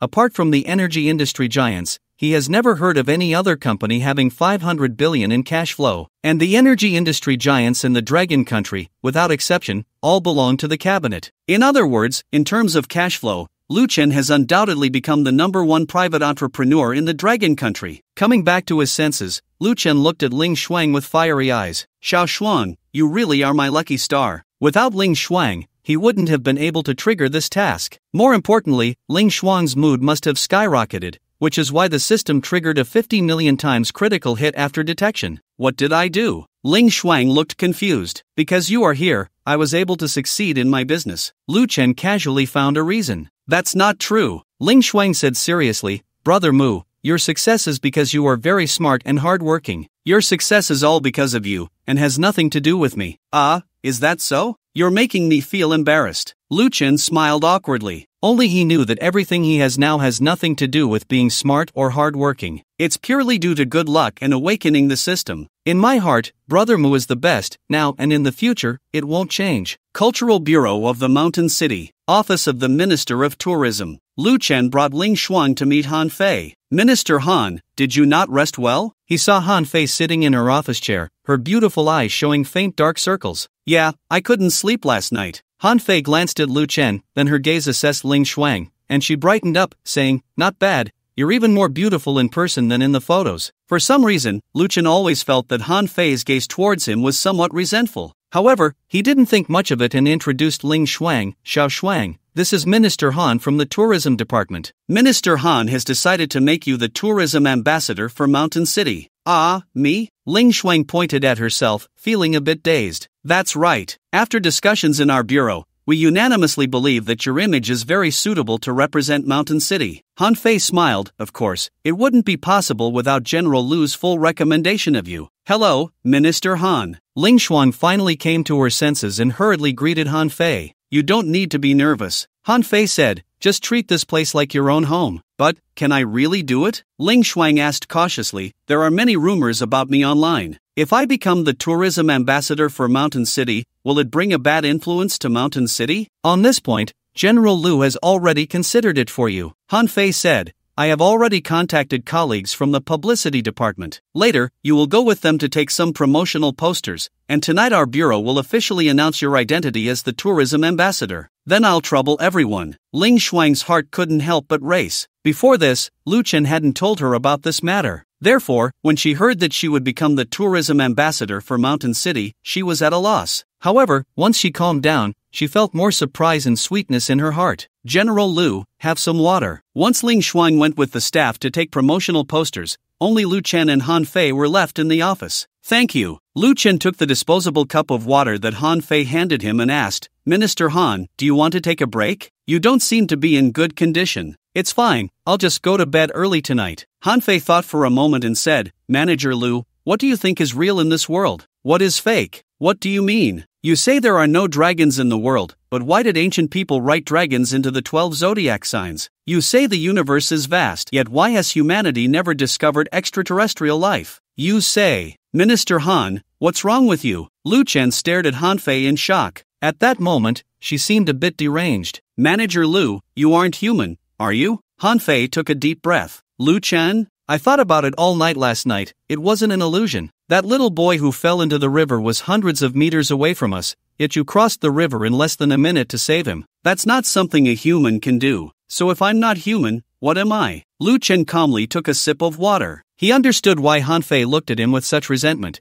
It turned out she hadn't slept all night thinking about his rescue. "I don't know, I just feel like it's too incredible." Han Fei stared into Lu Chen's eyes, trying to discern something. "Stop looking, no matter how much you stare, I'm still human." Lu Chen said irritably, "I've said to believe in science. If I'm not human, what would I be? A dragon? A merman? You could also be the tortoise prime minister," Han Fei said softly. "Fine, I'm the tortoise prime minister. Go ahead and call the police to arrest me." Lu Chen said irritably, "Think about it with your little brain. Isn't what you're saying childish?" "All right, I admit it is quite childish." Han Fei rubbed her temples, trying to clear her mind. "You must have been scared yesterday, which caused the illusion." Lu Chen thought for a moment and said, "But one thing, I've been training since I was young and have continued to this day. My physical fitness is even better than that of the world's top athletes. Let's not talk about that." Han Fei said, "I went to see a psychologist this morning, and he told me that I've been under too much mental stress lately." "Have some water." Lu Chen handed the cup to Han Fei. "Thank you." Han Fei took the cup and took a sip. But suddenly, Han Fei froze. "Isn't this the water I poured for you?" Han Fei glanced at the rim of the cup, where there were still traces of Lu Chen's drinking. "It's fine, I don't mind." "You." Han Fei opened her mouth, wanting to say something but hesitating. "By the way, Minister Han, how is that little boy doing?" Lu Chen changed the subject. "The doctor said he's fine, he was just scared. After he woke up, his sister took him home." "Oh, I almost forgot." Han Fei walked to her desk, opened her bag, and took out a piece of paper, handing it to Lu Chen. "This is the phone number left by that little boy's sister. She asked me to give it to you, saying you should call her when you have time, and she will thank you in person. Xia Ling." Lu Chen took the note, which had a name and a string of numbers written on it. The handwriting was elegant and beautiful, catching the eye. "This is the name of the little boy's sister. The little boy's name is Xia Xing." Han Fei continued, "According to the police inquiry, the siblings live in a village in the city. The little boy sneaked out to play by the river and accidentally fell in." "What a coincidence," Lu Chen said, somewhat surprised. "What do you mean?" Han Fei looked at Lu Chen in confusion.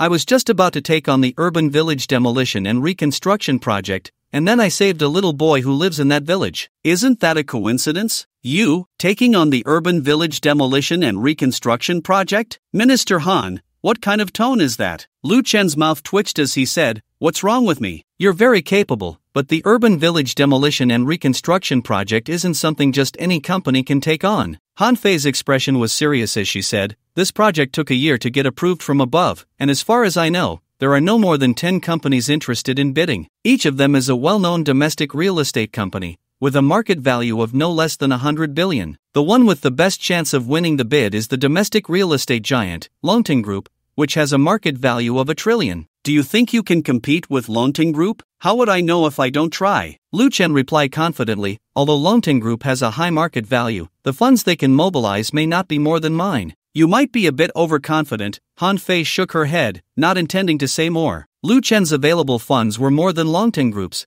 Only a fool would believe otherwise. In her view, Lu Chen was still too young, unaware of the gap between himself and the giant enterprises. Once he failed to win the bid, he would naturally learn his lesson. Overconfident? Lu Chen smiled, not planning to explain. With the Tegel oil field valued at 500 billion, if he wasn't confident, then he truly had a problem. Evening came. Shancheng Hospital, VIP ward. Xia Lei lay on the hospital bed, his face full of ingratiating smiles. Beside him stood a powerful woman, Yen Bingyun, the chairwoman of Yuk Group. "President Yen, what an honor it is to have you come all the way from the Magic City to see me," Xia Lei said, attempting to sit up, but his body couldn't move an inch due to the plaster on his waist. "President Xia, you should lie down," Yen Bingyun said as she turned to walk towards the window. "I didn't come to Shancheng just to see you, I wanted to meet with the strawberry boss." "Ha ha ha." Xia Lei laughed awkwardly and said, "Whatever you need from me, President Yen, just say the word." "I need more detailed information about the strawberry boss." Yen Bingyun opened the window and said, "From what I understand, you have had contact with him in reality,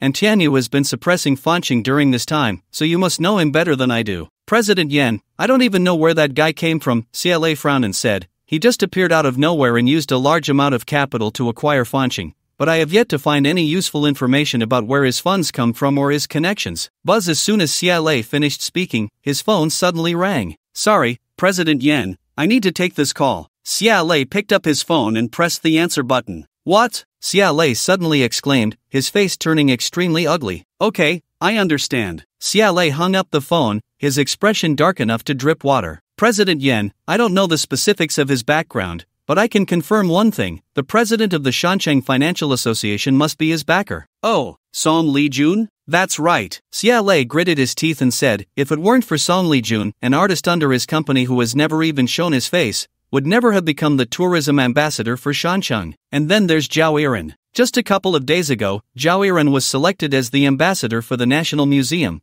and Song Lijun's help must have played a part in that. If what you say is true, and Song Lijun is his backer, then he indeed has the capital to refuse my acquisition of his company." Yen Bingyun showed a thoughtful expression. "But she always felt that things weren't that simple." "What? That guy actually dared to refuse President Yen? It seems he really is tired of living," Xia Lei sneered. "But don't worry, President Yen, I can't guarantee anything about his other companies, but he won't be able to establish himself in the entertainment industry with Fanqing. President Xia, I have other matters to attend to, so I'll take my leave now." Yen Bingyun smiled and said, "Here, I wish Tianyu great success in remaking The Martial Artist. With such a great IP for martial artists, I am confident I can create a work that will revolutionize the history of cinema," Xia Lei said with a confident expression. "After all, this is the largest investment my company has ever made in a film." Hua Jianyingyu. Lu Chen returned home alone. Ling Shuang was supposed to come back with him, but halfway through, Ling Shuang's mother called and asked her to return. Sitting on the living room sofa, Lu Chen opened Douyin to check. When he saw the trending topics related to Ling Shuang,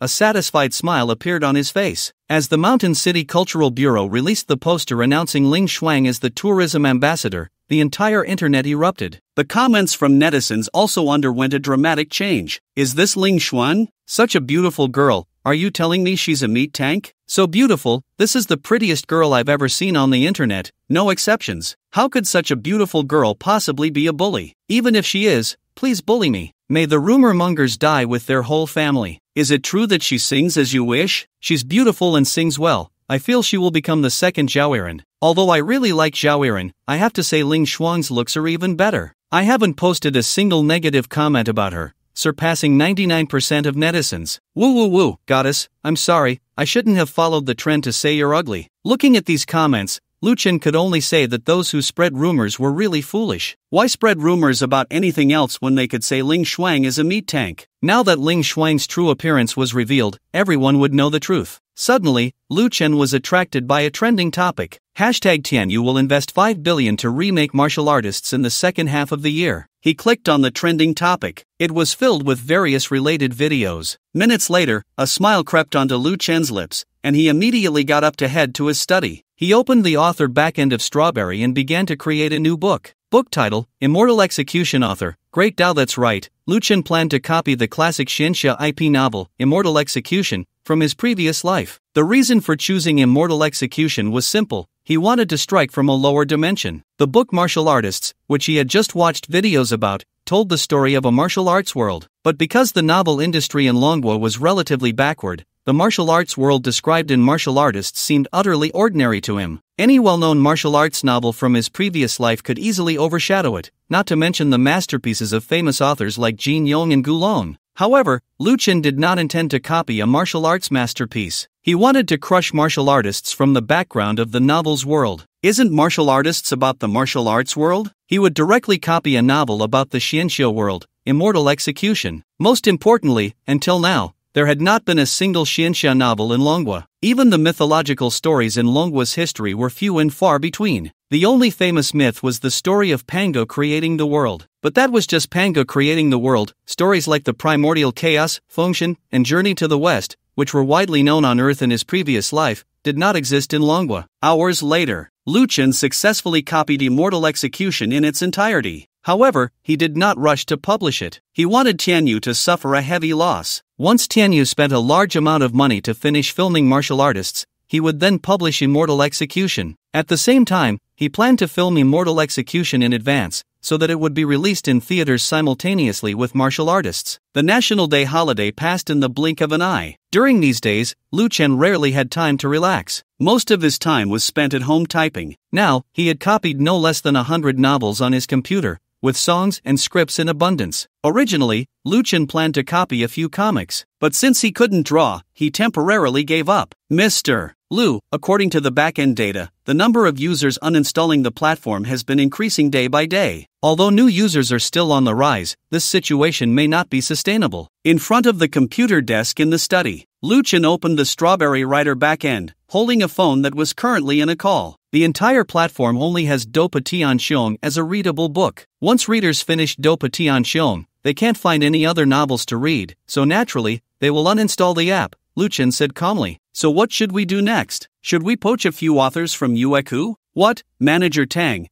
Are you confident you can poach someone? We definitely can't poach the platinum and top authors under Yueku, but getting a few excellent authors should be fine, Tang Hai replied seriously from the other end of the line. No need, Lu Chen said. Rather than spending money to poach a few unknown authors, I'd rather give you and editor Tang a raise. A raise? Yay! As soon as Lu Chen finished speaking, an excited voice came from the phone. Sorry, President Lu, editor Tang is quite simple-minded and doesn't speak much. Huajiang Building, Strawberry Company. Tang Hai shot a glare at Tang Mang, who was eavesdropping beside him, causing her to hurriedly cover her mouth. It's fine, being simple-minded is a blessing. How about this, Manager Tang? Your and editor Tang's salaries will be doubled based on the original amount, and other benefits can be discussed once the company stabilizes. Also, let editor Tang know to remember to approve all the new books I publish later. Yes, thank you, President Lu. Tang Hai breathed a sigh of relief upon hearing this. Once Lu Chen hung up, Tang Hai turned around and said seriously, how many times have I told you, as an employee, you need to act like one? The company is not your home. You can be casual at home, but at work you must be careful and cautious in both speech and action. Do you know that what you just said was undermining President Lu? If President Lu were petty, not only would he not give you a raise, he might just have you pack your things and leave. But it was President Lu himself who said to raise the salary, Tang Mang said softly. Uncle, aren't you happy about the raise? Tang Hai was completely exasperated with Tang Mang. He wanted to give her a good lecture, but when faced with her innocent and foolish gaze, he gave up. He realized that Tang Mang was just a bit dim-witted. But what could he do? She was his own niece. He couldn't bear to scold her, let alone hit her. From now on, you are not allowed to eavesdrop on my calls with President Lu. Tang Hai gritted his teeth. Every time he reported work to Lu Chen over the phone, Tang Meng always appeared behind him without him noticing. He had never seen anyone as gossipy as Tang Meng. "Oh," Tang Meng replied weakly. "Hurry up and finish the work President Lu assigned you. We'll go eat hot pot for lunch later." "Are you treating us, uncle?" Tang Meng's eyes lit up at the mention. "You little brat, when have I not treated you?" Tang Hai said with a dark expression. "If you keep talking back, you'll have to pay for your own meals in the future." "No, I won't say anything anymore." Tang Meng quickly returned to her workstation and opened the editing backend software. "Uncle, don't worry, when I get rich in the future, I will definitely take good care of you." Tang Meng suddenly turned around, looking serious. Hearing this, Tang Hai smiled. Thankfully, it wasn't in vain to care for this girl. "So, uncle, can you lend me some money? I want to buy a bag." Tang Hai, lending money to buy a bag, huh? Tang Hai took a deep breath and pulled out his phone. "I'll call your dad right now and have him hit you with a few bags." "Hee hee, just kidding. I'll get serious about work now, so don't call my dad. Save some phone bill." "Get serious about work, right now. It's just the two of us in the company, and we must seize this opportunity." Tang Hai put down his phone, his expression serious. "Once the company really gets on track, then President Lu will definitely hire new employees. By then, we will be the company's veterans, and our salaries will surely increase. When you start earning your own money, you can buy an expensive bag, and no one will say anything." As soon as Tang Hai finished speaking, he realized that Tang Meng wasn't even listening to him. Instantly, he felt a surge of anger. "Uncle, look!" Just as Tang Hai was about to give Tang Meng a good lecture, she suddenly waved at him frantically, her eyes filled with disbelief. "What's wrong?" Tang Hai frowned and quickly walked over to Tang Meng's workstation. But when he saw the editing back end, he was just as incredulous as Tang Meng. Strange blowing lamp. 2 notes. Godslaying, I'm in a mental hospital. 100 days of end. At a glance, there were at least a dozen novels, and all these novels were authored by Didao. President Lu, he released 15 novels at once. Tang Meng swallowed hard, and these novels, just like Do Put Sung Shon, are all completed. Quick, click in. Tang Hai thought of something, his eyes filled with excitement. A few minutes later, a voice of shock and excitement rang out in the office area. "So amazing! What kind of god, platinum author? Compared to President Lu, they're nothing. President Lu is the only true god in the online literature world. The salary is actually this low." Lu Chen had no idea that Tang Hai regarded him as a true god in the online literature world. At this moment, he was checking the salaries of Tang Hai and Tang Meng. According to the system reward data, Tang Hai was previously the team leader in the Strawberry Editing Department, with a base monthly salary of 3,000, plus team performance commission. Tang Meng was an ordinary editor in the department, with a base monthly salary of 1,500, plus commission from contracted books. However, since Strawberry had little traffic, the two had hardly ever received any commission. It wouldn't be an exaggeration to say they were working for love. Now that Lu Chen had doubled their salaries, it was still only 6,000, 3,000 a month. It was indeed quite miserable. Lu Chen thought for a moment and decided to wait a while before giving the two a raise and arranging various benefits. In his previous life, he was just another cog in the machine. Now that he had a system and wasn't short on money, he certainly couldn't be like those unscrupulous bosses who only knew how to exploit their employees. Moreover, the amount of salary also determined whether employees would be loyal to the company. One couldn't expect employees to work hard for you while paying them only 2,000 or 3,000 a month, right? Coming back to his senses, Lu Chen glanced at the time. There were still 2 hours until noon, and today he had an important task to do, which was to go to the Financial Association to attend a bidding meeting. This meeting would determine who would ultimately undertake the demolition and reconstruction project in the urban village. Lu Chen opened WeChat on his phone, and the first thing that caught his eye was an unread message from Song Qingwan. "Qingwan, I'm about to arrive at the garage, you can come down. Qingwan, don't forget to bring the bidding documents. Longtong Hotel, first floor lobby lounge area." Yan Bingyun was talking with a woman of extraordinary temperament. "Xiaoji, I heard that a person named Lu Chen acquired 40% of Honda's shares." "Yes, that's true." Lin Shi smiled. "Sister Yun, you're looking for me, probably to inquire about President Lu, right? How much do you know about this person?" Yan Bingyun looked at Lin Ji and asked. "Xia Yang told me that this person has a background with Song Lijun. What do you think?" "I'm not very familiar with President Lu. If you ask me what I think of him, I can barely give my opinion. But if you ask me about his background, I can't answer that. As for the relationship between President Lu and President Song, in my personal view, it's probably not that good yet. Although President Song's daughter has a somewhat ambiguous relationship with President Lu, given President Song's character, even if President Lu really became his son-in-law,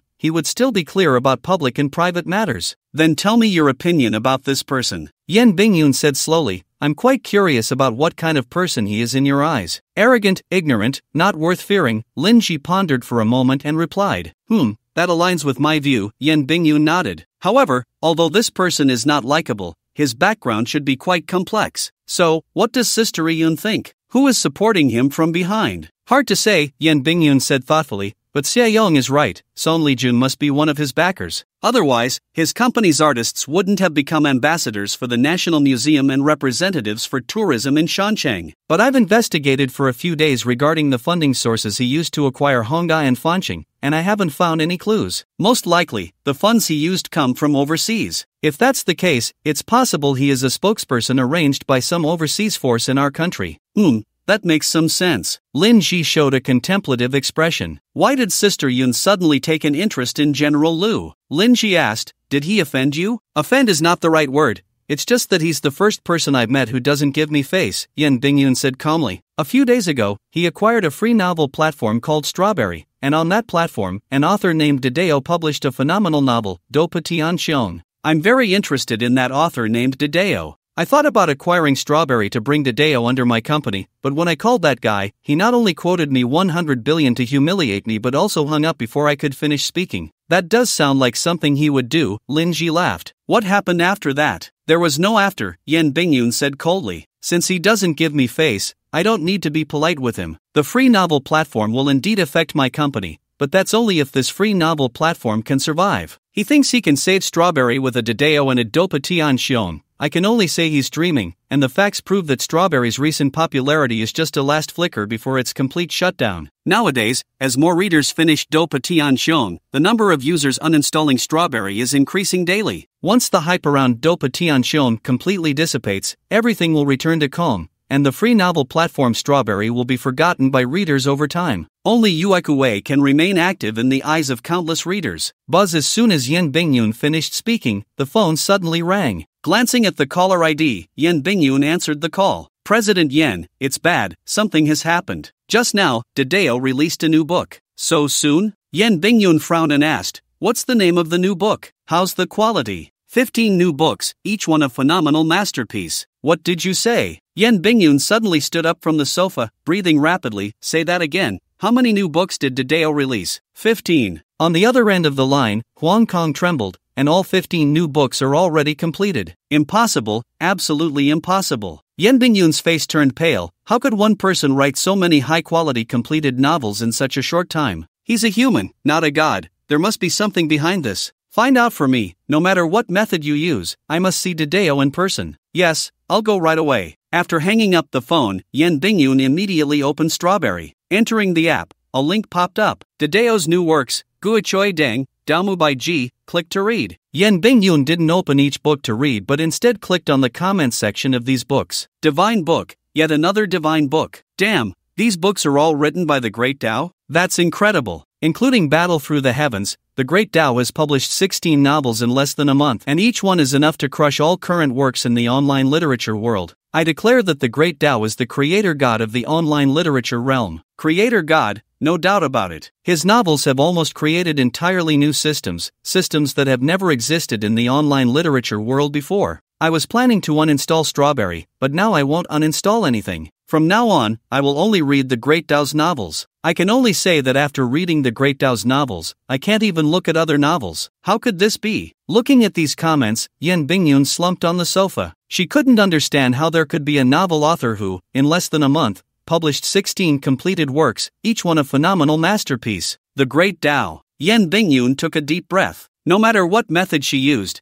she had to dig the Great Tao from Strawberry to Yueku. Sister Yun, are you okay? Lin Shi asked with concern. It was the first time she had seen such a strong emotional fluctuation from Yan Bingyun. Sorry to make you laugh. Yan Bingyun calmed her emotions and said, the reason I called you over this time is not only to ask you for information about that person but also to have you accompany me to the financial association. Sister Yun plans to personally attend the bidding meeting? Lin Ji was a bit surprised. Yes. Yan Bingyun nodded. My family places great importance on the demolition and reconstruction project in the urban village of Shanshine. so they specifically asked me to be the person in charge of this project. Then I'll congratulate Sister Yun in advance. Lin Shi smiled. With the strength of Longtum Group, I'm sure the winning bid in this meeting will definitely be Longtum Group. In terms of strength, Longtum Group is indeed the strongest among the bidding companies, but I'm afraid the Financial Association may favor local enterprises. After all, the largest real estate company in Shancheng, Jin Yun Group, is also participating in the bidding. Time reached noon. Lu Chen arrived at the Financial Association building in Song Qingwan's Audi A8. Don't be nervous later, focus on the reconstruction plan when you speak. As long as your ideas are good enough, it doesn't matter if you can't come up with that much funding for now.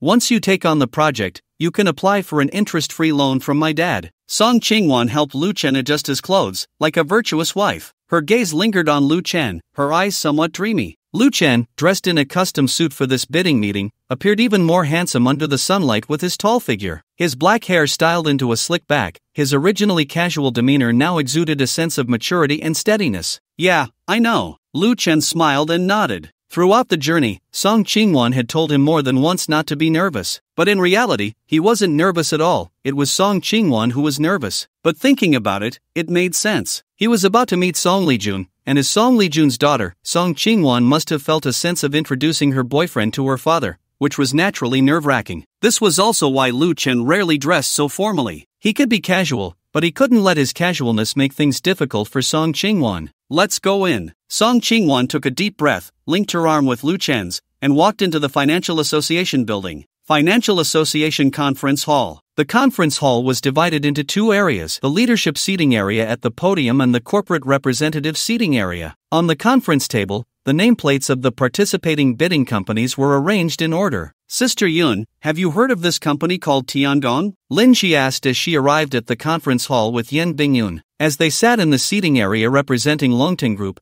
Lin Ji's attention was suddenly drawn to a nameplate of a company on the right. She saw the nameplate printed with the words Tiangong Limited. I've never heard of it. Yen Bingyun glanced at the nameplate of Tiangong Company, frowning as she said, the information I received indicates that there is no real estate company named Tiangong among the enterprises participating in the bidding. President Yen. At that moment, a surprised voice rang out. A middle-aged man and a young man entered the conference hall, guided by the staff. The middle-aged man was tall and sturdy, with a square face that exuded an oppressive aura. The young man looked ordinary, but his eyes revealed a chilling demeanor. President Yen, I didn't expect you to personally represent Longting at the meeting. The middle-aged man quickly walked up to Yen Bingyun, his face full of smiles. This man was none other than Qin Guanghong, the chairman of Jin Yun Group. Beside him was his son, Qin Feng. President Qin, it's an honor to meet you. Qin Feng slightly bowed to Yen Bingyun. President Qin, I assume you won't mind that Longting is participating in the bidding competition this time? Yen Bingyun calmly gazed at Qin Guanghong. With her background, she could easily dismiss Qin Guanghong. Moreover, Jin Yun Group and Longting Group were both real estate companies and had always been competitors in terms of interests. President Yen is joking. Longting, as the largest real estate company in the country, has always been a model for my group to learn from. It is an honor for my group to participate in this bidding competition alongside Longting. Qin Guanghong still wore a smile, but his mood had grown heavy. He was aware that Longting Group was participating in the bidding, but he hadn't expected Yen Bingyun to personally represent Longting at the tender meeting. As a local real estate company in Shancheng, Jin Yun Group had a significant advantage in the urban village demolition project. After all, Jin Yun Group could increase tax revenue for Shancheng. Before this, Qin Guanghong was about 80% confident of winning the bid, but now, his confidence had dropped to less than 50%. The reason for this drastic decrease was simply because Yen Bingyun had come to represent Longting at this bidding meeting. If it had been the chairman of Longting Group, it would have only represented Longting Group, but Yen Bingyun's presence represented not only Longting Group but also the powerful background behind her. Thinking of Yen Bingyun's formidable background,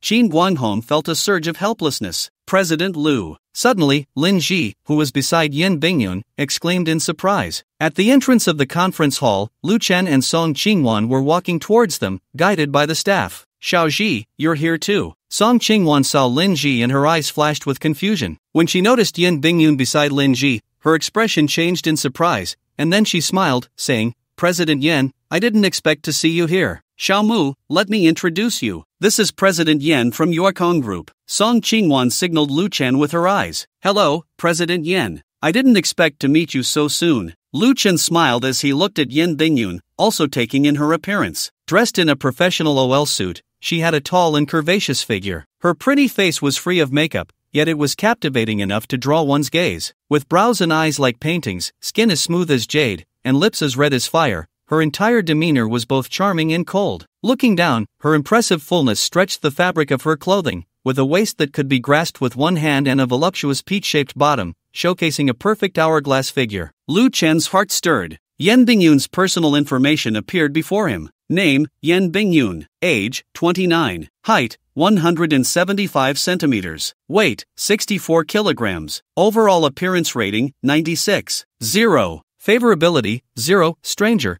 At 175 centimeters tall, Yen Bingyun was the tallest girl Lu Chen had ever encountered. With the added height of her high heels, Yen Bingyun's gaze was almost at the same level as Lu Chen's. She stared coldly at Lu Chen, and if looks could kill, he would have been dead countless times by now. How unfortunate, I didn't expect that after just a few days, President Yen has turned into a mute. Seeing Yen Bingyun's continued indifferent gaze, Lu Chen's smile faded. His greeting to Yen Bingyun was merely to show respect to Song Qingwan, not because he was genuinely afraid of her. From the way Song Qingwan had given him a look, it was easy to guess that Yen Bingyun had an extraordinary background. But so what? If Yen Bingyun didn't give him face, why should he give her any? As soon as Lu Chen finished speaking, Yen Bingyun's expression grew even colder. Qin Guanghong beside them frowned. Hey, Lu, how are you talking to President Yen? The moment Qin Feng saw Lu Chen, anger surged within him. He had not forgotten the slap Lu Chen had given him at the Lin family estate. Now that Lu Chen dared to call Yen Bingyun a mute, he certainly wouldn't let such a good opportunity slip by. President Yen, this person is Lu Chen, someone who relies on Xiao Feng. Before Qin Feng could finish, Qin Guanghong interrupted him. Song girl, Xiao Feng is just straightforward, don't take it to heart. Qin Guanghong smiled at Song Qingwan. He could overlook Qin Feng offending Lu Chen since Lu Chen had just offended Yen Bingyun,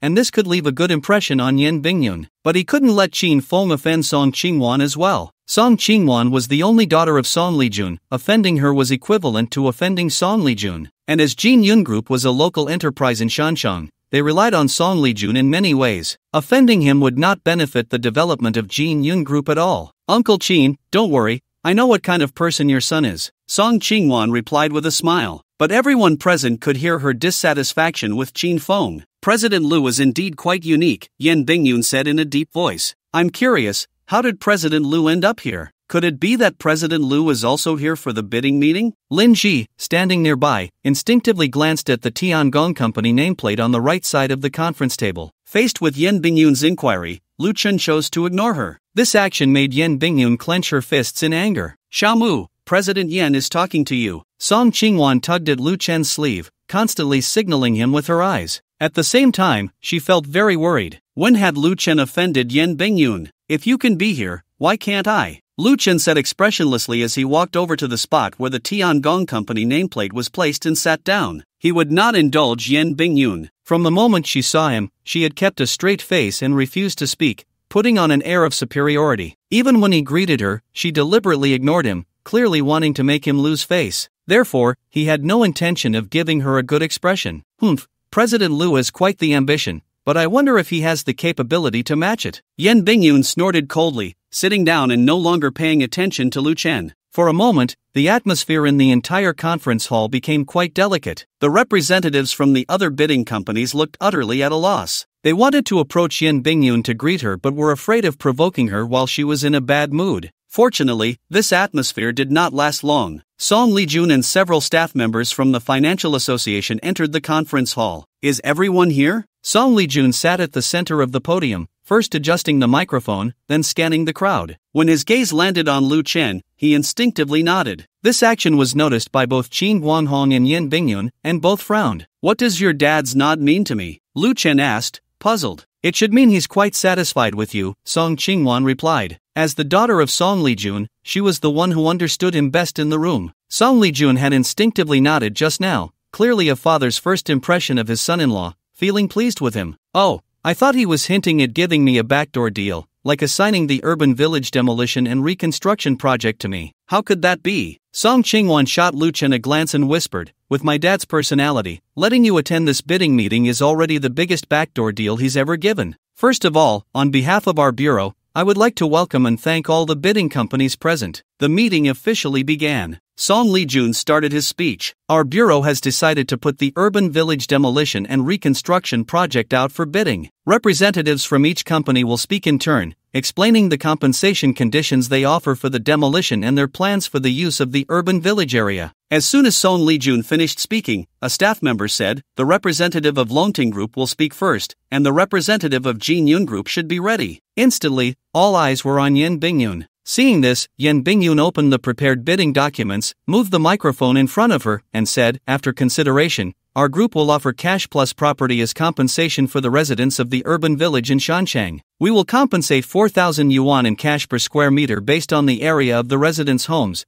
and additionally, each household will receive a property located in Ningwei community. Moreover, for the urban village area, our group has decided to create a comprehensive large commercial district that integrates residential, entertainment, and shopping." As Yen Bingyun spoke, the faces of Qin Guanghong and other major bidding companies turned grim. Neither the demolition compensation plan proposed by Longton Group nor the construction plan for the urban village area could be matched by their respective companies. It should be noted that the urban village being demolished this time is not only the largest urban village in Shancheng but also one of the largest in the entire Long country. The area alone reaches an astonishing 5.2 square kilometers, with a permanent population of hundreds of thousands. According to statistics, this urban village has a total of 15,000 self-built houses, covering an area of 4.5 square kilometers. Based on Longten Group's compensation of 4,000 yuan per square meter, it means that the entire urban village demolition will require Longten Group to put out at least 18 billion yuan in cash. This does not even account for the housing space area, and each household must also be compensated with a property. Soon, Yen Bingyun finished her speech. She immediately shot a provocative glance at Lu Chen. She was absolutely confident about this urban village demolition project. Looking across the entire Long country,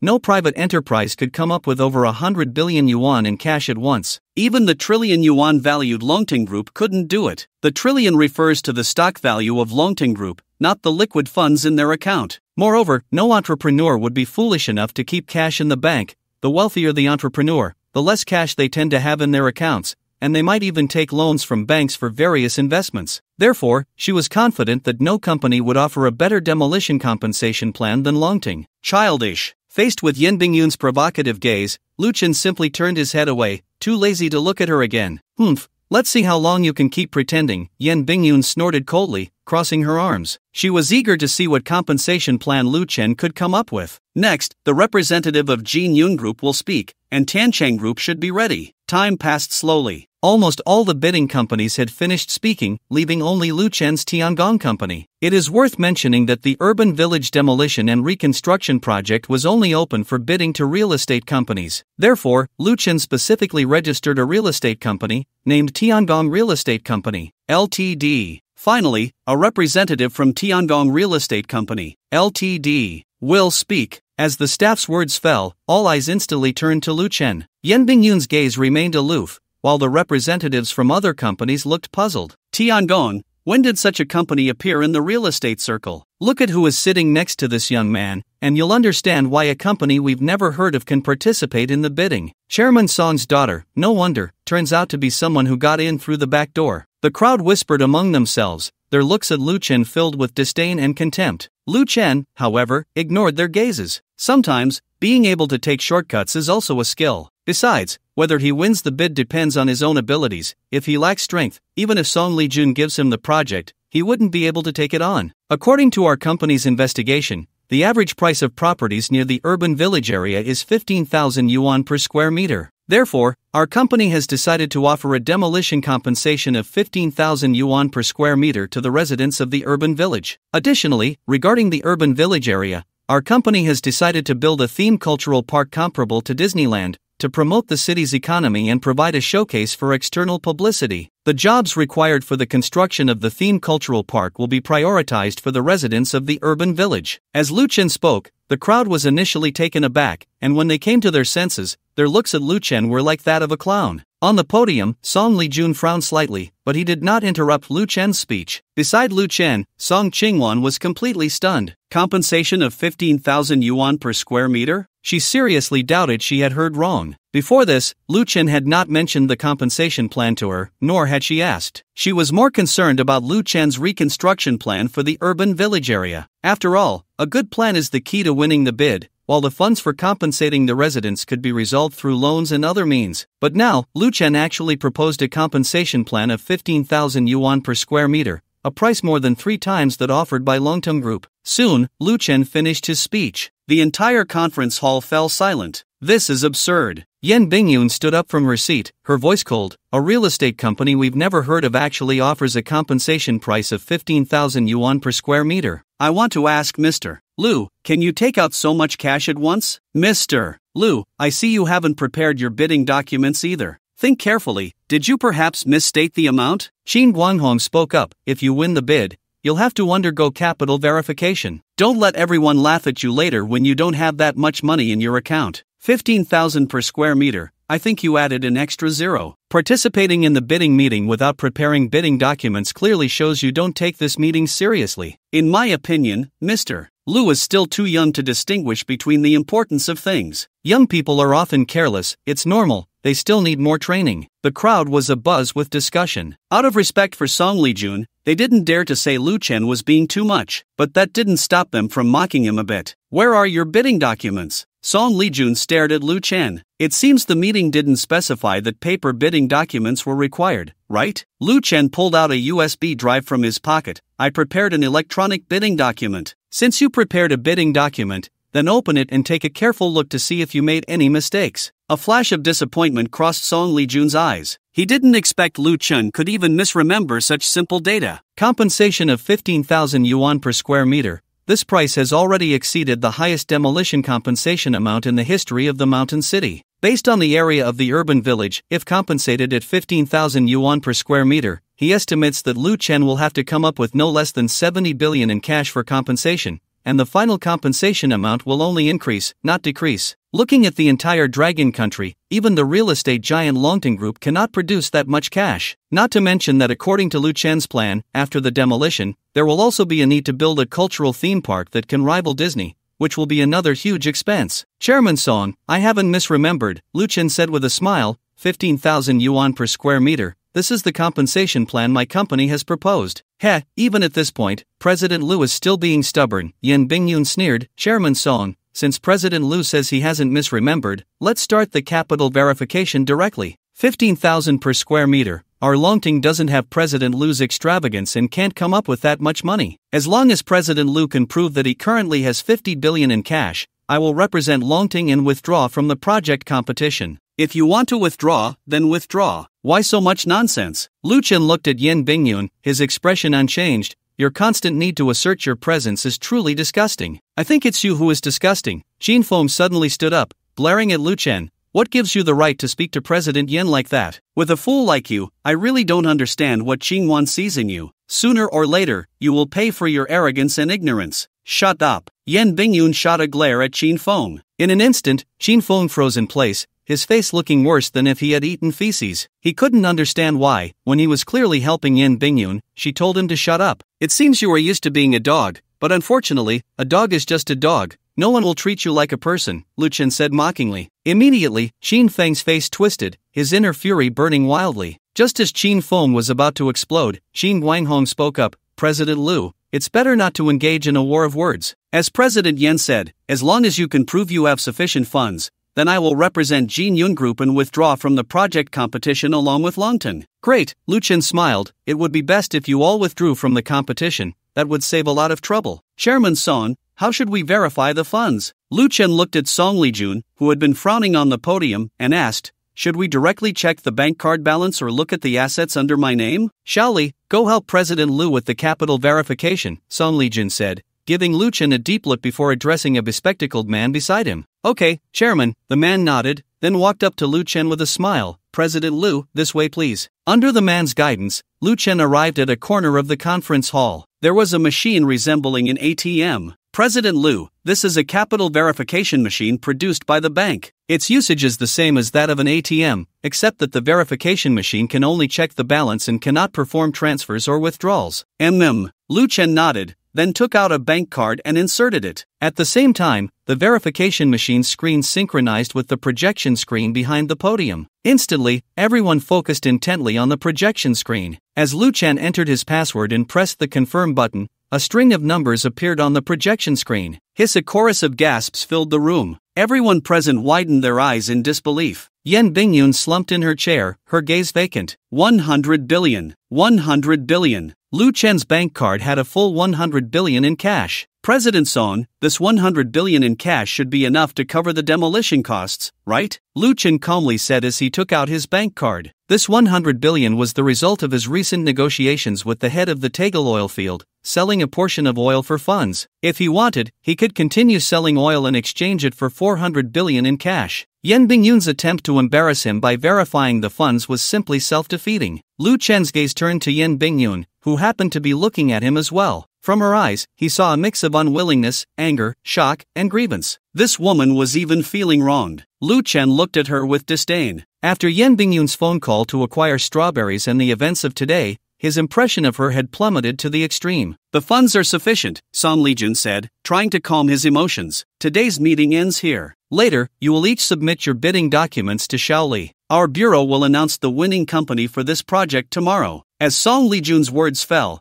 there was no response from the companies. Everyone understood that Song Lijun's announcement of the winning company tomorrow was merely a formality. The final winning company would definitely be Tiangong. Yet they had no choice but to accept it. The 100 billion cash in Lu Chen's account not only slapped them in the face but also made them fearful of their earlier mockery of him. Anyone could imagine how terrifying the background of someone with 100 billion in cash could be. Coupled with Lu Chen's complete lack of regard for Yen Bingyun, everyone turned pale. Congratulations, General Manager Lu. A business owner hurried over to Lu Chen, wearing a broad smile. General Manager Lu, do you have time tonight? I've arranged a celebration banquet for you at the Golden Building, eagerly awaiting your presence. General Manager Lu, I heard the Red Romance in Shancheng is quite nice. How about I invite you to have a good time there tonight? In the blink of an eye, Lu Chen was surrounded by various business owners. Everyone wore smiles, completely different from their earlier expressions.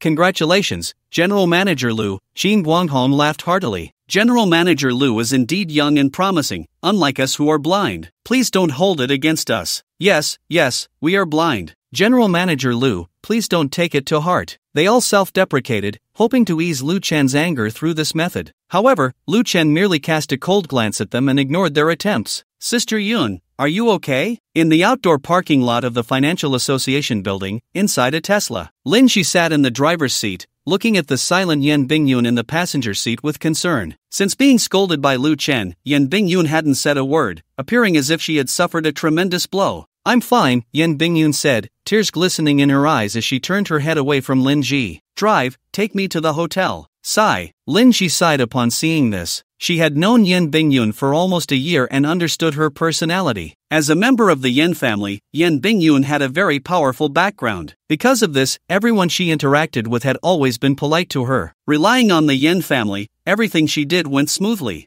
Over time, this had fostered her haughty demeanor. But now, Lu Chen's appearance had directly trampled her pride underfoot, continuously crushing it. The immense disparity brought by Lu Chen, along with the crisis posed by his companies, Strawberry and Tiangong, had plunged Yen Bingyun into self-doubt. Not far from the Tesla, a Mercedes-Benz van was parked. In the back seat of the car, Xin Feng covered his face, his complexion pale. Beside him, Xin Guanghong said expressionlessly, "Do you know why I hit you?" Understood. Xin Feng's voice was hoarse. As long as you understand, it proves you still have a chance. Xin Guanghong looked out the window and happened to see a Tesla driving out of the garage. He said, "It's fine to want to please Yen Bingyun, but you shouldn't speak so carelessly." Behind Yen Bingyun is the Yen family. Threatening Lu Chen will cost him for his arrogance and ignorance. If anything happens to the other party later, everyone will suspect the Yen family first, which is why Yen Bingyun wants you to keep quiet. Dad, who exactly is he? Xin Feng's face darkened. He doesn't even regard Yen Bingyun.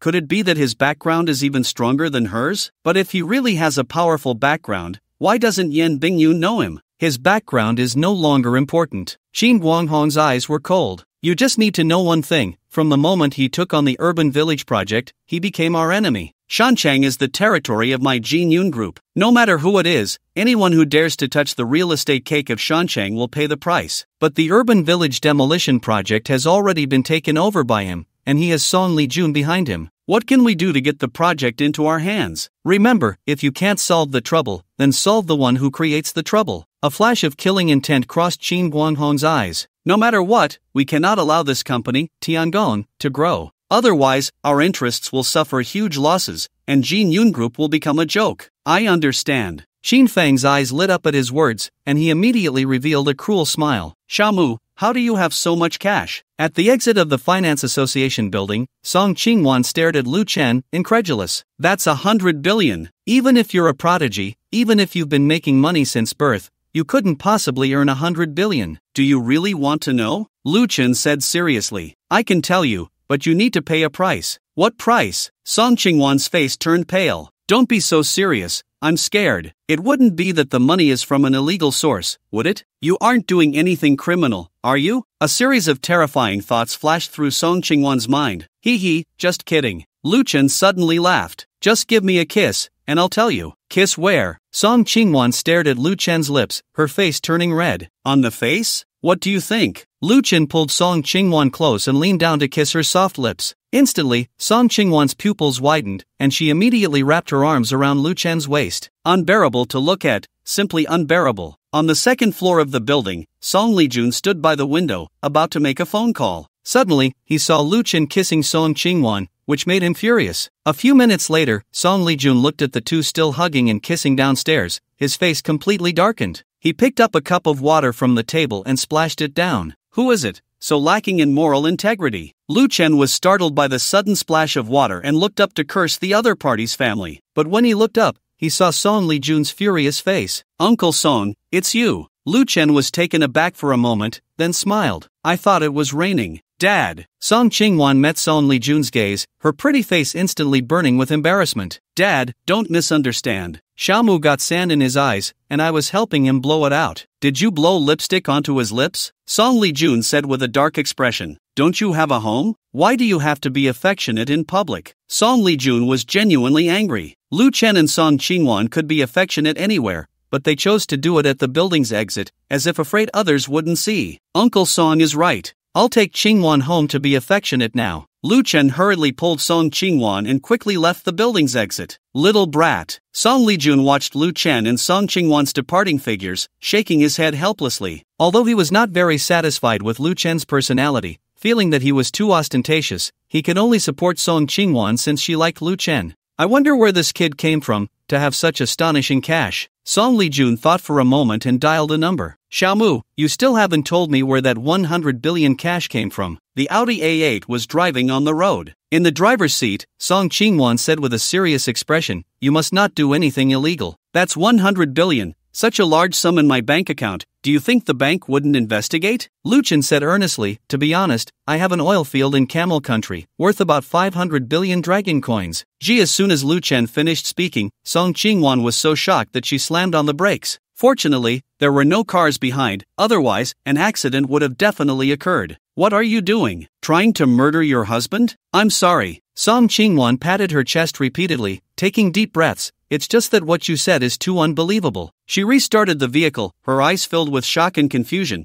Aren't the oil fields in Camel Country controlled by the royal family? How could you own an oil field there? That's a long story. Lu Chen thought for a moment and said, did you see the news about the imperial seal of the kingdom recently? Yeah, I heard that the imperial seal has been guarded by the descendants of Liu Bang until a few days ago when they donated it to the country. I am that descendant who donated the imperial seal. The wealth I currently possess has been accumulated by my ancestors over generations, and most of the wealth left by my ancestors is spread across foreign lands. As soon as Lu Chen finished speaking, Song Qingwan slammed on the brakes again. Wait, we aren't even married yet. Even if you kill me, you won't get my property. Lu Chen looked speechless. I'm sorry. Song Qingwan's voice trembled. How about you drive instead? What's wrong with you? Lu Chen asked with concern. You aren't scared, are you? I am scared, but I'm scared by what you said. Song Qingwan said in shock, you actually donated the imperial seal, you're a descendant of Liu Bang, and your ancestors left you a huge fortune. This all sounds too unbelievable, but I have to believe it. If Lu Chen had told Song Qingwan this information a few days ago,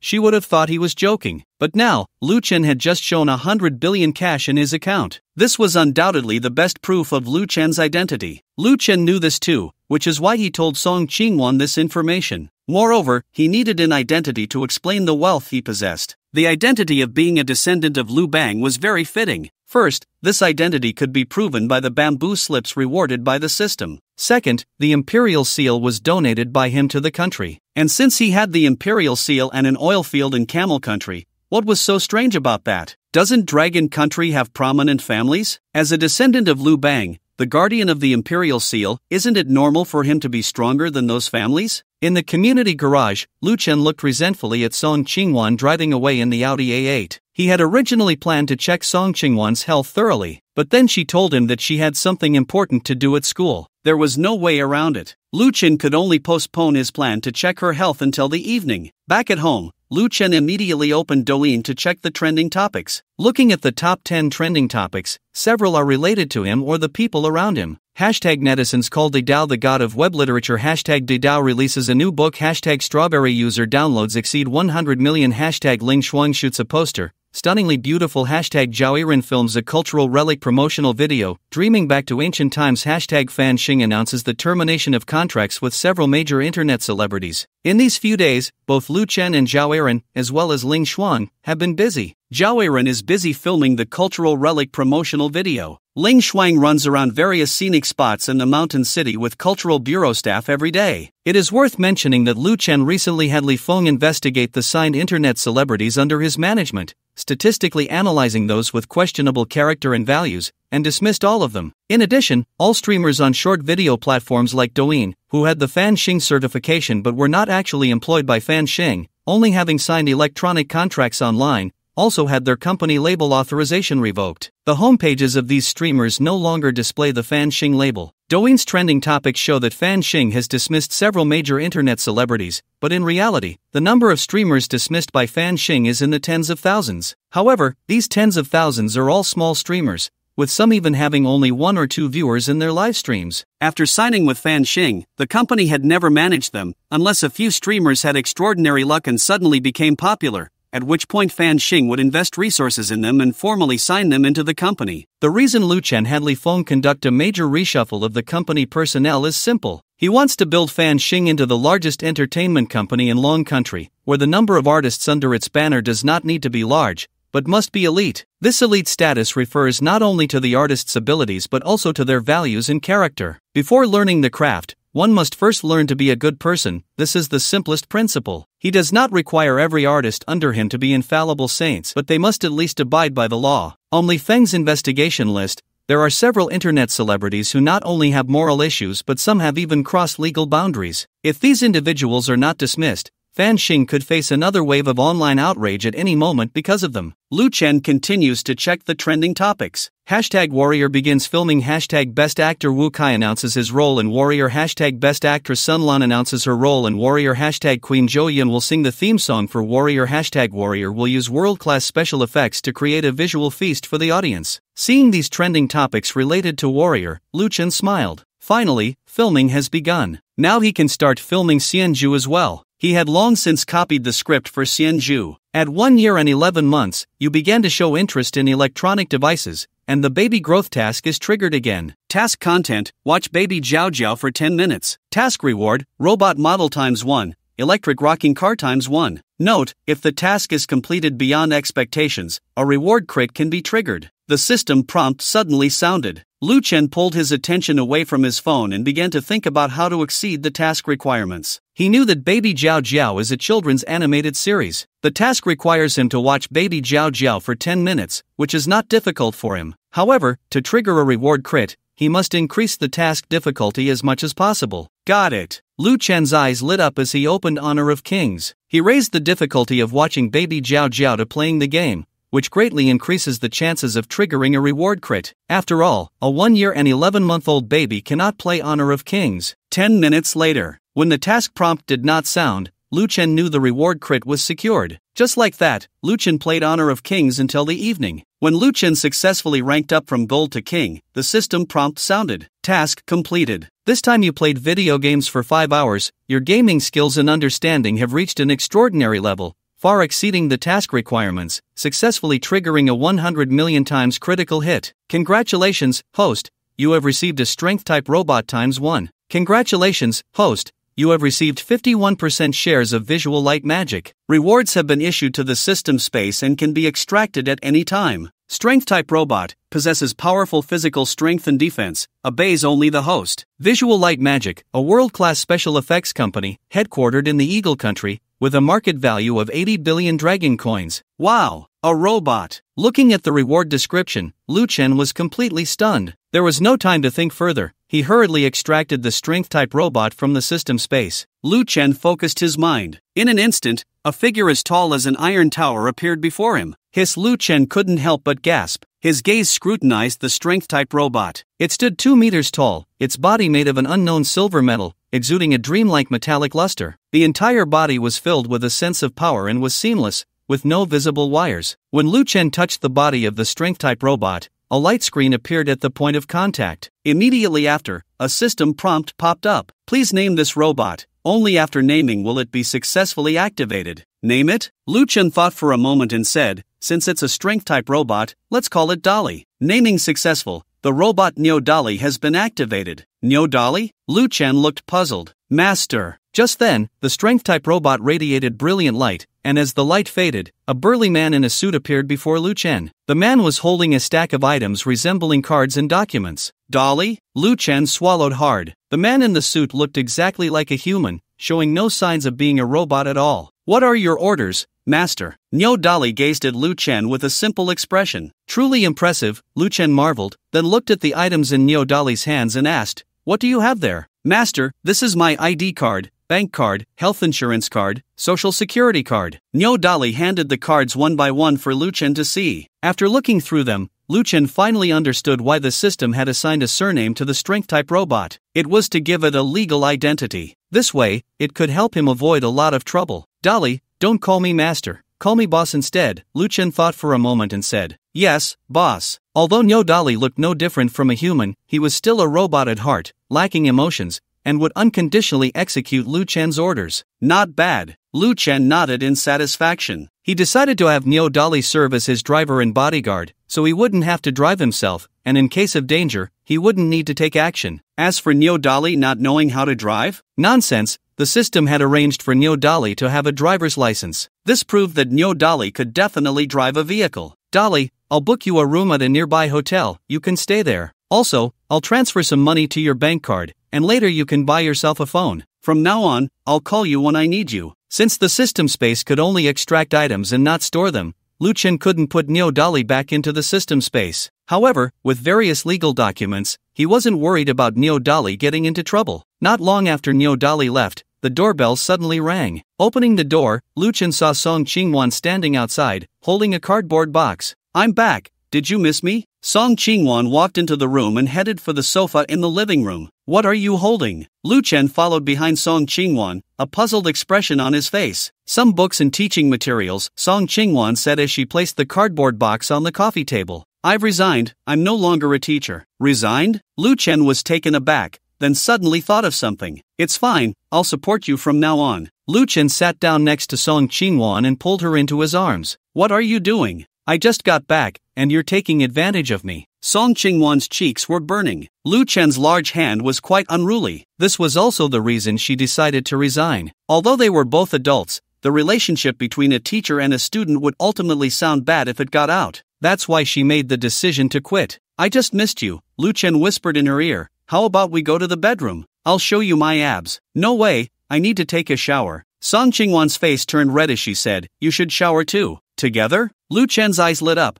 Was there such a good thing? I mean, you should shower too. Song Qingwan punched Lu Chen's chest lightly, annoyed. It's not like I'm not letting you. Why are you in such a hurry? Paid content. After a fierce battle, the system notification sounded. Song Qingwan's affection +6. Lu Chen checked Song Qingwan's personal information. Name, Song Qingwan. Age, 28. Height, 170 centimeters. Weight, 56 kilograms. Overall attractiveness rating, 90. 1. Affection level, 100. Soulmates. The affection level was maxed out. Lu Chen carefully placed Song Qingwan's head on the pillow, his gaze roaming over her. Her long, black hair was spread out, a few strands damp with sweat. Her snow-white skin was tinged with a faint blush, and there was a hint of mature charm in her eyes. The next morning, Lu Chen and Song Qingwan, still asleep, were awakened by the ringing of a phone. They both opened their eyes at the same time. "Good morning," Song Qingwan said, her cheeks instantly flushed. The scenes from last night flashed through her mind, and she fell into a daze. "Aren't you going to answer the phone?" Seeing Song Qingwan's dazed look,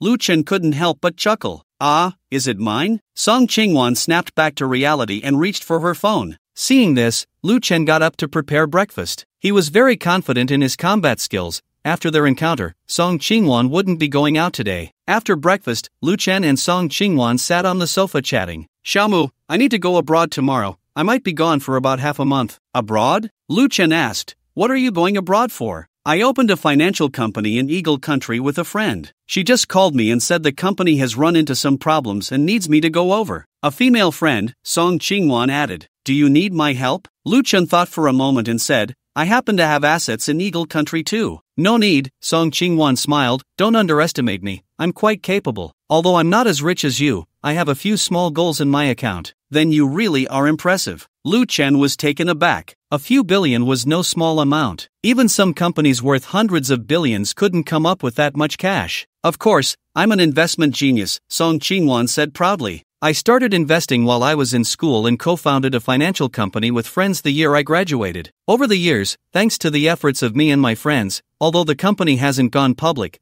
its ability to make money is no worse than some companies worth hundreds of billions." "Since you've opened a financial company, why did you think of coming back to be a teacher instead of continuing to develop in Eagle Country?" "This is a bit complicated," Song Qingwan thought for a moment and said. "The main reason is that my dad wants me to focus my work domestically. Secondly, I have my own selfish motives, which is that I want to cultivate some financial talents to join my company." "Wait a minute." Suddenly, Lu Chen thought of something. "You've been caring about me for the past 3 years. You're not trying to get me to work for you after I graduate, are you?" "I did have that thought," Song Qingwan replied. "After all, you are known as a prodigy, and I have high expectations for you. Plus, knowing that your parents have passed away, I feel a bit of sympathy for you. I was thinking of nurturing you well and then inviting you to work for me after you graduated, but who knew you were hiding so much?" At this point, Song Qingwan sighed. Looking back over the past 3 years, she had suggested applying for financial aid for Lu Chen more than once, but he had refused each time. She had always thought Lu Chen was just being proud. Now it seemed that he didn't need the aid at all. In fact, compared to Lu Chen, she was the one who needed it. "You're not doing too badly yourself." If Song Qingwan hadn't brought it up today,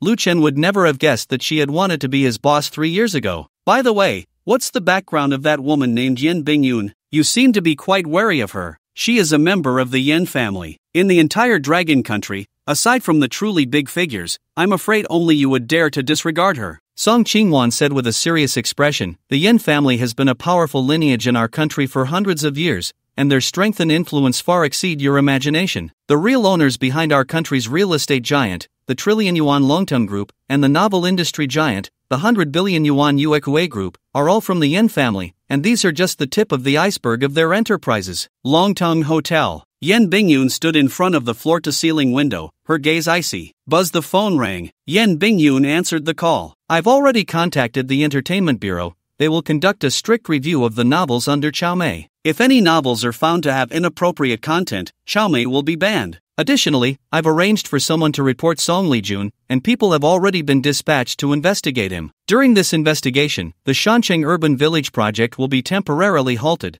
so you still have a chance." On the other end of the line came a deep and steady voice. "Okay, I understand." Yen Bingyun took a deep breath and said, "Father must be very disappointed in me. Don't overthink it, the result is what matters most. Secure the Shancheng Urban Village project, and Longting will belong to you in the future." "But what if I still fail?" Yen Bingyun said with a complex expression. "From the financial strength the other party has shown, he must have a huge force backing him. You must remember, in the Dragon Country, unless those big figures in the cabinet support him from behind, even the 3 major families can't expect to gain an advantage from us. The real estate pie belongs to Longting, and even more so to the family." Something's happened. While Song Qingwan was chatting with Lu Chen, she received a phone call midway. "What's wrong?" Lu Chen looked at Song Qingwan, noticing her tightly furrowed brows and extremely serious expression. "My dad has been reported." "Reported?" Lu Chen was taken aback and asked, "Because of the urban village project?" "Yes." Song Qingwan nodded. Someone reported my father for embezzlement, bribery, dereliction of duty, and abuse of power. Now my father is under investigation, and the urban village project has also been temporarily halted. That's quite a tactic.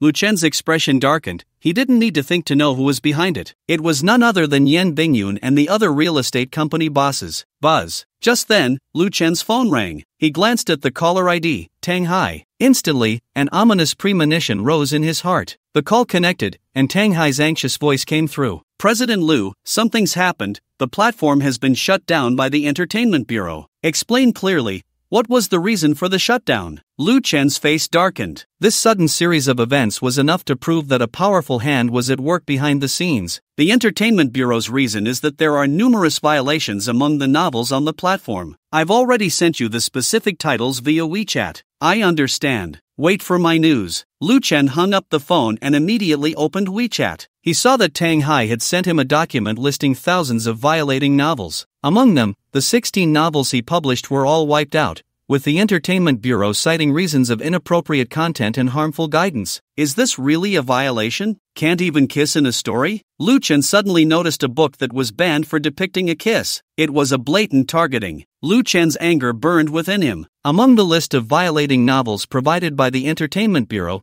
only one or two were genuinely problematic. Even if those one or two novels were indeed violations, the worst that could happen would be the platform taking them down, or at most, a fine imposed on the platform. It was completely unreasonable to shut down the entire platform. This is pushing me too far. Lu Chen's gaze turned icy. Indeed, compared to Yan Bingyun, a member of the Yan family, he had a significant gap in connections. But that didn't mean he would swallow this anger. Although he lacked connections, he had strength. Whether it was himself or Niu Dali, the powerhouse robot, they both possessed terrifying strength beyond human comprehension. If he couldn't solve the trouble, then he would deal with the troublemakers. If they really pushed him to the edge, he would have Niu Dali wipe out the entire Yin family. It seems the Yin family is behind this. Song Qingwan, having overheard Lu Chen's conversation with Tang Hai, said with fury, these family forces, relying on their centuries of deep roots, treat competitors without any bottom line. Over time, these forces have nearly monopolized every industry. They will pay the price sooner or later.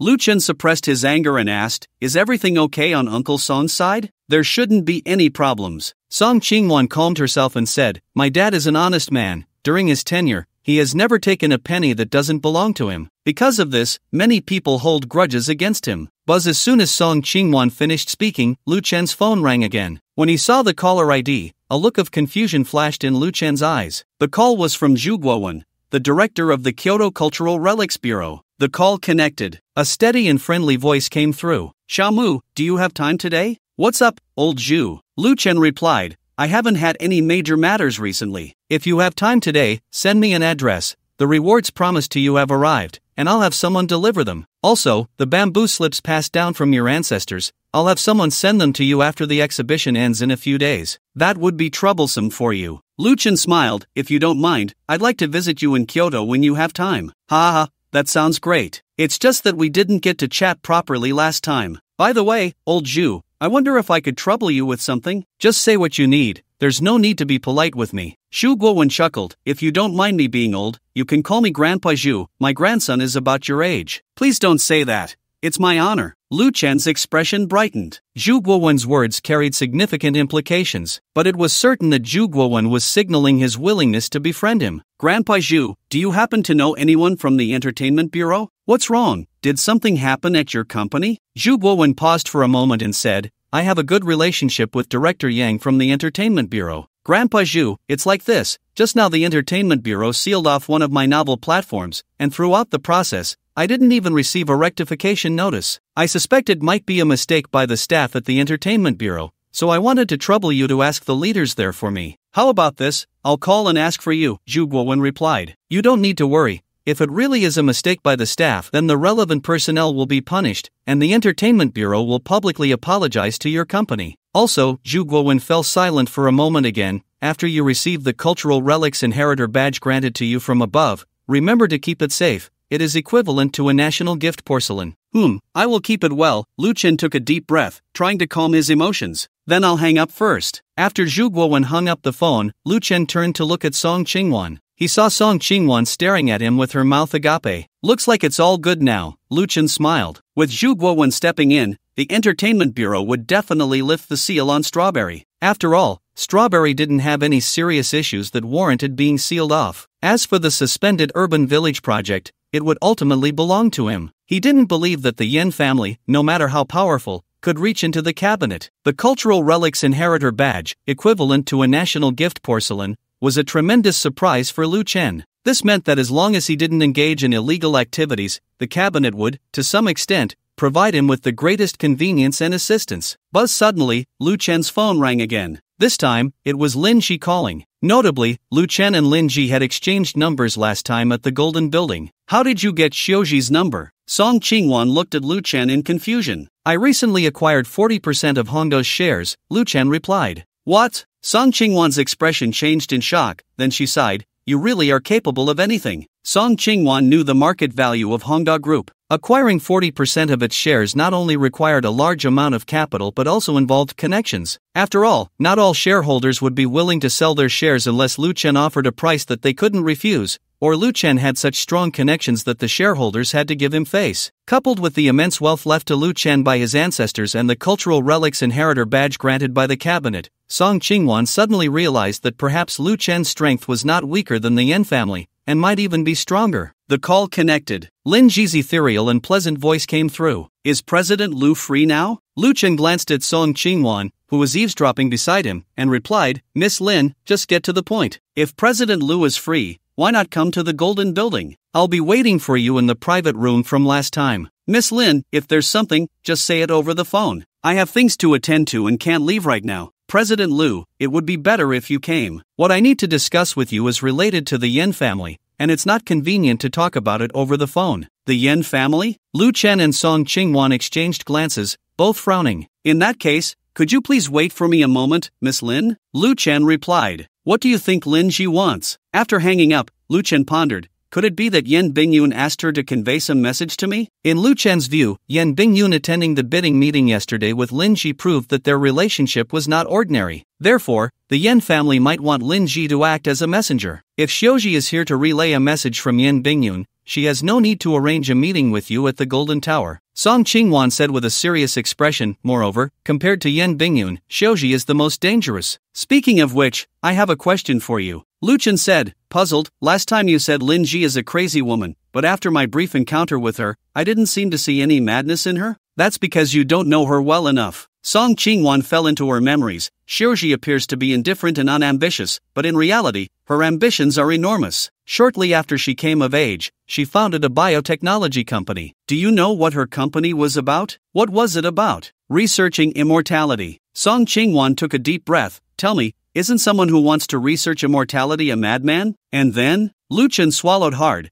What happened to her company now? Naturally, it went bankrupt. Song Qingwan said, if humanity wants to research immortality, it will inevitably involve projects like genetic modification that are prohibited by the state. From the moment her company was established, its bankruptcy was destined. After her company went bankrupt, she established a charitable foundation and has been focused on charity all these years. Wait, is there a possibility that her company didn't actually go bankrupt, and she has been secretly conducting genetic modification research? Perhaps she established the charitable foundation because her conscience was uneasy, wanting to alleviate her sins? That's not the case. Song Qingwan shot Lu Chen a glance, annoyed. What do you think the relevant departments are for? If she really did something illegal, she would have been caught long ago. Still, I always feel that Xiuji is hiding some secret. Song Qingwan pondered. Otherwise, how could her connections be so extensive? As far as I know, she not only has close ties with Zhang Shanghua and Yen Bingyun, but also with some second-generation members of the cabinet and other prominent families. You should know, these connections are hard for even her father to access. Listening to you, I really want to see what she wants to meet me for. Lu Chen stood up from the sofa. Do you want to go with me? Do you think I can go? Song Qingwan said irritably, like a bull, not knowing to be gentler.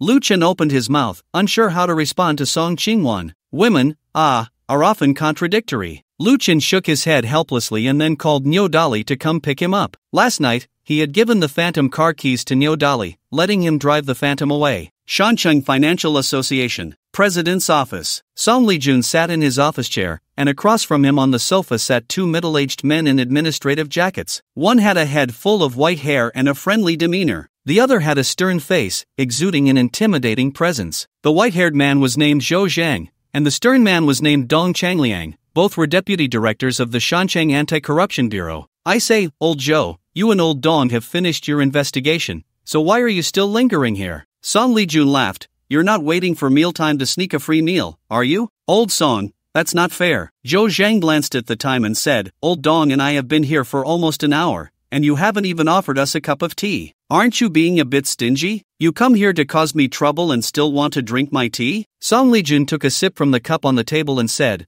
I'll give you 3 words, dream on. Come on. Zhou Zhang said helplessly, Old Dong and I know your character, but we were sent by the higher-ups, and we have no choice. Old Song, don't get angry. Dong Changliang spoke up, although you haven't embezzled or accepted bribes, your involvement of Tiangong in the bidding for the urban village project is indeed against the rules, and the owner of that company happens to be your daughter's boyfriend. It wouldn't be an exaggeration to say you are abusing your power for personal gain. Now, not only the Bureau but even higher authorities have received reports against you. The people behind this targeting you are likely not simple. Ha! What a good case of abusing power for personal gain. Song Lijun said calmly, if the higher-ups want to punish me, I will accept it, but among the companies participating in the bidding, Tiangong's compensation plan and reconstruction plan are the best options. I have no reason not to choose Tiangong. Moreover, I do not believe I am abusing my power for personal gain. The higher-ups have previously stated that for those who make significant contributions to the country, all units should provide as much convenience as possible within legal limits. Coincidentally,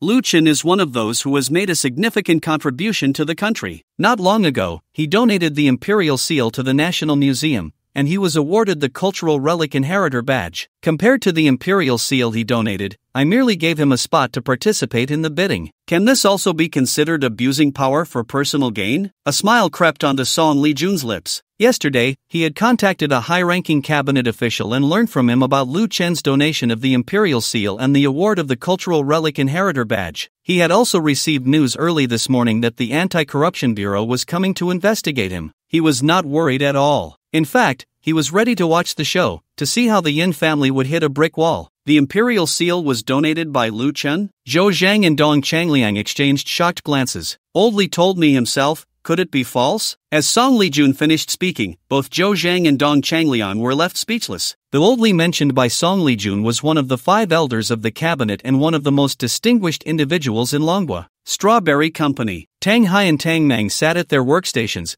both staring intently at the phone Tang Hai had placed on the table. Uncle, why are we so unlucky? We finally got a raise, and now the platform has been shut down by the Entertainment Bureau. The company is really going to go bankrupt now. Sigh, the arm can't twist the thigh. Tang Hai sighed. This time the Entertainment Bureau's shutdown of the platform is clearly targeted. Behind this, it seems the Youku Group is pulling strings. That's terrifying. Tang Meng said, the Entertainment Bureau is an official agency, and they actually listen to Youku. You have to understand, Youku's market value is in the hundreds of billions, and their connections are far beyond what you and I can imagine. So what do we do now? President Lu told us to wait for his news, but it's been over an hour, and he hasn't called you. Could it be that he has no way out either? If it really doesn't work, I'll have to take action myself. You? Tang Hai looked at Tang Meng as if she were crazy. That's right, as long as I join Youku, within a year, Youku will definitely go bankrupt.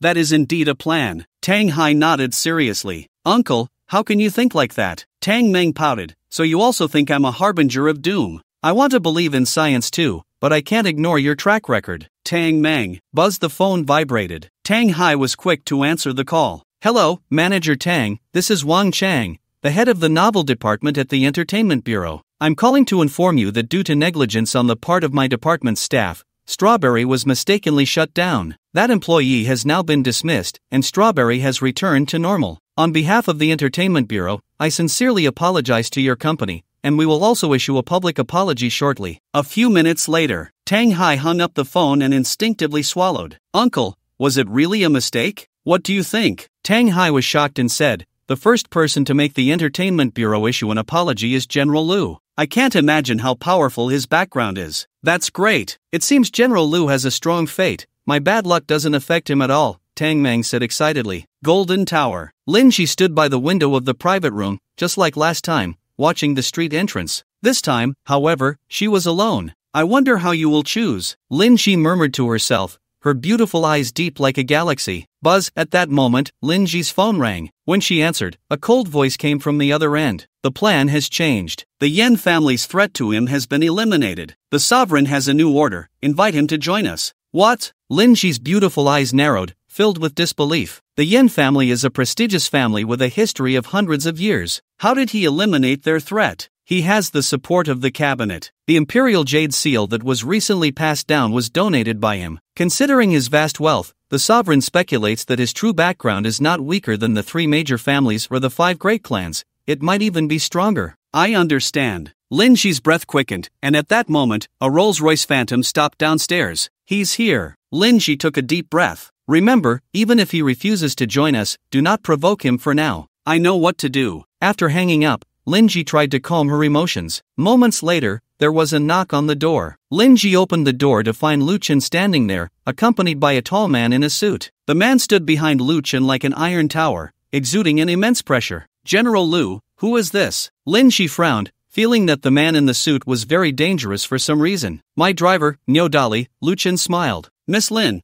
I hope you don't mind me bringing Dali along? From his demeanor, he doesn't seem like just a driver. Lin Ji assessed Nyo Dali. I think he looks more like your bodyguard. Pretty much, they mean the same thing. Lu Chen turned to Nyo Dali. Dali, wait for me outside. I need to discuss some matters with Miss Lin. Yes, boss. Nyo Dali nodded and stood like a statue at the side of the door. Miss Lin, I'll get straight to the point. Lu Chen entered the private room and sat on the sofa. What exactly do you mean by the matters related to the Yin family? Lu Chen's gaze scrutinized Lin Ji. She was still as beautiful as ever, especially with that ethereal quality that could captivate anyone. But for some reason, he felt that Lin Ji's gaze towards him had changed. Previously, her gaze could be described as calm as water, but now, it seemed to have ripples. I have evidence of violations from several companies under the Yin family. I called General Lu here to present this evidence as a gift to you. Is that so? Lu Chen frowned. If I remember correctly, you seem to have a good relationship with Yin Bingyun, right? I've known Sister Yin for almost a year. We can be considered very good friends, Lin Ji replied calmly. Since you are friends with her, why would you betray her? Being friends with Sister Yin doesn't mean I'm friends with the Yin family. Moreover, although Sister Yin is a member of the Yin family, there are many descendants, and competition exists among them. The owners of these companies with violations are actually Sister Yin's competitors within the family. Don't tell me that this evidence was given to you by that woman. Lu Chen's expression grew serious. If the evidence Lin Ji had came from Yen Bingyun, then Yen Bingyun would be quite formidable. At least it proves one thing, the Yen Bingyun he saw was definitely not the real Yen Bingyun. The real Yen Bingyun must be a woman with deep schemes, cold and ruthless. This evidence indeed comes from Sister Yun, Lin Ji replied, but she didn't ask me to pass it to you, or perhaps she anticipated that I would. So, what are your and her intentions? Lu Chen's mood was extremely unsettled at this moment. He hadn't expected Yen Bingyun to hide so deeply. It was likely that Yen Bingyun's initial goal was not to compete with him for the urban village project,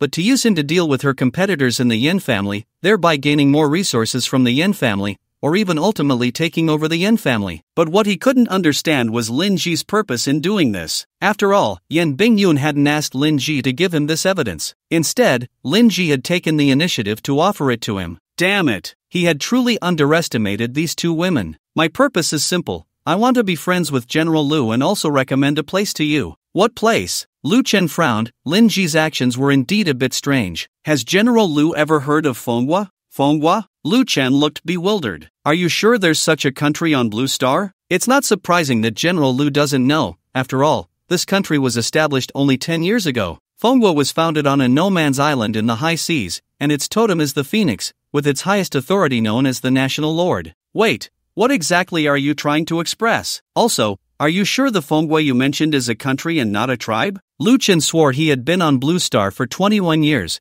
but he had never heard of Fenghua. Fenghua is indeed a country, and it is recognized internationally. Lin Ji looked at Lu Chen and said, I believe it won't be long before General Lu becomes familiar with the name of this country. Upon hearing this, Lu Chen's frown deepened. He then took out his phone to search. When he saw the search results, he was dumbfounded. The search results showed that Fenghua was established in 2014, which was 10 years ago, located in the southern part of Blue Star, on a no-man's island in the Southern Ocean. The island covers an area of about 200,000 square kilometers, equivalent to the size of 2 mountain cities, and the country gained international recognition in 2015. Due to the underdeveloped internet in Longwa 10 years ago, coupled with the fact that this country was not well known and was very far from Longwa, Lu Chen had never heard of it. I really have learned something new. Lu Chen never expected that in this day and age, someone could successfully establish a country. This made him somewhat curious about Fenghua and its national lord. At the same time, Lu Chen vaguely felt that something was off. Why was Lin Ji suddenly introducing Fenghua to him? General Lu, if you have the chance, you might as well visit Fenghua. Are you sure I can go? Lu Chen frowned. Isn't this country closed to outsiders? Lu Chen had just searched for information about Fenghua,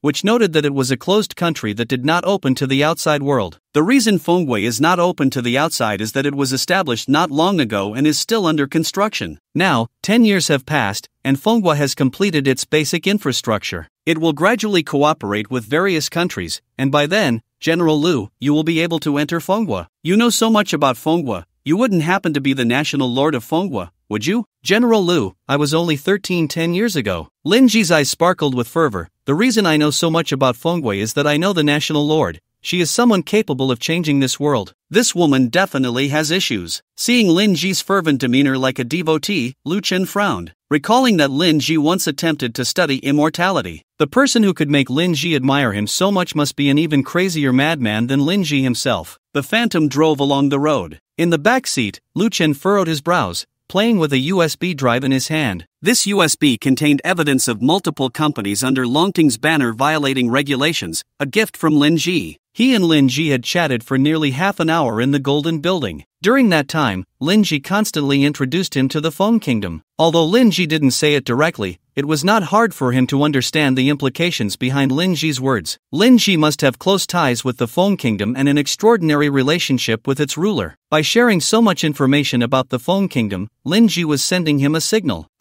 hoping he would join the Phone Kingdom. Quite interesting indeed. Lu Chen opened his phone, trying to search for more information about the Phone Kingdom. However, the online information only recorded the establishment time and location of the Phone Kingdom. Other important details like the country's development level and population were completely absent. Boss, we are being followed. Suddenly, Nyo Dali, the driver, spoke up. Lu Chen turned to look. He saw a black van closely following the phantom drive to a secluded place. Lu Chen withdrew his gaze, his eyes cold. He wanted to see who was so eager to make a move against him. Outside the mountain city, Nyo Dali drove the phantom into an abandoned factory. Not long after, a black van followed in. There are quite a few people. The phantom was blocked by the van, and as the doors opened, several burly men wielding iron rods stepped out. Lu Chen counted. There were 8 of them. Dali, make them reveal who was behind this. Lu Chen had no intention of getting out of the car. Nyo Dali could handle these 8 lackeys alone. Yes. Nyo Dali opened the car door, and as he leaned out, an iron rod struck him hard on the head. Bang! A loud sound, the iron rod bent. Nyo Dali looked up at the person who attacked him. Monster! Monster! Wang Hu, holding the bent iron rod, was so scared he collapsed to the ground. Wang Hu, what are you shouting about? Since Wang Hu had his back to the others, they didn't see the bent iron rod in his hand. Who sent you? Nyo Dali stepped out of the car, his towering figure casting a shadow over Wang Hu. It's none of my business. I'm just a worker. Wang Hu's face turned pale, his feet pushed against the ground as he continuously backed away, trying to escape Nyo Dali. Damn it! What are you doing sitting on the ground? A burly man with a face full of flesh walked up to Wang Hu, and when he saw the bent iron rod in Wang Hu's hand, he frowned and said, "What's wrong with your iron rod?" Changge, monster, this guy is a monster. Wang Hu's voice trembled. I just hit him on the head with it, and he was completely unharmed. My iron rod bent directly. What the hell are you talking about? Zhou Qiang said fiercely, I may not have read many books, but I'm not an idiot. If there were monsters in this world, people like us would have died countless times already. Ha, Changgu is right, there are no monsters in this world, but there are plenty of demons, like us. Wang Hu's words drew laughter from the others. Seeing this, Wang Hu was so anxious he was about to cry. Damn it, he looks pretty strong. Zhou Qiang spat out a puff of smoke at Nyo Dali and pressed the iron rod against Nyo Dali's chest, saying, Are you the driver or the bodyguard? How much does that guy in the back pay you a month to make you not afraid of death? Nyo Dali's expression remained unchanged. In the next moment, Nyo Dali kicked Zhou Qiang, the immense force sending Zhou Qiang flying like a cannonball. Bang! A loud bang. A wall 10 meters away collapsed with a roar, burying Zhou Qiang's body, leaving only a head that refused to close its eyes. Bang bang bang, the remaining few were so frightened that they stood frozen in place, their iron rods clattering to the ground. Ah, a monster. Suddenly, someone let out a heart-wrenching scream, as if gone mad. and fled towards the factory exit. Just as this person was about to escape the factory, an iron rod pierced through their head. Bang! Another corpse fell to the ground. Nyo Dali remained unfazed. As a robot, he had no emotions. He would only unconditionally execute Lu Chen's orders and protect Lu Chen's safety. Ah! Miserable cries echoed one after another. Nyo Dali, like a demon,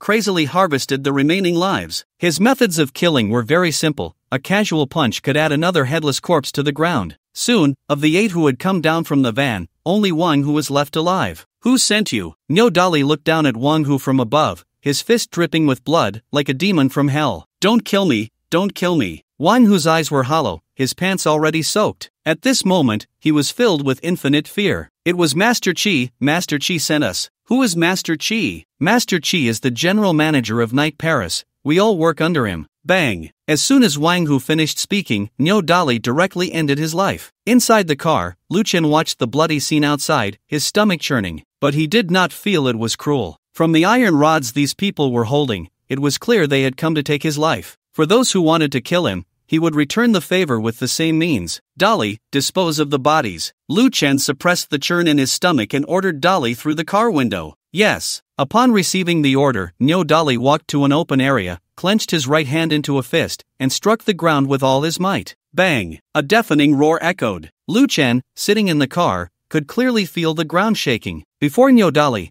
a giant pit nearly 10 meters in diameter and several meters deep appeared. Seeing this scene, even though Lu Chen was mentally prepared, he was still taken aback. When he came to his senses, a smile crept onto Lu Chen's lips. He suddenly realized that compared to financial power, absolute strength was his greatest trump card. In other words, as long as he wanted, he could completely become a citizen of the homeland on Blue Star. Of course, whether it was him or Nyo Dali, there was still a significant gap compared to the citizens of the homeland. Not to mention nuclear weapons, even some powerful conventional weapons could threaten him and Nyo Dali. However, being in Long Country had one advantage: enemies couldn't obtain large-scale conventional weapons to deal with him. Even if they did, they would probably be dealt with by the relevant departments before they could even act against him. Night Paris, Master Chi? Coming back to his senses, Lu Chen sent a WeChat message to Lin Ji. In his view, with Lin Ji's extensive connections, she might know the identity of this Master Chi. Not long after the message was sent, Lin Ji replied, Lin Ji, I don't know Master Chi, but Night Paris is an asset of the Qin family. The Qin family. Lu Chen's eyes turned icy, and the image of Qin Feng appeared in his mind.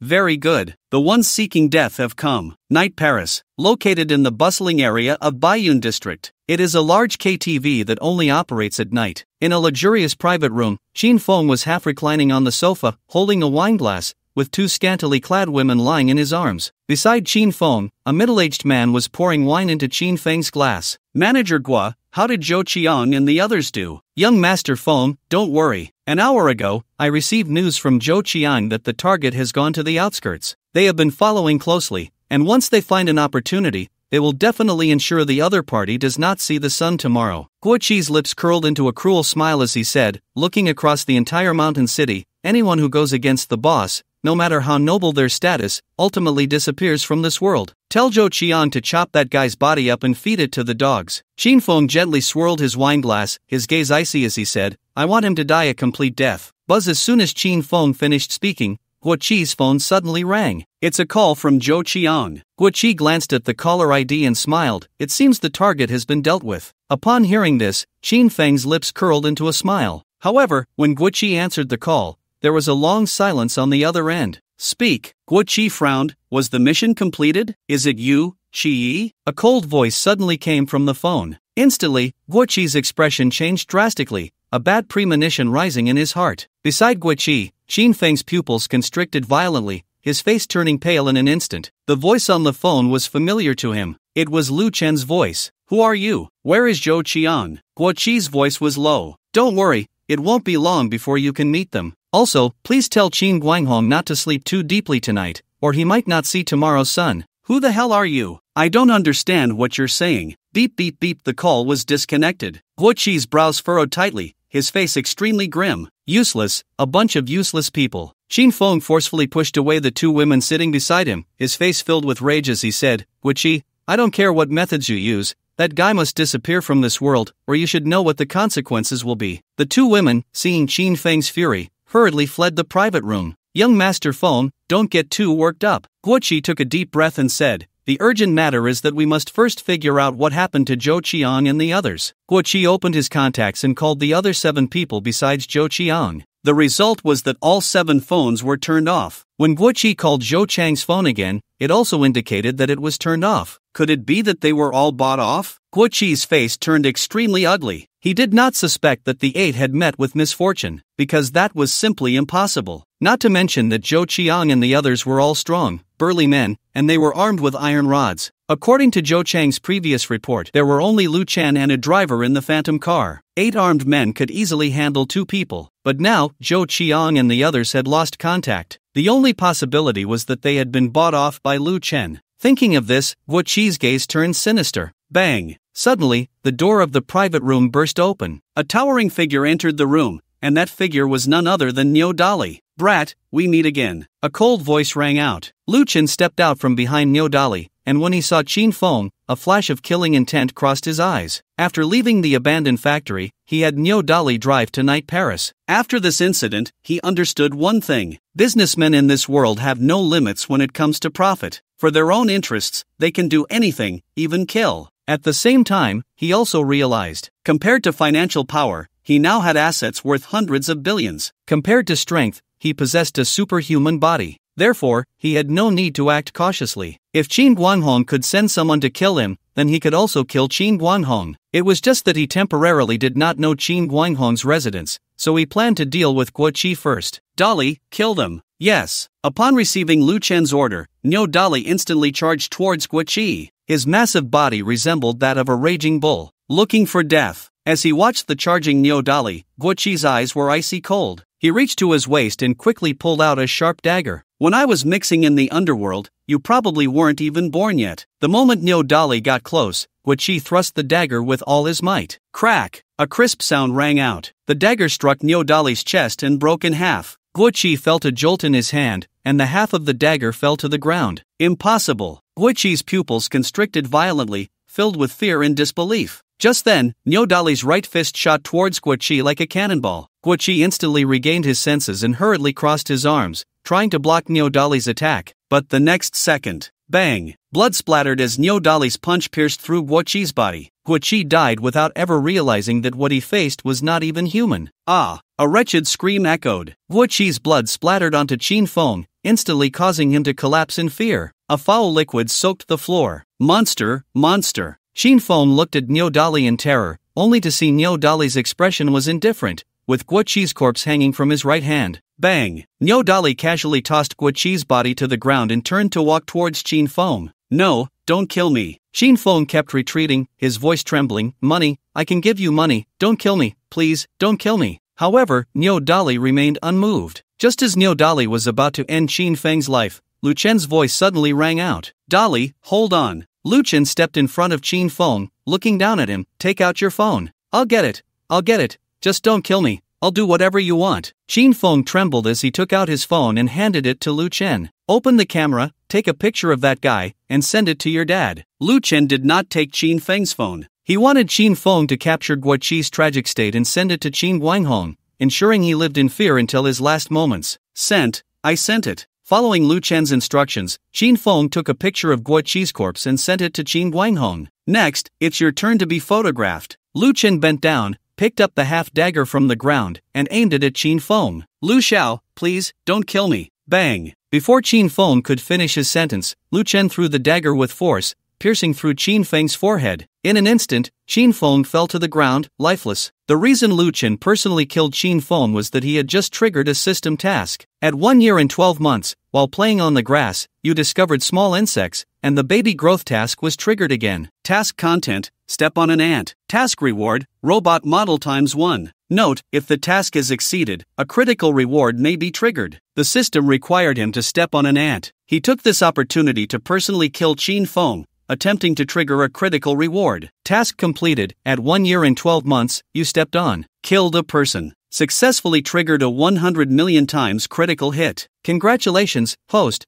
you have obtained an assassination type robot ×1. The reward has been issued to the system space and can be extracted at any time. Assassination type robot possesses super speed and transformation ability, capable of killing invisibly. The system prompt sounded. Lu Chen immediately extracted the assassination-type robot. As Lu Chen focused his mind, a beautifully shaped robot made of an unknown green metal appeared before him. Please name this robot. Successful naming is required to activate it. Since it's an assassination-type robot, let's call it Shadow. Naming successful, the robot Qingying has been successfully activated. The system prompt popped up. Immediately, the assassination-type robot burst into a brilliant light. As the light faded, a slender, ordinary-looking young man dressed in black appeared before Lu Chen. The young man held relevant identification in his hand. Lu Chen looked at Qingying and said, "Qingying, show me your transformation ability." "Yes, master." Upon hearing this, Qingying's face and body twisted, and in the blink of an eye, he transformed into Lu Chen's likeness. Wow! Lu Chen's expression changed in shock, his gaze fixed on the version of himself that Qingying had become. He saw that in terms of appearance, height, and clothing, it was exactly the same as him. Reporting to Master, I can transform into any human face I have recorded. The Qingying that had taken on Lu Chen's appearance spoke in a voice that was identical to Lu Chen's. No wonder it's an assassination-type robot. Lu Chen's eyes burned with intensity. Compared to Niu Dali, Qingying was the most dangerous. With this transformation ability, the person assassinated by Qingying would probably never know what Qingying's true form looked like until death. However, Qingying's transformation ability was not flawless. Upon closer inspection, one would notice that after changing into his likeness, Qingying's eyes still retained the cold, somewhat hollow look characteristic of a robot. But at that moment, Xin Feng's phone suddenly rang. Lu Chen glanced at the caller ID, which was saved as Dad. Without needing to guess, he knew it was a call from Qin Guanghong. "Qingying, transform into this guy's appearance and answer the phone." Lu Chen pointed at the corpse of Qin Feng on the ground. "Yes." Qingying merely glanced at Qin Feng, then his body and face twisted, and in the blink of an eye, he transformed into Qin Feng's likeness. Qingying answered the call. A deep voice came from the other end. "How did Guo Qi die? What does President Qin think? How did he die?" Lu Chen took the phone from Qingying, his voice cold. "President Qin, if you don't want your son to end up like Guo Qi, be at the abandoned factory in the suburbs tonight at 10 o'clock with all your shares in Jinyun Group." After Lu Chen finished speaking, he gave Qingying a knowing look. "Dad, save me." Qingying emitted a pleading voice into the phone. The voice was exactly like Qin Feng's. Without waiting for Qin Guanghong to respond, Lu Chen directly hung up the phone.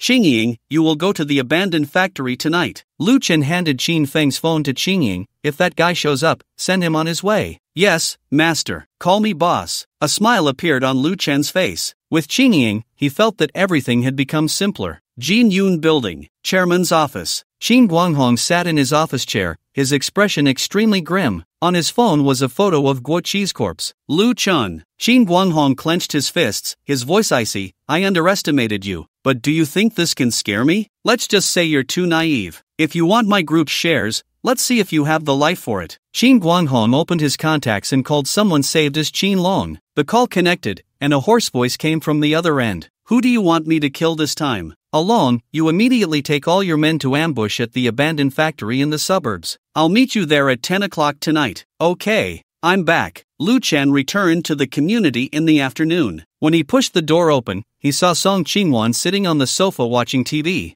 "You finally came back." Song Qingwan paused the TV, stood up, and limped towards Lu Chen, saying, "What were you talking about with Xiaoji? Why did it take so long?" "We just talked about some matters related to the Yin family, chatted for about half an hour, and then I went to do other things." Lu Chen picked up Song Qingwan and joked, "Why do you walk like a penguin? Where are you hurt? Are you trying to kill me?" Song Qingwan shot Lu Chen a glance, her cheeks instantly burning with embarrassment. "Ha ha ha." Seeing Song Qingwan's shy demeanor, Lu Chen felt quite pleased. "By the way, I want to ask you something." Lu Chen sat down on the sofa, holding Song Qingwan in his arms, and asked, "Have you heard of the country of Fenghua?" "I've heard of it." Song Qingwan replied, "When I was studying in Ingwa, I read quite a bit about this country. At that time, there were rumors among the people of Ingwa that the ruler of this country possessed a very advanced technology and gained international recognition by providing this technology free of charge to Ingwa and the other 5 major powers. So do you know what the ruler of Fenghua looks like?" Lu Chen continued to inquire. "I don't know." Song Qingwan shook her head. "Although there are many reports about this country in Ingwa, they are mostly text, and there are no photos of the country. We can't even confirm whether the news reported is true or false. It seems that to learn more about this country, we must go there in person." Lu Chen said thoughtfully. He always felt that Fenghua hid unknown secrets. The mere fact that Fenghua could gain international recognition was, in his view, an incredible thing. Go to Fengwei? Song Qingwan was taken aback, then her mouth twitched. Fengwei is located in the Southern Ocean. In other words, it's in Antarctica. That place has the most extreme environment in the world. Ordinary people can't survive there at all. I even suspect that Fengwei is made up. Even if such a country really exists, it must be inhabited by primitive people.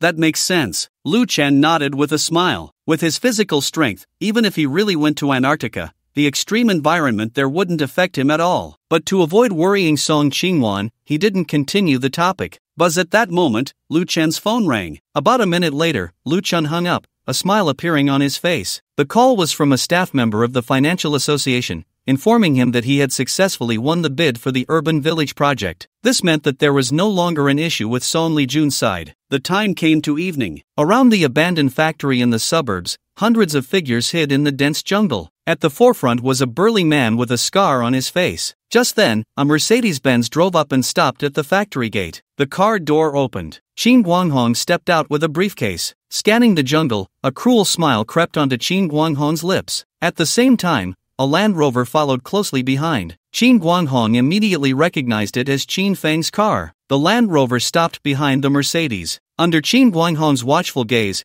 Qin Feng got out from the driver's seat. Dad! Qin Feng ran towards Qin Guanghong. Xiaofeng, why are you alone? Qin Guanghong frowned, a bad premonition rising in his heart. However, the next second, a cold glint flashed, and a faint line of blood appeared on Qin Guanghong's neck. Xiaofeng, you! Qin Guanghong staggered back a step, his hands reaching for his neck, and when he looked down, his hands were covered in blood. At the same time, Qin Guanghong's life force rapidly dissipated, ultimately collapsing to the ground as a corpse. In the jungle, the scar-faced man's pupils contracted, staring in disbelief at the scene before him. Coming to his senses, the scar-faced man burst out of the jungle, roaring, Qin Feng, you beast, you actually killed your father. Hearing this, Qin Feng turned to look at the scar-faced man, his eyes cold. The real Qin Feng had long since died at Lu Chen's hands. The current Qin Feng was an illusion created by Qin Ying. Beast, beast. The scar-faced man looked at Qin Guanghong's corpse on the ground, nearly fainting from anger. At the same time, nearly 100 people ambushed in the jungle rushed out, surrounding Qin Ying. Why do this? The scarred man struggled to suppress the anger within him, gritting his teeth as he said, you are the only child of the elder brother. Everything he has will be inherited by you. Why do you want to kill him? However, Qin Ying did not respond to the scarred man. Instead, he prepared to turn and leave. His order was to kill Qin Guanghong. Now that Qin Guanghong was dead, his mission was complete, and there was no need to stay any longer. Beast, stop right there. Just as Qin Ying took a step away, the scarred man suddenly let out a furious roar. Boom! Thunder rumbled, and the sky was shrouded in dark clouds. Qin Ying turned around, his expressionless gaze fixed on the scarred man. Drip! A drop of rain fell on the scarred man's brow, and he instinctively looked up. At that moment, a cold light flashed. A line of blood appeared on the scarred man's neck. Elder brother. The sudden scene caused the group of younger brothers who had followed the scarred man to change their expressions drastically. Before they could react, the scarred man had already collapsed to the ground, a corpse, his eyes wide open, staring at Qin Ying,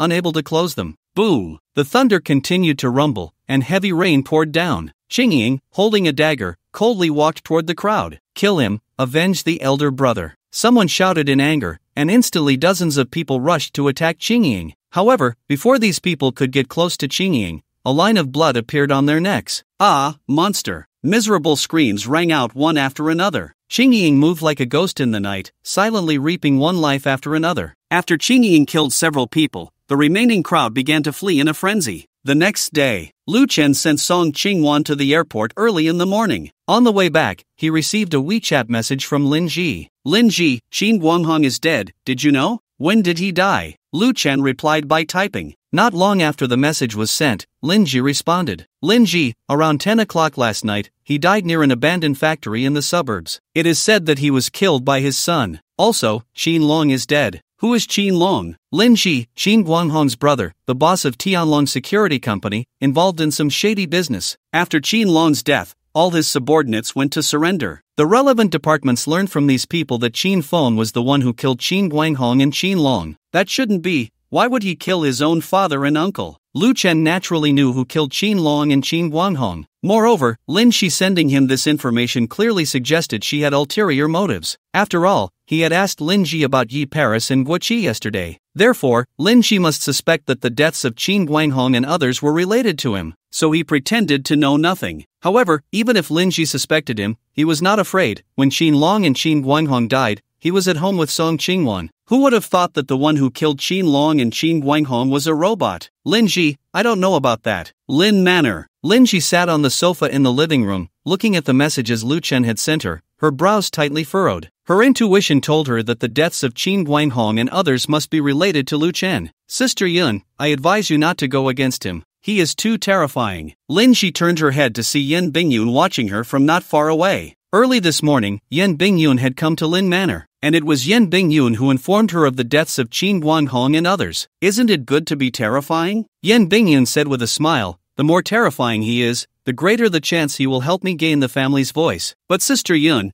have you considered that if the deaths of Qin Guanghong and others are indeed related to him, he might also turn against you? Do you think I have a choice? Yen Bingyun took a deep breath and said, there are plenty of people who want me to disappear from this world. In my family, which one of them doesn't want me dead? A big family may seem glamorous, but how much darkness and bloodshed is hidden behind it? Sometimes, I wish I could just not fight for anything, but unfortunately, being born into this kind of family means I don't even have the right to choose. Sigh. Lin Shi sighed helplessly upon hearing this. The aristocracy and family indeed have profound heritage and wealth, but when a family has too much wealth, there will always be those who harbor ulterior motives. Just like the ancient royal families, there can only be one crown prince, and how many princes would kill each other for that title? The same goes for today's prominent families. There is only one heir, and everyone wants to be that sole heir. Over the years, she has heard of many family members from prominent families encountering unexpected dangers or being imprisoned. Behind all of this is actually the internal competition among the family members. So what do you plan to do now, Yun Jie? Lin Shi asked, calming her emotions. I have already given him the evidence, but he might not dare to hand it over. After all, once he does, he will completely offend the entire Yen family. Why must he personally hand over the evidence? Yen Bingyun looked at Lin Ji and said, at this time, no matter who hands over the evidence, those people in the family will first suspect him. But Yun Jia, if you do that, you will completely offend him. Lin Shi frowned and said, to deal with those people in your family, is it worth it to offend someone even more terrifying? I don't know if it's worth it, but I don't have time left. Yen Bingyun's eyes were firm. What I need to do now is to send those guys in before they make a move against me. Otherwise, if they get the chance to act, the only outcome waiting for me is death. Huajiang Building. Strawberry Company. Tang Meng sat leisurely in her office chair, eating snacks while watching a TV drama. Although Strawberry had exploded online due to Lu Chen's 16 novels, there weren't many authors writing books for Strawberry. As an editor, she was naturally quite relaxed. It's so nice that the boss isn't here. Tang Meng stuffed her cheeks with snacks like a little hamster. This situation, with no boss supervision and only herself and her uncle in the entire company, was simply wonderful. The work was easy, the salary was decent, and most importantly, the boss was tough and didn't fear her. How nice is it? At that moment, a gentle voice sounded. Tang Meng instinctively replied, super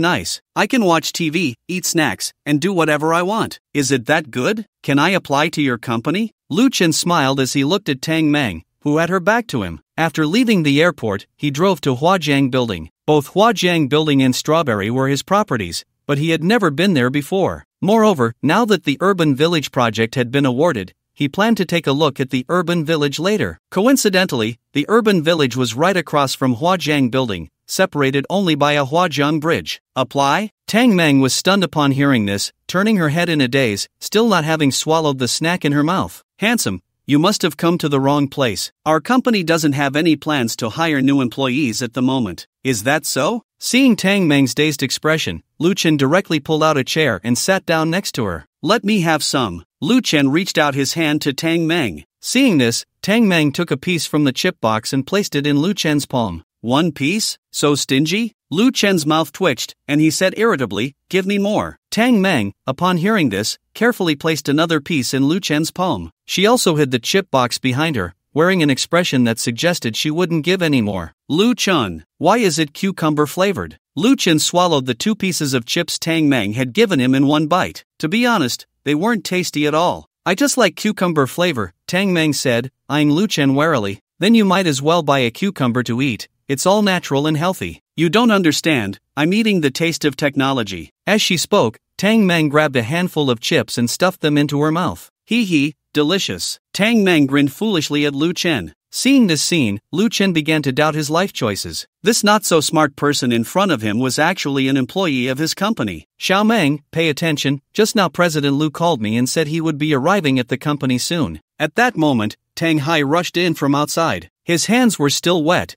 clearly just coming out of the restroom. Xiao Meng, who is this person? Your boyfriend? Tang Hai suddenly noticed Lu Chen. Since he had never seen Lu Chen before and Lu Chen looked too young, he didn't recognize him at first. Instead, he thought Tang Meng was in a relationship. What's a boyfriend? Can you eat it? Tang Meng opened a pack of chicken feet and said seriously, I don't want a boyfriend. If I had one, I'd have to share my snacks with him, and that would be worse than killing me. Then who is he? Tang Hai scrutinized Lu Chen, and suddenly his attention was drawn to Lu Chen's left hand. He saw Lu Chen holding the key to a phantom car. He recognized the large double R logo. Lu. President Lu? Tang Hai swallowed hard and whispered, You can't be President Lu, right? What President Lu? He's here for an interview. Tang Meng rolled her eyes at Tang Hai and said, Besides, how could President Lu be this young? Manager Tang, while I don't oppose employees snacking at work, you can't just eat snacks and not work, right? Lu Chen stood up from his seat. Tang Meng's eyes widened as she followed his movement, still chewing on the chicken feet. Yes, President Lu is right. Upon hearing Lu Chen's voice, Tang Hai's face instantly turned pale. He hurriedly scolded Tang Meng, Xiao Meng, hurry up and throw the snacks out. How many times have I told you, work needs to look like work. This is a company, not your home. Okay. Tang Meng's mind momentarily went blank as she hurriedly cleaned up a large bag of snacks from her desk. I'm sorry, President Lu, it's all my fault for not teaching Xiao Meng properly. If you want to punish someone, punish me. Cold sweat dripped from Tang Hai's forehead. Facing Lu Chen, it was impossible for him to say he felt no pressure. When he reported work to Lu Chen earlier, he had guessed from Lu Chen's voice that he was very young, but he never expected Lu Chen to be this young. He looked to be about the same age as Tang Meng, especially since Lu Chen was so young yet possessed incredible wealth and connections. His background was easy to imagine. It's not an exaggeration to say that Lu Chen was the highest-ranking person he had ever encountered in his life. I'm not here to punish anyone, Lu Chen said, scanning the office area. Now that the company is on the right track, we can hire a few more employees. Also, I noticed that Tang Meng seems to have nothing to do. Have all the novels in the back end been reviewed? President Lu, it's like this, Tang Hai explained. Although Strawberry has surpassed 100 million registered users under your leadership, not many users have registered as authors to publish books, which is why Xiao Meng has been idle. Do you know what's going on? Lu Chen glanced at Tang Meng, who just happened to sneak a look at him. The two exchanged glances, and Tang Meng quickly lowered her head, like a child caught in a mistake. There are two specific reasons, Tang Hai said after a moment of thought. First, the benefits for our platform's contracted authors are still the same as before. A daily update of 4,000 words for a month can earn a full attendance bonus of 400 yuan. This creates a huge gap compared to the benefits offered to contracted authors by Yueku. Secondly, we are a free novel platform, and the author's earnings mainly come from advertisements inserted into the novels. However, so far, we haven't had many advertisers cooperating with us,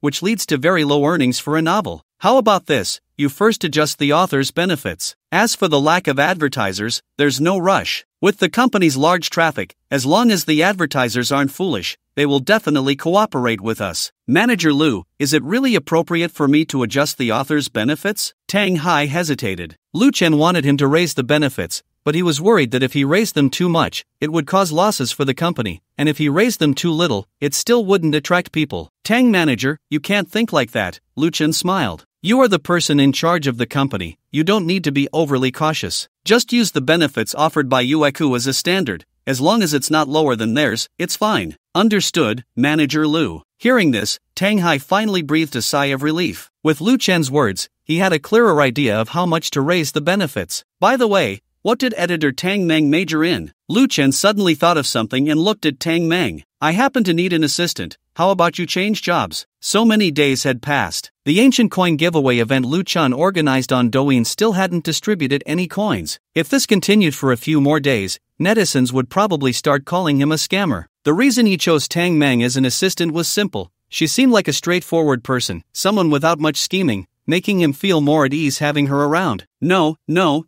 Hearing Lu Chen wanted her to be his assistant, Tang Meng shook her head vigorously. Manager Lu, I'm perfectly fine as an editor. I promise I won't snack at work anymore. Tang Meng was determined not to become Lu Chen's assistant. Being an assistant meant working under Lu Chen's watchful eye, and she couldn't slack off then. Being an editor was better. As long as Lu Chen wasn't at the company, her slacking off would go unnoticed. Really not considering it? Lu Chen smiled. Being my assistant pays much more than being an editor. Not considering it. Tang Meng shook her head again. No matter how high the salary, it couldn't compare to her desire to slack off. Base salary of 10,000. Manager Lu, I will definitely be an excellent assistant. Tang Meng's eyes suddenly became resolute. Inside, she was overjoyed. Haha, a base salary of 10,000, this is a fortune. Is that all it takes? Lu Chen found it both amusing and exasperating. He hadn't expected Tang Meng to be so easily satisfied. Although 10,000 wasn't a small amount, given Lu Chen's status, a monthly salary of 10,000 for being his assistant was really not much. However, the more easily satisfied Tang Meng was, the more at ease he felt with her. Of course, as long as Tang Meng's work satisfied him, he wouldn't specify how much he would give her. Even a small gift from him would be enough to ensure she lived comfortably for the rest of her life. Manager Lu, Xiaomeng majored in ancient literature in college. Seeing Lu Chen wanting Tang Meng to be an assistant, Tang Hai's eyes lit up. He wasn't like Tang Meng, a fresh graduate who knew nothing and was only attracted by immediate benefits. Although a base salary of 10,000 was good, it was nothing compared to the other benefits that came with being Lu Chen's assistant. In other words, if Tang Meng really became Lu Chen's assistant, her social status would receive a significant boost. Jobs like being a big shots driver or assistant might not sound appealing, but no one would easily offend them. Instead, they would offer some benefits out of respect for the big shot. That's fine. Lu Chen nodded. He hired an assistant mainly to help him deliver the ancient coins he promised to send to his online friends, and he didn't need the assistant to have a high degree. Moreover, compared to a diploma, he valued the other person's character more. Tang Meng had a simple personality and no scheming, making her very suitable to be his assistant. Can you drive? Lu Chen looked at Tang Meng and said, I plan to go to the urban village later. If you can drive, you can take the wheel. I can. Tang Meng nodded seriously. I've had my driver's license for 5 years. Then let's go. Lu Chen glanced at the time. It was almost noon. After going to the urban village, he had other things to do. Fortunately, before Song Qingwan resigned, she had approved a long vacation for him. Except for some important exams that required his presence, he didn't have to go to school at other times. Xiaomeng, you must seize this opportunity and absolutely cannot mess it up. As Lu Chen walked out of the company, Tang Hai reminded Tang Meng, who was still packing snacks, remember, never tell President Lu that the companies you've worked for have all gone bankrupt. The wealthier people are, the more superstitious they tend to be. If President Lu finds out, he definitely won't let you be his assistant. Also, be a bit perceptive at work, don't say what you shouldn't say, and don't ask what you shouldn't ask. Got it? Got it. Got it. Tang Meng made an okay gesture to Tang Hai and then picked up the big bag of snacks, chasing after Lu Chen. Watching Tang Meng's departing figure, Tang Hai frowned tightly. No matter how he looked at it, he felt that Tang Meng was unreliable. Wait. Suddenly, Tang Hai thought of something, and his pupils widened in shock. He then frantically chased after Tang Meng, but by the time he rushed out of the company, he was still a step too late, just in time to see Lu Chen and Tang Meng taking the elevator down. It's over, how could I forget this? Tang Hai slapped himself, took out his phone, and trembled as he prepared to call Lu Chen. But the next second, he hesitated. No, Xiaomeng has such a good opportunity, I can't ruin her future. And Xiaomeng has a driver's license, which proves she can drive, just not very skillfully. Tang Hai suddenly remembered that since finishing the college entrance examination and getting her driver's license, Tang Meng hadn't even touched a car's steering wheel. Heaven help, please don't let anything go wrong. Tang Hai put away his phone, clasped his hands together, and began to pray. He had intended to call Lu Chen to tell him that Tang Meng wasn't very skilled at driving, but he was afraid that Lu Chen would not let Tang Meng be his assistant for that reason. If that happened, it would be equivalent to him ruining Tang Meng's future with his own hands. After careful consideration, he decided to take a gamble. As long as Tang Meng didn't have an accident driving today, he would find a way to improve her driving skills afterward. Do you really like snacks this much? In the elevator, Lu Chen looked at the large bag of snacks that Tang Meng was struggling to carry, feeling somewhat speechless. He sized her up. It could be said that Tang Meng was the smallest girl he had ever encountered. She was quite pretty, with a sweet and cute style, and a bit of baby fat. Name, Tang Meng. Age, 23 years. Height, 158 centimeters. Weight, 48 kilograms. Overall attractiveness score, 89. 0. Favorability, 30. Ordinary friends.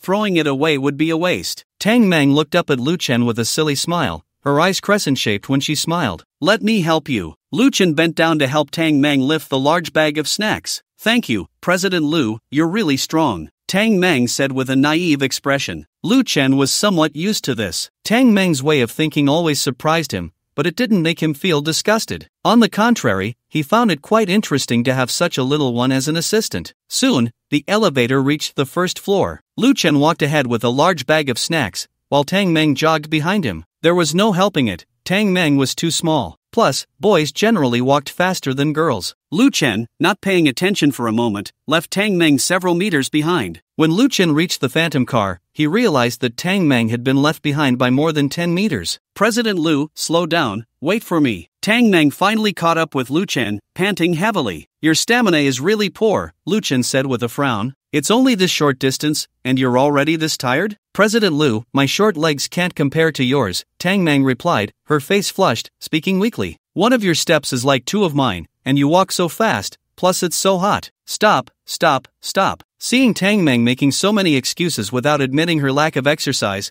Lu Chen said irritably, your little belly is sticking out. It's obvious you usually just eat snacks and watch TV, with no exercise at all. Ah, Tang Meng suddenly gasped, looking down at her belly. She was wearing a white short-sleeved shirt on top and a plaid pleated skirt on the bottom. The shirt, which was originally tucked into the skirt, had come out a bit because she was running, revealing a soft little belly. Instantly, her cheeks burned, and she quickly turned around to tuck her shirt back into her skirt. President Lu, can you pretend you didn't see that? Tang Meng lowered her head, wishing she could find a hole to hide in. Just pretend I didn't see it, Lu Chen said as he opened the car door and sat in the back seat, handing the phantom car keys to Tang Meng. Drive, I have a lot to do today. Okay. Tang Meng took the keys, her eyes sparkling with excitement. When she sat in the driver's seat, she was stunned. She realized she couldn't reach the steering wheel. President Lu. Tang Meng turned her head, looking at Lu Chen in the back seat, nearly in tears. Lu Chen had a dark expression, as if a crow had flown over his head. Since he had driven the car before, he had adjusted the seat to fit him. Tang Meng, who was under 160 centimeters tall, found that not only could she not reach the steering wheel,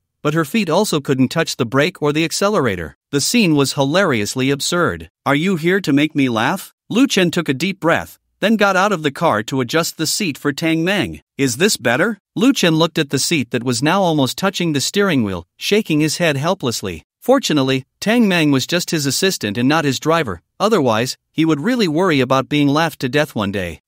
Where's the clutch? Tang Meng scratched her head, looking at Lu Chen in confusion. She remembered that the cars in driving school had clutches. Lu Chen? The phantom drove over the Huajiang Bridge. In the driver's seat, Lu Chen sat silently with a dark expression. When Tang Meng asked where the clutch was, he knew he couldn't let her drive anymore. When he learned from her that the last time she drove was 5 years ago when she got her license, and that her license was about to expire in a few days, he felt like cursing. He looked up at the rearview mirror. In the mirror, Tang Meng sat straight in the back seat, motionless, like a child who had made a mistake. When she saw Lu Chen looking at her, she quickly grinned, revealing a row of neat teeth. Seeing this, Lu Chen shot her a glare. However, when he looked away, a smile unconsciously crept onto his lips. Although Tang Meng was completely unreliable, she wasn't without her merits. At least, if it were most adult women, they wouldn't be able to be so casual in front of a quality man like Lu Chen. They would likely be overly cautious and use all their wits to try to gain something from him. The greatest advantage of Tang Meng is her simplicity. The urban village, also known as Yipegu. Lu Chen stopped the car at the entrance of Yipegu. The internal roads of Yipegu are too narrow for the phantom to enter. Yipegu is also known as the nightmare for delivery workers. The complex environment inside can easily confuse them. Mr. Lu, there's a great place for spicy hot pot here. Do you want to eat? It's on me. Lu Chen and Tang Meng got out of the car. To make Lu Chen stop being angry with her, Tang Meng gritted her teeth and decided to spend a fortune treating him to a spicy hot pot. Do you come here often? Lu Chen asked. The food here is delicious and cheap.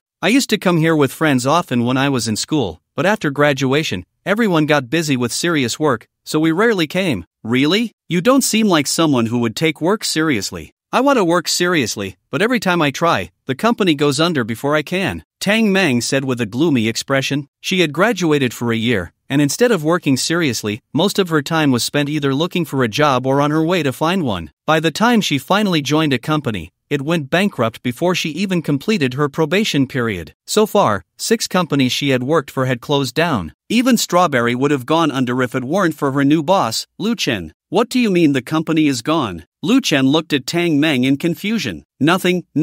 Tang Meng paused for a moment, then hurriedly said, Mr. Lu, let's go eat spicy hot pot. She dared not tell Lu Chen about her impressive track record. Tang Hai had recently warned her that the wealthier the boss, the more superstitious they are. If Lu Chen knew that all the companies she had worked for had gone bankrupt, he would definitely not let her be his assistant. Although she was simple, she wasn't foolish. In this day and age, it was already hard for college students to find jobs, let alone her position with a base salary of 10,000. If she lost this job, she would be heartbroken for several days. Could it be that all the companies you've worked for have gone bankrupt? Lu Chen looked at Tang Meng, testing her. Instantly, Tang Meng's face turned pale, but she still nodded. Then you are quite impressive. Seeing Tang Meng looking helpless and even self-reproachful, Lu Chen did not continue discussing the topic. Although he was curious about the details, he didn't want to rub salt in her wounds. Moreover, he didn't believe that Tang Meng had the ability to cause the companies she joined to go bankrupt. It could only be a coincidence. Let's go, take me to that spicy hot pot place you mentioned. Mr. Lu, you're not going to fire me? Tang Meng's eyes lit up, looking at Lu Chen in surprise. Fire you? It seems you haven't even officially joined yet, have you? Lu Chen smiled at Tang Meng. She had become his assistant, but they hadn't signed any relevant contracts yet. Oh, the surprise in Tang Meng's eyes faded, and she returned to her dejected demeanor. Stop dawdling, hurry and lead the way, Lu Chen said. If you keep stalling, I might deduct your salary. Mr. Lu, please don't deduct my salary. I'll take you there right now. Tang Meng understood the implication in Lu Chen's words, and her whole demeanor instantly brightened as she led him into Yipegu. Mr. Lu, this is the place. Their spicy hot pot is super delicious. On a slope, Tang Meng pointed at an old, shabby little shop, looking very excited. Lingxing spicy hot pot. Lu Chen looked in the direction Tang Meng was pointing, and what first caught his attention was a neon sign that read Lingxing spicy hot pot. This handwriting looks somewhat familiar. Lu Chen examined the elegant and beautiful characters on the sign, feeling like he had seen them somewhere before. Suddenly, a series of sounds came from nearby. Lu Chen took a step back and saw that behind the spicy hot pot shop was a 2-story residential building. At that moment, on the rooftop, a middle-aged man was expanding the house. Seeing this scene, Lu Chen frowned. That seems to be the owner of the hot pot shop. Tang Meng also spotted the middle-aged man on the residential building and said with disappointment, "It looks like we might not be able to eat his hot pot today." Excuse me, are you two here for hot pot? Just then, a middle-aged woman with a friendly face and an apron walked out of the shop. Yes, ma'am. Tang Meng's eyes lit up. Can we eat now? Of course, the middle-aged woman smiled. You can go in and sit down. Ma'am, is that uncle on the rooftop your husband? Lu Chen asked with a smile. In this hot weather, he's still expanding the house. The weather in the mountain city is like this, and it's not just my family expanding. Every household in the village is expanding. Why is everyone expanding their houses? Tang Meng asked curiously. It's said that our area is about to be demolished, so everyone is thinking of expanding their houses before the demolition to get more compensation later. They are actually going to demolish this place. Tang Meng was taken aback and then said enviously, "That's great, ma'am.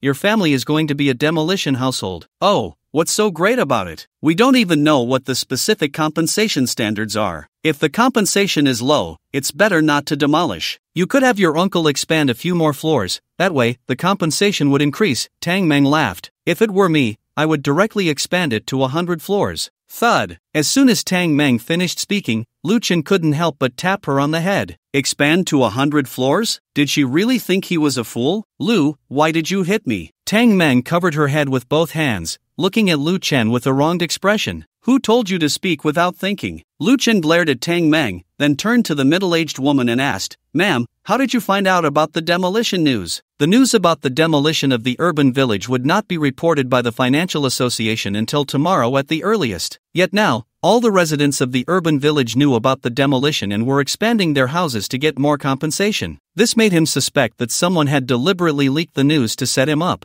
I'm not sure who spread it, but suddenly everyone is saying that this place is going to be demolished, and the village chief confirmed that the news is true, so everyone felt safe to expand. So, your village chief seems to be quite well informed, Lu Chen said meaningfully. You too, please go in and sit down, the middle-aged woman smiled. It's hot outside, and there are electric fans inside. Okay. Lu Chen nodded and then entered the shop with Tang Meng. He glanced around the shop. It was about 40 square meters, with 4 tables and a pot for boiling hot pot. What do you want to take from the pot? Vegetables are 50 cents, and meat is 1 yuan. The middle-aged woman took disposable bowls and chopsticks from the cabinet and placed them on the table, pouring a cup of warm water for both Lu Chen and Tang Meng. Lu, I'll go get some vegetables, Tang Meng said, her eyes shining at the sight of food. She picked up a plate and went to the pot. Soon, Tang Meng's plate was piled high with food. However, most of it was vegetables like potatoes, kelp, lotus root slices, and bean curd skin. Lu, you have to try this, it's super delicious, Tang Meng said, handing Lu Chen a skewer of potatoes, looking at him with anticipation. Seeing this, Lu Chen took the potatoes and took a bite. The taste wasn't particularly stunning,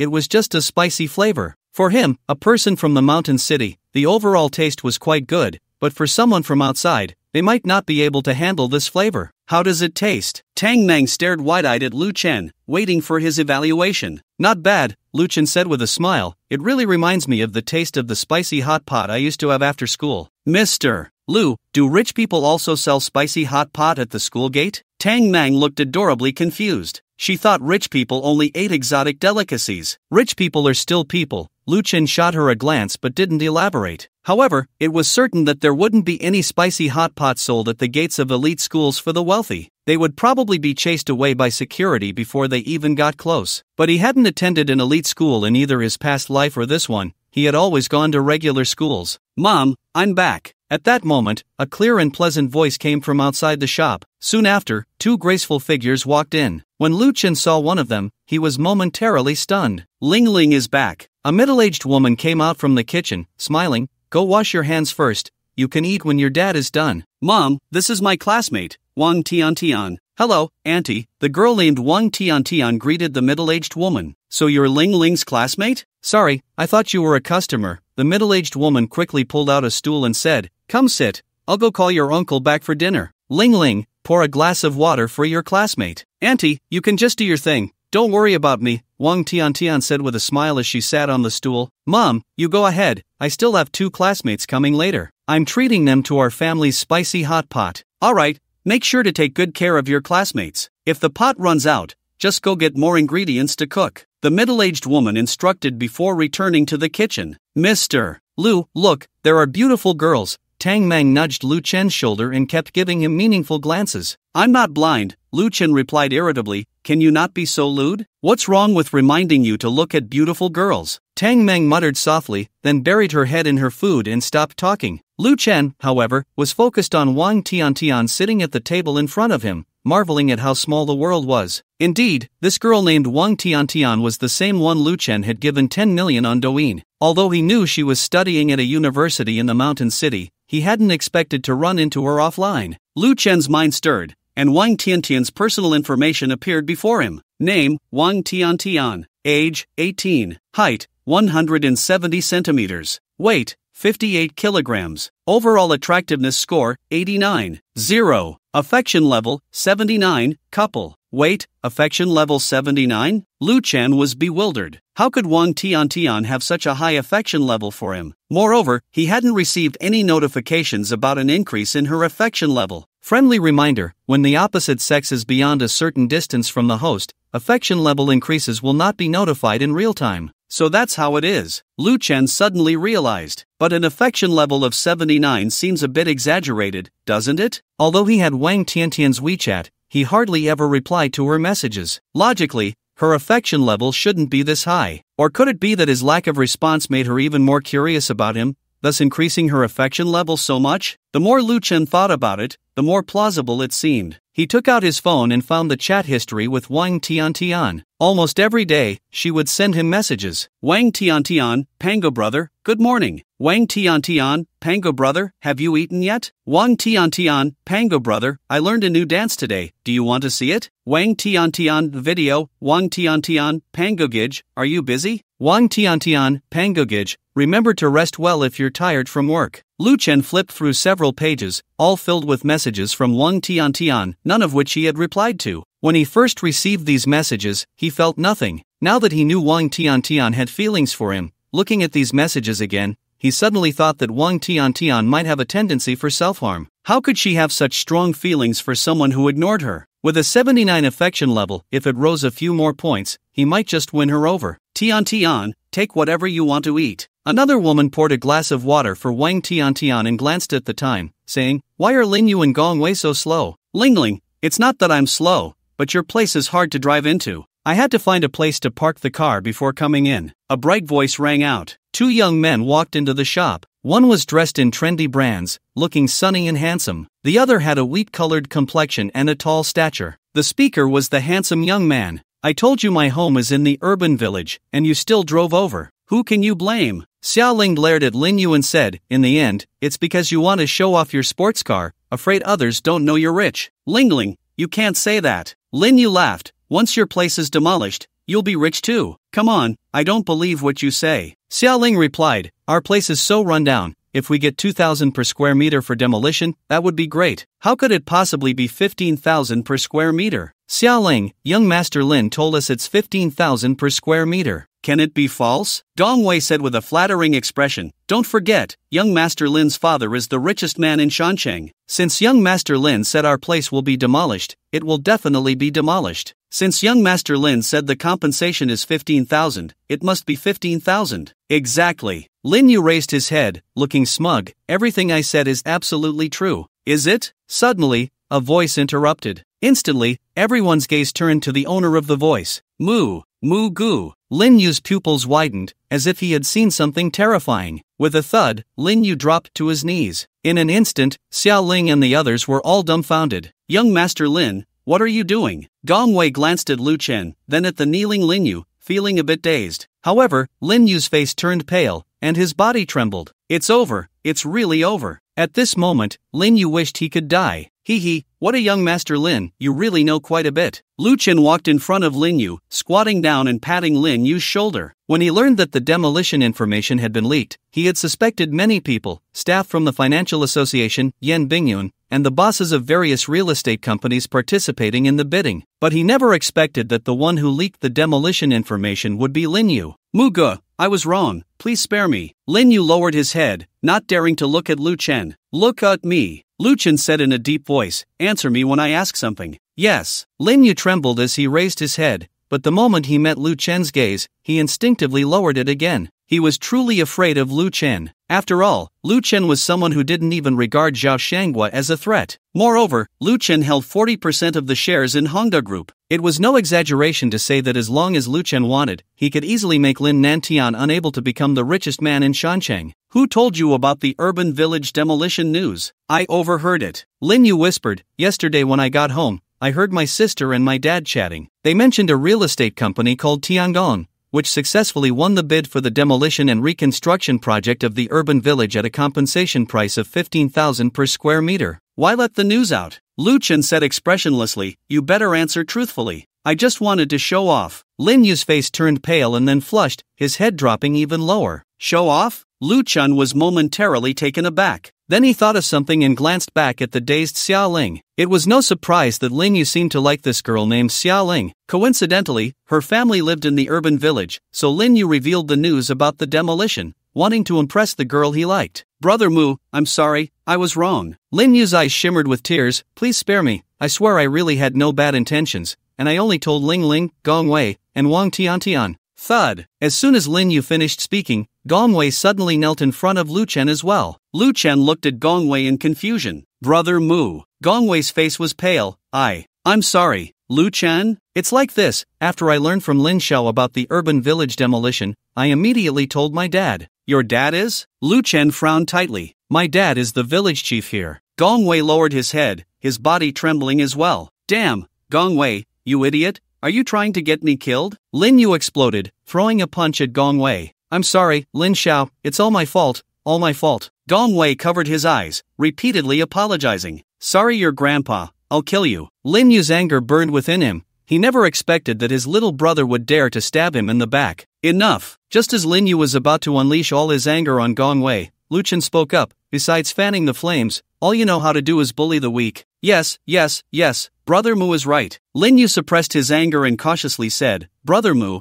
how come you're here?" However, Lu Chen completely ignored him and returned to his seat to eat spicy hot pot. Although the demolition information was leaked by Lin Yu, it wouldn't actually affect him at all. He just needed to contact the financial association later and have them inform the residents of the urban village that the subsequent expansion area would not be included in the compensation range when announcing the demolition. Moreover, even if Lin Yu hadn't leaked the news, he believed that someone else would eventually do so. Xiao Wei, why are you kneeling on the ground? At that moment, a middle-aged woman walked out from the kitchen, followed by a middle-aged man. I'm fine, I just accidentally fell. Gong Wei first glanced at Lu Chen, confirming that Lu Chen had no intention of making things difficult for him before daring to stand up. Where did you fall? Why are your eyes all swollen? Zhou Honglan hurriedly approached to check Gong Wei's injuries and said to the middle-aged man behind her, Xia Jun, quickly go get some medicinal alcohol for Xiao Wei to apply. Okay, I'll go get it now. Xia Jun nodded and then turned to go back into the kitchen. Brother Mu, I really know I was wrong. Lin Yu gritted his teeth and walked to Lu Chen's side.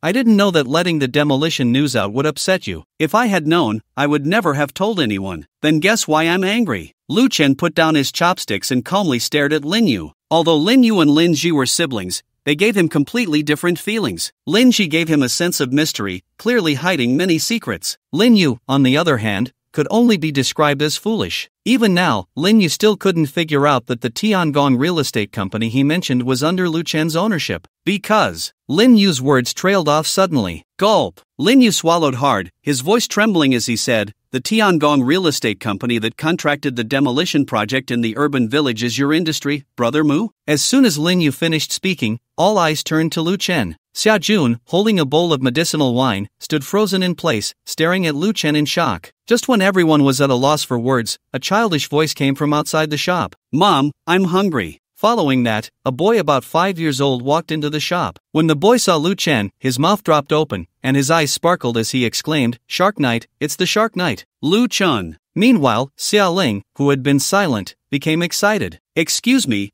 are you Lu Chen? Yes. Lu Chen nodded with a smile. Long before Gong Wei called Xia Ling's name, Lu Chen had already confirmed that this lynching spicy hot pot was run by the parents of the little boy he saved. The words on the neon sign outside and the words on the note Han Fei gave him were clearly written by the same person. Dad, Mom, he's the one who saved Xingxing. What? Xia Jun and Zhou Honglan were taken aback, and Xia Jun hurriedly set down the medicinal wine in his hand and quickly walked up to Lu Chen. He bent his legs and was about to kneel before Lu Chen. Uncle, that's not necessary. Lu Chen reacted quickly, supporting Xia Jun and saying with a wry smile, I came to your house by coincidence today, not specifically to have you thank me. Young man, just let me bow to you. Xia Jun said excitedly, if it weren't for you, my Xingxing would be gone. You not only saved my Xingxing but also saved my whole family. Thud. Zhou Honglan suddenly knelt on the ground and said to Xia Ling and Xia Xing, Ling, Xingxing, you two quickly kneel down and properly thank this young man. Okay. Xia Ling didn't feel embarrassed at all and directly knelt down, bowing her head to Lu Chen. Seeing this, Lu Chen knew he couldn't stop it, so he let go of Xia Jun. Moreover, since he saved Xia Xing's life, he had to accept this bow. But the next second, Lu Chen's face darkened. He saw that Tang Meng, that fool, for some reason, also knelt down and bowed to him. What are you doing? Lu Chen gritted his teeth. After Xia Jun's family finished bowing, they saw Tang Meng also kneeling and bowing, and their heads were filled with question marks. The key was that Tang Meng had just eaten, and his mouth was still smeared with red oil, looking quite comical. Ah! Tang Meng then realized, his cheeks burning, no, I'm sorry, I got carried away and thought I had to bow too. Having you is truly my blessing. Lu Chen was both angry and amused. He didn't know what was going on with Tang Meng's thought process. He always managed to do things that left him speechless but unable to truly get angry. Should I also kneel? At that moment, Wang Tiantian spoke up softly. There were 8 people in the room, including Lu Chen, and aside from her, the other 7 had all knelt to Lu Chen. If she didn't kneel, wouldn't that be a bit out of place? Lu Chen? Lu Chen looked at Wang Tiantian, but before he could say anything, Wang Tiantian had already knelt down. Seeing this scene, Lu Chen's mouth twitched. At that moment, he didn't even know how to describe his feelings. Anyone who didn't know would think he was about to ascend to the throne. Should he take out the imperial seal to enhance the atmosphere? Tian, what are you doing? Xia Ling stood up, covering her mouth and laughing. This brother is Xingxing's savior. Our family is bowing to him to express our gratitude, but you don't have to. I also want to express my gratitude. Wang Tiantian stood up, gazing at Lu Chen, her cheeks flushing as she said, "Brother Pangu, I've always wanted to thank you in person for giving me so many gifts." Although Wang Tiantian had never met Lu Chen, she had watched the replay of his live streams where he interacted with fans more than once, so she was very familiar with his voice. She was certain that the Lu Chen in front of her was indeed the generous Pangu who had gifted her millions. Brother Pangu? Now it was Xia Ling and the others who were confused. Tang Meng scratched her head, feeling dizzy from the situation. Pangu, the one who donated the imperial seal? Lin Yu suddenly thought of something, looking at Lu Chen with disbelief. Muge, you are actually Pangu. Big brother is not Pangu, he is the Shark Knight. Xiaxing walked over to Lu Chen and hugged his leg, saying, "That day I almost drowned, and then a big shark emerged from the water and flew me to the shore." That big shark was transformed from Big Brother. Pangu? Shark Knight? Tang Meng mumbled to herself, her hands continuously grasping her head. The more she listened, the more confused she became, even feeling a bit itchy in her head, as if she were about to grow a brain. Xingxing, you can't describe Big Brother like that. Zhou Honglan laughed. Big Brother is so handsome, how could he possibly be a shark? Mom, the Shark Knight is super cool. Xiaxing said excitedly, I admire the Shark Knight the most. Lingling, what is the Shark Knight? Wang Tiantian asked, puzzled. It's an animated series that Xingxing really likes, where the main character is a big shark that can transform. Xia Ling said, exasperated, maybe this brother saved Xingxing, so she sees him as her favorite animated character. So your name is Xingxing. Lu Chen squatted down, ruffling Xiaxing's hair, and smiled, you can't run to the riverbank alone anymore. If something happens, your dad, mom, and sister will be sad. Only Lu Chen knew that Xiaxing referred to him as the Shark Knight because she truly saw him as a shark, and a flying one at that. But thinking about it, it made sense. His speed swimming to the shore with Xiaxing was faster than a speedboat. Saying he flew through the water wouldn't be an exaggeration. Having experienced that feeling firsthand, it was hard for Xiaxing to see him as just a person. Fortunately, Xiaxing was still young and wasn't scared. Instead, she regarded him as her favorite animated character. Xingxing, did you hear? Big Brother said you shouldn't run to the riverbank alone anymore. Xia Jun said sternly. When he learned from the police about Xiaxing falling into the river, he and Zhou Honglan were nearly scared to death. Even though the police told them that Xiaxing had been rescued and was safe,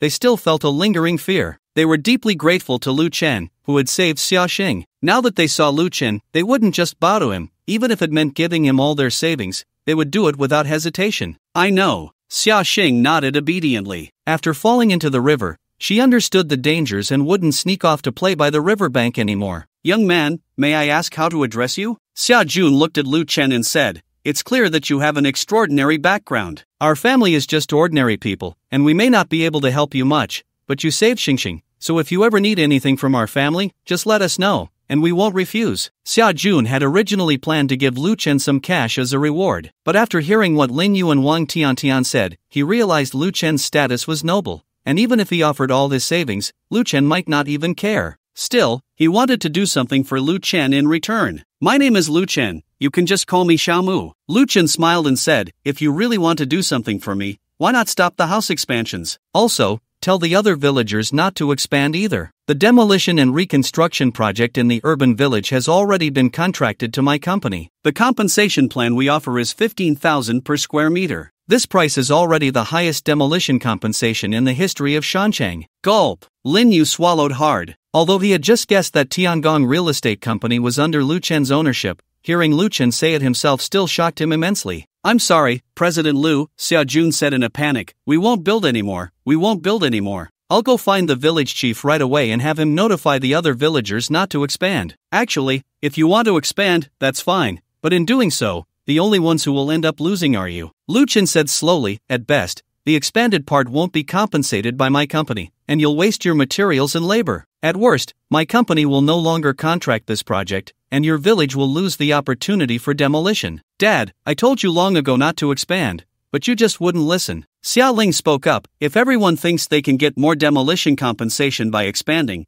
which company would dare come here? It's not just the companies, even the official departments would be disappointed in us. It's all Dad's greed. Xia Jun slapped himself, filled with regret. Whether it was him or the other residents of Yepa village, the main reason for the expansion was the fear that the demolition compensation would be too low. They never considered that the expanded part wouldn't be compensated and that their actions could lead Yepa village to lose the opportunity for demolition altogether. Even if Yepa village wasn't demolished, they could still survive, but if given a choice, who wouldn't want to receive 15,000 per square meter in demolition compensation to live in a better place? Yepa village had a decent location, but all other facilities were old and dilapidated, and the environment was dirty and chaotic. No one living in Yepa village wanted to stay there. Uncle Xia, I just saw you expanding your house. You must have worked as a bricklayer, right? Yeah. Xia Jun nodded. Most of the people in our village worked on construction sites in the past, but in recent years, it's been hard to find work on the sites. They only work for a month or two a year,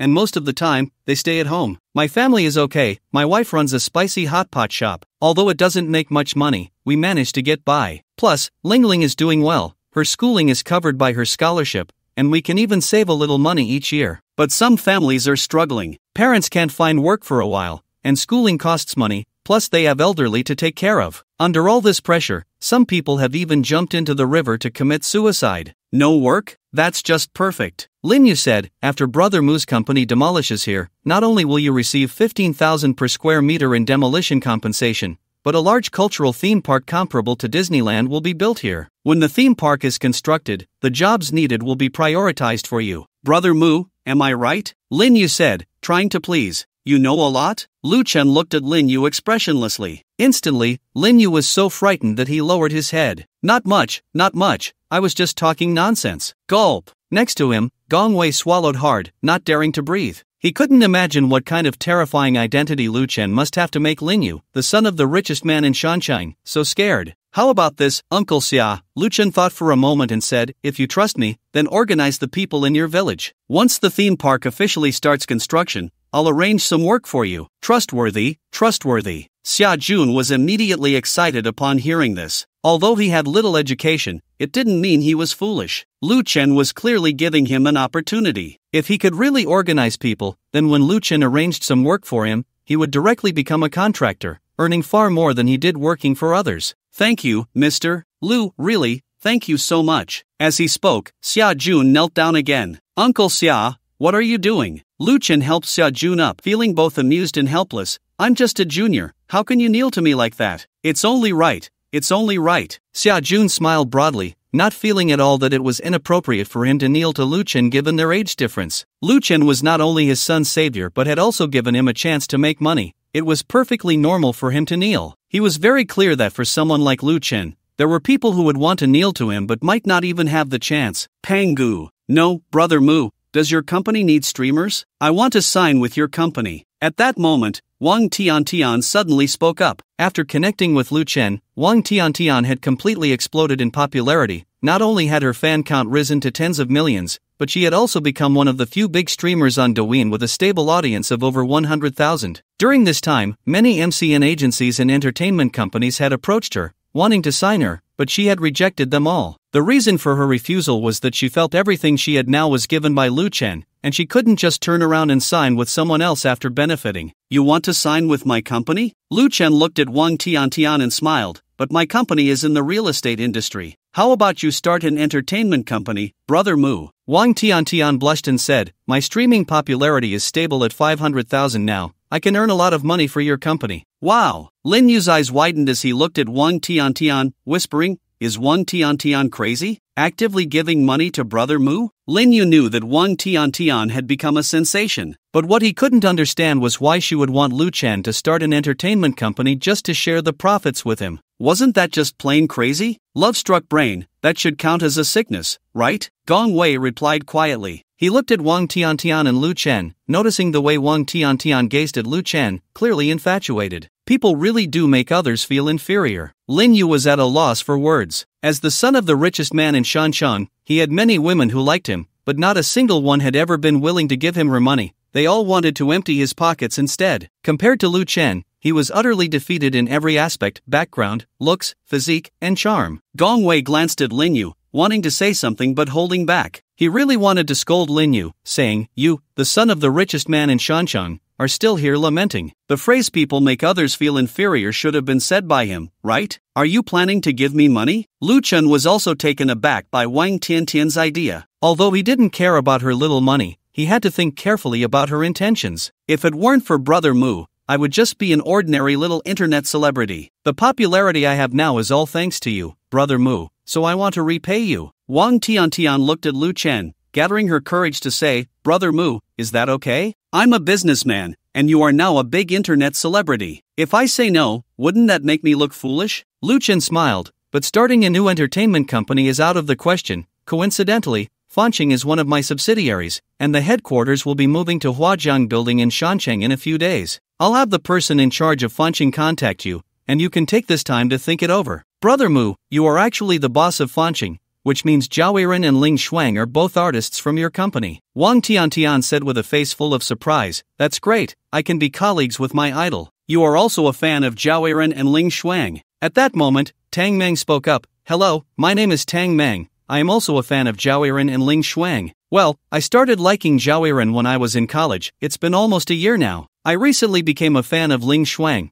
Her song Ru Yuan is super beautiful, and she is so pretty. I have liked Zhao Weiren longer than you. I liked her since high school. It's been almost 8 years now. I also became a fan of Ling Shuang after hearing her sing Ru Yuan. I really don't understand why you girls like to chase stars. If you ask me, no matter how popular a star is now, they can't compare to killing gods in the psychiatric hospital. Lin Yu said with fiery eyes, in the Great Xiao realm, gods are forbidden to walk. Just listen to that, how domineering. By the way, the protagonist of this book shares my surname, Lin. Lin Xiao, you read novels too? Gong Jun laughed. I also love reading novels, but I prefer Doput Song Cheong. Ever since I read this book, the saying 30 years in the East, 30 years in the West, don't bully the young and poor has become my life motto. What? Are you threatening me? Lin Yu crossed his arms and snorted coldly. I see you are saying don't bully the young and poor, don't bully the middle-aged poor, don't bully the old poor, the dead are the most important. Lin Xiao. Gong Wei looked at Lin Yu with a face full of grievance. He swore he was not threatening Lin Yu. He just wanted to use the saying to motivate himself. So you two are fans of General Lu. Tang Meng suddenly smiled. What do you mean? Lin Yu and Gong Wei looked at Tang Meng in confusion. The 2 books you mentioned were written by General Lu. Dao is his pen name. Tang Meng said innocently, did you not know? What? Lin Yu and Gong Wei exclaimed in unison. Lin Yu even took a step back, looking as if he couldn't accept it. No way, you must be lying. Lin Yu came to his senses and stared at Tang Meng. The novels we are talking about are all under Strawberry. What status does Brother Mu have? How could he possibly be an author at Strawberry? So you must be lying to us. Right. Gong Wei nodded. Doput Song Cheong is about a waste materials counterattack. The author must have had similar experiences. A rich person like Brother Mu doesn't need to counterattack.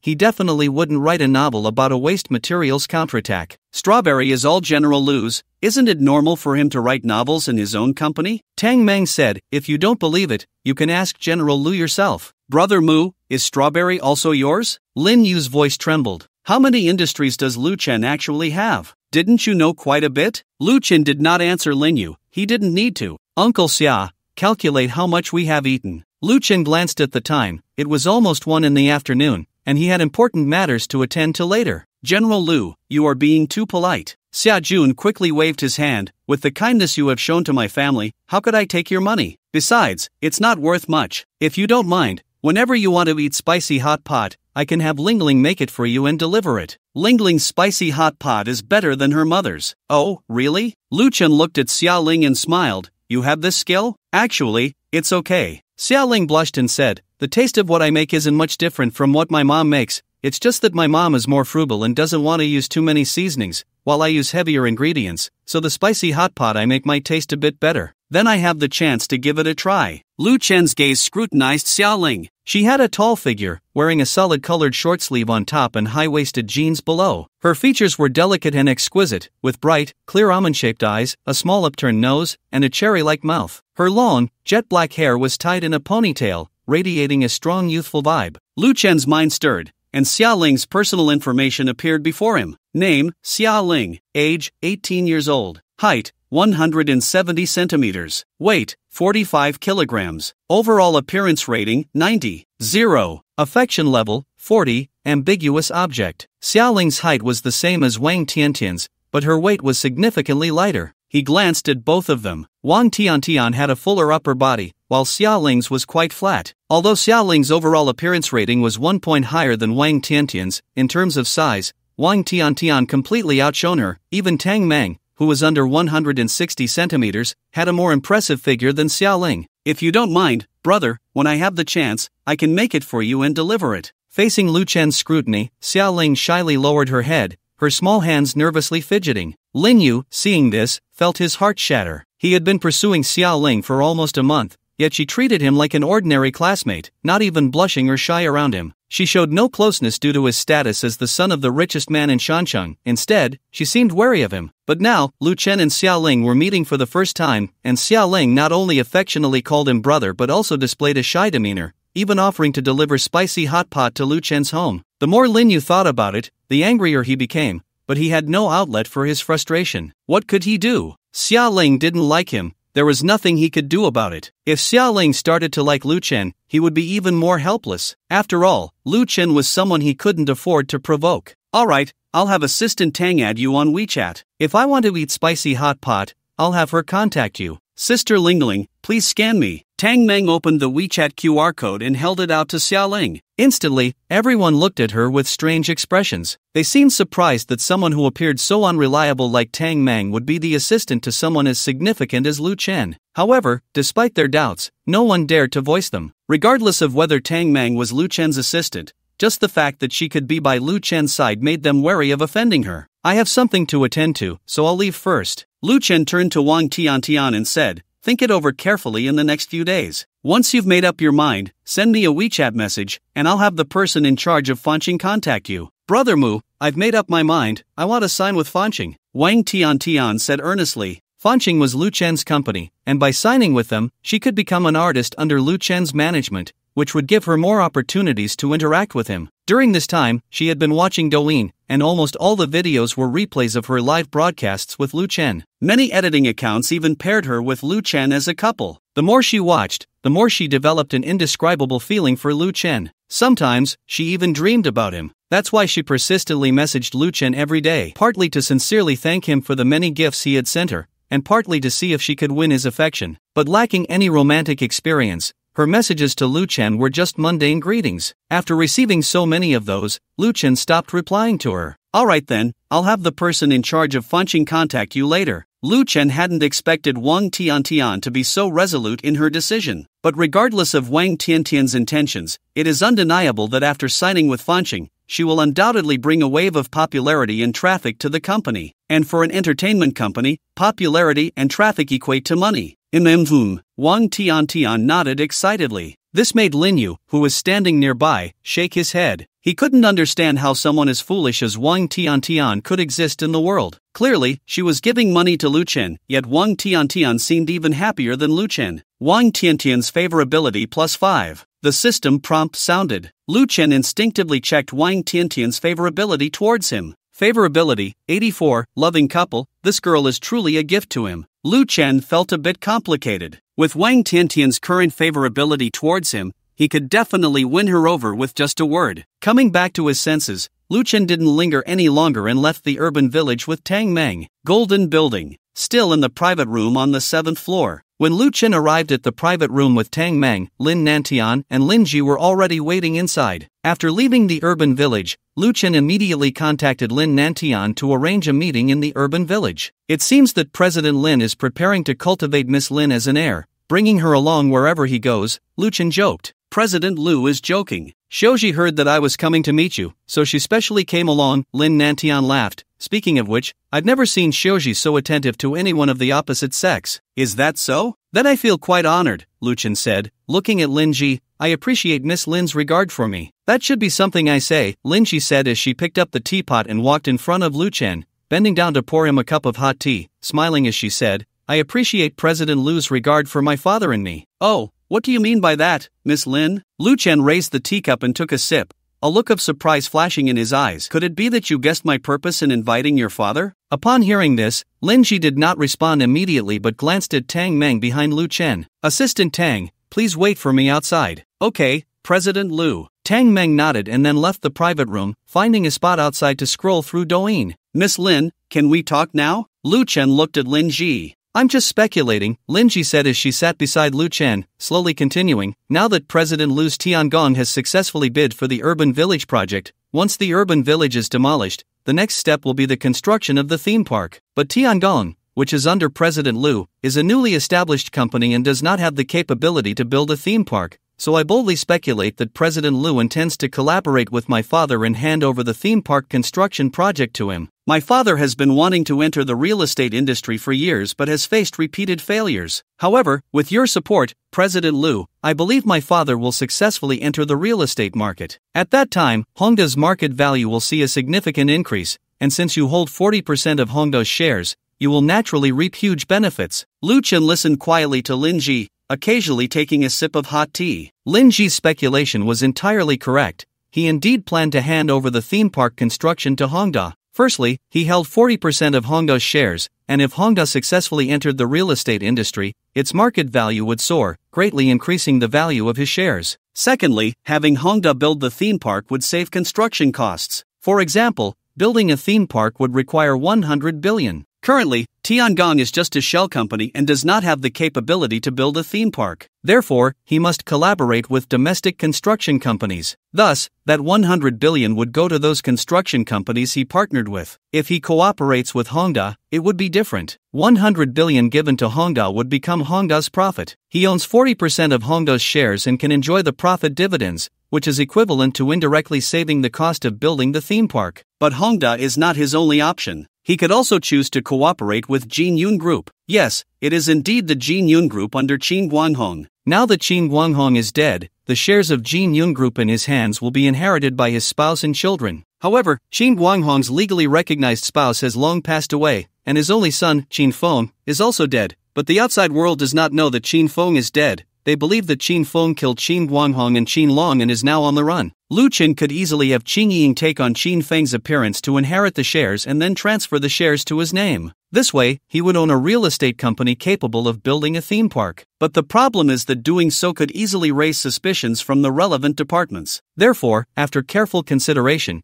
he decided to play it safe and choose to cooperate with Hongda. President Liu, what I said is just my speculation. If I said anything wrong, please forgive me. President Lin, I really envy you for having such a smart daughter like Miss Lin. Lu Chen put down his teacup and smiled. If only I had a daughter as smart as her. Lin Nantian? Lin Shi. Miss Lin, how about you recognize me as your godfather? Lu Chen said seriously, as long as you recognize me as your godfather, I will hand over the theme park construction project to your father. President Liu, you're making a big joke. Lin Nanshan's mouth twitched as he said, you and Xiuji are not far apart in age. I think it would be better for Xiuji to recognize you as an older brother. Lin Nantian took a sip of tea to calm himself. He was genuinely startled by Lu Chen's idea. Asking Lin Ji to recognize Lu Chen, who was still in college, as her godfather, it's surprising that Lu Chen even thought of that. Well, an older brother is fine too. Lu Chen looked at Lin Ji with a smile. Xiuji, come on, call me brother. President Liu, please stop joking. Lin Ji frowned slightly. She could clearly feel that Lu Chen was intentionally teasing her. Xiaoji is shy. After Lu Chen's words, he fell silent. Suddenly, the atmosphere in the private room became awkward. President Liu, let's talk about serious matters. Lin Nantian couldn't hold back and spoke first. I wonder why you called me over this time? However, Lu Chen still did not speak. Seeing this scene, Lin Nantian frowned. He found it hard to grasp Lu Chen's thoughts. Since President Liu thinks highly of me, I will shamelessly call you brother. Lin Ji took a deep breath,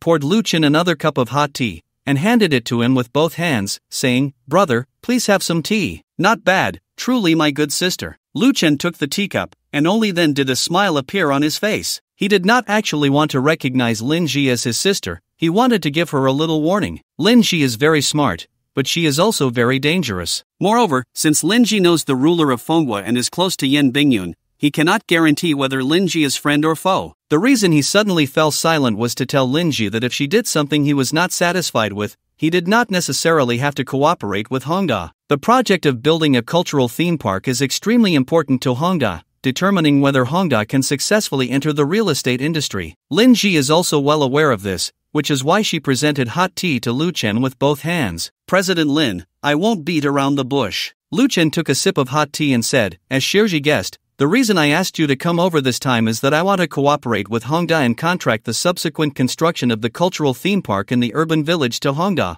I wonder what President Lin thinks about this. Thank you, General Liu, for trusting Hongda. Hongda will definitely not let you down. Lin Nantian stood up, excited. He had been waiting for Lu Chen to say this. General Liu, please accept this small token of appreciation. Lin Nantian picked up the briefcase on the table, took out a document, and handed it to Lu Chen. Lu Chen glanced at it and was immediately taken aback. The document Lin Nantian gave him was actually a share transfer agreement. Lin Nantian was preparing to transfer 9% of his shares to Lu Chen. With Hongda's market value, 9% of the shares was worth over 10 billion. As Hongda successfully entered the real estate industry, the value of these 9% shares could conservatively double. With this 9% stake, Lu Chen would own 49% of Hongda, while Lin Nantian would retain only 51%. However, Lin Nantian would still hold significant influence over Hongda. General Lin, what do you mean by this? Lu Chen put down the contract, looking at Lin Nantian in confusion. Lin Nantian's gesture was indeed quite substantial, exceeding his expectations. General Lu, now Hongda only has you and me as shareholders. For Hongda to achieve better development, we will face many challenges. Lin Nantian's words were not very clear, but Lu Chen understood the implication. It was simply that Hongda's entry into the real estate industry would face attacks from companies like Longteng. After all, the real estate market is limited, and Hongda's entry meant one more company competing for a share of the pie. This was also the main reason for Hongda's previous failure in the real estate sector. By giving Lu Chen 9% of the shares, Lin Nantian hoped Lu Chen would safeguard Hongda's entry into the real estate market,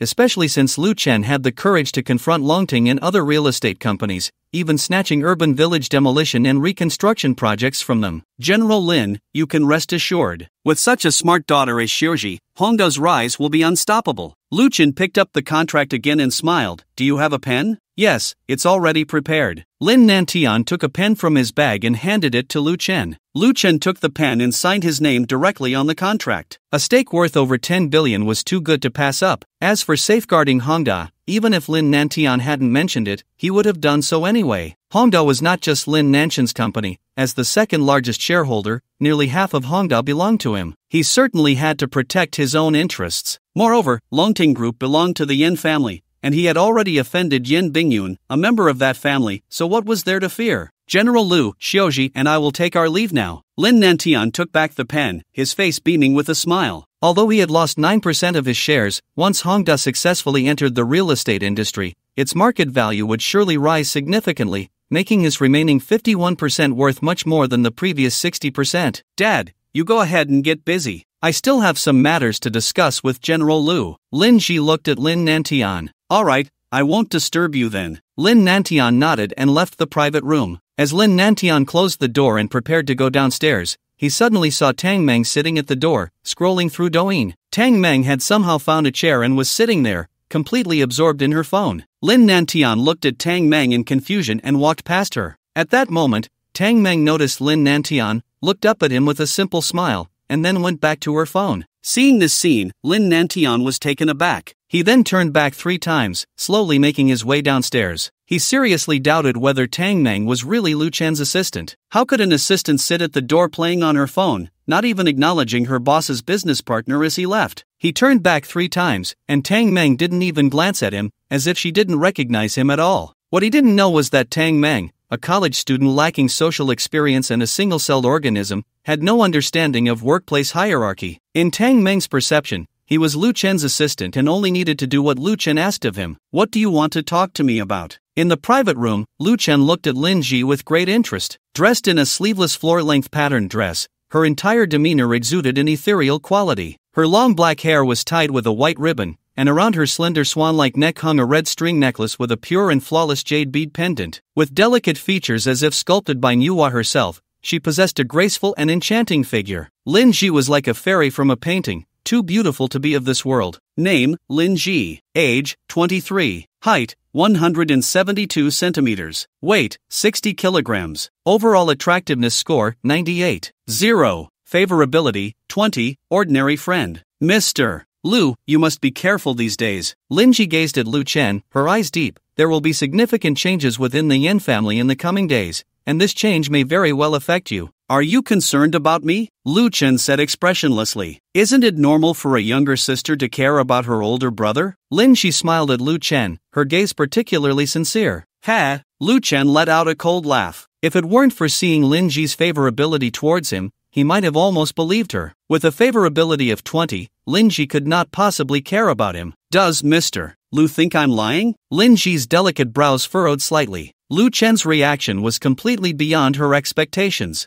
In her view, Lu Chen should have been immensely grateful upon hearing her news. Even if Lu Chen had already known this information in advance, he shouldn't have reacted this way. I don't know whether you're lying, but I need to warn you. Lu Chen stood up from his seat, looking down at Lin Ji. If you want to please both sides, then you must be prepared for both sides to not end well. Mr. Lu, I think you may have misunderstood. Lin Ji met Lu Chen's indifferent gaze, her expression calm. I have no ties to the Yin family. I only know Sister Yun. Moreover, Hongda's entry into the real estate industry means that Longtong Group, as a real estate giant, will be Hongda's biggest competitor. If anything, the Yin family should be my enemy. So how do you know that significant changes are about to happen within the Yin family? Lu Chen did not believe a word of what Lin Ji said. After all, Lin Ji and Yen Bingyun were of the same kind. Both had deep schemes and disguised themselves well. In fact, Lu Chen thought Lin Ji was even more dangerous than Yen Bingyun. At least he was clear about Yen Bingyun's goal, to use him to eliminate internal competitors within the Yen family. But what Lin Ji's purpose was, Lu Chen had yet to figure out. The only thing he could think of was the Fenghua Lin Ji mentioned. Perhaps her purpose was related to Fenghua. Mr. Lu, do you still remember the USB drive I gave you last time, which contained evidence of numerous illegal activities under the Yin family's various enterprises? My memory isn't that bad. Lu Chen had kept the USB drive Lin Ji gave him at home. He hadn't submitted it to the relevant authorities. Firstly, he hadn't decided who to hand it to, and secondly, if he submitted the USB drive, it would be equivalent to helping Yen Bingyun resolve her internal competitors within the Yin family. He wouldn't do something thankless that could easily land him in trouble. The evidence recorded on that USB drive has been sent to the cabinet, and by tonight at the latest, the cabinet will seal off many of the Yin family's illegal enterprises. At that time, many people from the Yin family will be taken away for investigation, and the Yin family will thus suffer significant changes. Lu Chen remained silent upon hearing this, but his gaze towards Lin Ji was icy cold. President Lu, I'm sorry, Lin Ji said, her face pale. I handed that USB drive to you with good intentions, but I overlooked that after the Yin family's incident, they would stop at nothing to find the person who reported them. By then, President Lu, you will also be implicated. Wasn't the evidence submitted by me? Why would I be implicated? Lu Chen's voice was deep. Or are you saying that that woman Yen Bingyun submitted the evidence to frame me? Under Lu Chen's gaze, Lin Ji's face grew even paler. She felt as if Lu Chen were a bloodthirsty beast staring at her, which stirred an uncontrollable fear within her. You'd better pray that the Yin family doesn't provoke me, or I won't spare you. Along with that woman Yen Bingyun, Lu Chen suddenly grabbed Lin Ji by the neck. Instantly, her breathing became difficult, her beautiful face filled with anxiety and fear. Just as Lin Ji was about to suffocate and lose consciousness, Lu Chen finally released his grip and left the private room with a blank expression. Lin Ji slumped in her chair, watching Lu Chen's departing figure, her body trembling in fear. After Lu Chen left, Lin Ji sat in the chair for nearly 10 minutes before she regained her composure from the terror Lu Chen had instilled in her. She immediately made a phone call and told the other party about what had happened in the private room. On the other end of the line, a cold voice responded. If what you say is true, Qin Guanghong and the others must have been killed by someone he sent. What should we do now? He is too dangerous, and he is an unpredictable person. One moment he was asking me to call him brother, and the next he almost killed me. Lin Ji's voice was hoarse. I even suspect that the Yen family can't compete with him. Let's wait and see how things unfold, to see if he can survive the storm brought by the Yen family's upheaval. Yen Bingyun wants to become the head of the Yen family, and she will undoubtedly step over many corpses to get there. I just don't know if he is among those corpses. President Lu, what's wrong? Are you in a bad mood? The phantom car drove along the road. In the passenger seat, Tang Mang looked at Lu Chen's dark expression and cautiously asked, Did I do something wrong to upset you? It's none of your business. Lu Chen took a deep breath. He wasn't worried about what the Yen family would do to him. With his current strength, the Yen family could only suppress his businesses, but he could wipe out the entire Yen family. Yen Bingyun. Lu Chen's eyes were icy. Regardless of whether the Yen family troubled him, he had no intention of letting Yen Bingyun go. As for Lin Ji, he still hadn't figured out her true intentions. A temporary warning would suffice. However, his intuition told him that both he and Yen Bingyun were being plotted against, and the one plotting against them was also the person behind Lin Ji. President Lu, please don't be unhappy. I'll treat you to some candy. Tang Mang pulled out a lollipop from her pocket, unwrapped it, and held it up to Lu Chen's mouth. When I'm unhappy, eating a lollipop makes me feel much better. You also have times when you're unhappy? Lu Chen took the lollipop she offered and joked, You're so silly, do you even know what sadness is? Of course I do. In response to Lu Chen's teasing, Tang Meng wasn't angry at all. Instead, she pulled out another lollipop from her pocket and popped it into her mouth. Even though I'm silly, I'm still human. As long as you're human, there will be times when you're sad. Tang Meng gazed out the window. For example, when I was little and someone called me stupid, I would feel very sad and would hide away to cry. But now that I'm grown up, if someone calls me stupid, I won't feel sad at all because I've gotten used to it. Lu Chen, I'm sorry. Lu Chen suddenly felt that the lollipop in his mouth was no longer sweet. Tang Meng's nonchalant demeanor made him feel a twinge of guilt. Yes, Tang Meng was simply innocent. How could he call her foolish? She was just smart in a way that wasn't obvious. Hee, it's fine. Tang Meng turned to Lu Chen, her eyes smiling like crescent moons. Boss Lu, you're my boss. As long as you don't fire me, you can say whatever you want about me. Tang Meng murmured softly, if you're going to fire me, at least wait until I've earned a month's salary first. Otherwise, I won't have money to buy snacks. Don't worry, as long as you don't make a mistake that touches my principles, I guarantee I won't fire you. A smile appeared on Lu Chen's face. Compared to Lin Ji, Tang Meng might not be as outstanding or as beautiful, but being with someone as innocent as Tang Meng made him feel genuinely relaxed and happy. Just for the sake of the lollipop she gave him, he wouldn't easily fire her. Having such a little thing around could even help him calm down when his emotions were running high. In the Huajiang Ingyue parking garage, Lu Chen looked at Tang Meng, who was sitting in the passenger seat, and suddenly remembered that she couldn't drive at all. Where do you live? Lu Chen asked. I live at my uncle's house, Tang Meng replied, unbuckling her seatbelt and smiling. Boss Lu, I can just take a taxi back. Wait. Lu Chen pondered for a moment and said, you're staying at my place tonight. Ha! Tang Meng crossed her arms, looking at Lu Chen with suspicion. I have work for you to do. I've been putting it off for several days. Tonight, you'll stay at my house. Tomorrow, I'll have my driver book you a room at a nearby hotel, and you can stay there from now on. It'll be more convenient for me to call you. After a while, I'll buy you a place to use as employee housing. Also, take some time to practice your driving skills. I'll help you arrange a car then. And don't look at me like that. I'm not interested in kids. Lu Chen shot Tang Meng a glance. Although Tang Meng had some looks, none of the women around him were less beautiful or lacked femininity. Especially with Tang Meng's not-so-smart appearance, if something were to happen between them, he would feel like he was committing a crime. Boss Lu, what kind of work is it? Tang Meng asked cautiously. Are there snacks? Don't worry, you won't starve. Lu Chen picked up his phone and directly transferred 100,000 to Tang Meng. I've transferred it to you. Buy whatever you want to eat, and if you run out, just ask me for more. After saying that, he got out of the car. Seeing this, Tang Meng hurriedly got out and followed Lu Chen. Aren't you going to see how much I transferred to you? Lu Chen suddenly stopped, and Tang Meng bumped right into him. Hee, with Boss Lu's generosity, it can't be less than 100, right? Tang Meng covered her forehead and grinned at Lu Chen. What a fool. Lu Chen shook his head with a smile and then entered the elevator. By 9 o'clock in the evening, Lu Chen had finished washing up and was sitting on the living room sofa replying to WeChat messages. Meanwhile, in the study, Tang Meng was sitting in front of the computer, working diligently. Her job was quite simple: log into Lu Chen's Douyin account, select some videos that tagged Lu Chen with high likes,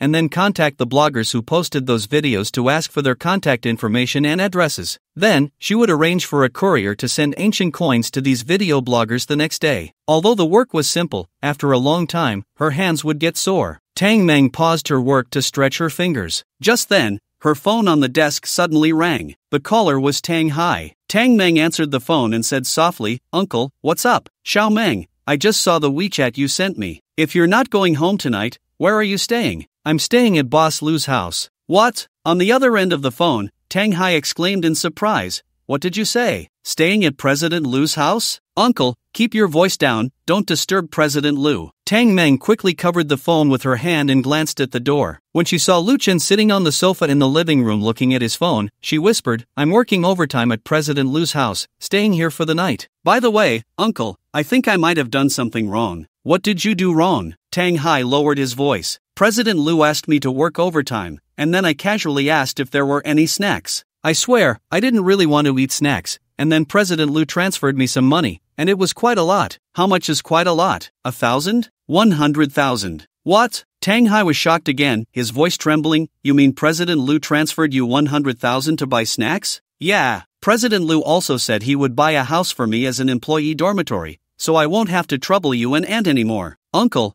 are you listening? Tang Meng glanced at her phone. They were still on the call, but why was it suddenly silent? Uncle, I'm listening. Tang Hai said earnestly, Xiao Meng, you must work hard to repay President Liu. Also, you're grown up now. Before making any major decisions, you must think carefully about the consequences, understand? Got it. Tang Meng continued, Uncle, when you have time, can you accompany me to practice driving? President Liu is going to buy me a vehicle. Tang Hai. Xiao Meng, ask President Liu if he still needs an assistant. I also want to be his assistant. Oh, okay, I'll help you ask. No, Uncle was joking. Alright then, I won't disturb your work anymore. Remember to call me if you run into any problems. In a regular neighborhood in the mountain city, Tang Hai looked at his phone, feeling very complicated. Beside him sat a stylishly dressed middle-aged woman. Honey, do you think Xiao Meng will be okay? The middle-aged woman said with a worried expression, It's late at night, how can she, a girl, go to her boss's house to work overtime, especially since her boss is a man? Will anything happen? What could happen? Tang Hai put down his phone, shook his head, and smiled. It's all fate. Those old folks were right. Fools have their blessings. You all say Xiao Meng is foolish, but her luck is something none of you can compare to. What do you mean? The middle-aged woman looked confused. Xiao Meng, she's flying up the branches and turning into a phoenix, Tang Hai said with a smile. In his view, Lu Chen and Tang Meng were not far apart in age. Two young people being together could only lead to certain things, although it might sound a bit inappropriate if it got out. But if Tang Meng really had a relationship with Lu Chen, it would be like changing her fate. At 2 years old, you have a strong ability to imitate, and the baby growth task is triggered again. Task content, imitate adults walking. Task reward, toy gun gift pack ×1, a pack of cartoon stickers. Note, if you exceed the task, you can trigger a reward crit. Lu Chen was replying to a WeChat message. Suddenly, the system prompt rang out. Instantly, Lu Chen's eyes lit up. How to trigger a reward crit? Lu Chen fell into thought. Got it. Lu Chen thought of something and quickly opened Douyin, searching for Yangqi Fist. Soon, he found a teaching video for Yangqi Fist. It's worth mentioning that Yangqi Fist is a particularly famous health-preserving martial art in Blue Star and has been popularized in universities. Lu Chen learned Yangqi Fist in his freshman year, but after not practicing for a long time, he became a bit rusty. Now, he just needed to watch the teaching video once to recall it and could proficiently perform a complete set of Yangqi Fist. After finishing the video, Lu Chen got into position and started practicing Yangqi Fist in the living room. After completing a set of Yangqi Fist, Lu Chen felt it wasn't enough and also practiced the Tai Chi from his past life. Task completed. At 2 years old, your imitation skills are exceptional, successfully learning a set of martial arts, a true prodigy in martial arts. Task difficulty has significantly increased, triggering a 100 million times critical hit. Congratulations, host, you have obtained 100% shares of the Black Crow Security Company. Congratulations, host, you have obtained a puppet chip ×1. Reward-related items have been issued to the system space and can be extracted at any time. Lu Chen immediately checked the reward introduction. Black Crow Security Company, located in the Eagle Nation, one of the top 10 mercenary organizations on Blue Star, a private military and security consulting company. Its logo is a black crow. Looking at the introduction of the Black Crow Security Company, Lu Chen was stunned, his eyes wide open. He had actually acquired a mercenary organization. For those who do not pay attention to the military, the name Black Crow might be unfamiliar, but any military enthusiast would know about the Black Crow Mercenaries. It is known as one of the most dangerous mercenary organizations on Blue Star. Its members are active in the war zones of Blue Star year-round, true killing machines, and the members of Black Crow are equipped with the most advanced weapons and facilities currently available on Blue Star. It is not an exaggeration to say that if the entire Black Crow mercenary group were to mobilize, they could easily wipe out small countries like the Scam Nation. Coming back to his senses, Lu Chen began to check the introduction of the puppet chip. Puppet chip, implanted into the target's body, it can turn them into a puppet. If the puppet betrays, they will explode and die. What a good item! Lu Chen's eyes lit up. After reading the introduction of the puppet chip, a figure suddenly appeared in his mind, Yan Bingyun. If the puppet chip were implanted into Yan Bingyun's body, then Yan Bingyun would become his puppet, obeying his commands. At that time, he would be able to control the entire Yan family's wealth through Yan Bingyun, which is far more valuable than directly killing Yan Bingyun. But that is not the most important thing. The most important thing is that once Yan Bingyun becomes his puppet, he can join forces with Yan Bingyun to investigate Lin Ji's true intentions and who is behind her. Lin Ji wants to scheme against him and Yan Bingyun, trying to play both sides. All he needs to do is unite with Yan Bingyun,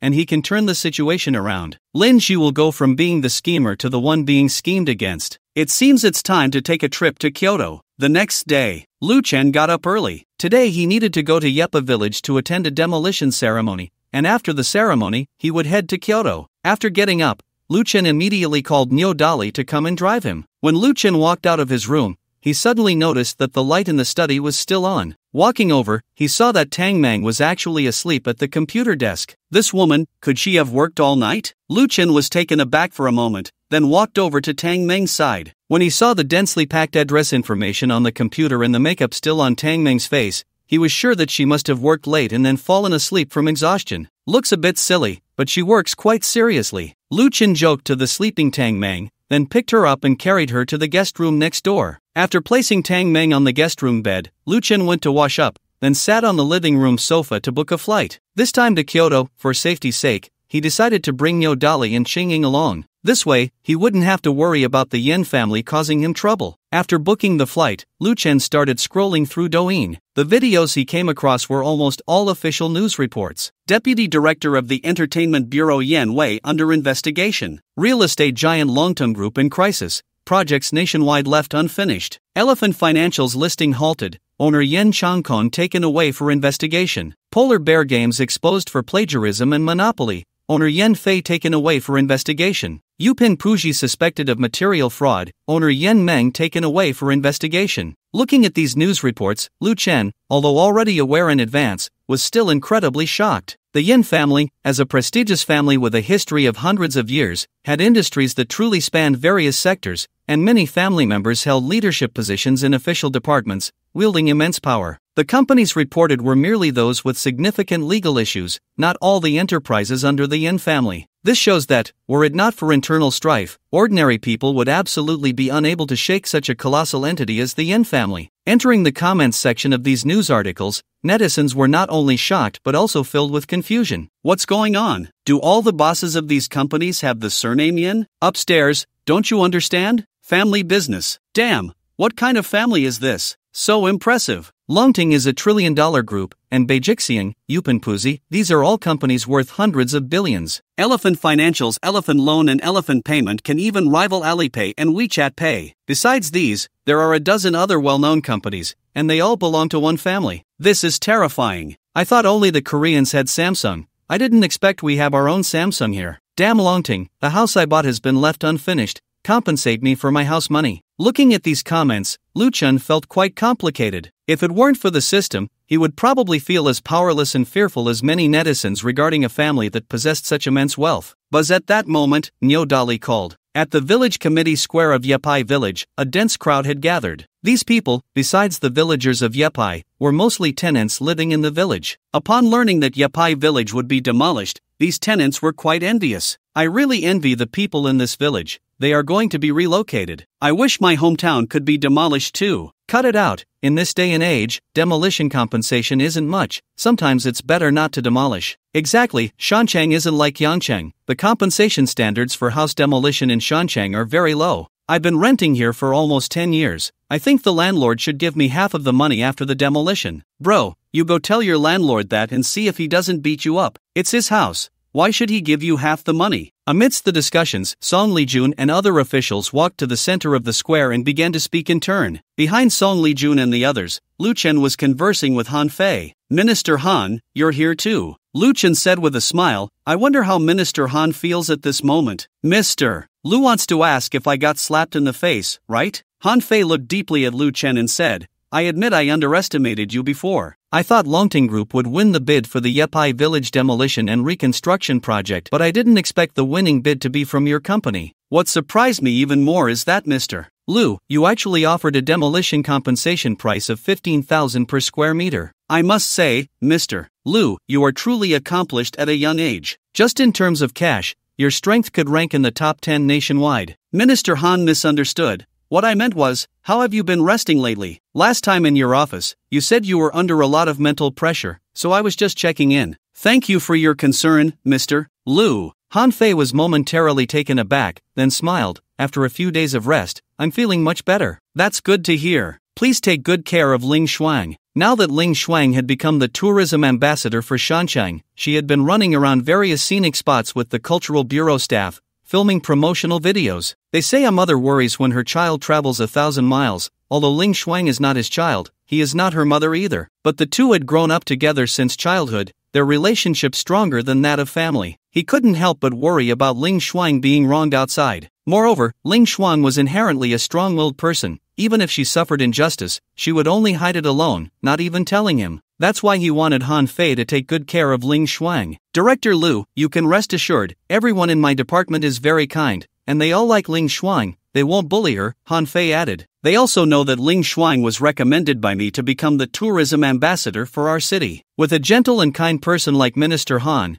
the employees she trains must be excellent, Lu Chen said with a smile. Speaking of which, I haven't properly thanked you for recommending Ling Shuang. How about I treat you to a meal when you have time? Han Fei nodded, not refusing Lu Chen. As the head of the tourism department of the Cultural Bureau in Shanchang, although she wasn't responsible for investment promotion, befriending an outstanding entrepreneur like Lu Chen could only bring her benefits. Moreover, Song Qingwan was her niece, and Lu Chen was likely to become her nephew-in-law in the future. Given this relationship, she couldn't treat Lu Chen as an ordinary person. Next, please welcome Minister Han of the Cultural Bureau's Tourism Department and Chairman Lu of Tiangong Real Estate Company to the stage to give a speech. The host's voice rang out at the demolition ceremony. Hearing this, Lu Chen prepared to go on stage. Wait! Han Fei called Lu Chen back, and in response to his puzzled look, she adjusted the collar of his shirt. All set. Han Fei nodded in satisfaction, and then she walked onto the stage with Lu Chen. In the crowd at the square, Xia Ling's family became excited upon seeing Lu Chen. It's Director Lu, everyone quiet down, Director Lu is going to speak, Xia Jun shouted into a megaphone. The previously noisy crowd instantly fell silent. This made Song Lijun, who had just stepped down from the stage, twitch his mouth. When he was speaking, the audience was incredibly noisy,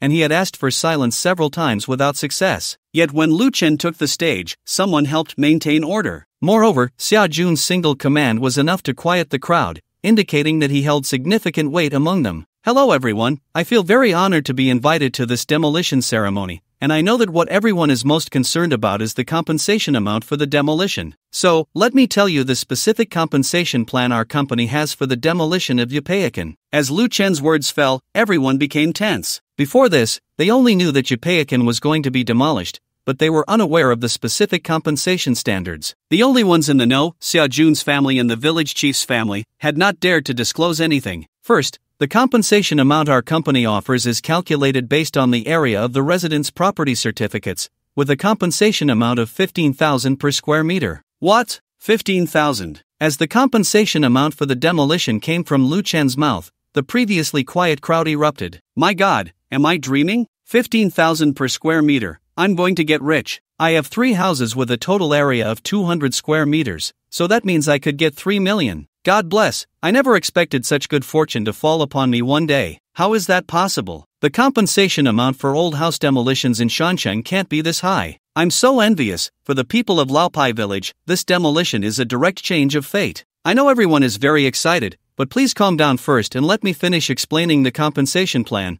Lu Chen smiled as he looked at the densely packed crowd below. He could fully understand everyone's feelings. If it were any ordinary person facing difficulties in life, upon learning that their home was about to be demolished and that they would receive a substantial compensation, it would be impossible for them to remain indifferent. Strangely, everyone actually managed to suppress their excitement and quieted down. This made Song Lijun's mouth twitch again. It seemed that as the president of the financial association, his words were not as effective as those of Lu Chen, a business owner. In addition to the compensation amount, our company plans to build a large themed cultural park here. When the park is constructed, the jobs required will be prioritized for all of you. Furthermore, after the theme park is built, the villagers of Yebai village can enjoy a 50% discount on tickets with their ID cards. As Lu Chen announced one compensation after another, the villagers of Yebai, who had been holding back their excitement, could no longer contain themselves. The scene erupted once more. Even when Han Fei spoke about how to promote the cultural theme park in the future, she kept looking to Lu Chen for help. But this time, even if Lu Chen spoke, it wouldn't help. Han Fei, helpless, could only hastily conclude her speech. On the entrance road to Yebai village, Lu Chen had intended to chat with Song Lijun for a few moments. However, the residents of Yebai village were too enthusiastic, surrounding him tightly. Mr. Lu, thank you for taking on our village. If it weren't for you, many people in our village would be struggling to get by. Mr. Lu, have some fruit. Mr. Lu, come sit at my house. I've already sent my wife back to make lunch. Young man, do you want a wife? I can introduce my granddaughter to you. I appreciate everyone's kindness, but I have things to attend to, so I won't trouble you all. Looking at the overly enthusiastic crowd, Lu Chen felt a mix of amusement and exasperation. Mr. Lu, I have something to give you. At that moment, a middle-aged man with a dejected expression rushed out from the crowd. As he approached Lu Chen, he pulled a dagger from his pocket and lunged at Lu Chen's chest. The sudden scene caused everyone present to change their expressions drastically. Just as the dagger was about to stab Lu Chen, a large hand reached out from the side, gripping the middle-aged man's wrist like a vice. Crack! The sound of bones breaking echoed. The middle-aged man's expression turned pained, and the dagger fell from his hand. Bang! With a powerful kick, Nyo Dali rendered the middle-aged man completely defenseless, causing him to collapse to the ground, motionless. Are you okay? The crowd was held back by the police maintaining order, and Song Lijun, along with a uniformed middle-aged man, quickly approached Lu Chen. Song Lijun carefully scanned Lu Chen to confirm he was unharmed, then said to the middle-aged man beside him, Director Gua, take him away for a thorough interrogation. We must find out his identity and why he attempted to assassinate our city's outstanding entrepreneur. Yes, Wei Jun's expression was extremely grim. As the chief of the Shancheng police station, he was personally responsible for maintaining order during the demolition ceremony to prevent any accidents. But now, someone had attempted to assassinate Lu Chen right in front of him, which was a severe blow to his authority. He had witnessed Lu Chen donate the imperial seal of the nation. If anything happened to Lu Chen, it would surely alarm the cabinet, and at that point, his position as chief would be untenable. The more he thought about it, the worse Gua Jun's expression became. Were you scared? The crowd was dispersed by the police. Song Lijun and Lu Chen stood by the roadside talking. The demolition of Yebai village is a good thing for the residents,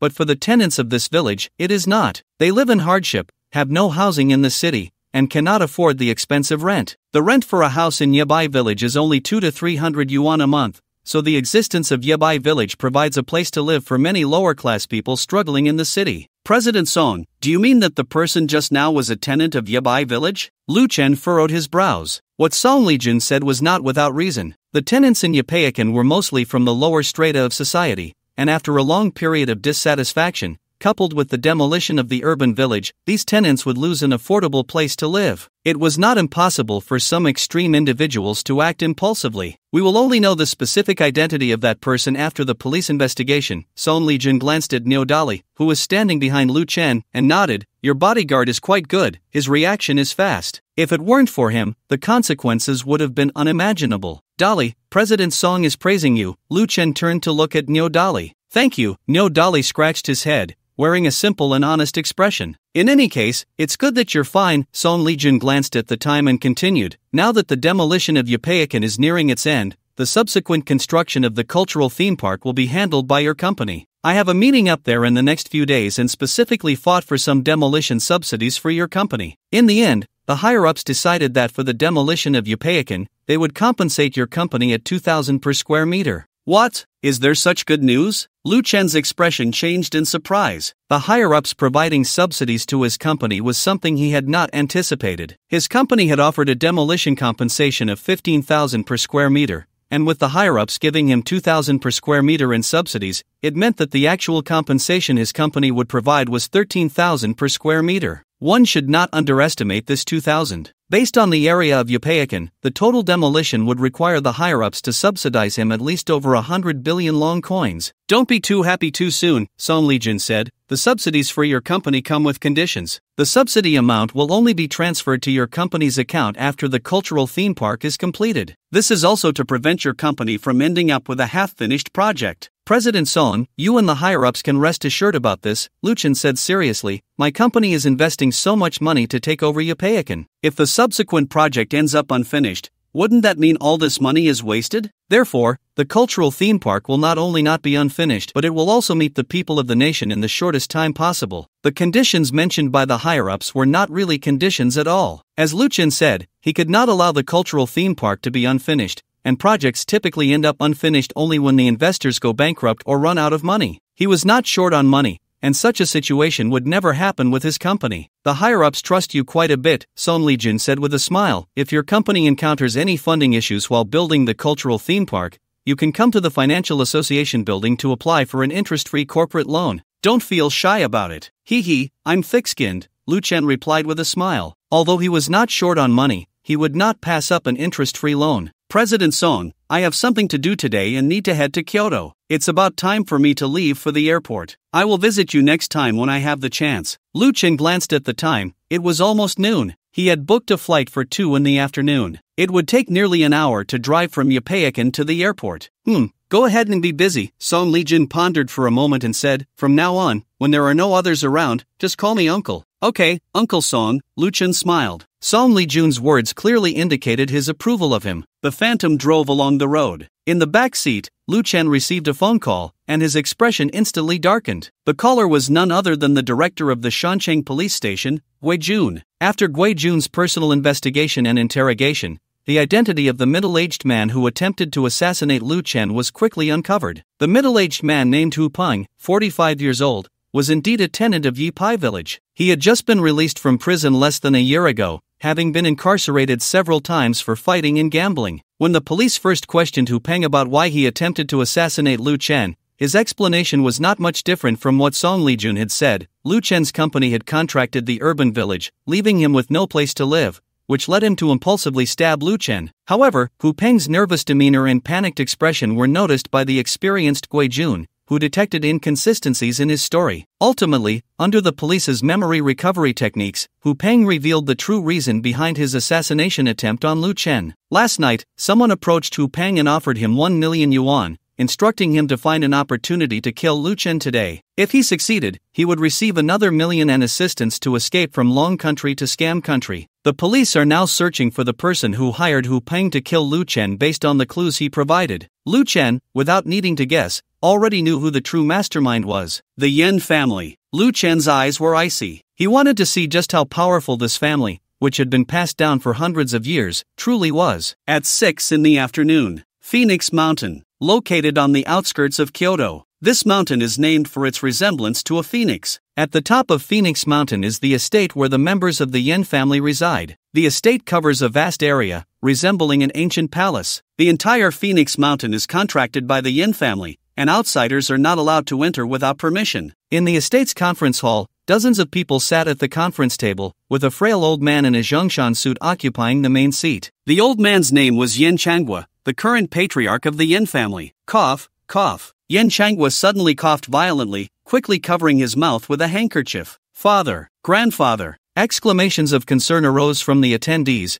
all descendants of Yen Changhua, who looked at him with worry etched on their faces. My days are numbered. Yen Changhua's gaze fell on the handkerchief, where a smear of blood was glaringly visible. He tightened his grip on the handkerchief, scanning the faces of those in the conference room, his voice weak. I have gathered you here today because I want to pass down the position of patriarch while I still have breath left. Father, please don't say that. We have hired the world's top medical team. They will surely be able to cure you. A stern-looking middle-aged man on Yen Changhua's left spoke up. This man was Yen Run, Yen Changhua's eldest son. Brother is right, you will get better, father. Another voice chimed in. On Yen Changhua's right sat a portly middle-aged man named Yenda, his second son. Yen Changhua had 3 sons and 2 daughters in total. No medical team can help. Ultimately, every human must face death, and money cannot change that. Yen Changhua said with a sense of resignation, I have lived for 90 years. I am already content. The only thing that worries me is you all. Over the years, I have not chosen a successor because none of you have satisfied me. As soon as Yen Changhua finished speaking, the conference hall fell into an eerie silence. What? Now you all feel ashamed? Yen Changhua's gaze swept over everyone as he continued. Now, the cabinet has sealed many of the family's businesses, and Yen Wei, Zhang Kong, Xiaofei, Xiaomeng, and others are facing prison time. A once fine family has been turned into a mess by you. Father, all of this is because of that person named Lu Chen. Yen Rin said coldly. He reported us to the cabinet. If you had no issues, would you fear being reported? Yen Changhua said expressionlessly, I have warned you more than once that in Long Country, you must be careful in everything you do. Did any of you listen to my words? Knowing that the cabinet is dissatisfied with us aristocratic families, you still keep rushing into the line of fire. It's simply the height of foolishness. Cough, cough. Yen Changhua coughed violently again, his voice weakened a bit more as he said, let this be a lesson. The companies that got into trouble should cooperate well with the cabinet's rectification and see if they can survive. If they can't, then let it go. Also, that guy named Lu Chen, don't provoke him. He is very likely a pawn specifically used by the cabinet to deal with us aristocratic families. The more you provoke him, the easier it is to fall into the cabinet's trap, ultimately bringing greater trouble to the family. Dad, I'm sorry. Yen Ren suddenly stood up, his face pale. Seeing Yen Ren's expression, Yen Changhua's voice turned cold. You laid hands on him. I'm sorry, Dad. Yen Ren knelt before Yen Changhua, taking a deep breath. Dad, Xiaofei and Xiaomeng are my children. Because of the other party's report,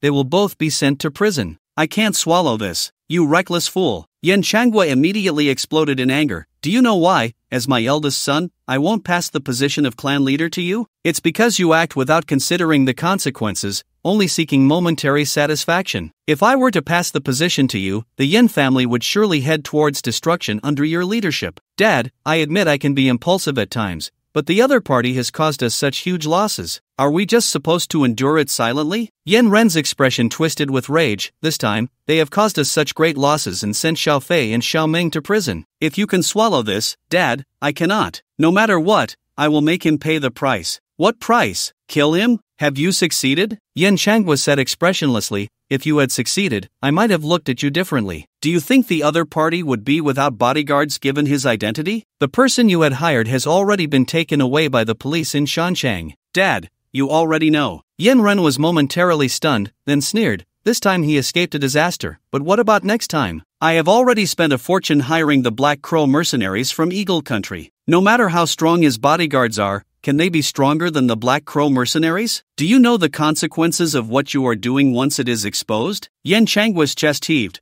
What do you take human life for? I only know that as a member of the Yen family, I have the responsibility and obligation to eliminate obstacles for the family. And that guy named Lu Chen is currently the biggest obstacle for the family, so he must die. Even if the matter is ultimately exposed, at worst, I will pay with my life, and it will never implicate the family. Yen Ren's gaze met Yen Changhua's, his eyes filled with fury and killing intent. Seeing this scene, Yen Changhua was completely disappointed in Yen Ren. Everyone, leave. Yen Changhua waved his hand, closed his eyes, and stopped speaking. Dad, don't be angry with my brother. He is also doing this for the good of the family. Yen De spoke up to plead for Yen Ren. However, Yen Changhua ignored him. Dad, get out. Yen De wanted to say something else, but Yen Changhua suddenly opened his eyes, his gaze incredibly sharp. Instantly, Yen De was frightened and took a step back. Yes, I will leave now. Yen De's face turned pale as he dragged his plump body and fled the meeting room. Bingyun, stay. Yen Changhua's gaze turned to the corner of the meeting room. There sat Yen Bingyun. Yes, Grandpa. Yen Bingyun nodded, then stood up and walked towards Yen Changhua. The others in the Yen family frowned, their gazes towards Yen Bingyun filled with hostility. Once only Yen Changhua and Yen Bingyun remained in the meeting room.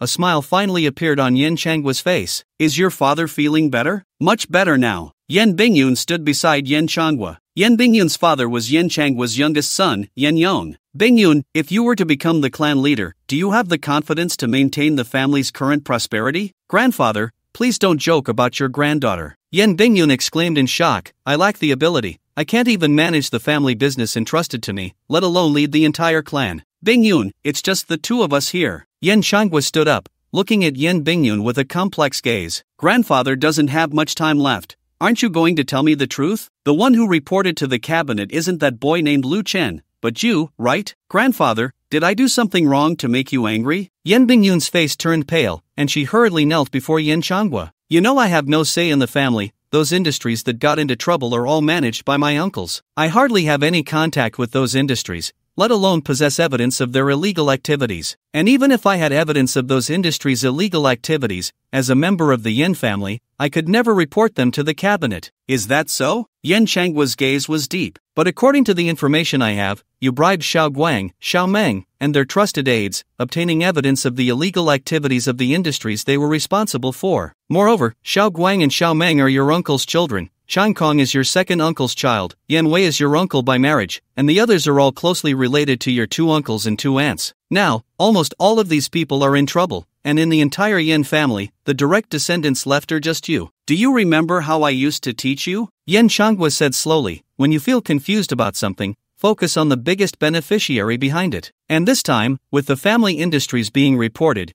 you are undoubtedly the biggest beneficiary. At least until Xiao Fei and the others are released from prison, many of the family's industries will have to be managed by you. Yen Bingyun remained silent upon hearing this. She knew that saying anything now would be useless, but she wasn't worried about Yen Changhua blaming her. After all, some of the things she was doing now were learned from Yen Changhua. In fact, Yen Changhua was even more ruthless. he climbed to the position of clan leader by stepping over the bodies of his siblings. Moreover, if Yin Changwa were truly angry about this matter, he wouldn't have kept her alone to calmly explain these things. He would have directly expelled her from the Yin family. Bingyun, I have only one request. Yin Changwa sat back down, his whole being like a candle that was about to extinguish. When you become the clan leader, treat your fellow clansmen well, and don't be like your grandfather. Grandfather. Yen Bingyun looked up at Yin Changwa, only to see that his eyes had closed at some point. Instantly, Yen Bingyun's heart tightened. Bingyun, you are smarter than your grandfather. Yen Changwa struggled to open his eyes, a smile appearing on his face. Do you know why grandfather didn't stop you from reporting to the cabinet? Because the Yen family needs your report. Aristocratic families hold a vast amount of resources and wealth in society,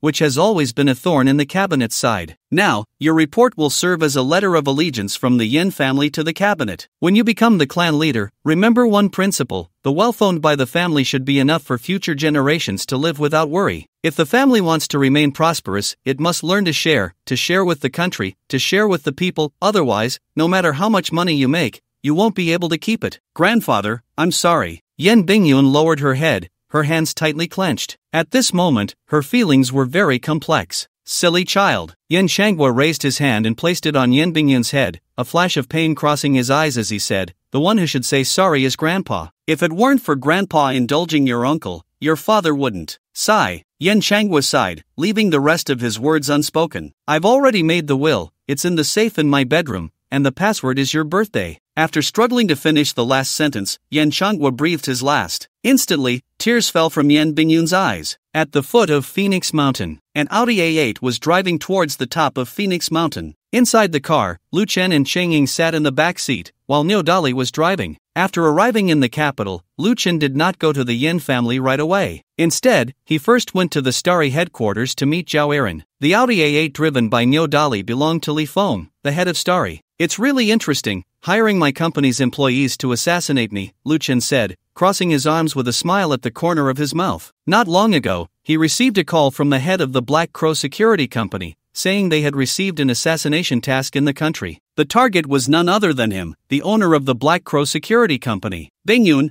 what did your grandfather say to you?" As Yen Bingyun walked out of the conference room, Yen Ren hurriedly approached to ask. Behind him, the members of the Yen family had various expressions, each calculating in their hearts. "Grandpa is gone," Yen Bingyun said, tears in her eyes. Although she was not favored in the Yen family, Yen Changwa was still her biological grandfather. Now, as Yen Changwa was leaving, he passed the position of clan leader to her, which made her feel a bit sad about his departure. "What?" As soon as Yen Bingyun finished speaking, Yen Ren's expression changed in shock, but a glimmer of joy flashed in his eyes. The other members of the Yen family reacted similarly. Immediately, Yen Ren and the others hurriedly squeezed into the conference room. Seeing the expressions of everyone, Yen Bingyun couldn't help but feel sorrow for Yen Changwa. His most beloved descendants were also the ones who most wanted to see him dead. Coming back to her senses, Yen Bingyun walked towards Yen Changwa's bedroom. Now, all she needed was to obtain Yen Changwa's will, and she could become the new clan leader of the Yen family, controlling the wealth accumulated over hundreds of years. By then, she would no longer have to look at the faces of the Yen family members and could proceed with her next plan. At the entrance of the Yen family estate, the Audi A8 was stopped by two burly security guards. "Private residence, no outsiders allowed." One of the guards knocked on the driver's window. As the window rolled down, the guard was momentarily stunned, then exclaimed in shock, "I'm sorry, second miss, I didn't recognize you." "Open the door," Yen Bingyun said expressionlessly from the driver's seat. This Yen Bingyun was actually an illusion created by Cheng Ying. "Second miss, please come in." The guard opened the gate, watching as the Audi A8 drove into the estate. Once the Audi A8 disappeared from sight, the guard muttered to himself, "Strange, when did the second miss leave the estate?" In Yen Changwa's bedroom, Yen Bingyun stood in front of a wall, which housed a large safe. "Miss Bingyun, the old master's will is inside here," said an elderly man with a goatee standing behind her. His name was Husan, who had been Yen Changwa's driver and bodyguard in his youth, and had become the butler of the Yen family estate in his old age, one of Yen Changwa's trusted confidants. "Grandpa what will you do if my uncle and the others cause trouble later?" Yen Bingyun did not rush to open the safe. She was very clear that even if Yen Changwa passed the position of clan leader to her, without Husan's support, it would be difficult for her to safely leave the Yin family estate with the will today. I will do my utmost to protect Miss Bingyun, Husan said, looking at Yin Bingyun with utmost respect. Although he did not understand why Yin Changhua passed the position of clan leader to Yin Bingyun, a marginal figure in the Yin family, he believed that Yin Changhua must have his reasons for doing so, and all he had to do was follow Yin Changhua's arrangements. With your word, Uncle Hu, I can rest assured. After receiving the answer he wanted, Yin Bingyun finally felt relieved. Just as Yin Bingyun was about to input the password to open the safe, a sudden sound of hurried footsteps came from outside the bedroom. Instantly, Yin Bingyun furrowed her brows and stopped her movements. Bang! The bedroom door was kicked open. Yen Ren rushed into the bedroom with the members of the Yin family. When they saw Yin Bingyun standing in front of the safe, their expressions turned icy. Bingyun, what are you doing in your grandfather's bedroom? Yen Ren stared at Yin Bingyun expressionlessly and asked, what did your grandfather say to you in the conference room just now? Uncle Hu, why don't you tell everyone? Yen Bingyun replied calmly, her hand tightly gripping her phone. At the same time, as Yen Ren and the others burst into the bedroom, she sent out a message. Eldest young master, Miss Bingyun is the heir chosen by the old master before his death. Husan spoke slowly. As soon as Husan's words fell, the air in the entire bedroom seemed to freeze. Yen Ren and the others looked even more displeased. Uncle Hu, it seems you really are getting old. Yen Ren sneered, are you saying that my father did not choose us, his children, as heirs, but instead chose a grandchild? And the most useless grandchild at that? Humph. I think Uncle Hu, you are getting confused. Yen De said in a low voice, don't say that she, Yen Bingyun, is unqualified to be the clan leader, even her father is equally unqualified. If you two young masters do not believe it, you can take a look at the will set by the old master. What nonsense will? Yen Ren glared at Husan. Husan, we call you Uncle Hu out of respect for my father, don't lose sight of your own position. You are an outsider. Do you have the right to speak here? Now that my father is dead, as the eldest son, I should inherit the position of clan leader. Eldest brother, that might not be appropriate. Yen De frowned, as the father's son, why should the position of clan leader be inherited by you? Yen De, what do you mean? Yen Ren's voice turned cold. Do you think I am unworthy? Are you worthy? Yen De replied expressionlessly, father said in the conference room that you act recklessly, seeking momentary pleasure. Under your leadership, the Yen family will only head towards destruction. Since you know I act recklessly, then you should be clear about the consequences of opposing me. A murderous glint flashed in Yen Ren's eyes. Don't forget how my father's position as clan leader came about. Compared to my father, I have been merciful. It is precisely because I know what kind of person you are that I have long been prepared. A smile crept onto Yen De's lips as he took out his phone and dialed a number. Immediately, a group of fierce-looking men burst into the bedroom, surrounding everyone. Mad Dog Society. Yen Ren's gaze fell on the backs of the hands of the group of men, noticing that they all had a tattoo of a ferocious mad dog. Yen De, you actually colluded with an underground organization like the Mad Dog Society. Yen Ren frowned. The Mad Dog Society was a recently emerged underground force in the neighboring city of Jinchang. The number of its members was not large, but their methods were extremely brutal, like mad dogs. Yen Ren knew about the Mad Dog Society because it specifically targeted the wealthy. Several billionaires had been targeted by the Mad Dog Society and ultimately met with tragic ends. Strangely, none of these wealthy individuals reported to the police. Collusion? My good big brother, you really underestimate me. Yen De sneered, the Mad Dog Society was created by me. How can you say I colluded with them? What? Yen Ren's expression changed in shock, but he quickly calmed down. Yen De, you really know how to hide. A cruel smile crept onto Yen Ren's lips as he said, but unfortunately, with just these people under you, you can't change anything. On the contrary, today none of them will leave alive. Bang! As soon as Yen Ren finished speaking, a shadow suddenly crashed through the bedroom window. Before anyone could react, the shadow appeared behind a member of the Mad Dog Society, and with a flash of cold light, that member became a corpse.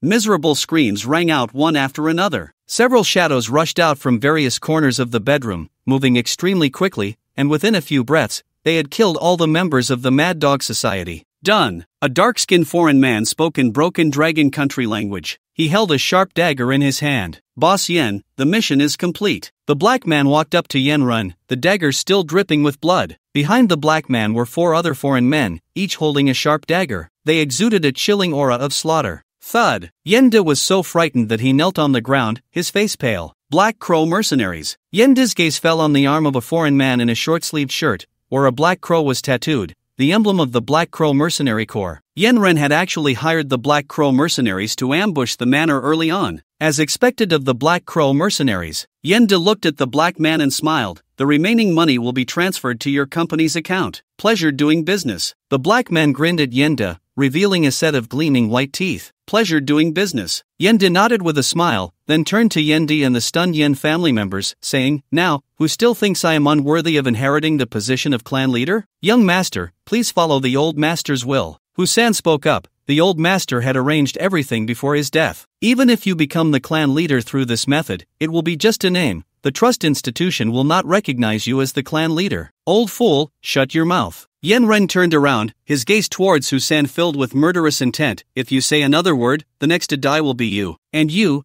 shameless woman. Yen Ren looked at Yen Bingyun. Although I don't know what kind of drug you gave father to make him choose you as the heir, as long as you die, the heir can only be me. If that's not enough, then I'll kill all of you. Since the young master insists on being stubborn, the old man can only offend you. Husan's expression darkened, and he suddenly lunged at Yen Ren like a cheetah, moving so fast it was hard to believe he was an old man. Oh, Dragon Country Kung Fu. The black man's eyes lit up, making a jest. Immediately after, the black man swept a kick towards Husan. However, Husan sidestepped the black man's attack and quickly appeared behind Yen Ren, his right hand clawing at Yen Ren's neck like an eagle's talon. Seeing this, the black man dared not act rashly. Miss Bingyun, you go first. Husan gave Yen Bingyun a look. Seeing this, Yen Bingyun nodded and quickly walked out of the bedroom. Husan dragged Yen Ren behind Yen Bingyun. Boss, they are coming out. The Audi A8 stopped in the open space of the Yen family manor. Inside the car, Nyo Dali watched as Yen Bingyun and the others came out of the villa and immediately reported to Lu Chen. Qingying, you take on the appearance of Qin Feng. When it comes to killing, it's best left to you, Lu Chen said to Qingying beside him. This time coming to the Yen family, it was inevitable that some traces would be left behind. Although as long as he implanted the puppet chip into Yen Bingyun's body, even if a few people from the Yen family died, no one would report it. But to ensure everything went smoothly, killing was still something that had to be entrusted to Qingying. After all,